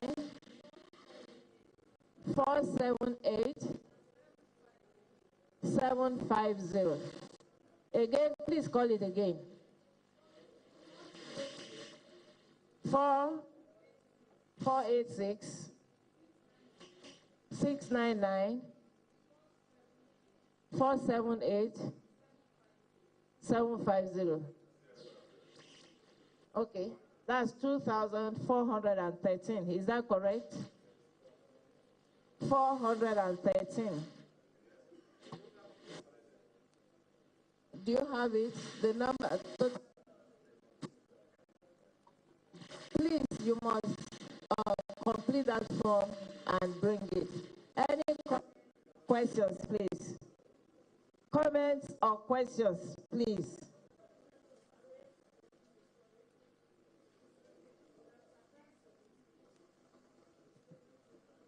You already told us. RA is 4. PUs affected also 4.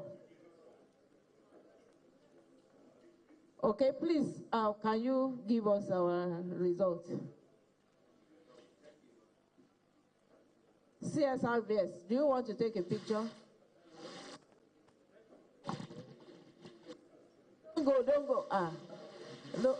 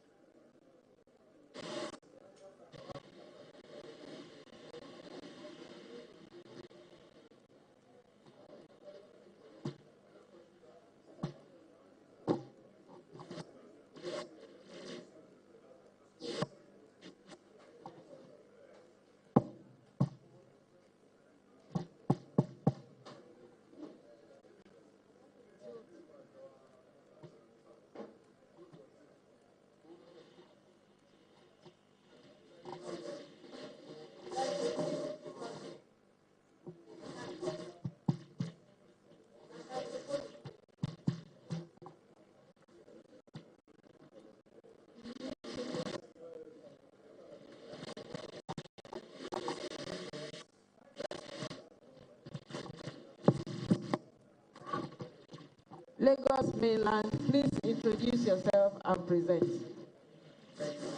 Represent, isn't it? Thank you.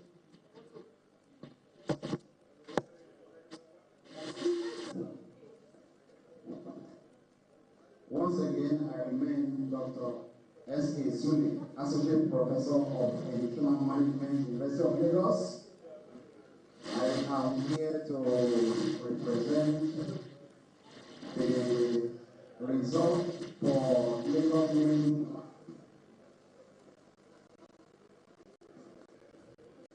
Sorry, I had earlier presented this, but in submission error was observed. I'm sorry for that. Please, I'm really sorry. Please hold on. Agege, please come back.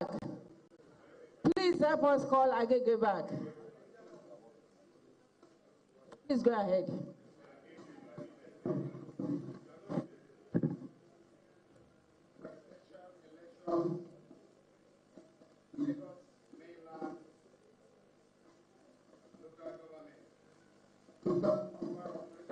Voters,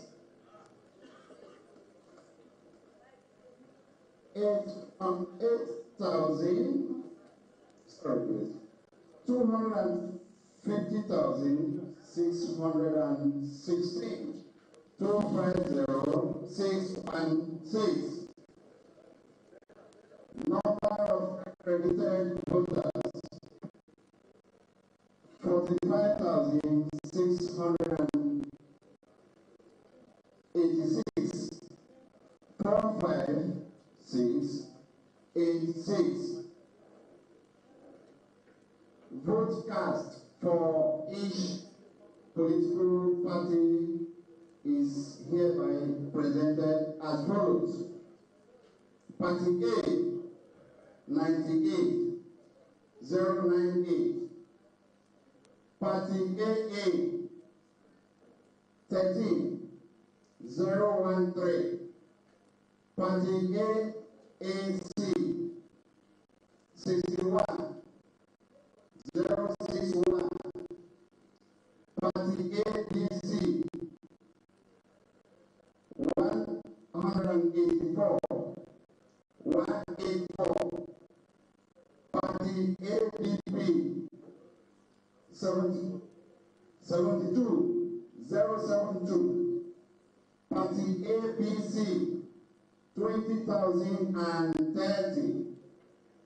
20030. Party ABGA, 06262. Party APM, 01717. Party APP, 01010. Party BP, 05252. Party LP, 18,698. 18698. Party NNPP, 257 257. Party NRM, 02020. Party BDP, 3005 3005. Excuse me, the other time you called 3002. Yes, madam. Okay, so the error was emanated from that particular point, and it has been corrected and endorsed accordingly. Okay, thank you. 3005. 3005. Party PRP, 007. 7. Party SDP, 018. 18. Party YPP, 074. 74. Party ZLP, 465. 465. Total number of valid votes.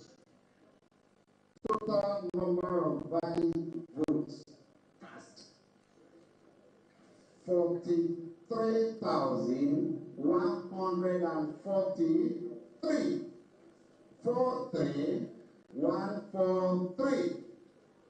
Total number of rejected votes, 2,204. 2204. Total number of votes cast at Lagos mainland for presidential election, 45,347. 453 for. Thank you very much. Have we taken cancellations before? Did we take cancellation the other time? Okay. Thank you very much. So please give us a copy of the logo.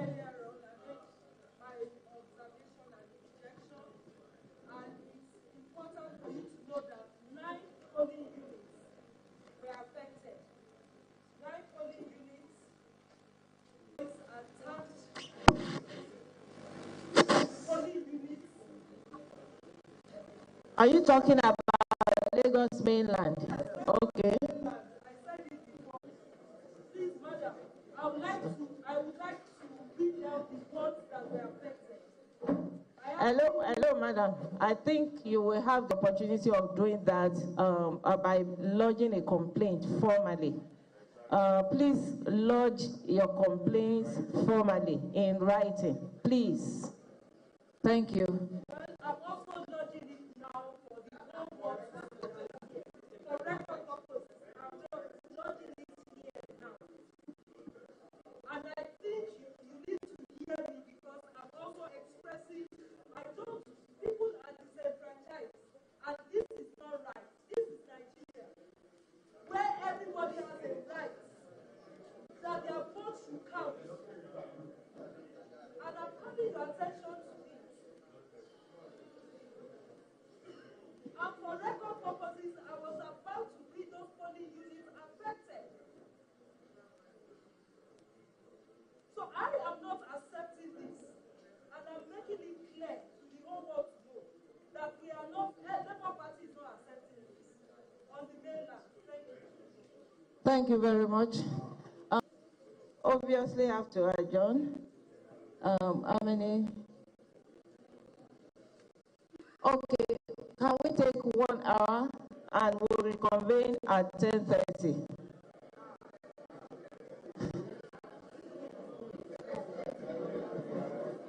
Today, not today.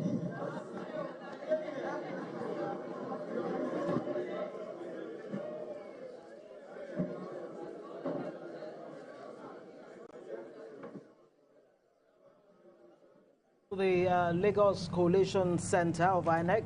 Of course, Lagos has 20 local government areas. You've just been listening to the reeling out of the numbers of the Lagos mainland. Apparently, about 250,000 people registered to vote in that part of Lagos. Total votes cast of over 45,000, and you heard the breakdown of those numbers there. Lagos mainland, a densely populated part of Lagos state, as a matter of fact. Well, APC seems to have carried the day there with 20,030 votes, followed by the PDP with 3,005 votes. Accredited voters, 45,686. That's Lagos mainland. Well, they've just adjourned for another hour to reconvene. Say about 10:30, should I?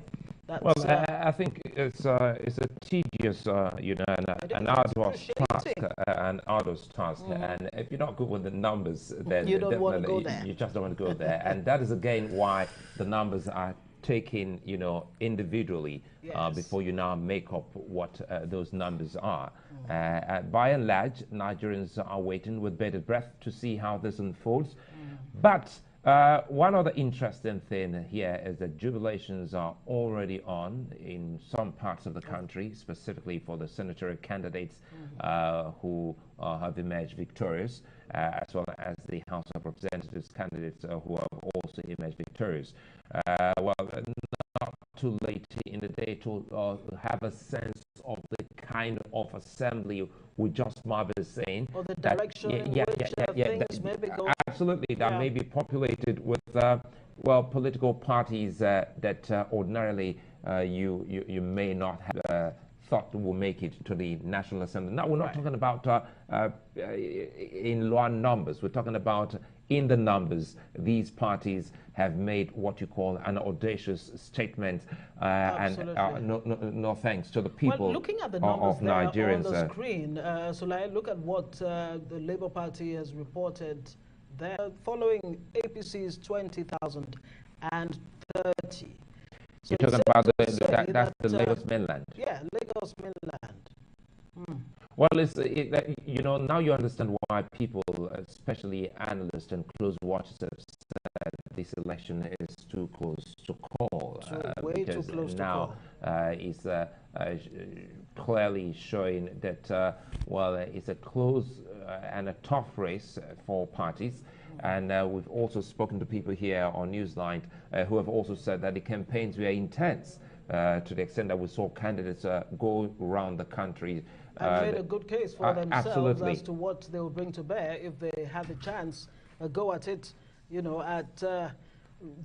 we'll be doing back and forth with us, and that is why we're here non-stop until INEC makes the final announcement of who will be succeeding President Muhammad Buhari in the next dispensation, specifically on May 29, 2023. Of course, we'll be having analysis, you know, continuous analysis. We'll be joined shortly by the national chairman of the Labour Party in the person of Barrister Julius Abure. We'll find out, you know, his thoughts about how things have panned out since yesterday, since 25th February, when Nigerians went to the polls. Let me take the pleasure of welcoming you. Thank you so much. All right, so you're very welcome, Barrister Julius Abure, national chairman of the Labour Party. You're welcome. So first off, let's get your thoughts on what you've seen, what you've observed so far in the course of the polls. Nigerians went to the polls yesterday. Have they made a very, very clear statement as to the direction they want to go? What are your views about what you've seen so far, what you've heard too? Well, let me start by appreciating you and all Nigerians for this opportunity to be here today.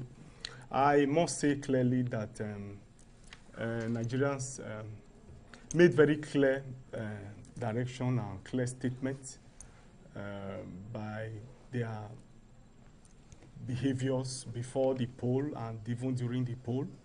However, we have a lot of worries over the conduct of yesterday's election. The first among of those concerned is the fact that results were not uploaded from the polling unit. For us, this is critical to having a free, fair, transparent, and credible elections. You recall that before this time, elections usually are manipulated at the collation centers. And that was why Nigerians fought so hard to ensure that electronic transmission of results was embedded in the amendment of the Electoral Act. Surprisingly, in yesterday's election, Nigerians didn't see electronic transmission of results. Results were not transmitted from the polling unit, just as the results were about to be uploaded. INEC server shut down. The beavers didn't work. People could not upload.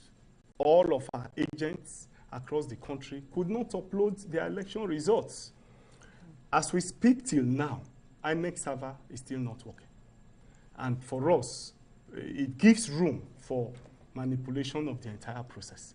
Because when these results are left in the hands of people without it being transmitted and so on and so forth, it gives a lot of room for doubts as to the credibility of the election. Are you having doubts? Our own worries, Are you having doubts our about own the worries is further exacerbated by the fact that because those election results were not transmitted, a lot of governors and desperate politicians went to collation centers and started manipulating some of those results. We have instances in Lagos where people were escorted to collation centers and even some polling unit centers where they took election results and so on and so forth. Today, we had incidences in Imo where the collation center was barricaded and a lot of chaos in the system. So if those results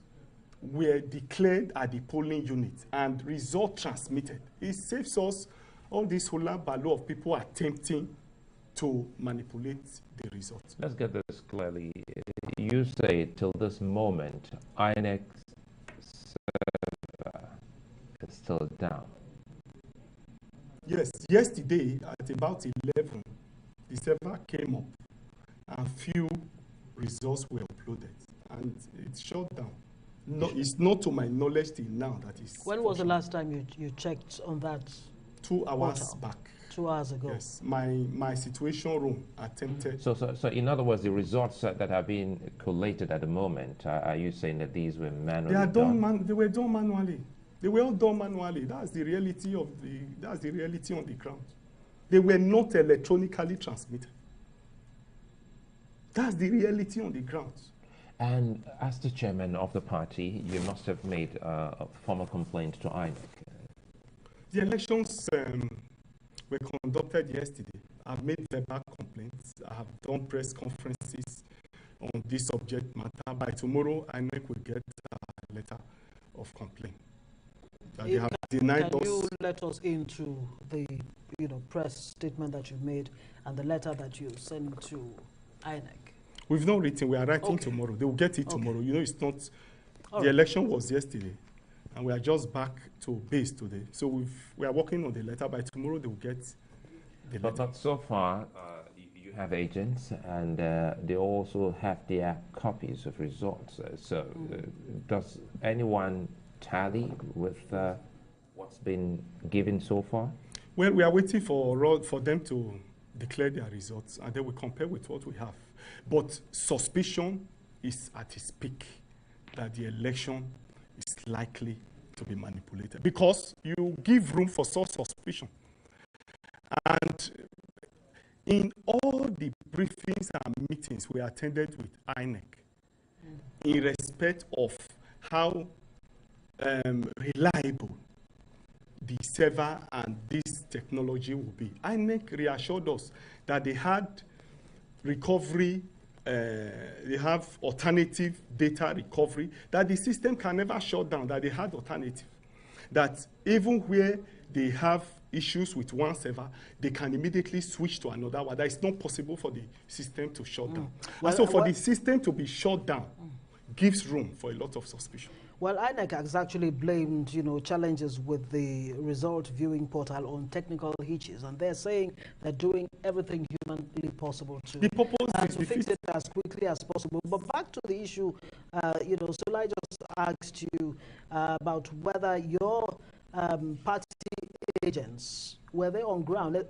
Ekiti is out. We have, the announcement from INEC on the Ekiti results. Your party agents in Ekiti, did they come up with their own figures at all, and do those figures tally with what INEC has announced? Well, now that's it, the presidential election results from Ekiti State, you see the figures there.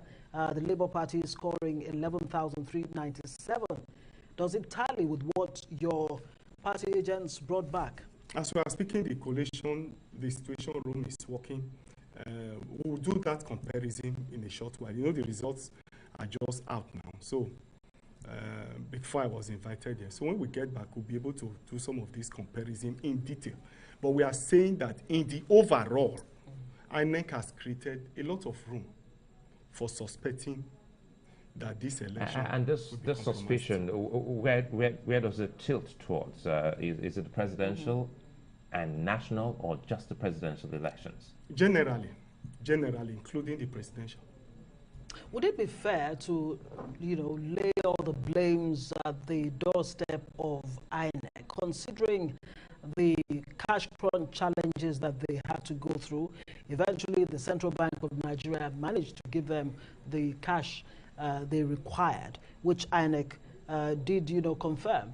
Would you put all the blame on INEC or other, institutional challenges that may have contributed to this lapses? Well, INEC is responsible for the conduct of elections. And if there are lapses, there's no other agency that you can blame. You blame INEC squarely. And this preparation of this election didn't start today. They had over 4 years to make preparation. And the server has always been there over time. Now, so, can you confirm? Saying it's even technical hitches, for me, I don't think that is tenable, because ballot paper. For the Labour Party? Yes, for Labour Party. Labour Party was not on the ballot. And the question again is, have you laid that complaint to INEC? What exactly is INEC's by tomorrow? Response? Okay. All of this complaint, it's still an ongoing process. Yeah. So we are mopping up. We'll look at it.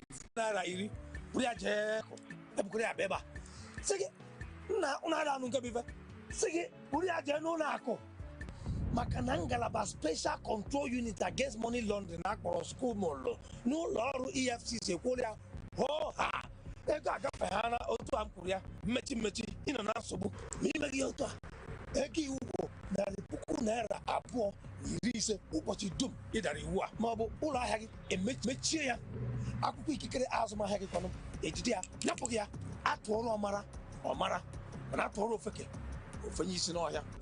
Economic and Financial Crimes Commission, EFCC.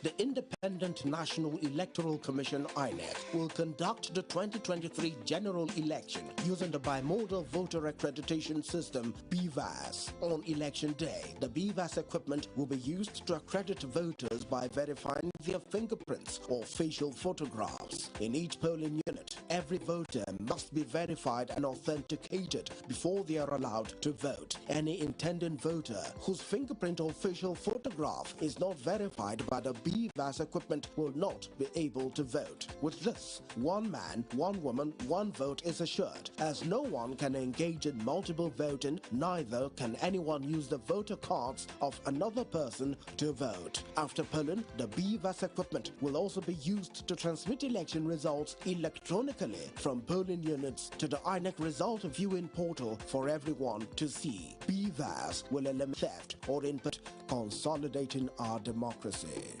This message is brought to you by the Independent National Electoral Commission, INEC, and the Center for Democracy and Development, CDD, with support from the Osiwa Africa Foundation. Today, the Tony Elmelu Foundation Entrepreneurship Program has trained over 1.5 million young African entrepreneurs. We have disbursed nearly $100 million to over 18,000 beneficiaries who have gone on to create over 400,000 jobs across Africa. We need to do more for women in Africa. Empower a woman, you're empowering a whole society. The Tony Elumelu Foundation gives access to a world-class business training and seed capital.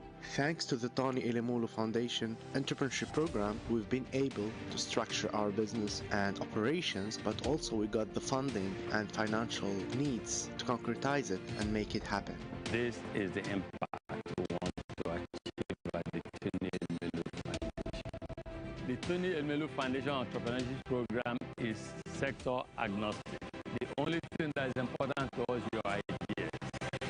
The future of Africa is in your hands.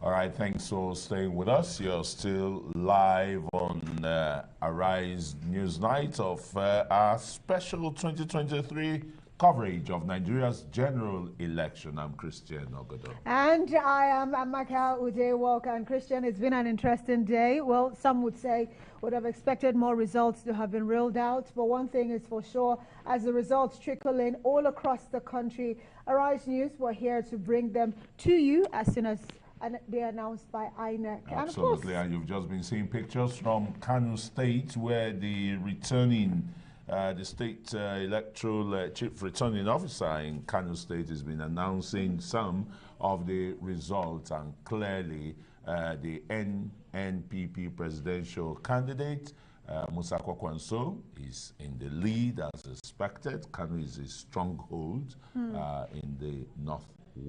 And also, concurrently, we also had about 8 local governments announced so far in Lagos State. And as it stands, the APC seem to be coasting home from what we have garnered so far.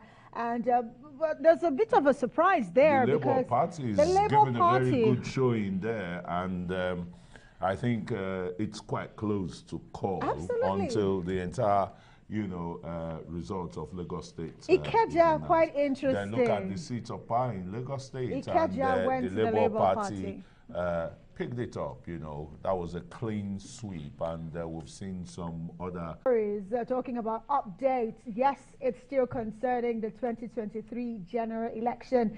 The Independent National Electoral Commission has actually commenced the last stage of collation and announcement of the results of the presidential election.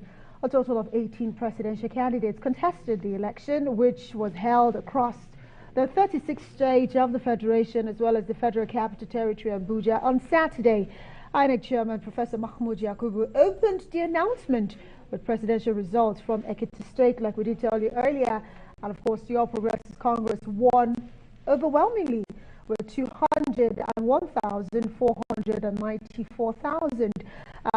Following closely would be the People's Democratic Party with 89,554. The Labour Party came a distant third with 11,397, while the NNPP scored 264 votes. And results from the other states are being awaited at the National Collation Center in Abuja, where that Collation Center is adjourned to be opened tomorrow, Tuesday at 11 a.m. And more stories, the All Progressives Congress Electoral Commission on Sunday announced all Progressives Congress candidates as winners of all the seats. Senator Boyemi Bamidele won in his re-election for Ekiti Central. Yemi Adaramodu defeated Senator Abiodun Olujimi for Ekiti South, while Cyril Fasuyi won in Ekiti North. And 9 House of Representatives seats, the Independent National Electoral Commission announced the results. Assembly spokesperson Ajibola Bashiru lost to Fadeyi Olubi of the PDP in the Osun Central Senatorial District. Senator Francis Fadawunsi of the PDP was re-elected for Osun East Senatorial District, defeating Ajibola Famurua of the APC. And the People's Democratic Party Presidential Campaign Council has urged President Muhammadu Buhari to cull the All Progressives Congress presidential candidate meant by the PDP Presidential Campaign Council Director of Strategic Communications, Dele Momodu. The council accuses a newspaper of dangerous publication unilaterally awarding an impossible victory to the APC.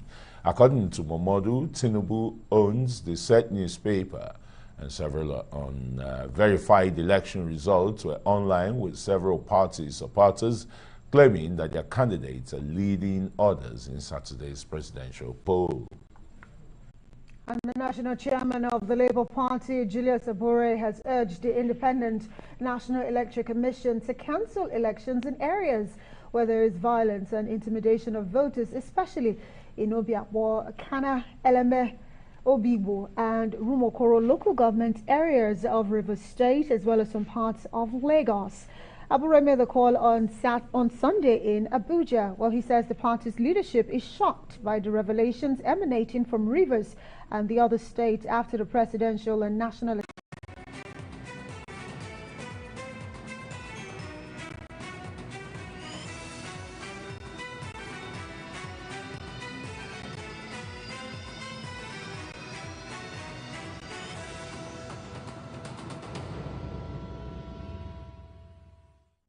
Okay, in our special coverage, let's go back again to Kano State, where the results are being announced, and we know the candidate of the new Nigeria People's Party is on the lead. But let's continue with the announcement.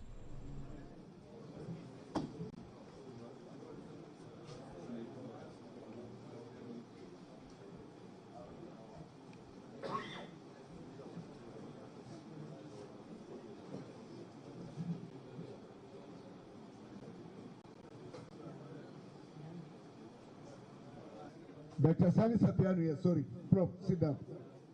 Dr. Sani Sapiano. Local government is Sanyawa. Sani Sapiano, Sanyawa.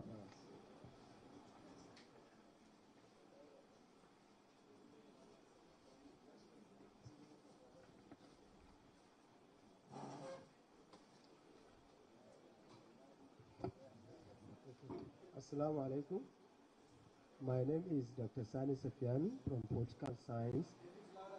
My name is Dr. Sani Safianu, Department of Political Science, Bayero University.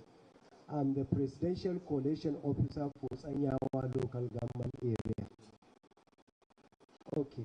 Sanyawa Local Government has 10 registration areas with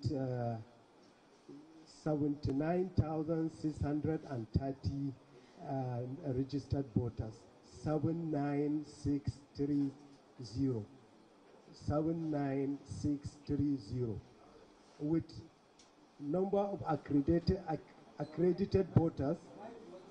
Okay, sir. With accredited voters of 31606. 31606. The votes scored by parties are as follows. A party scored 6 votes. AA party scored 1 vote. AAC scored 7 votes. ADC party scored 7 votes. ADP party scored 3 votes. APC party scored 1405 votes. 1405 votes. ABGA scored 2222 votes. APM scored 4141. APP scored 1414 votes. BP scored 12 votes. NRM scored 144 votes. Yeah, 144 votes. ZLF scored 2020 votes. Total valid votes is 30730. Okay. APC scored 14052. 14052. 14052. Is it right? Okay. Total valid vote is 30730. Are you there?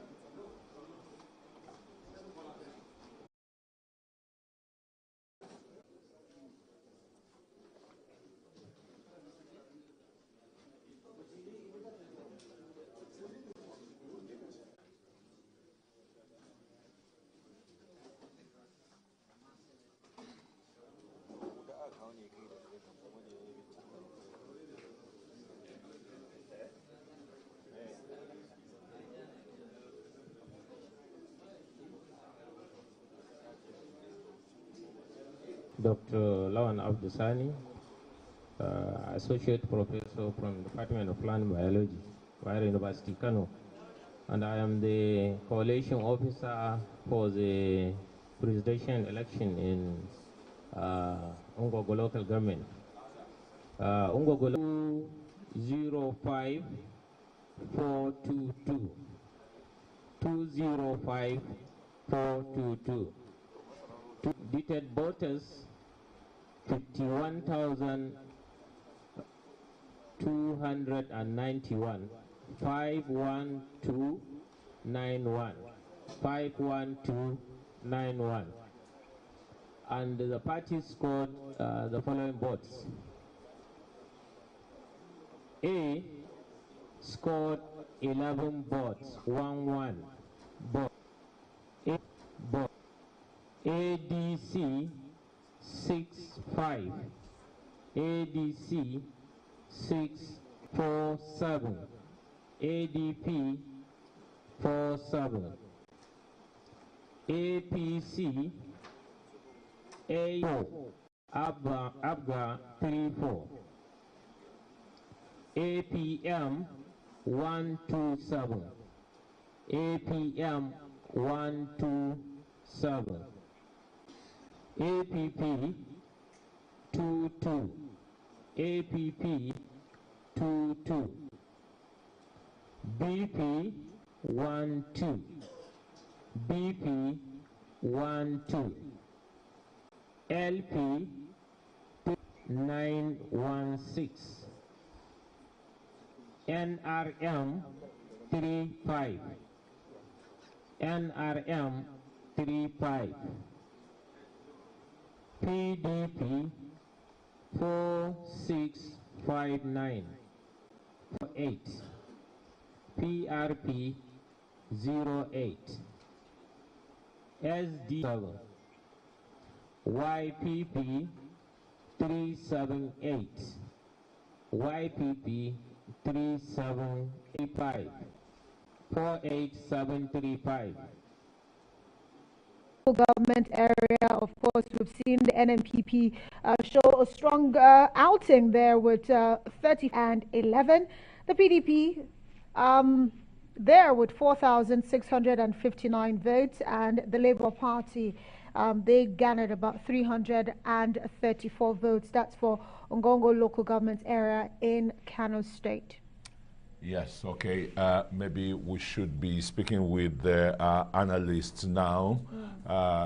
Associate Professor Nigerians expected, would have been uploaded more than 24 hours ago. It's just coming in trickles. Presidential election results, it is only one state that has been announced and the rest. And INEC, some people feel that, he's really left a sour taste in their mouth. He's turned everything into arches in their mouth.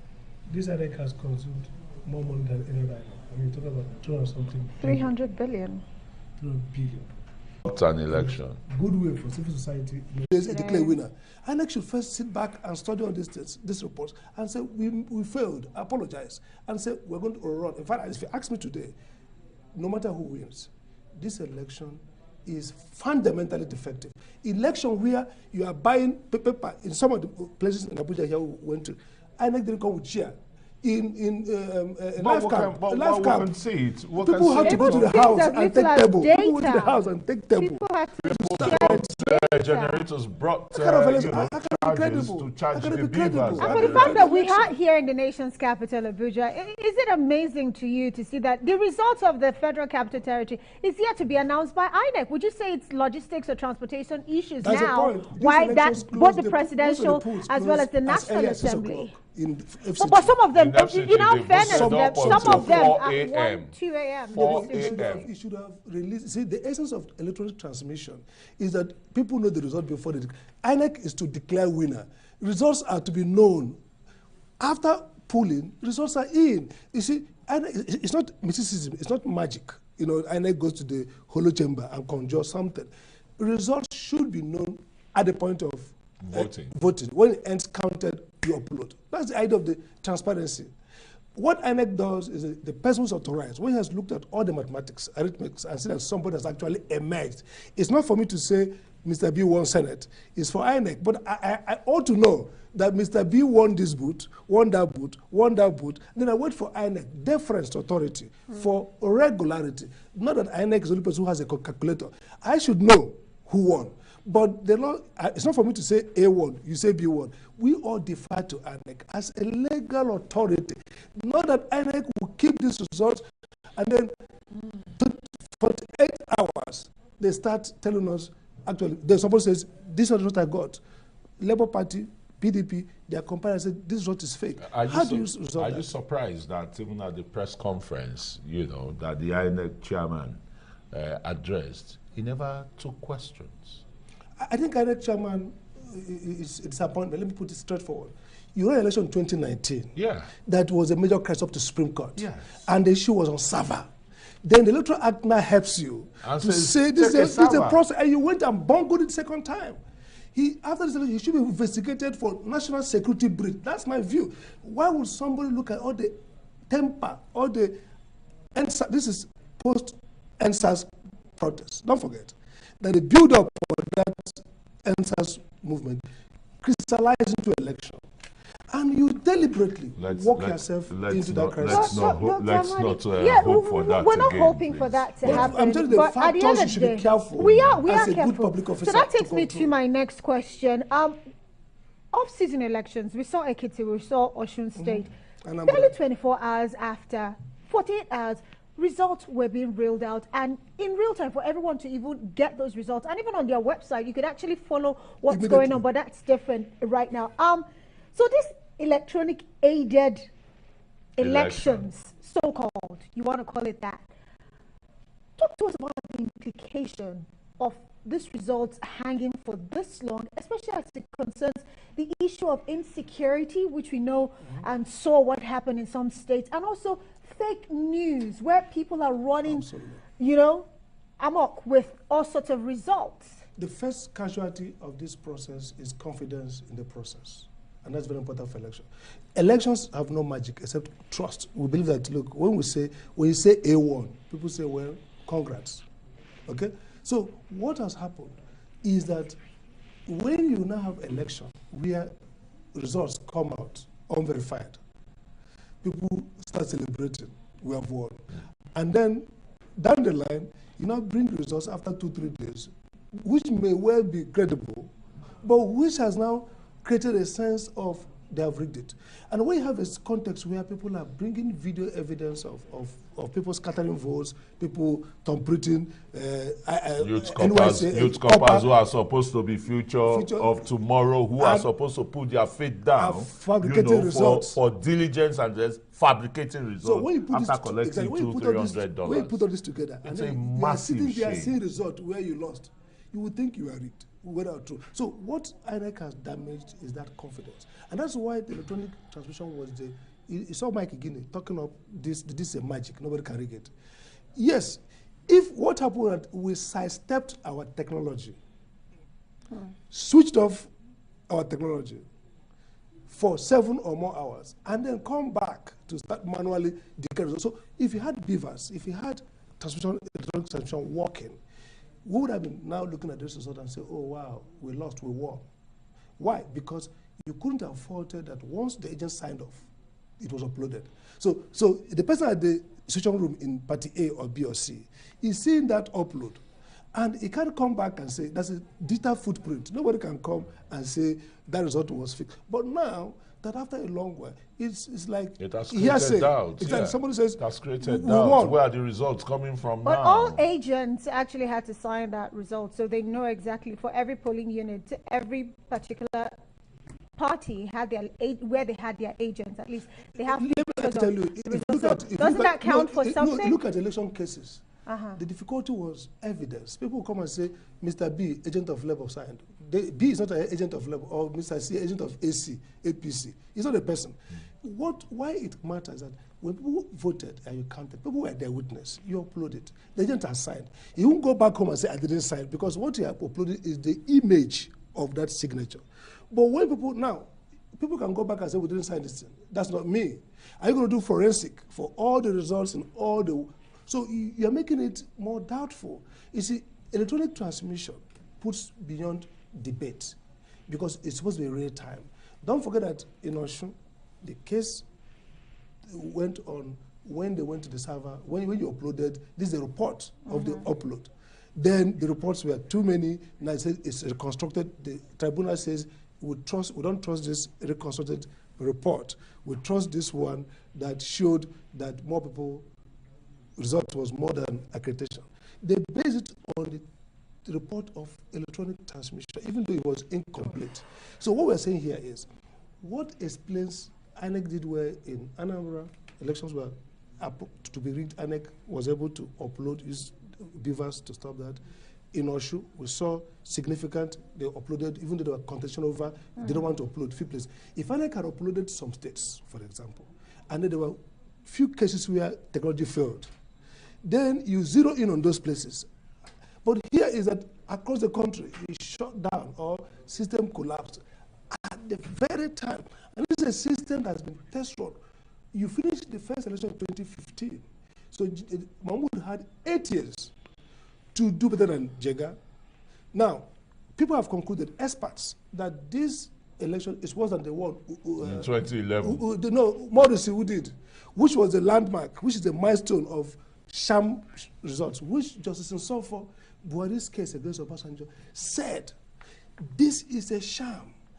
This is not an election. That's why Buhari made him an ambassador. Ambassador to the US. In fact, it was almost a 5-4. Buhari would have upset that election. Yar'Adua came back and said, I don't trust my mandate. And he set up Ways Committee.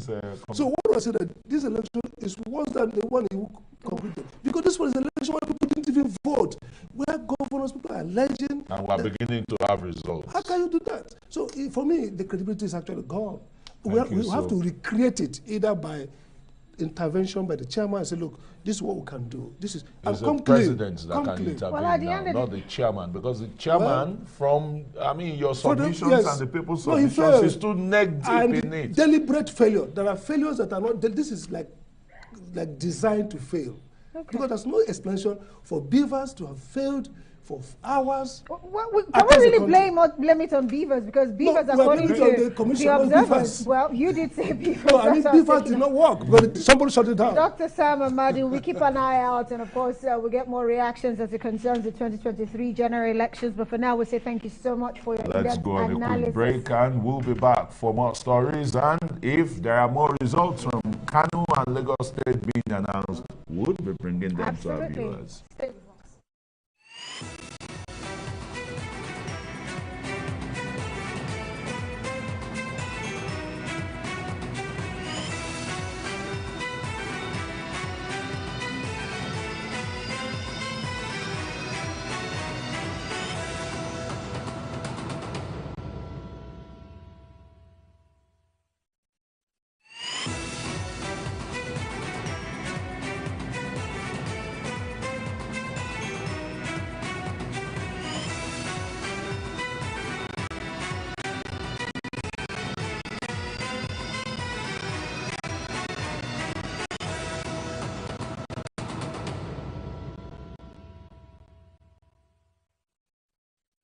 My name is Abdurrashid Bawa, the Executive Chairman, Economic and Financial Crimes Commission. I want to use this medium to urge all Nigerians to eschew all manner of electoral fraud, either through vote buying, vote selling, or fraudulent manipulations of electoral processes. I'm fully persuaded that we can run our electioneering processes devoid of any form of criminality. Let us all be committed to a free, fair, and credible dealings in the exercise of our democratic rights. Thank you.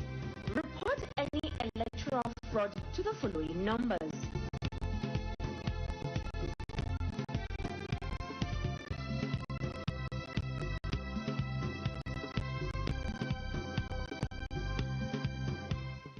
You can also send any relevant information to info@efcc.gov.ng or to all our social media platforms at official EFCC.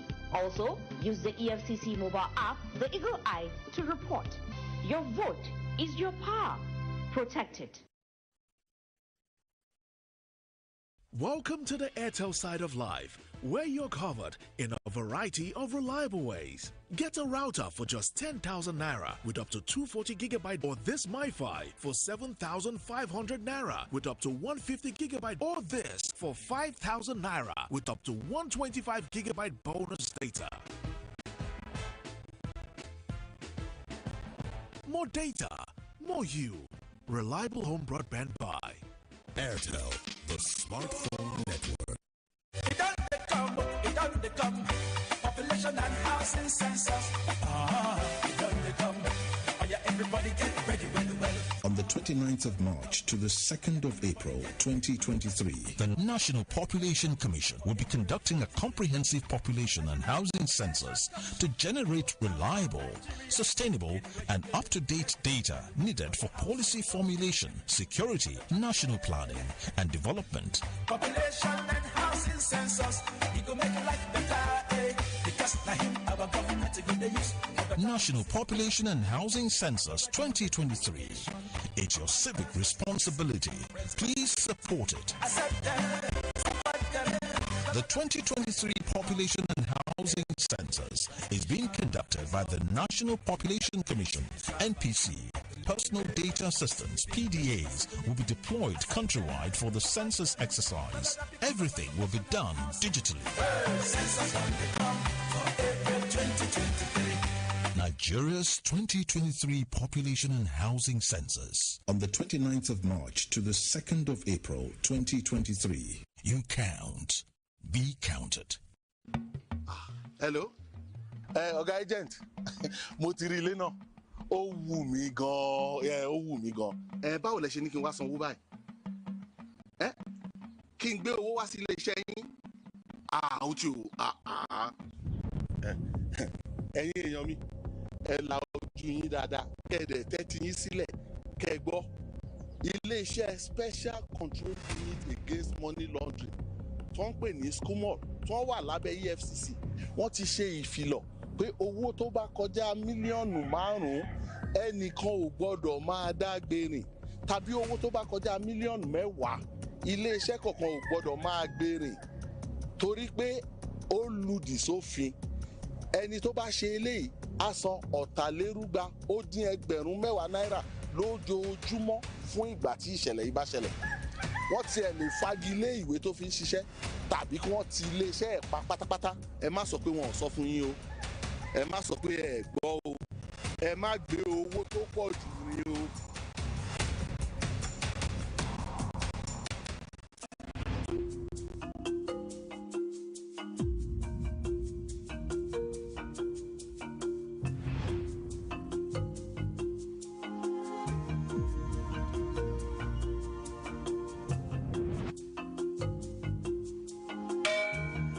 This is the heart of the business world in Lagos, the commercial capital of Africa's largest economy. These aren't just numbers. They represent our nation's sharpest minds, our most successful investors, our most inspiring bosses. In Nigeria, business is in our DNA. From micro-business to startups to world-conquering brands. Every success story has something in common. They all started somewhere. Success is not final. Failure is not fatal. It is the courage to continue that counts. Global Business Report gets to the heart of business.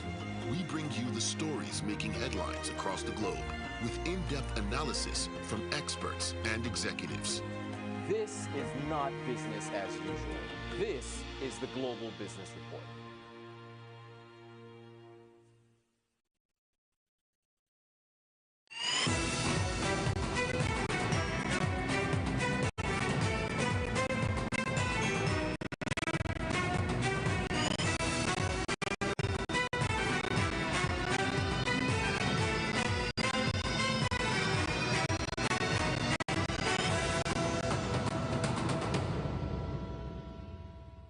Thanks for staying with us. Of course, you're still watching our special coverage of the results of the general election, talking about the presidential and the National Assembly, and of course, giving you all the results as they're trickling from across the states. Sure. I am Amaka Ode-Walker.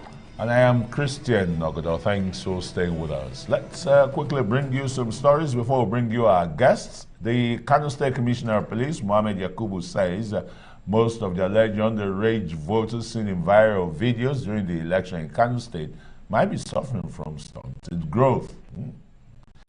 Yakubu makes the remarks while answering a question posed on this. Several footages circulating on social media, wherein some voters who appear to be underage were seen voting.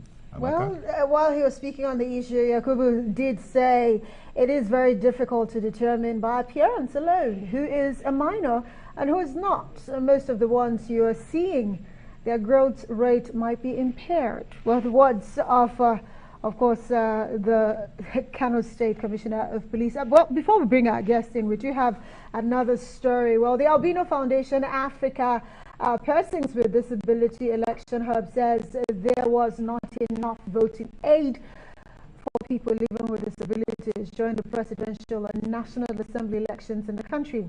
The presidential and National Assembly elections were conducted, of course, just yesterday. Amina Zakari, a board member of the foundation, says only 26 brills, ballot guides, and 60 magnifying glasses were provided for people living with disabilities in about 273 polling units.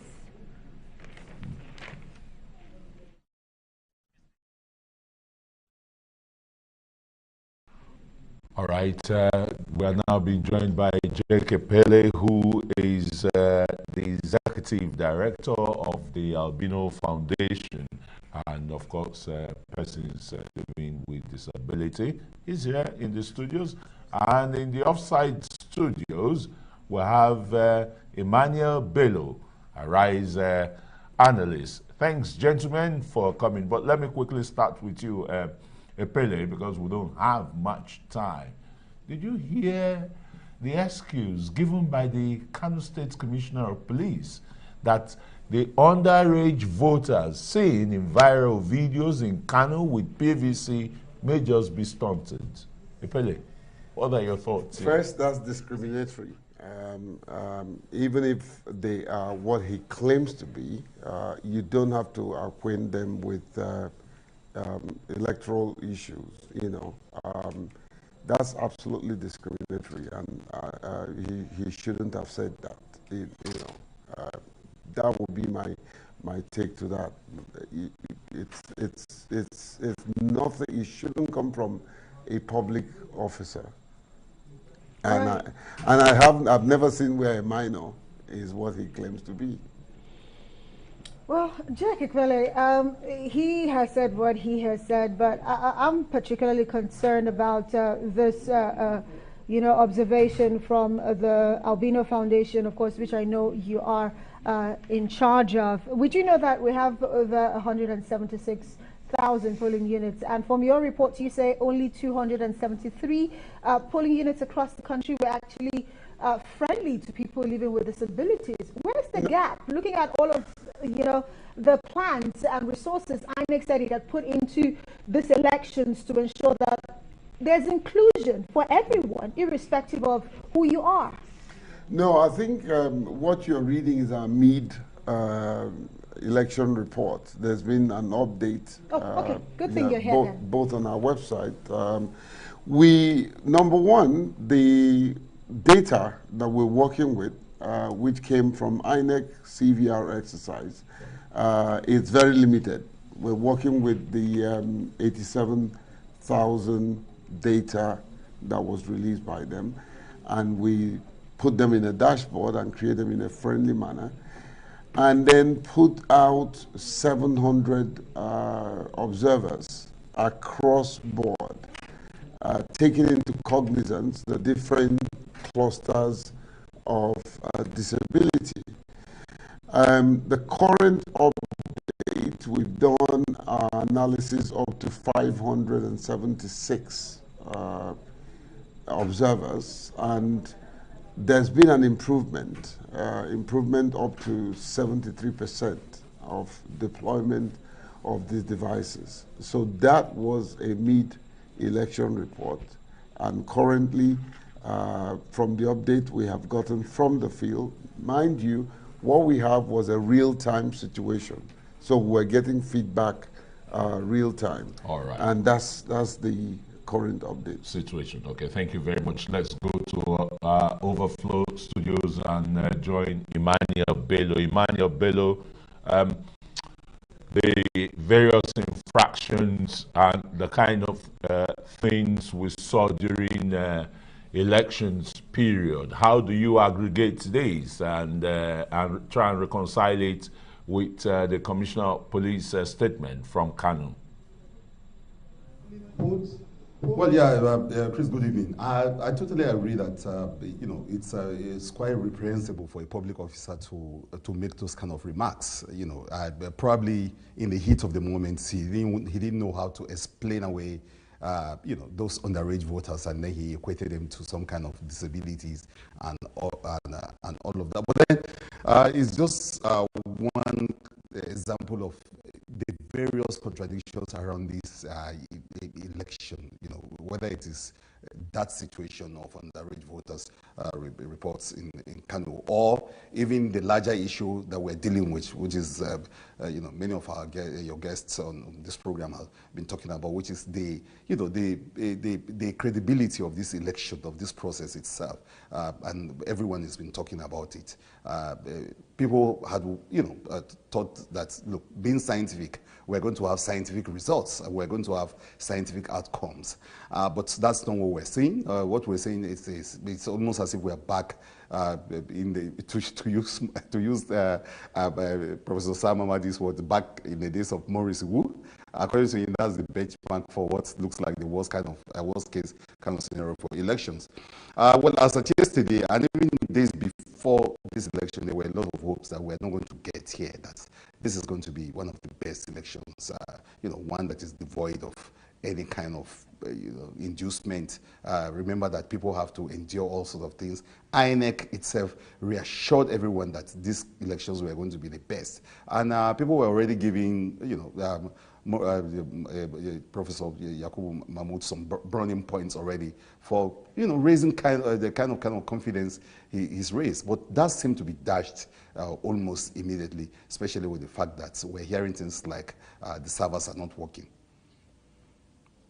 Commission was actually adjudged during the off-season elections. Those praises, some would say they were well deserved, but for now, some would say they're not so sure. Gentlemen, unfortunately, that's why I had to butt in there, because we have to cross back now to Kano State, where, of course, results are reeling in. In the meantime, we'll have to say thank you so much to Jack Ekpele as well as Emmanuel Bello for joining us. But, of course, as the results come in, we have promised you here on Arise News, we'll get to you. So now let's cross live to Kano State, where, of course, the State Returning Officer, Professor Suleiman Bilbis of the Usman Danfodio University, of course, is there coordinating all of the local government collation officers as they give us the results in real time.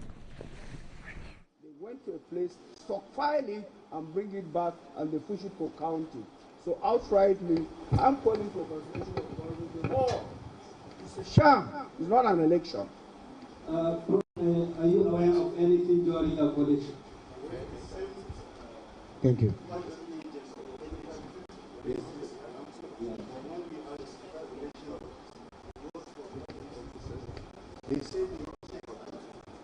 We asked, the same complaint was raised at the coalition center at Gorzo, but when we asked our ward coalition officers, they said they checked the the beavers, and there is no such incidents. The only overvoting and some other also violences for the senatorial and the House of Reps, yeah. As what I want to do is invite the Igbo and also check the beavers. That should be able to answer. Yeah, so what I want to do, we say we invite the Igbo, we also check the beavers, and we report back before we find out. Thank you. No, already seen the outside with the one area. Yeah, they refuse. So we take that before we find out. Thank you.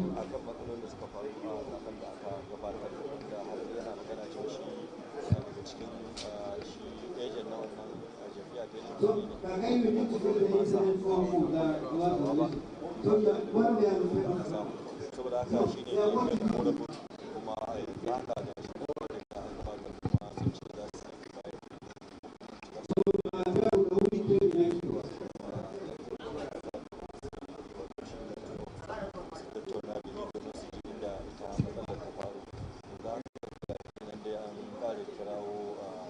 Now, Dr. Mohammed Amina, Kabo.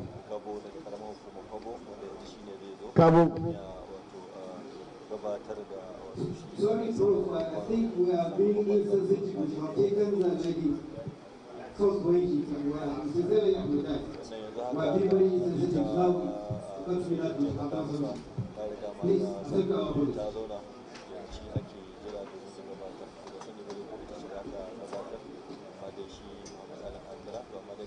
So my name is Binta Muhammad Aminu, Associate Prof from Department of Microbiology, Bayero University, Kano. I serve as Collation Officer of Kabo Local Government. Collation Officer for Presidential Election in Kabo Local Government Area. So Kabo Local Government Area has a total of 10 RAs. And the total number of registered voters is 5748. 5748. The number of accredited voters were, okay, the total number of registered voters were 5748. 5748. Okay, sorry, I'm reading. Sorry, I'm reading the last. Okay, sorry.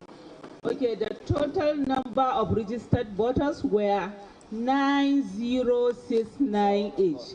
9069 each.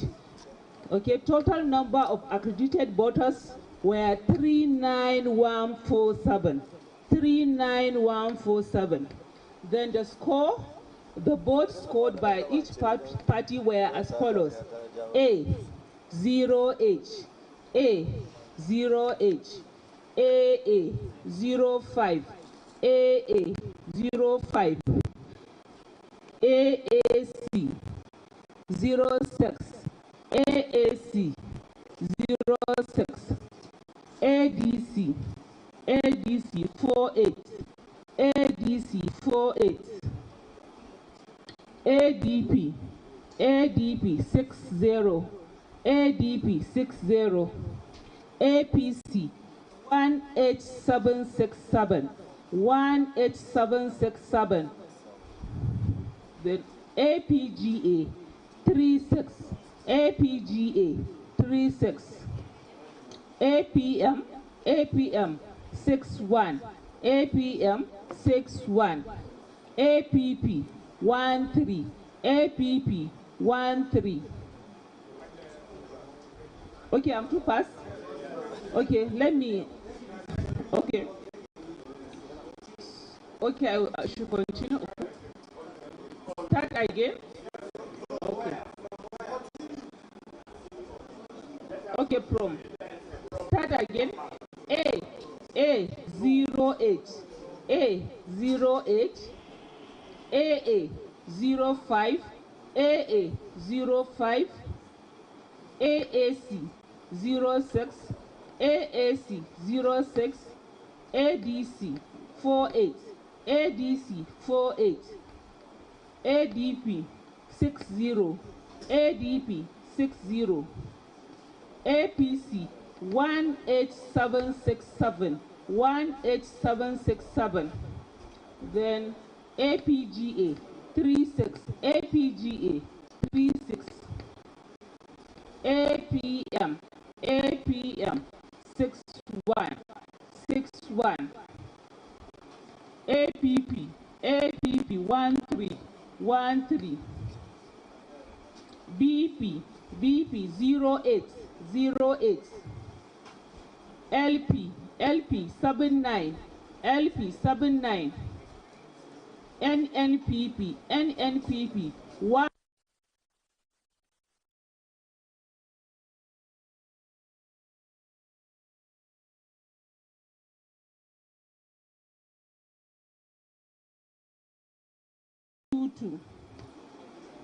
Then PDP, PDP 2463, PDP 2463, PRP, PRP 07, PRP 07, SDP, SDP 09, SDP 09, YPP, YPP 197, 197, ZLP 16, ZLP 16.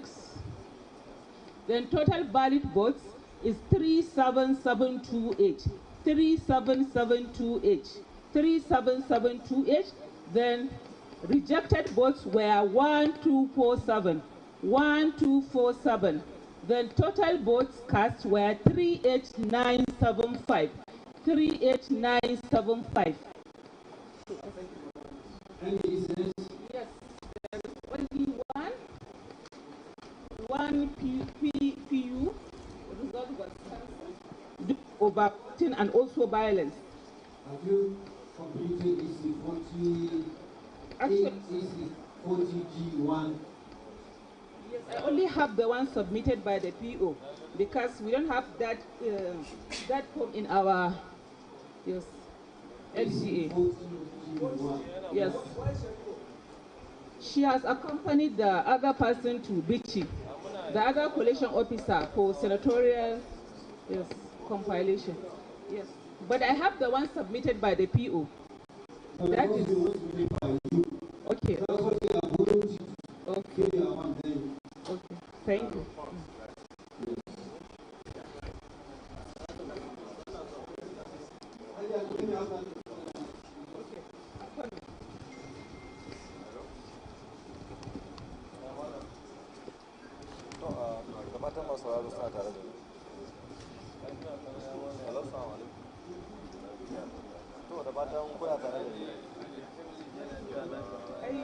We're only asked to submit first copy. Wannan sakamakon zaɓe ke na karamar hukumar Kabo wadda ita associate professor Muhammad ta karanto wanda a daidai lokaci ne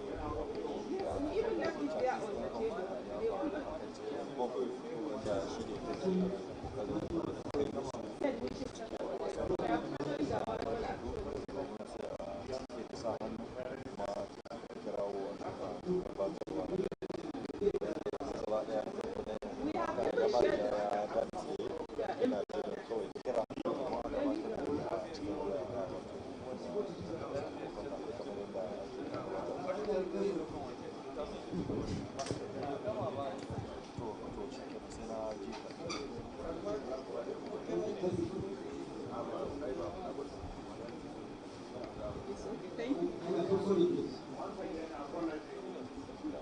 Next, please.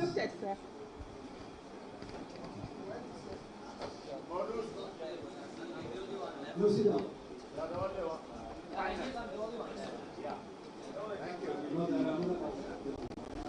One.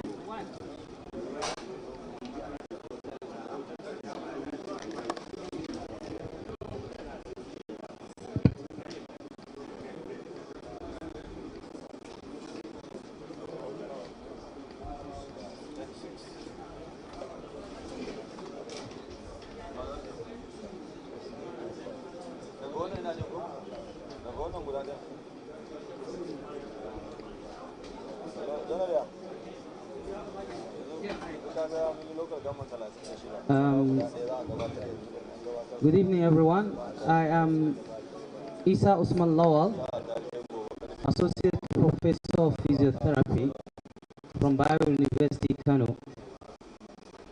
I'm the Collation Officer for the local government of Shanonu. Shanonu has 10 registration areas, and here are the records from there. Number of registered voters: 75981. 75981. Number of accredited voters: 25167. 25167. Votes received by political parties: A 12. A 12. AA 4. AA 4. AAC 91. AAC 14. AAC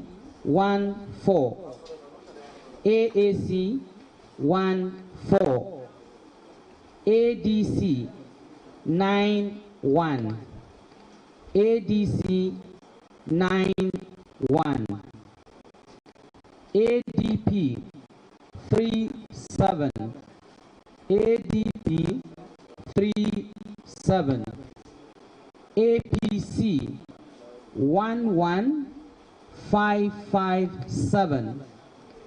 APC 11557.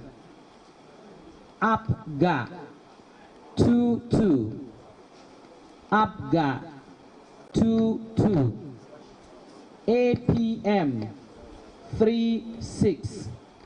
APM 36, APP 4, APP 4, BP 5, BP 5, LP 44, LP 44, NNPP 9672, NNPP 9672, NRM 13, NRM 13, PDP 1703, PDP 1703,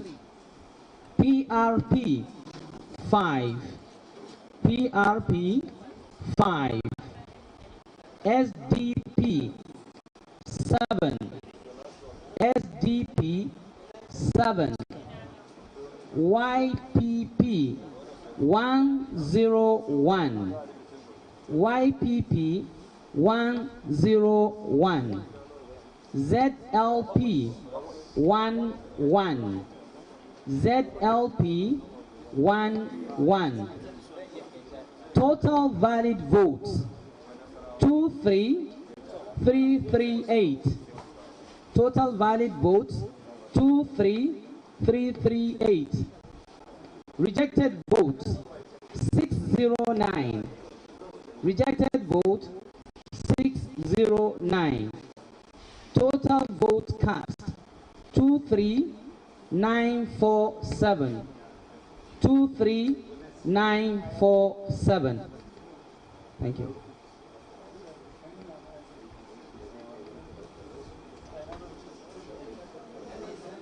Several incidences, actually. We have about 17 incident cases there. 17 cases. Cancelled, yeah. Yes, recorded, fully recorded. Detailed, yeah, and summarized. Oh.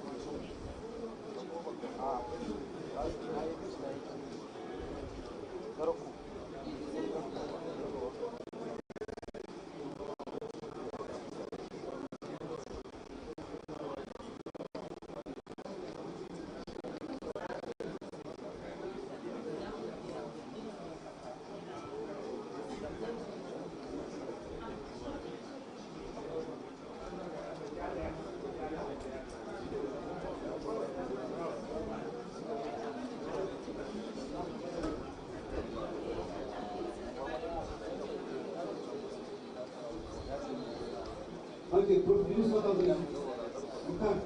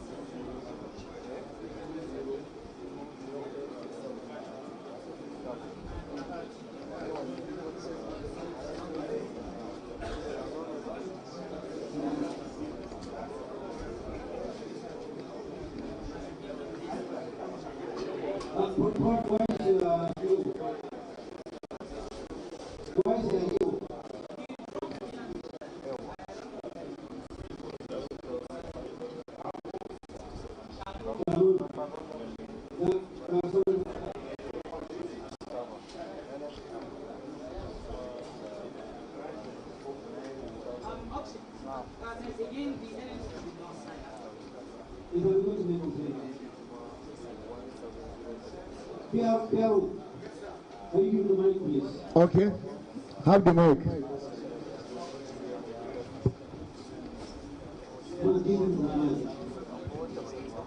Shanono's results supposed to be cancelled outrightly. Why we are saying that is there is too much irregularities there because there is a margin between the candidate of APC and NNPC, all the candidates, both the National Assembly and the presidentials, and there is overvoting. If there is overvoting too much and too much margin between the candidates, it means there is a process that have not been followed. Therefore, outrightly, Shannon is supposed to be cancelled because there are about 13 cases, and he mentioned, and his AO is like it's a game plan. AOs are not coming here. They allow these people to come and present, and they escaped. Wherever there's complaint, we are going to look at it. Yes. Thank you.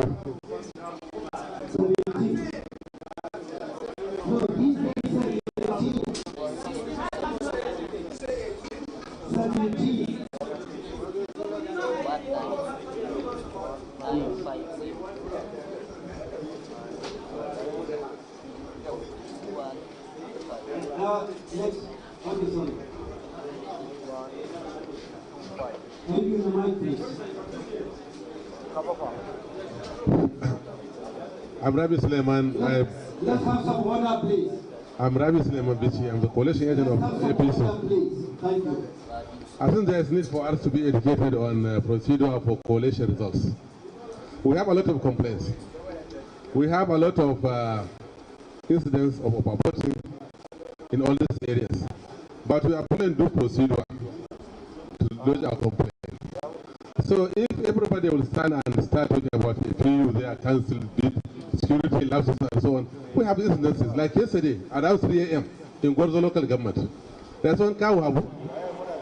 Our agent Abdullah Gorzo called me that he was attacked by thugs, and the Amin Hospital is there now in critical condition. So we have a lot of cases like that. But we are following due procedure. We are making our complaint formal and in a procedural way.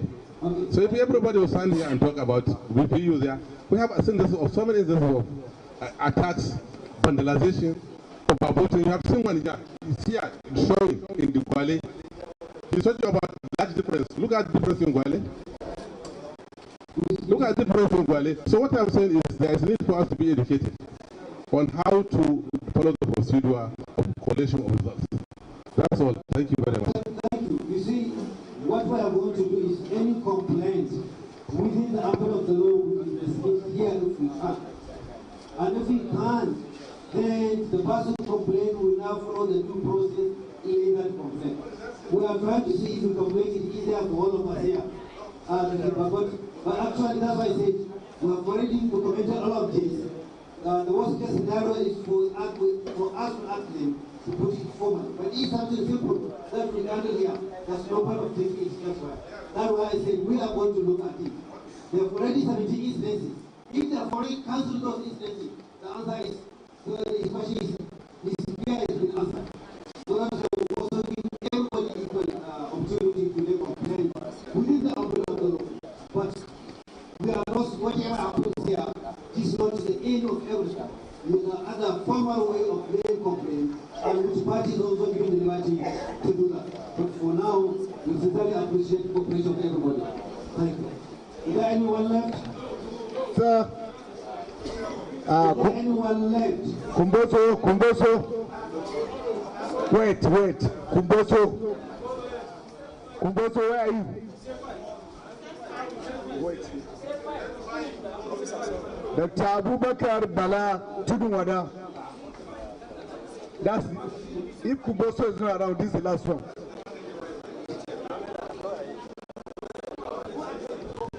No, excuse me, sir. You are not in my list. Which local government are you? Tinubu, I call you. No, wait, please. Wait. Sir, we have Dr. Garba Bala Kumboso. We have Shanona Hasdon and Tinubu is last. Tinubu is last in my list. Tinubu is the last one in my list. No, correction came, sir. Correction came. This is, yes, look at it, sir. Is it? It is, sir.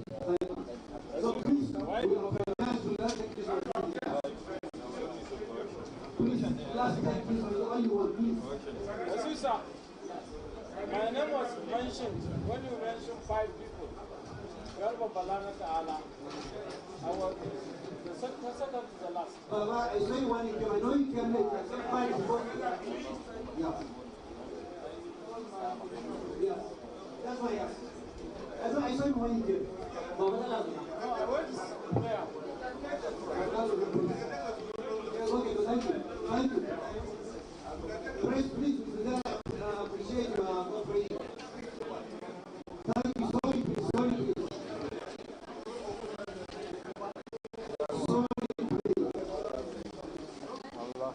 Thank you. So go ahead. Thank you very much, Chairman. Assalamu alaikum wa rahmatullahi ta'ala wa barakatuh. My name is Dr. Jamil Abakar Bala from Bayero University, Kano. I'm the collation officer for the presidential election that held between yesterday and today. That means between 25th and 26th. So that was held on 25th. The activity was completed today. So I represented, I carried out in Tudunwada local government area. So the election was conducted in Tudunwada local government area, and total number of registered votes. Okay, there are 11 RAs in Tudunwada local government area, and total number of registered voters were 141,206. 141,206.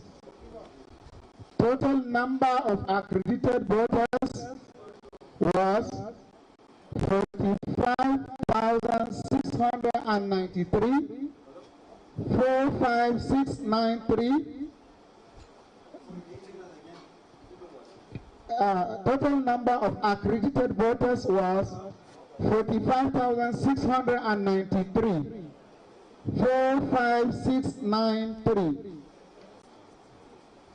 Votes received by political parties as follows: A party 5, A party 5, AA 5, AA 5, AAC 11, AAC 11, ADC 40, ADC 40, ADP 126, ADP 126, APC 1,817, sorry, 18017, APC 18017, APGA 22, APGA 22, APM 39, APM 39, APP 20, sorry, APP 2, APP 2, BP 4,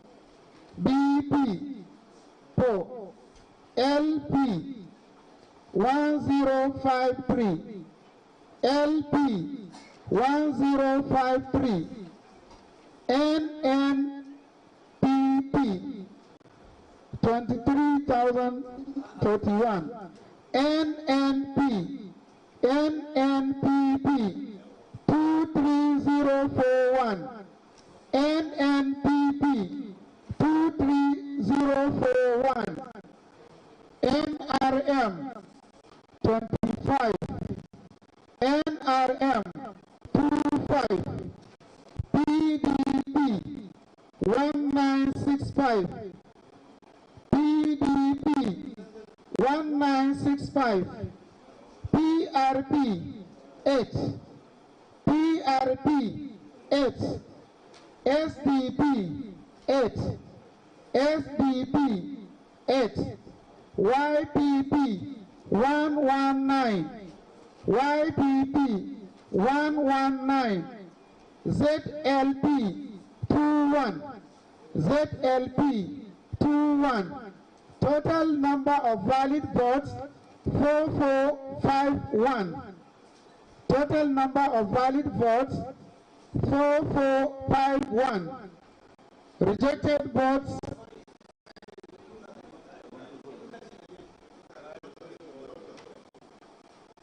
total valid votes 44514. 44514.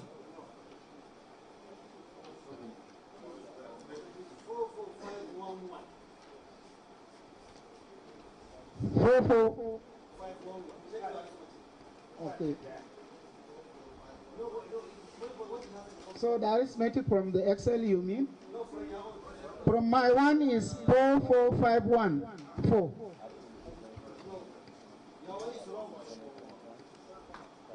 Okay, 44. No, what I have is what I'm reading. Sorry, please. What you have is from what you calculated, isn't it? What you add on the arithmetic. Okay. So you go and you add it again and come back. No problem. Thank you very much. Thank you.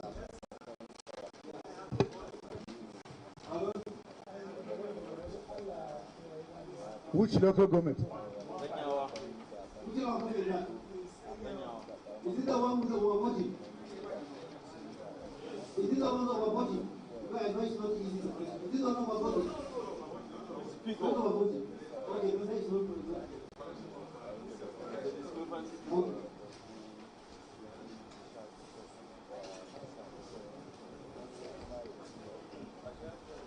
Okay, Assalamu alaikum. Once again, Dr. Sari Sefidanu. Yes, I know. Okay. Okay. The number of registered voters is 79630. Number of accredited voters is 31606. Then the scores are as follows. A party scored 6. AA has 1 vote. AAC has 7. ADC has 57. ADP has 43. Then APC has 14052. ABGA has 22. Then APM has 41. And then APP has 1212. Sorry, you said what? 12. 12, Yes, sir. Okay, let's take it. Okay. And then BP has 12. Yes. LP has 8989. NNPP has 14468. Yes. NRM has 13. Yes. PDP has 1721. Yes. PRP has 8. Yes. SDP has 9. Yes. YPP has 144. Yes. ZLP has 2020. Yes. The total valid vote is 30725. Yes. Rejected vote is 876. 876, okay, yes. Yes.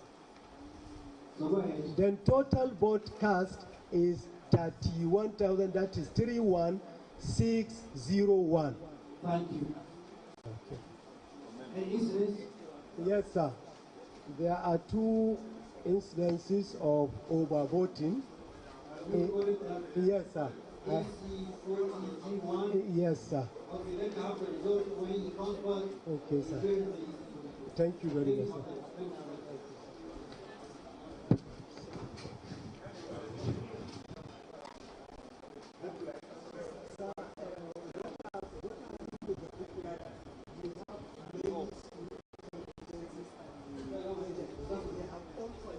That's all.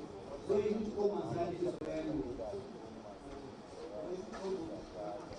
show him there is the voting.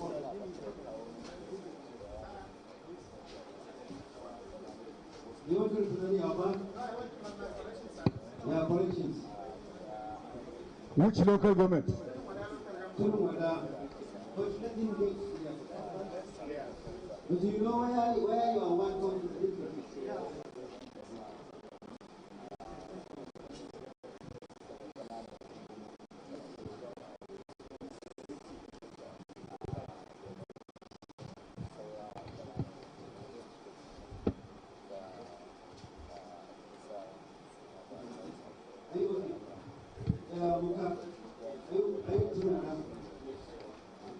You know, we are starting from your from the party's performance. Yes. So we need to know where you are. So, thank you, Chairman. So, the following are the scores for the political parties. A party, 5. Yes. AA, 5. Yes. AAC, 11. Yes. ADC, 40. Yes. ADP, 126. Yes. APC, 18017. Yes. APGA, 22. Yes. APM, 39. Yes. APP, 2. Yes. BP, 4. Yes. LP, 1053. Yes. NNPP, 23041. NRM, 25. Yes. PDP, 1965. Yes. PRP, 8. Yes. SPP, 8. Yes. YPP, 119. Yes. ZLP, 21. Yes. Total valid votes, 4511. Yes. Rejected. Why do you have what you had before?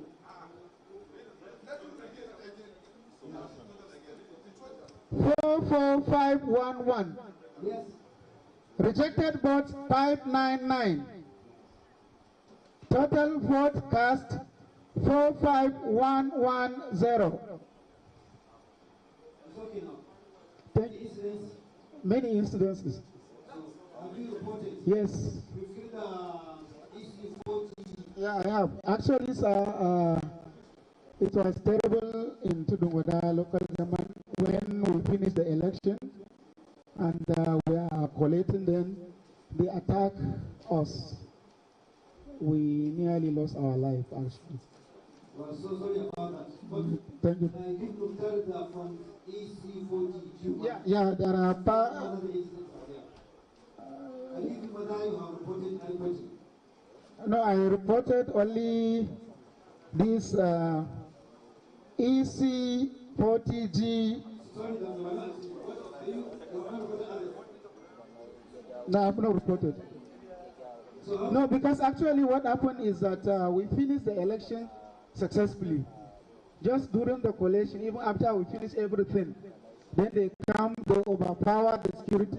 I don't know who says as a result of Huh?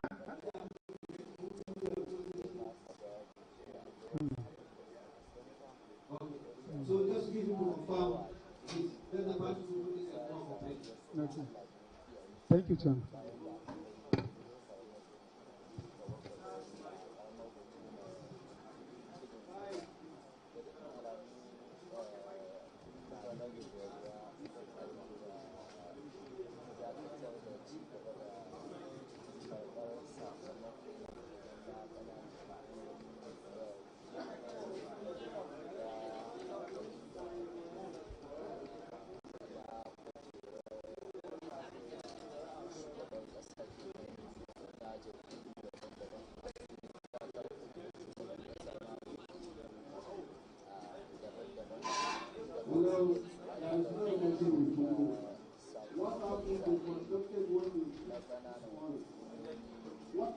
sorry, there was two cars, about 3 people were killed, about 7 vehicles were bombed. So all these figures and the negotiation sit down and write forward. That is deeper than any ethnic of somebody to come with his card and take and allow him to make an election. The Lord allows the commission to synthesize results from the what have you so you can write formally for this country. Yes. Pardon?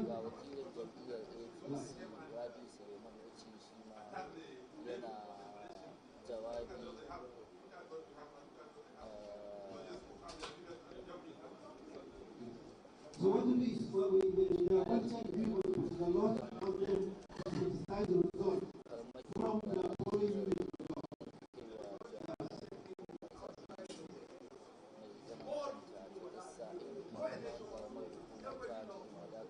Is it no election or one destroyed? There was total unexecuted. Nobody contested an election.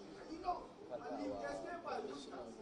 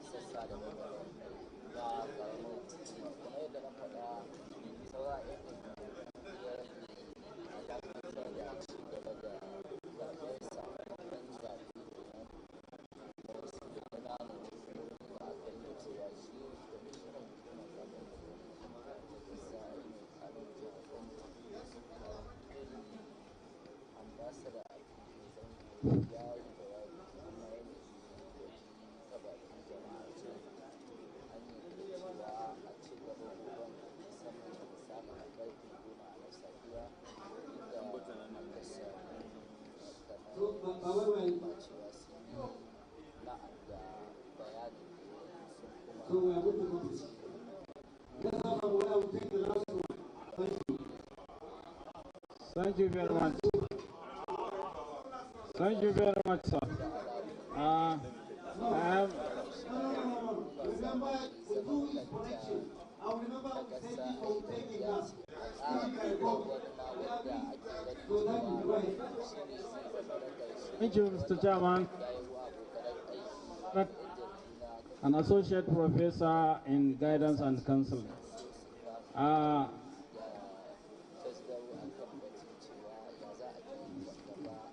The total number of local government is Kumbozo local government. Kumbozo, yes. The total number of sisters. My name is Garba Balanata.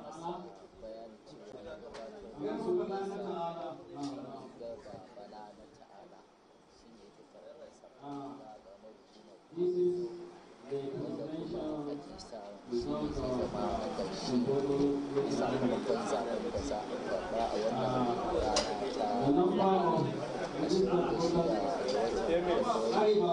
the number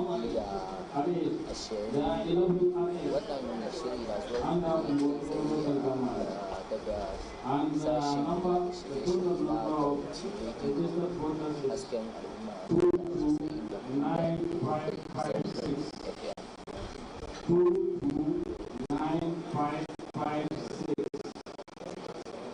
Then the total number of accredited voters is 61547.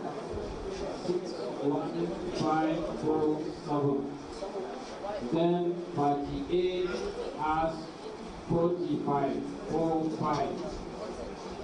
AA has 41. We have some order, please. AA has 41. Then AAC 18. AAC 18. ADC 90. ADC APC 90. Then ADP 94. ADP 94. Then APC 6721. APC 6721. ABGA 46. ABGA 46. Then APM 104. APM 104. APP 23. APP 23. PF 03.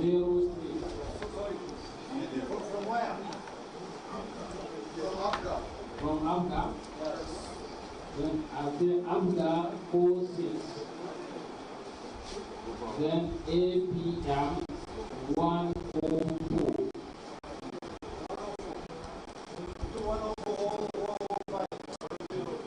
104. Then APP 23. APP 23. Then PP 06. PP 06. Then LP 815. LP 815. Then NNPP 44474.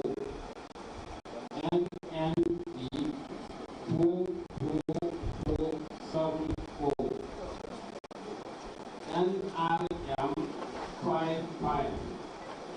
NRM 55. PDP 5996. PDP 5996.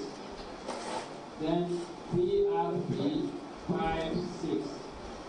PRP 56. Then SDP 06. SDP 06. YPP 301. YPP 301. Then ZLE 9000. ZLE 9000. Then total valid votes stand at 58988. 58988. Rejected votes 1310. Rejected votes 1310. Total votes cast 60298. 60298. Any incidents recorded from our Muslim council? ECG 40 G1 completed.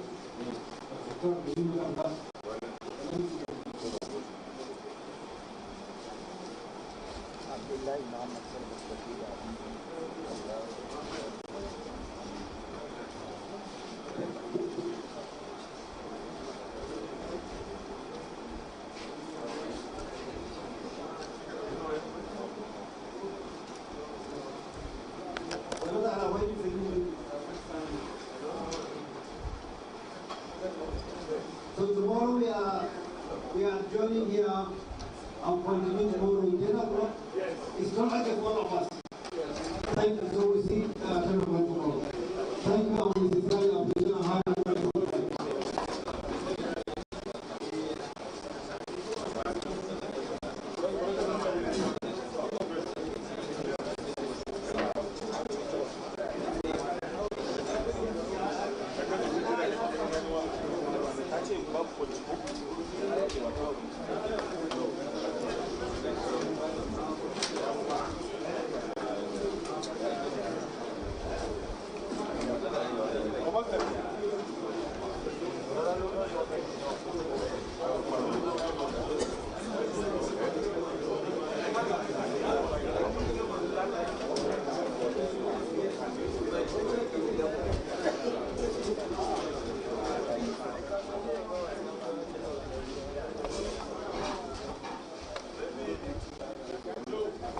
there's live fields coming in from the Collation Center in Kano in northern Nigeria as Nigerians await the full outcome of the presidential and National Assembly elections. It's just a few minutes before midnight and the world is watching to see how this unfolds. Earlier, we were doing back and forth between the Kano Collation Center and the Collation Center in Nigeria's economic capital, Lagos. And by and large, results have started trickling in specifically for those who are contestants for the National Assembly election. We have seen some results for some newbies who will be going into Parliament, as well as some who will be returning to Parliament in Nigeria. And these are some of the conversations that Nigerians are waiting as they wait with bated breath to see who emerges, specifically on the presidential ballot, those who will be taken over from those in the National Assembly and those who will be returning, and who will be that man to take over from President Buhari on May 29. Here on Arise News, on our special coverage on the elections so far, we'll be giving you updates, blow-by-blow updates on the outcome of the election. Keep in mind that you have also seen the returning officers reeling out the numbers, and we'll also be speaking to our guest pretty much later here to give us a sense of what this is about. They are on recess now at the Collation Center. Before that resumption, we need to catch up. So let's see what we'll be doing at the moment. At the hour, we'll be looking at some of the key issues that inform this particular update that we're doing now at the moment here in our studio. So we'll take a moment, we'll come back and we'll give you more information.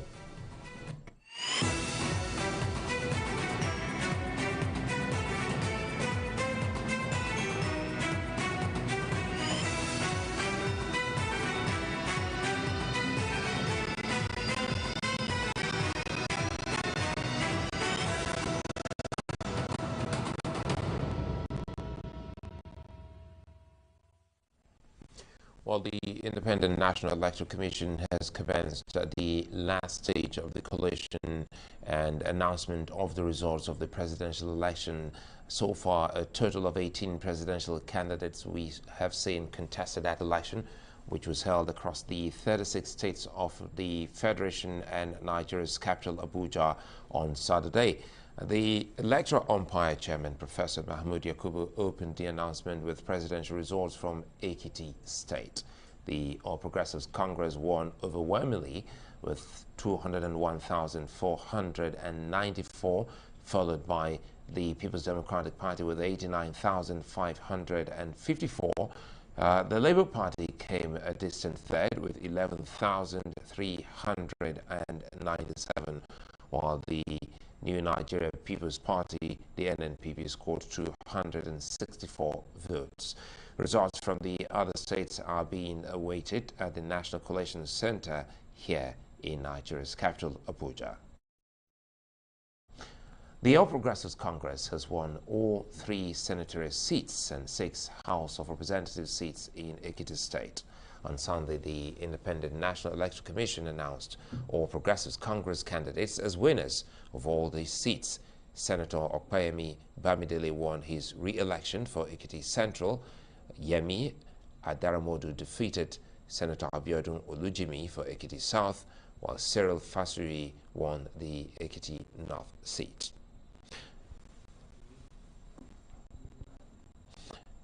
More updates here. The People's Democratic Party in Osun State have won the state's 3 senatorial and 9 House of Representatives seats. The Independent National Electoral Commission announced the results. Senate spokesman Ajibola Bashiru lost to Fadeyi Olubi of the People's Democratic Party in Osun Central Senatorial District. Senator Francis Fadahunsi of the PDP was re-elected for Osun East Senatorial District, defeating Ajibola Famurewa of the APC. Now, the Labour Party candidate for the House of Representatives, Kaura Federal Constituency, Kaduna State, Matthew Donatus Kozali, has defeated the minority whip of the House of Representatives, Gideon Lucas Gwani. Kozali polled 10,508 votes ahead of People's Democratic Party's Gwani, who polled 10,297 votes. The PDP candidate is seeking to occupy the seat for the 5th time. Announcing the result at Kaura Local Government Secretariat in the southern part of Kaduna State, the returning officer, Professor Elijah Ella, declared that Kozali as the winner, while Professor Benjamin Kumai Gugong of APC came third with 9,901 votes.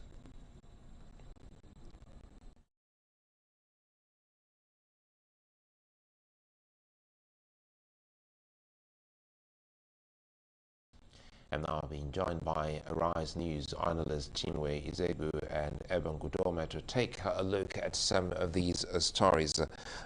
Let's start with you, Obang. You've seen what's happening, and these are moments Nigerians have been waiting for.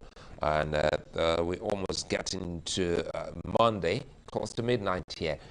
So far, what's your assessment of how this is panning out? Well, you know, the problem is the anticipation. And it raises a lot of tension as people anticipate. But once the results start coming out, it lessens the tension.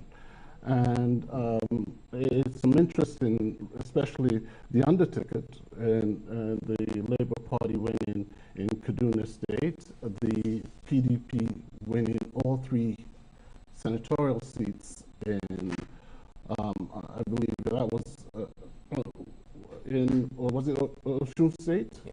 It was Osun State.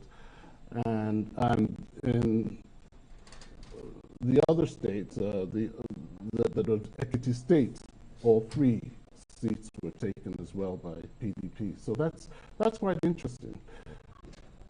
Well, Chinwe, you've been following this. Before we get into some legal analysis, let's get your sense of how this is panning out. Yes. It looks like deja vu. We've seen this before in Nigeria's electoral process when everyone waited for this big moment. Yes. For INEC to make the final call. Yes. Nigeria has, as you know, the largest democracy in Africa. So everyone is looking at us as we speak as to how this democracy process pans out. From all that collation that we have seen so far, it is extremely difficult to predict at this stage because it's still early stage. And we must remember Section 65 of the Electoral Act, which states that the returning officer has the right to review the declaration of results within 7 days. So I'm not saying that there has been any contradiction anywhere, but where you have results being uploaded and there is a discrepancy between those that have been uploaded and the certificate of return, we may well have a look again at the electronic results later in the week. That's why I say it's still very early. And because Section 65 gives the returning officer the right to review, I would say that right may well be extreme and exclusive. But the only good thing about that is that the returning officer's power is subject to judicial review under Section 65, subsection 2 of the Electoral Act. And we must remember that if there is any inconsistency between the Electoral Act and the Nigerian Constitution will prevail because there is a supremacy of the Nigerian Constitution. So whatever happens later in this week, we must remember that there is a judicial process. And obviously we have the electoral election petition tribunal And I'm not saying at this stage that we're going to go to that, but that's as a last resort. If there are discrepancies anywhere in relation to the electronic or the manual, if there are discrepancies, there's likely to be lots of resort to court redress. Well, Jim, we hold it there. I'm excited that you brought in the perspective of the Electoral Act, specifically Section 65(2), which gives the Commission the power to do what we're not ready to get into at the moment. Yes. But for now, everyone can, Jim, let's take a moment. I understand the Collation Center in Lagos is back again. And let's see if we can get a sense of how the figures are going.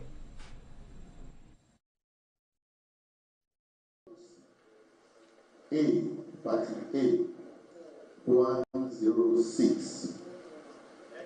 106. AA, 17. 17. AAC, 45. 45.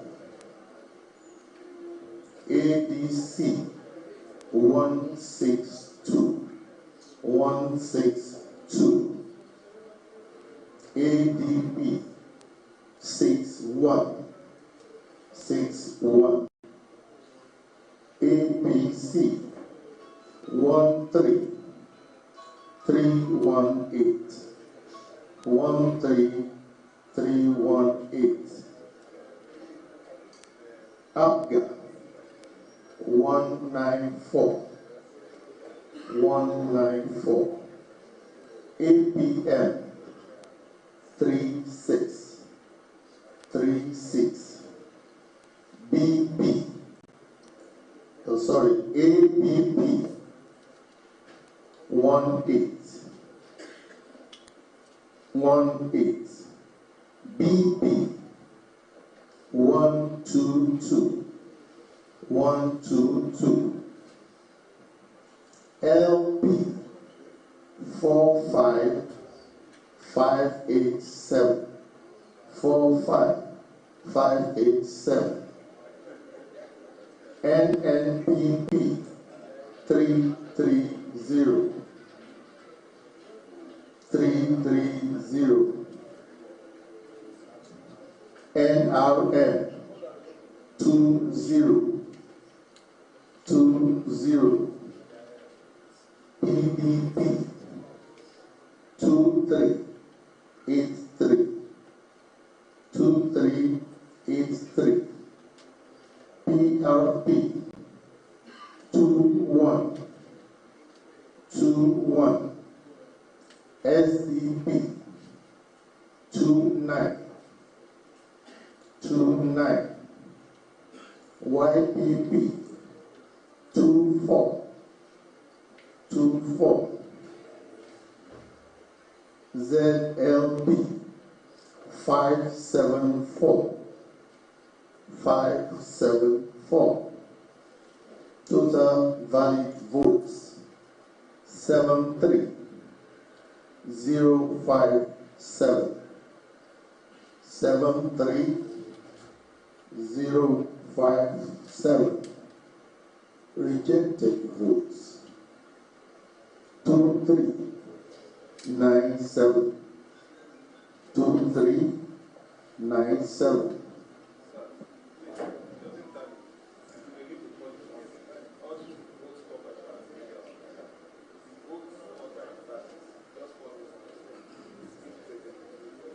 Okay.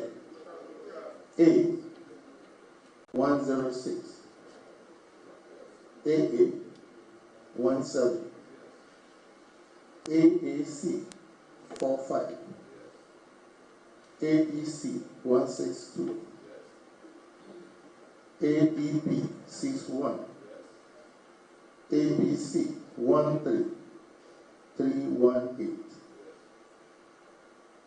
ABGA 194.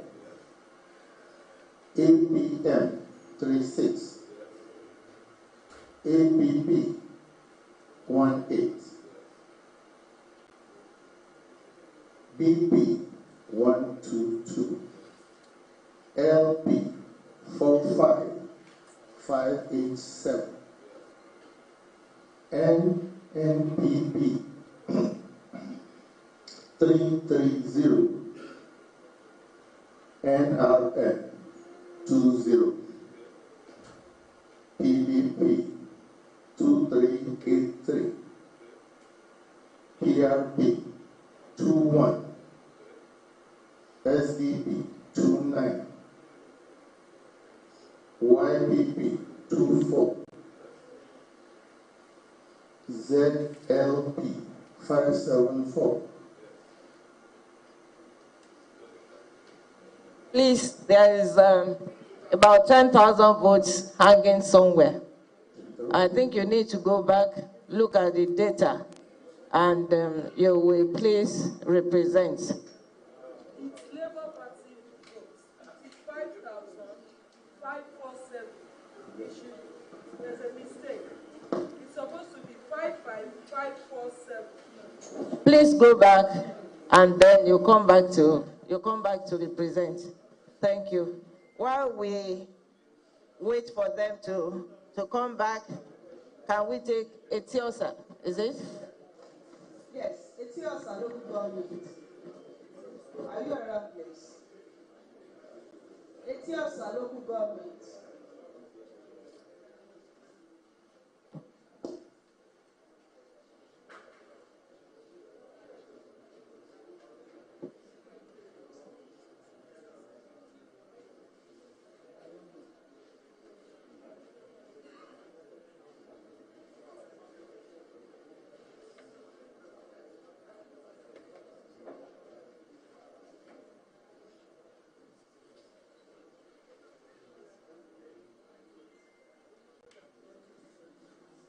This.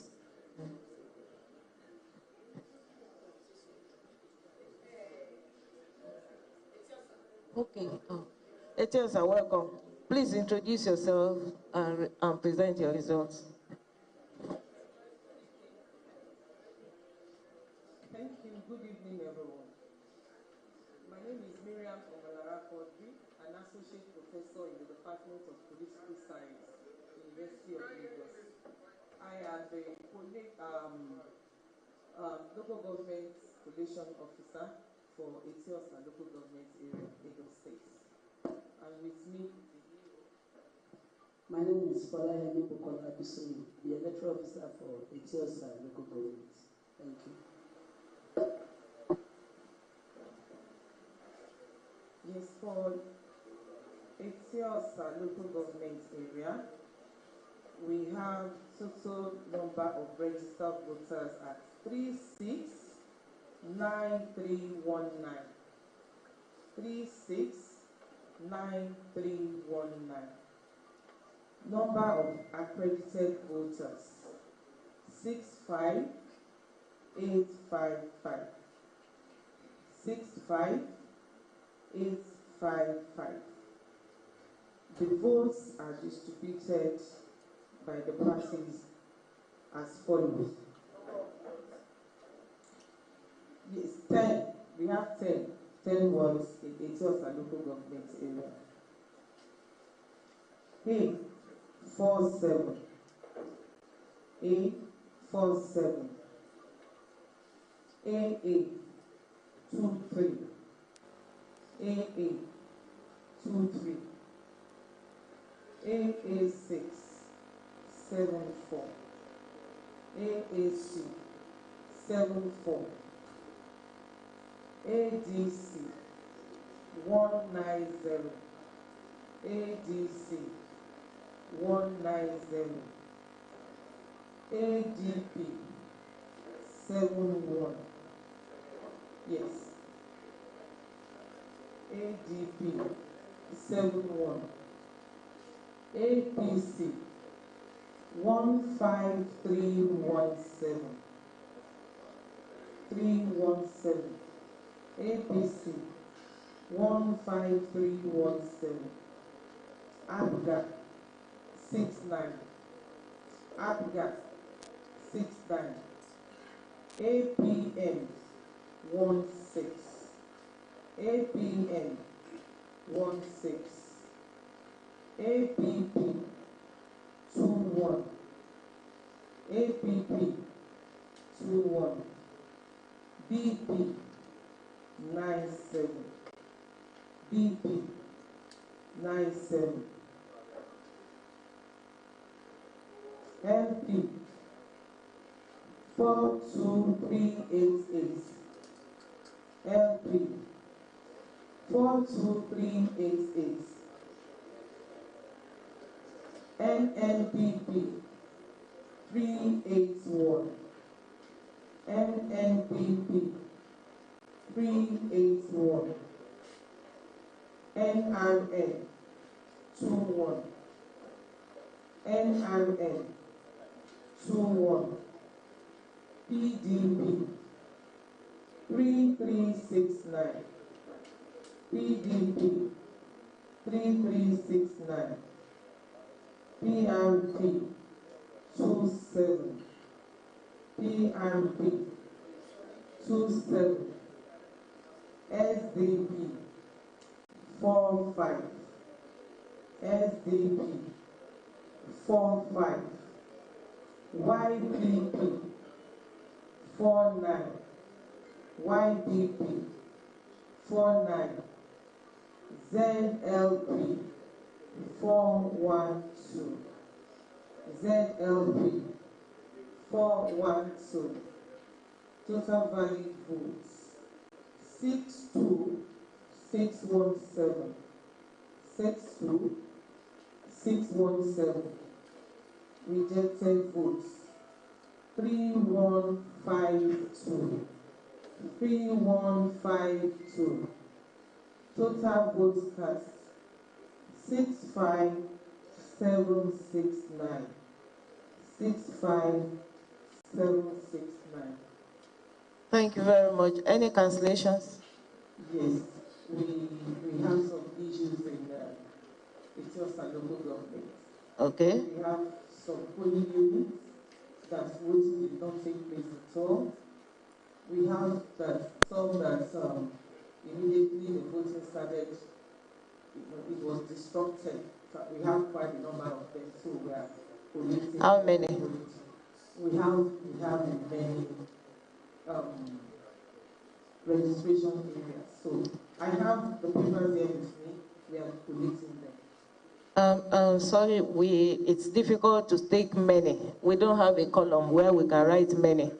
You have to give us the figures. 12, 15, 12, 15. You have to be absolute. You have to be absolute. We can't approximate here. Give me time. Let's get the polling units out. Okay. Thank you very much. We'll wait for you. Thank you.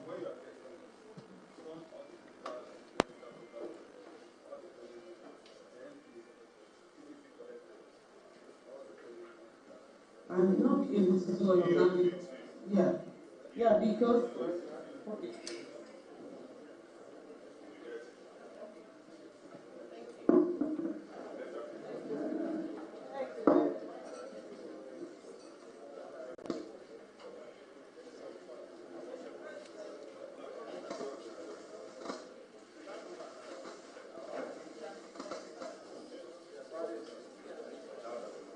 Question 5 is ready for investigation.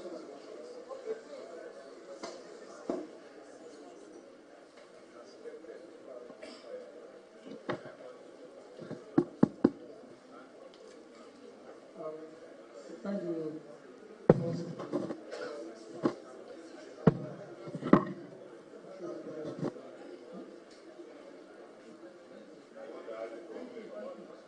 Koshofe, please start again from A.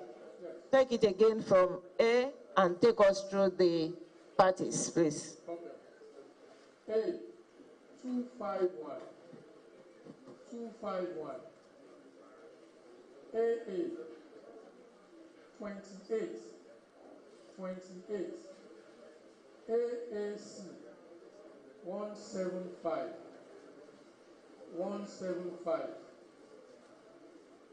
ADC 357, 357. ADP 116, 116. APC 36883. 36883. APGA 115. 115. APN 37. 37. APP 17. 17. BP 154. 154. 157. Not 157. That was where the error was. 154. LP 46554. 46554. NNPP 902. 902. NRM 2929. PDP 4058. 4058. PRP 32. 32. SDP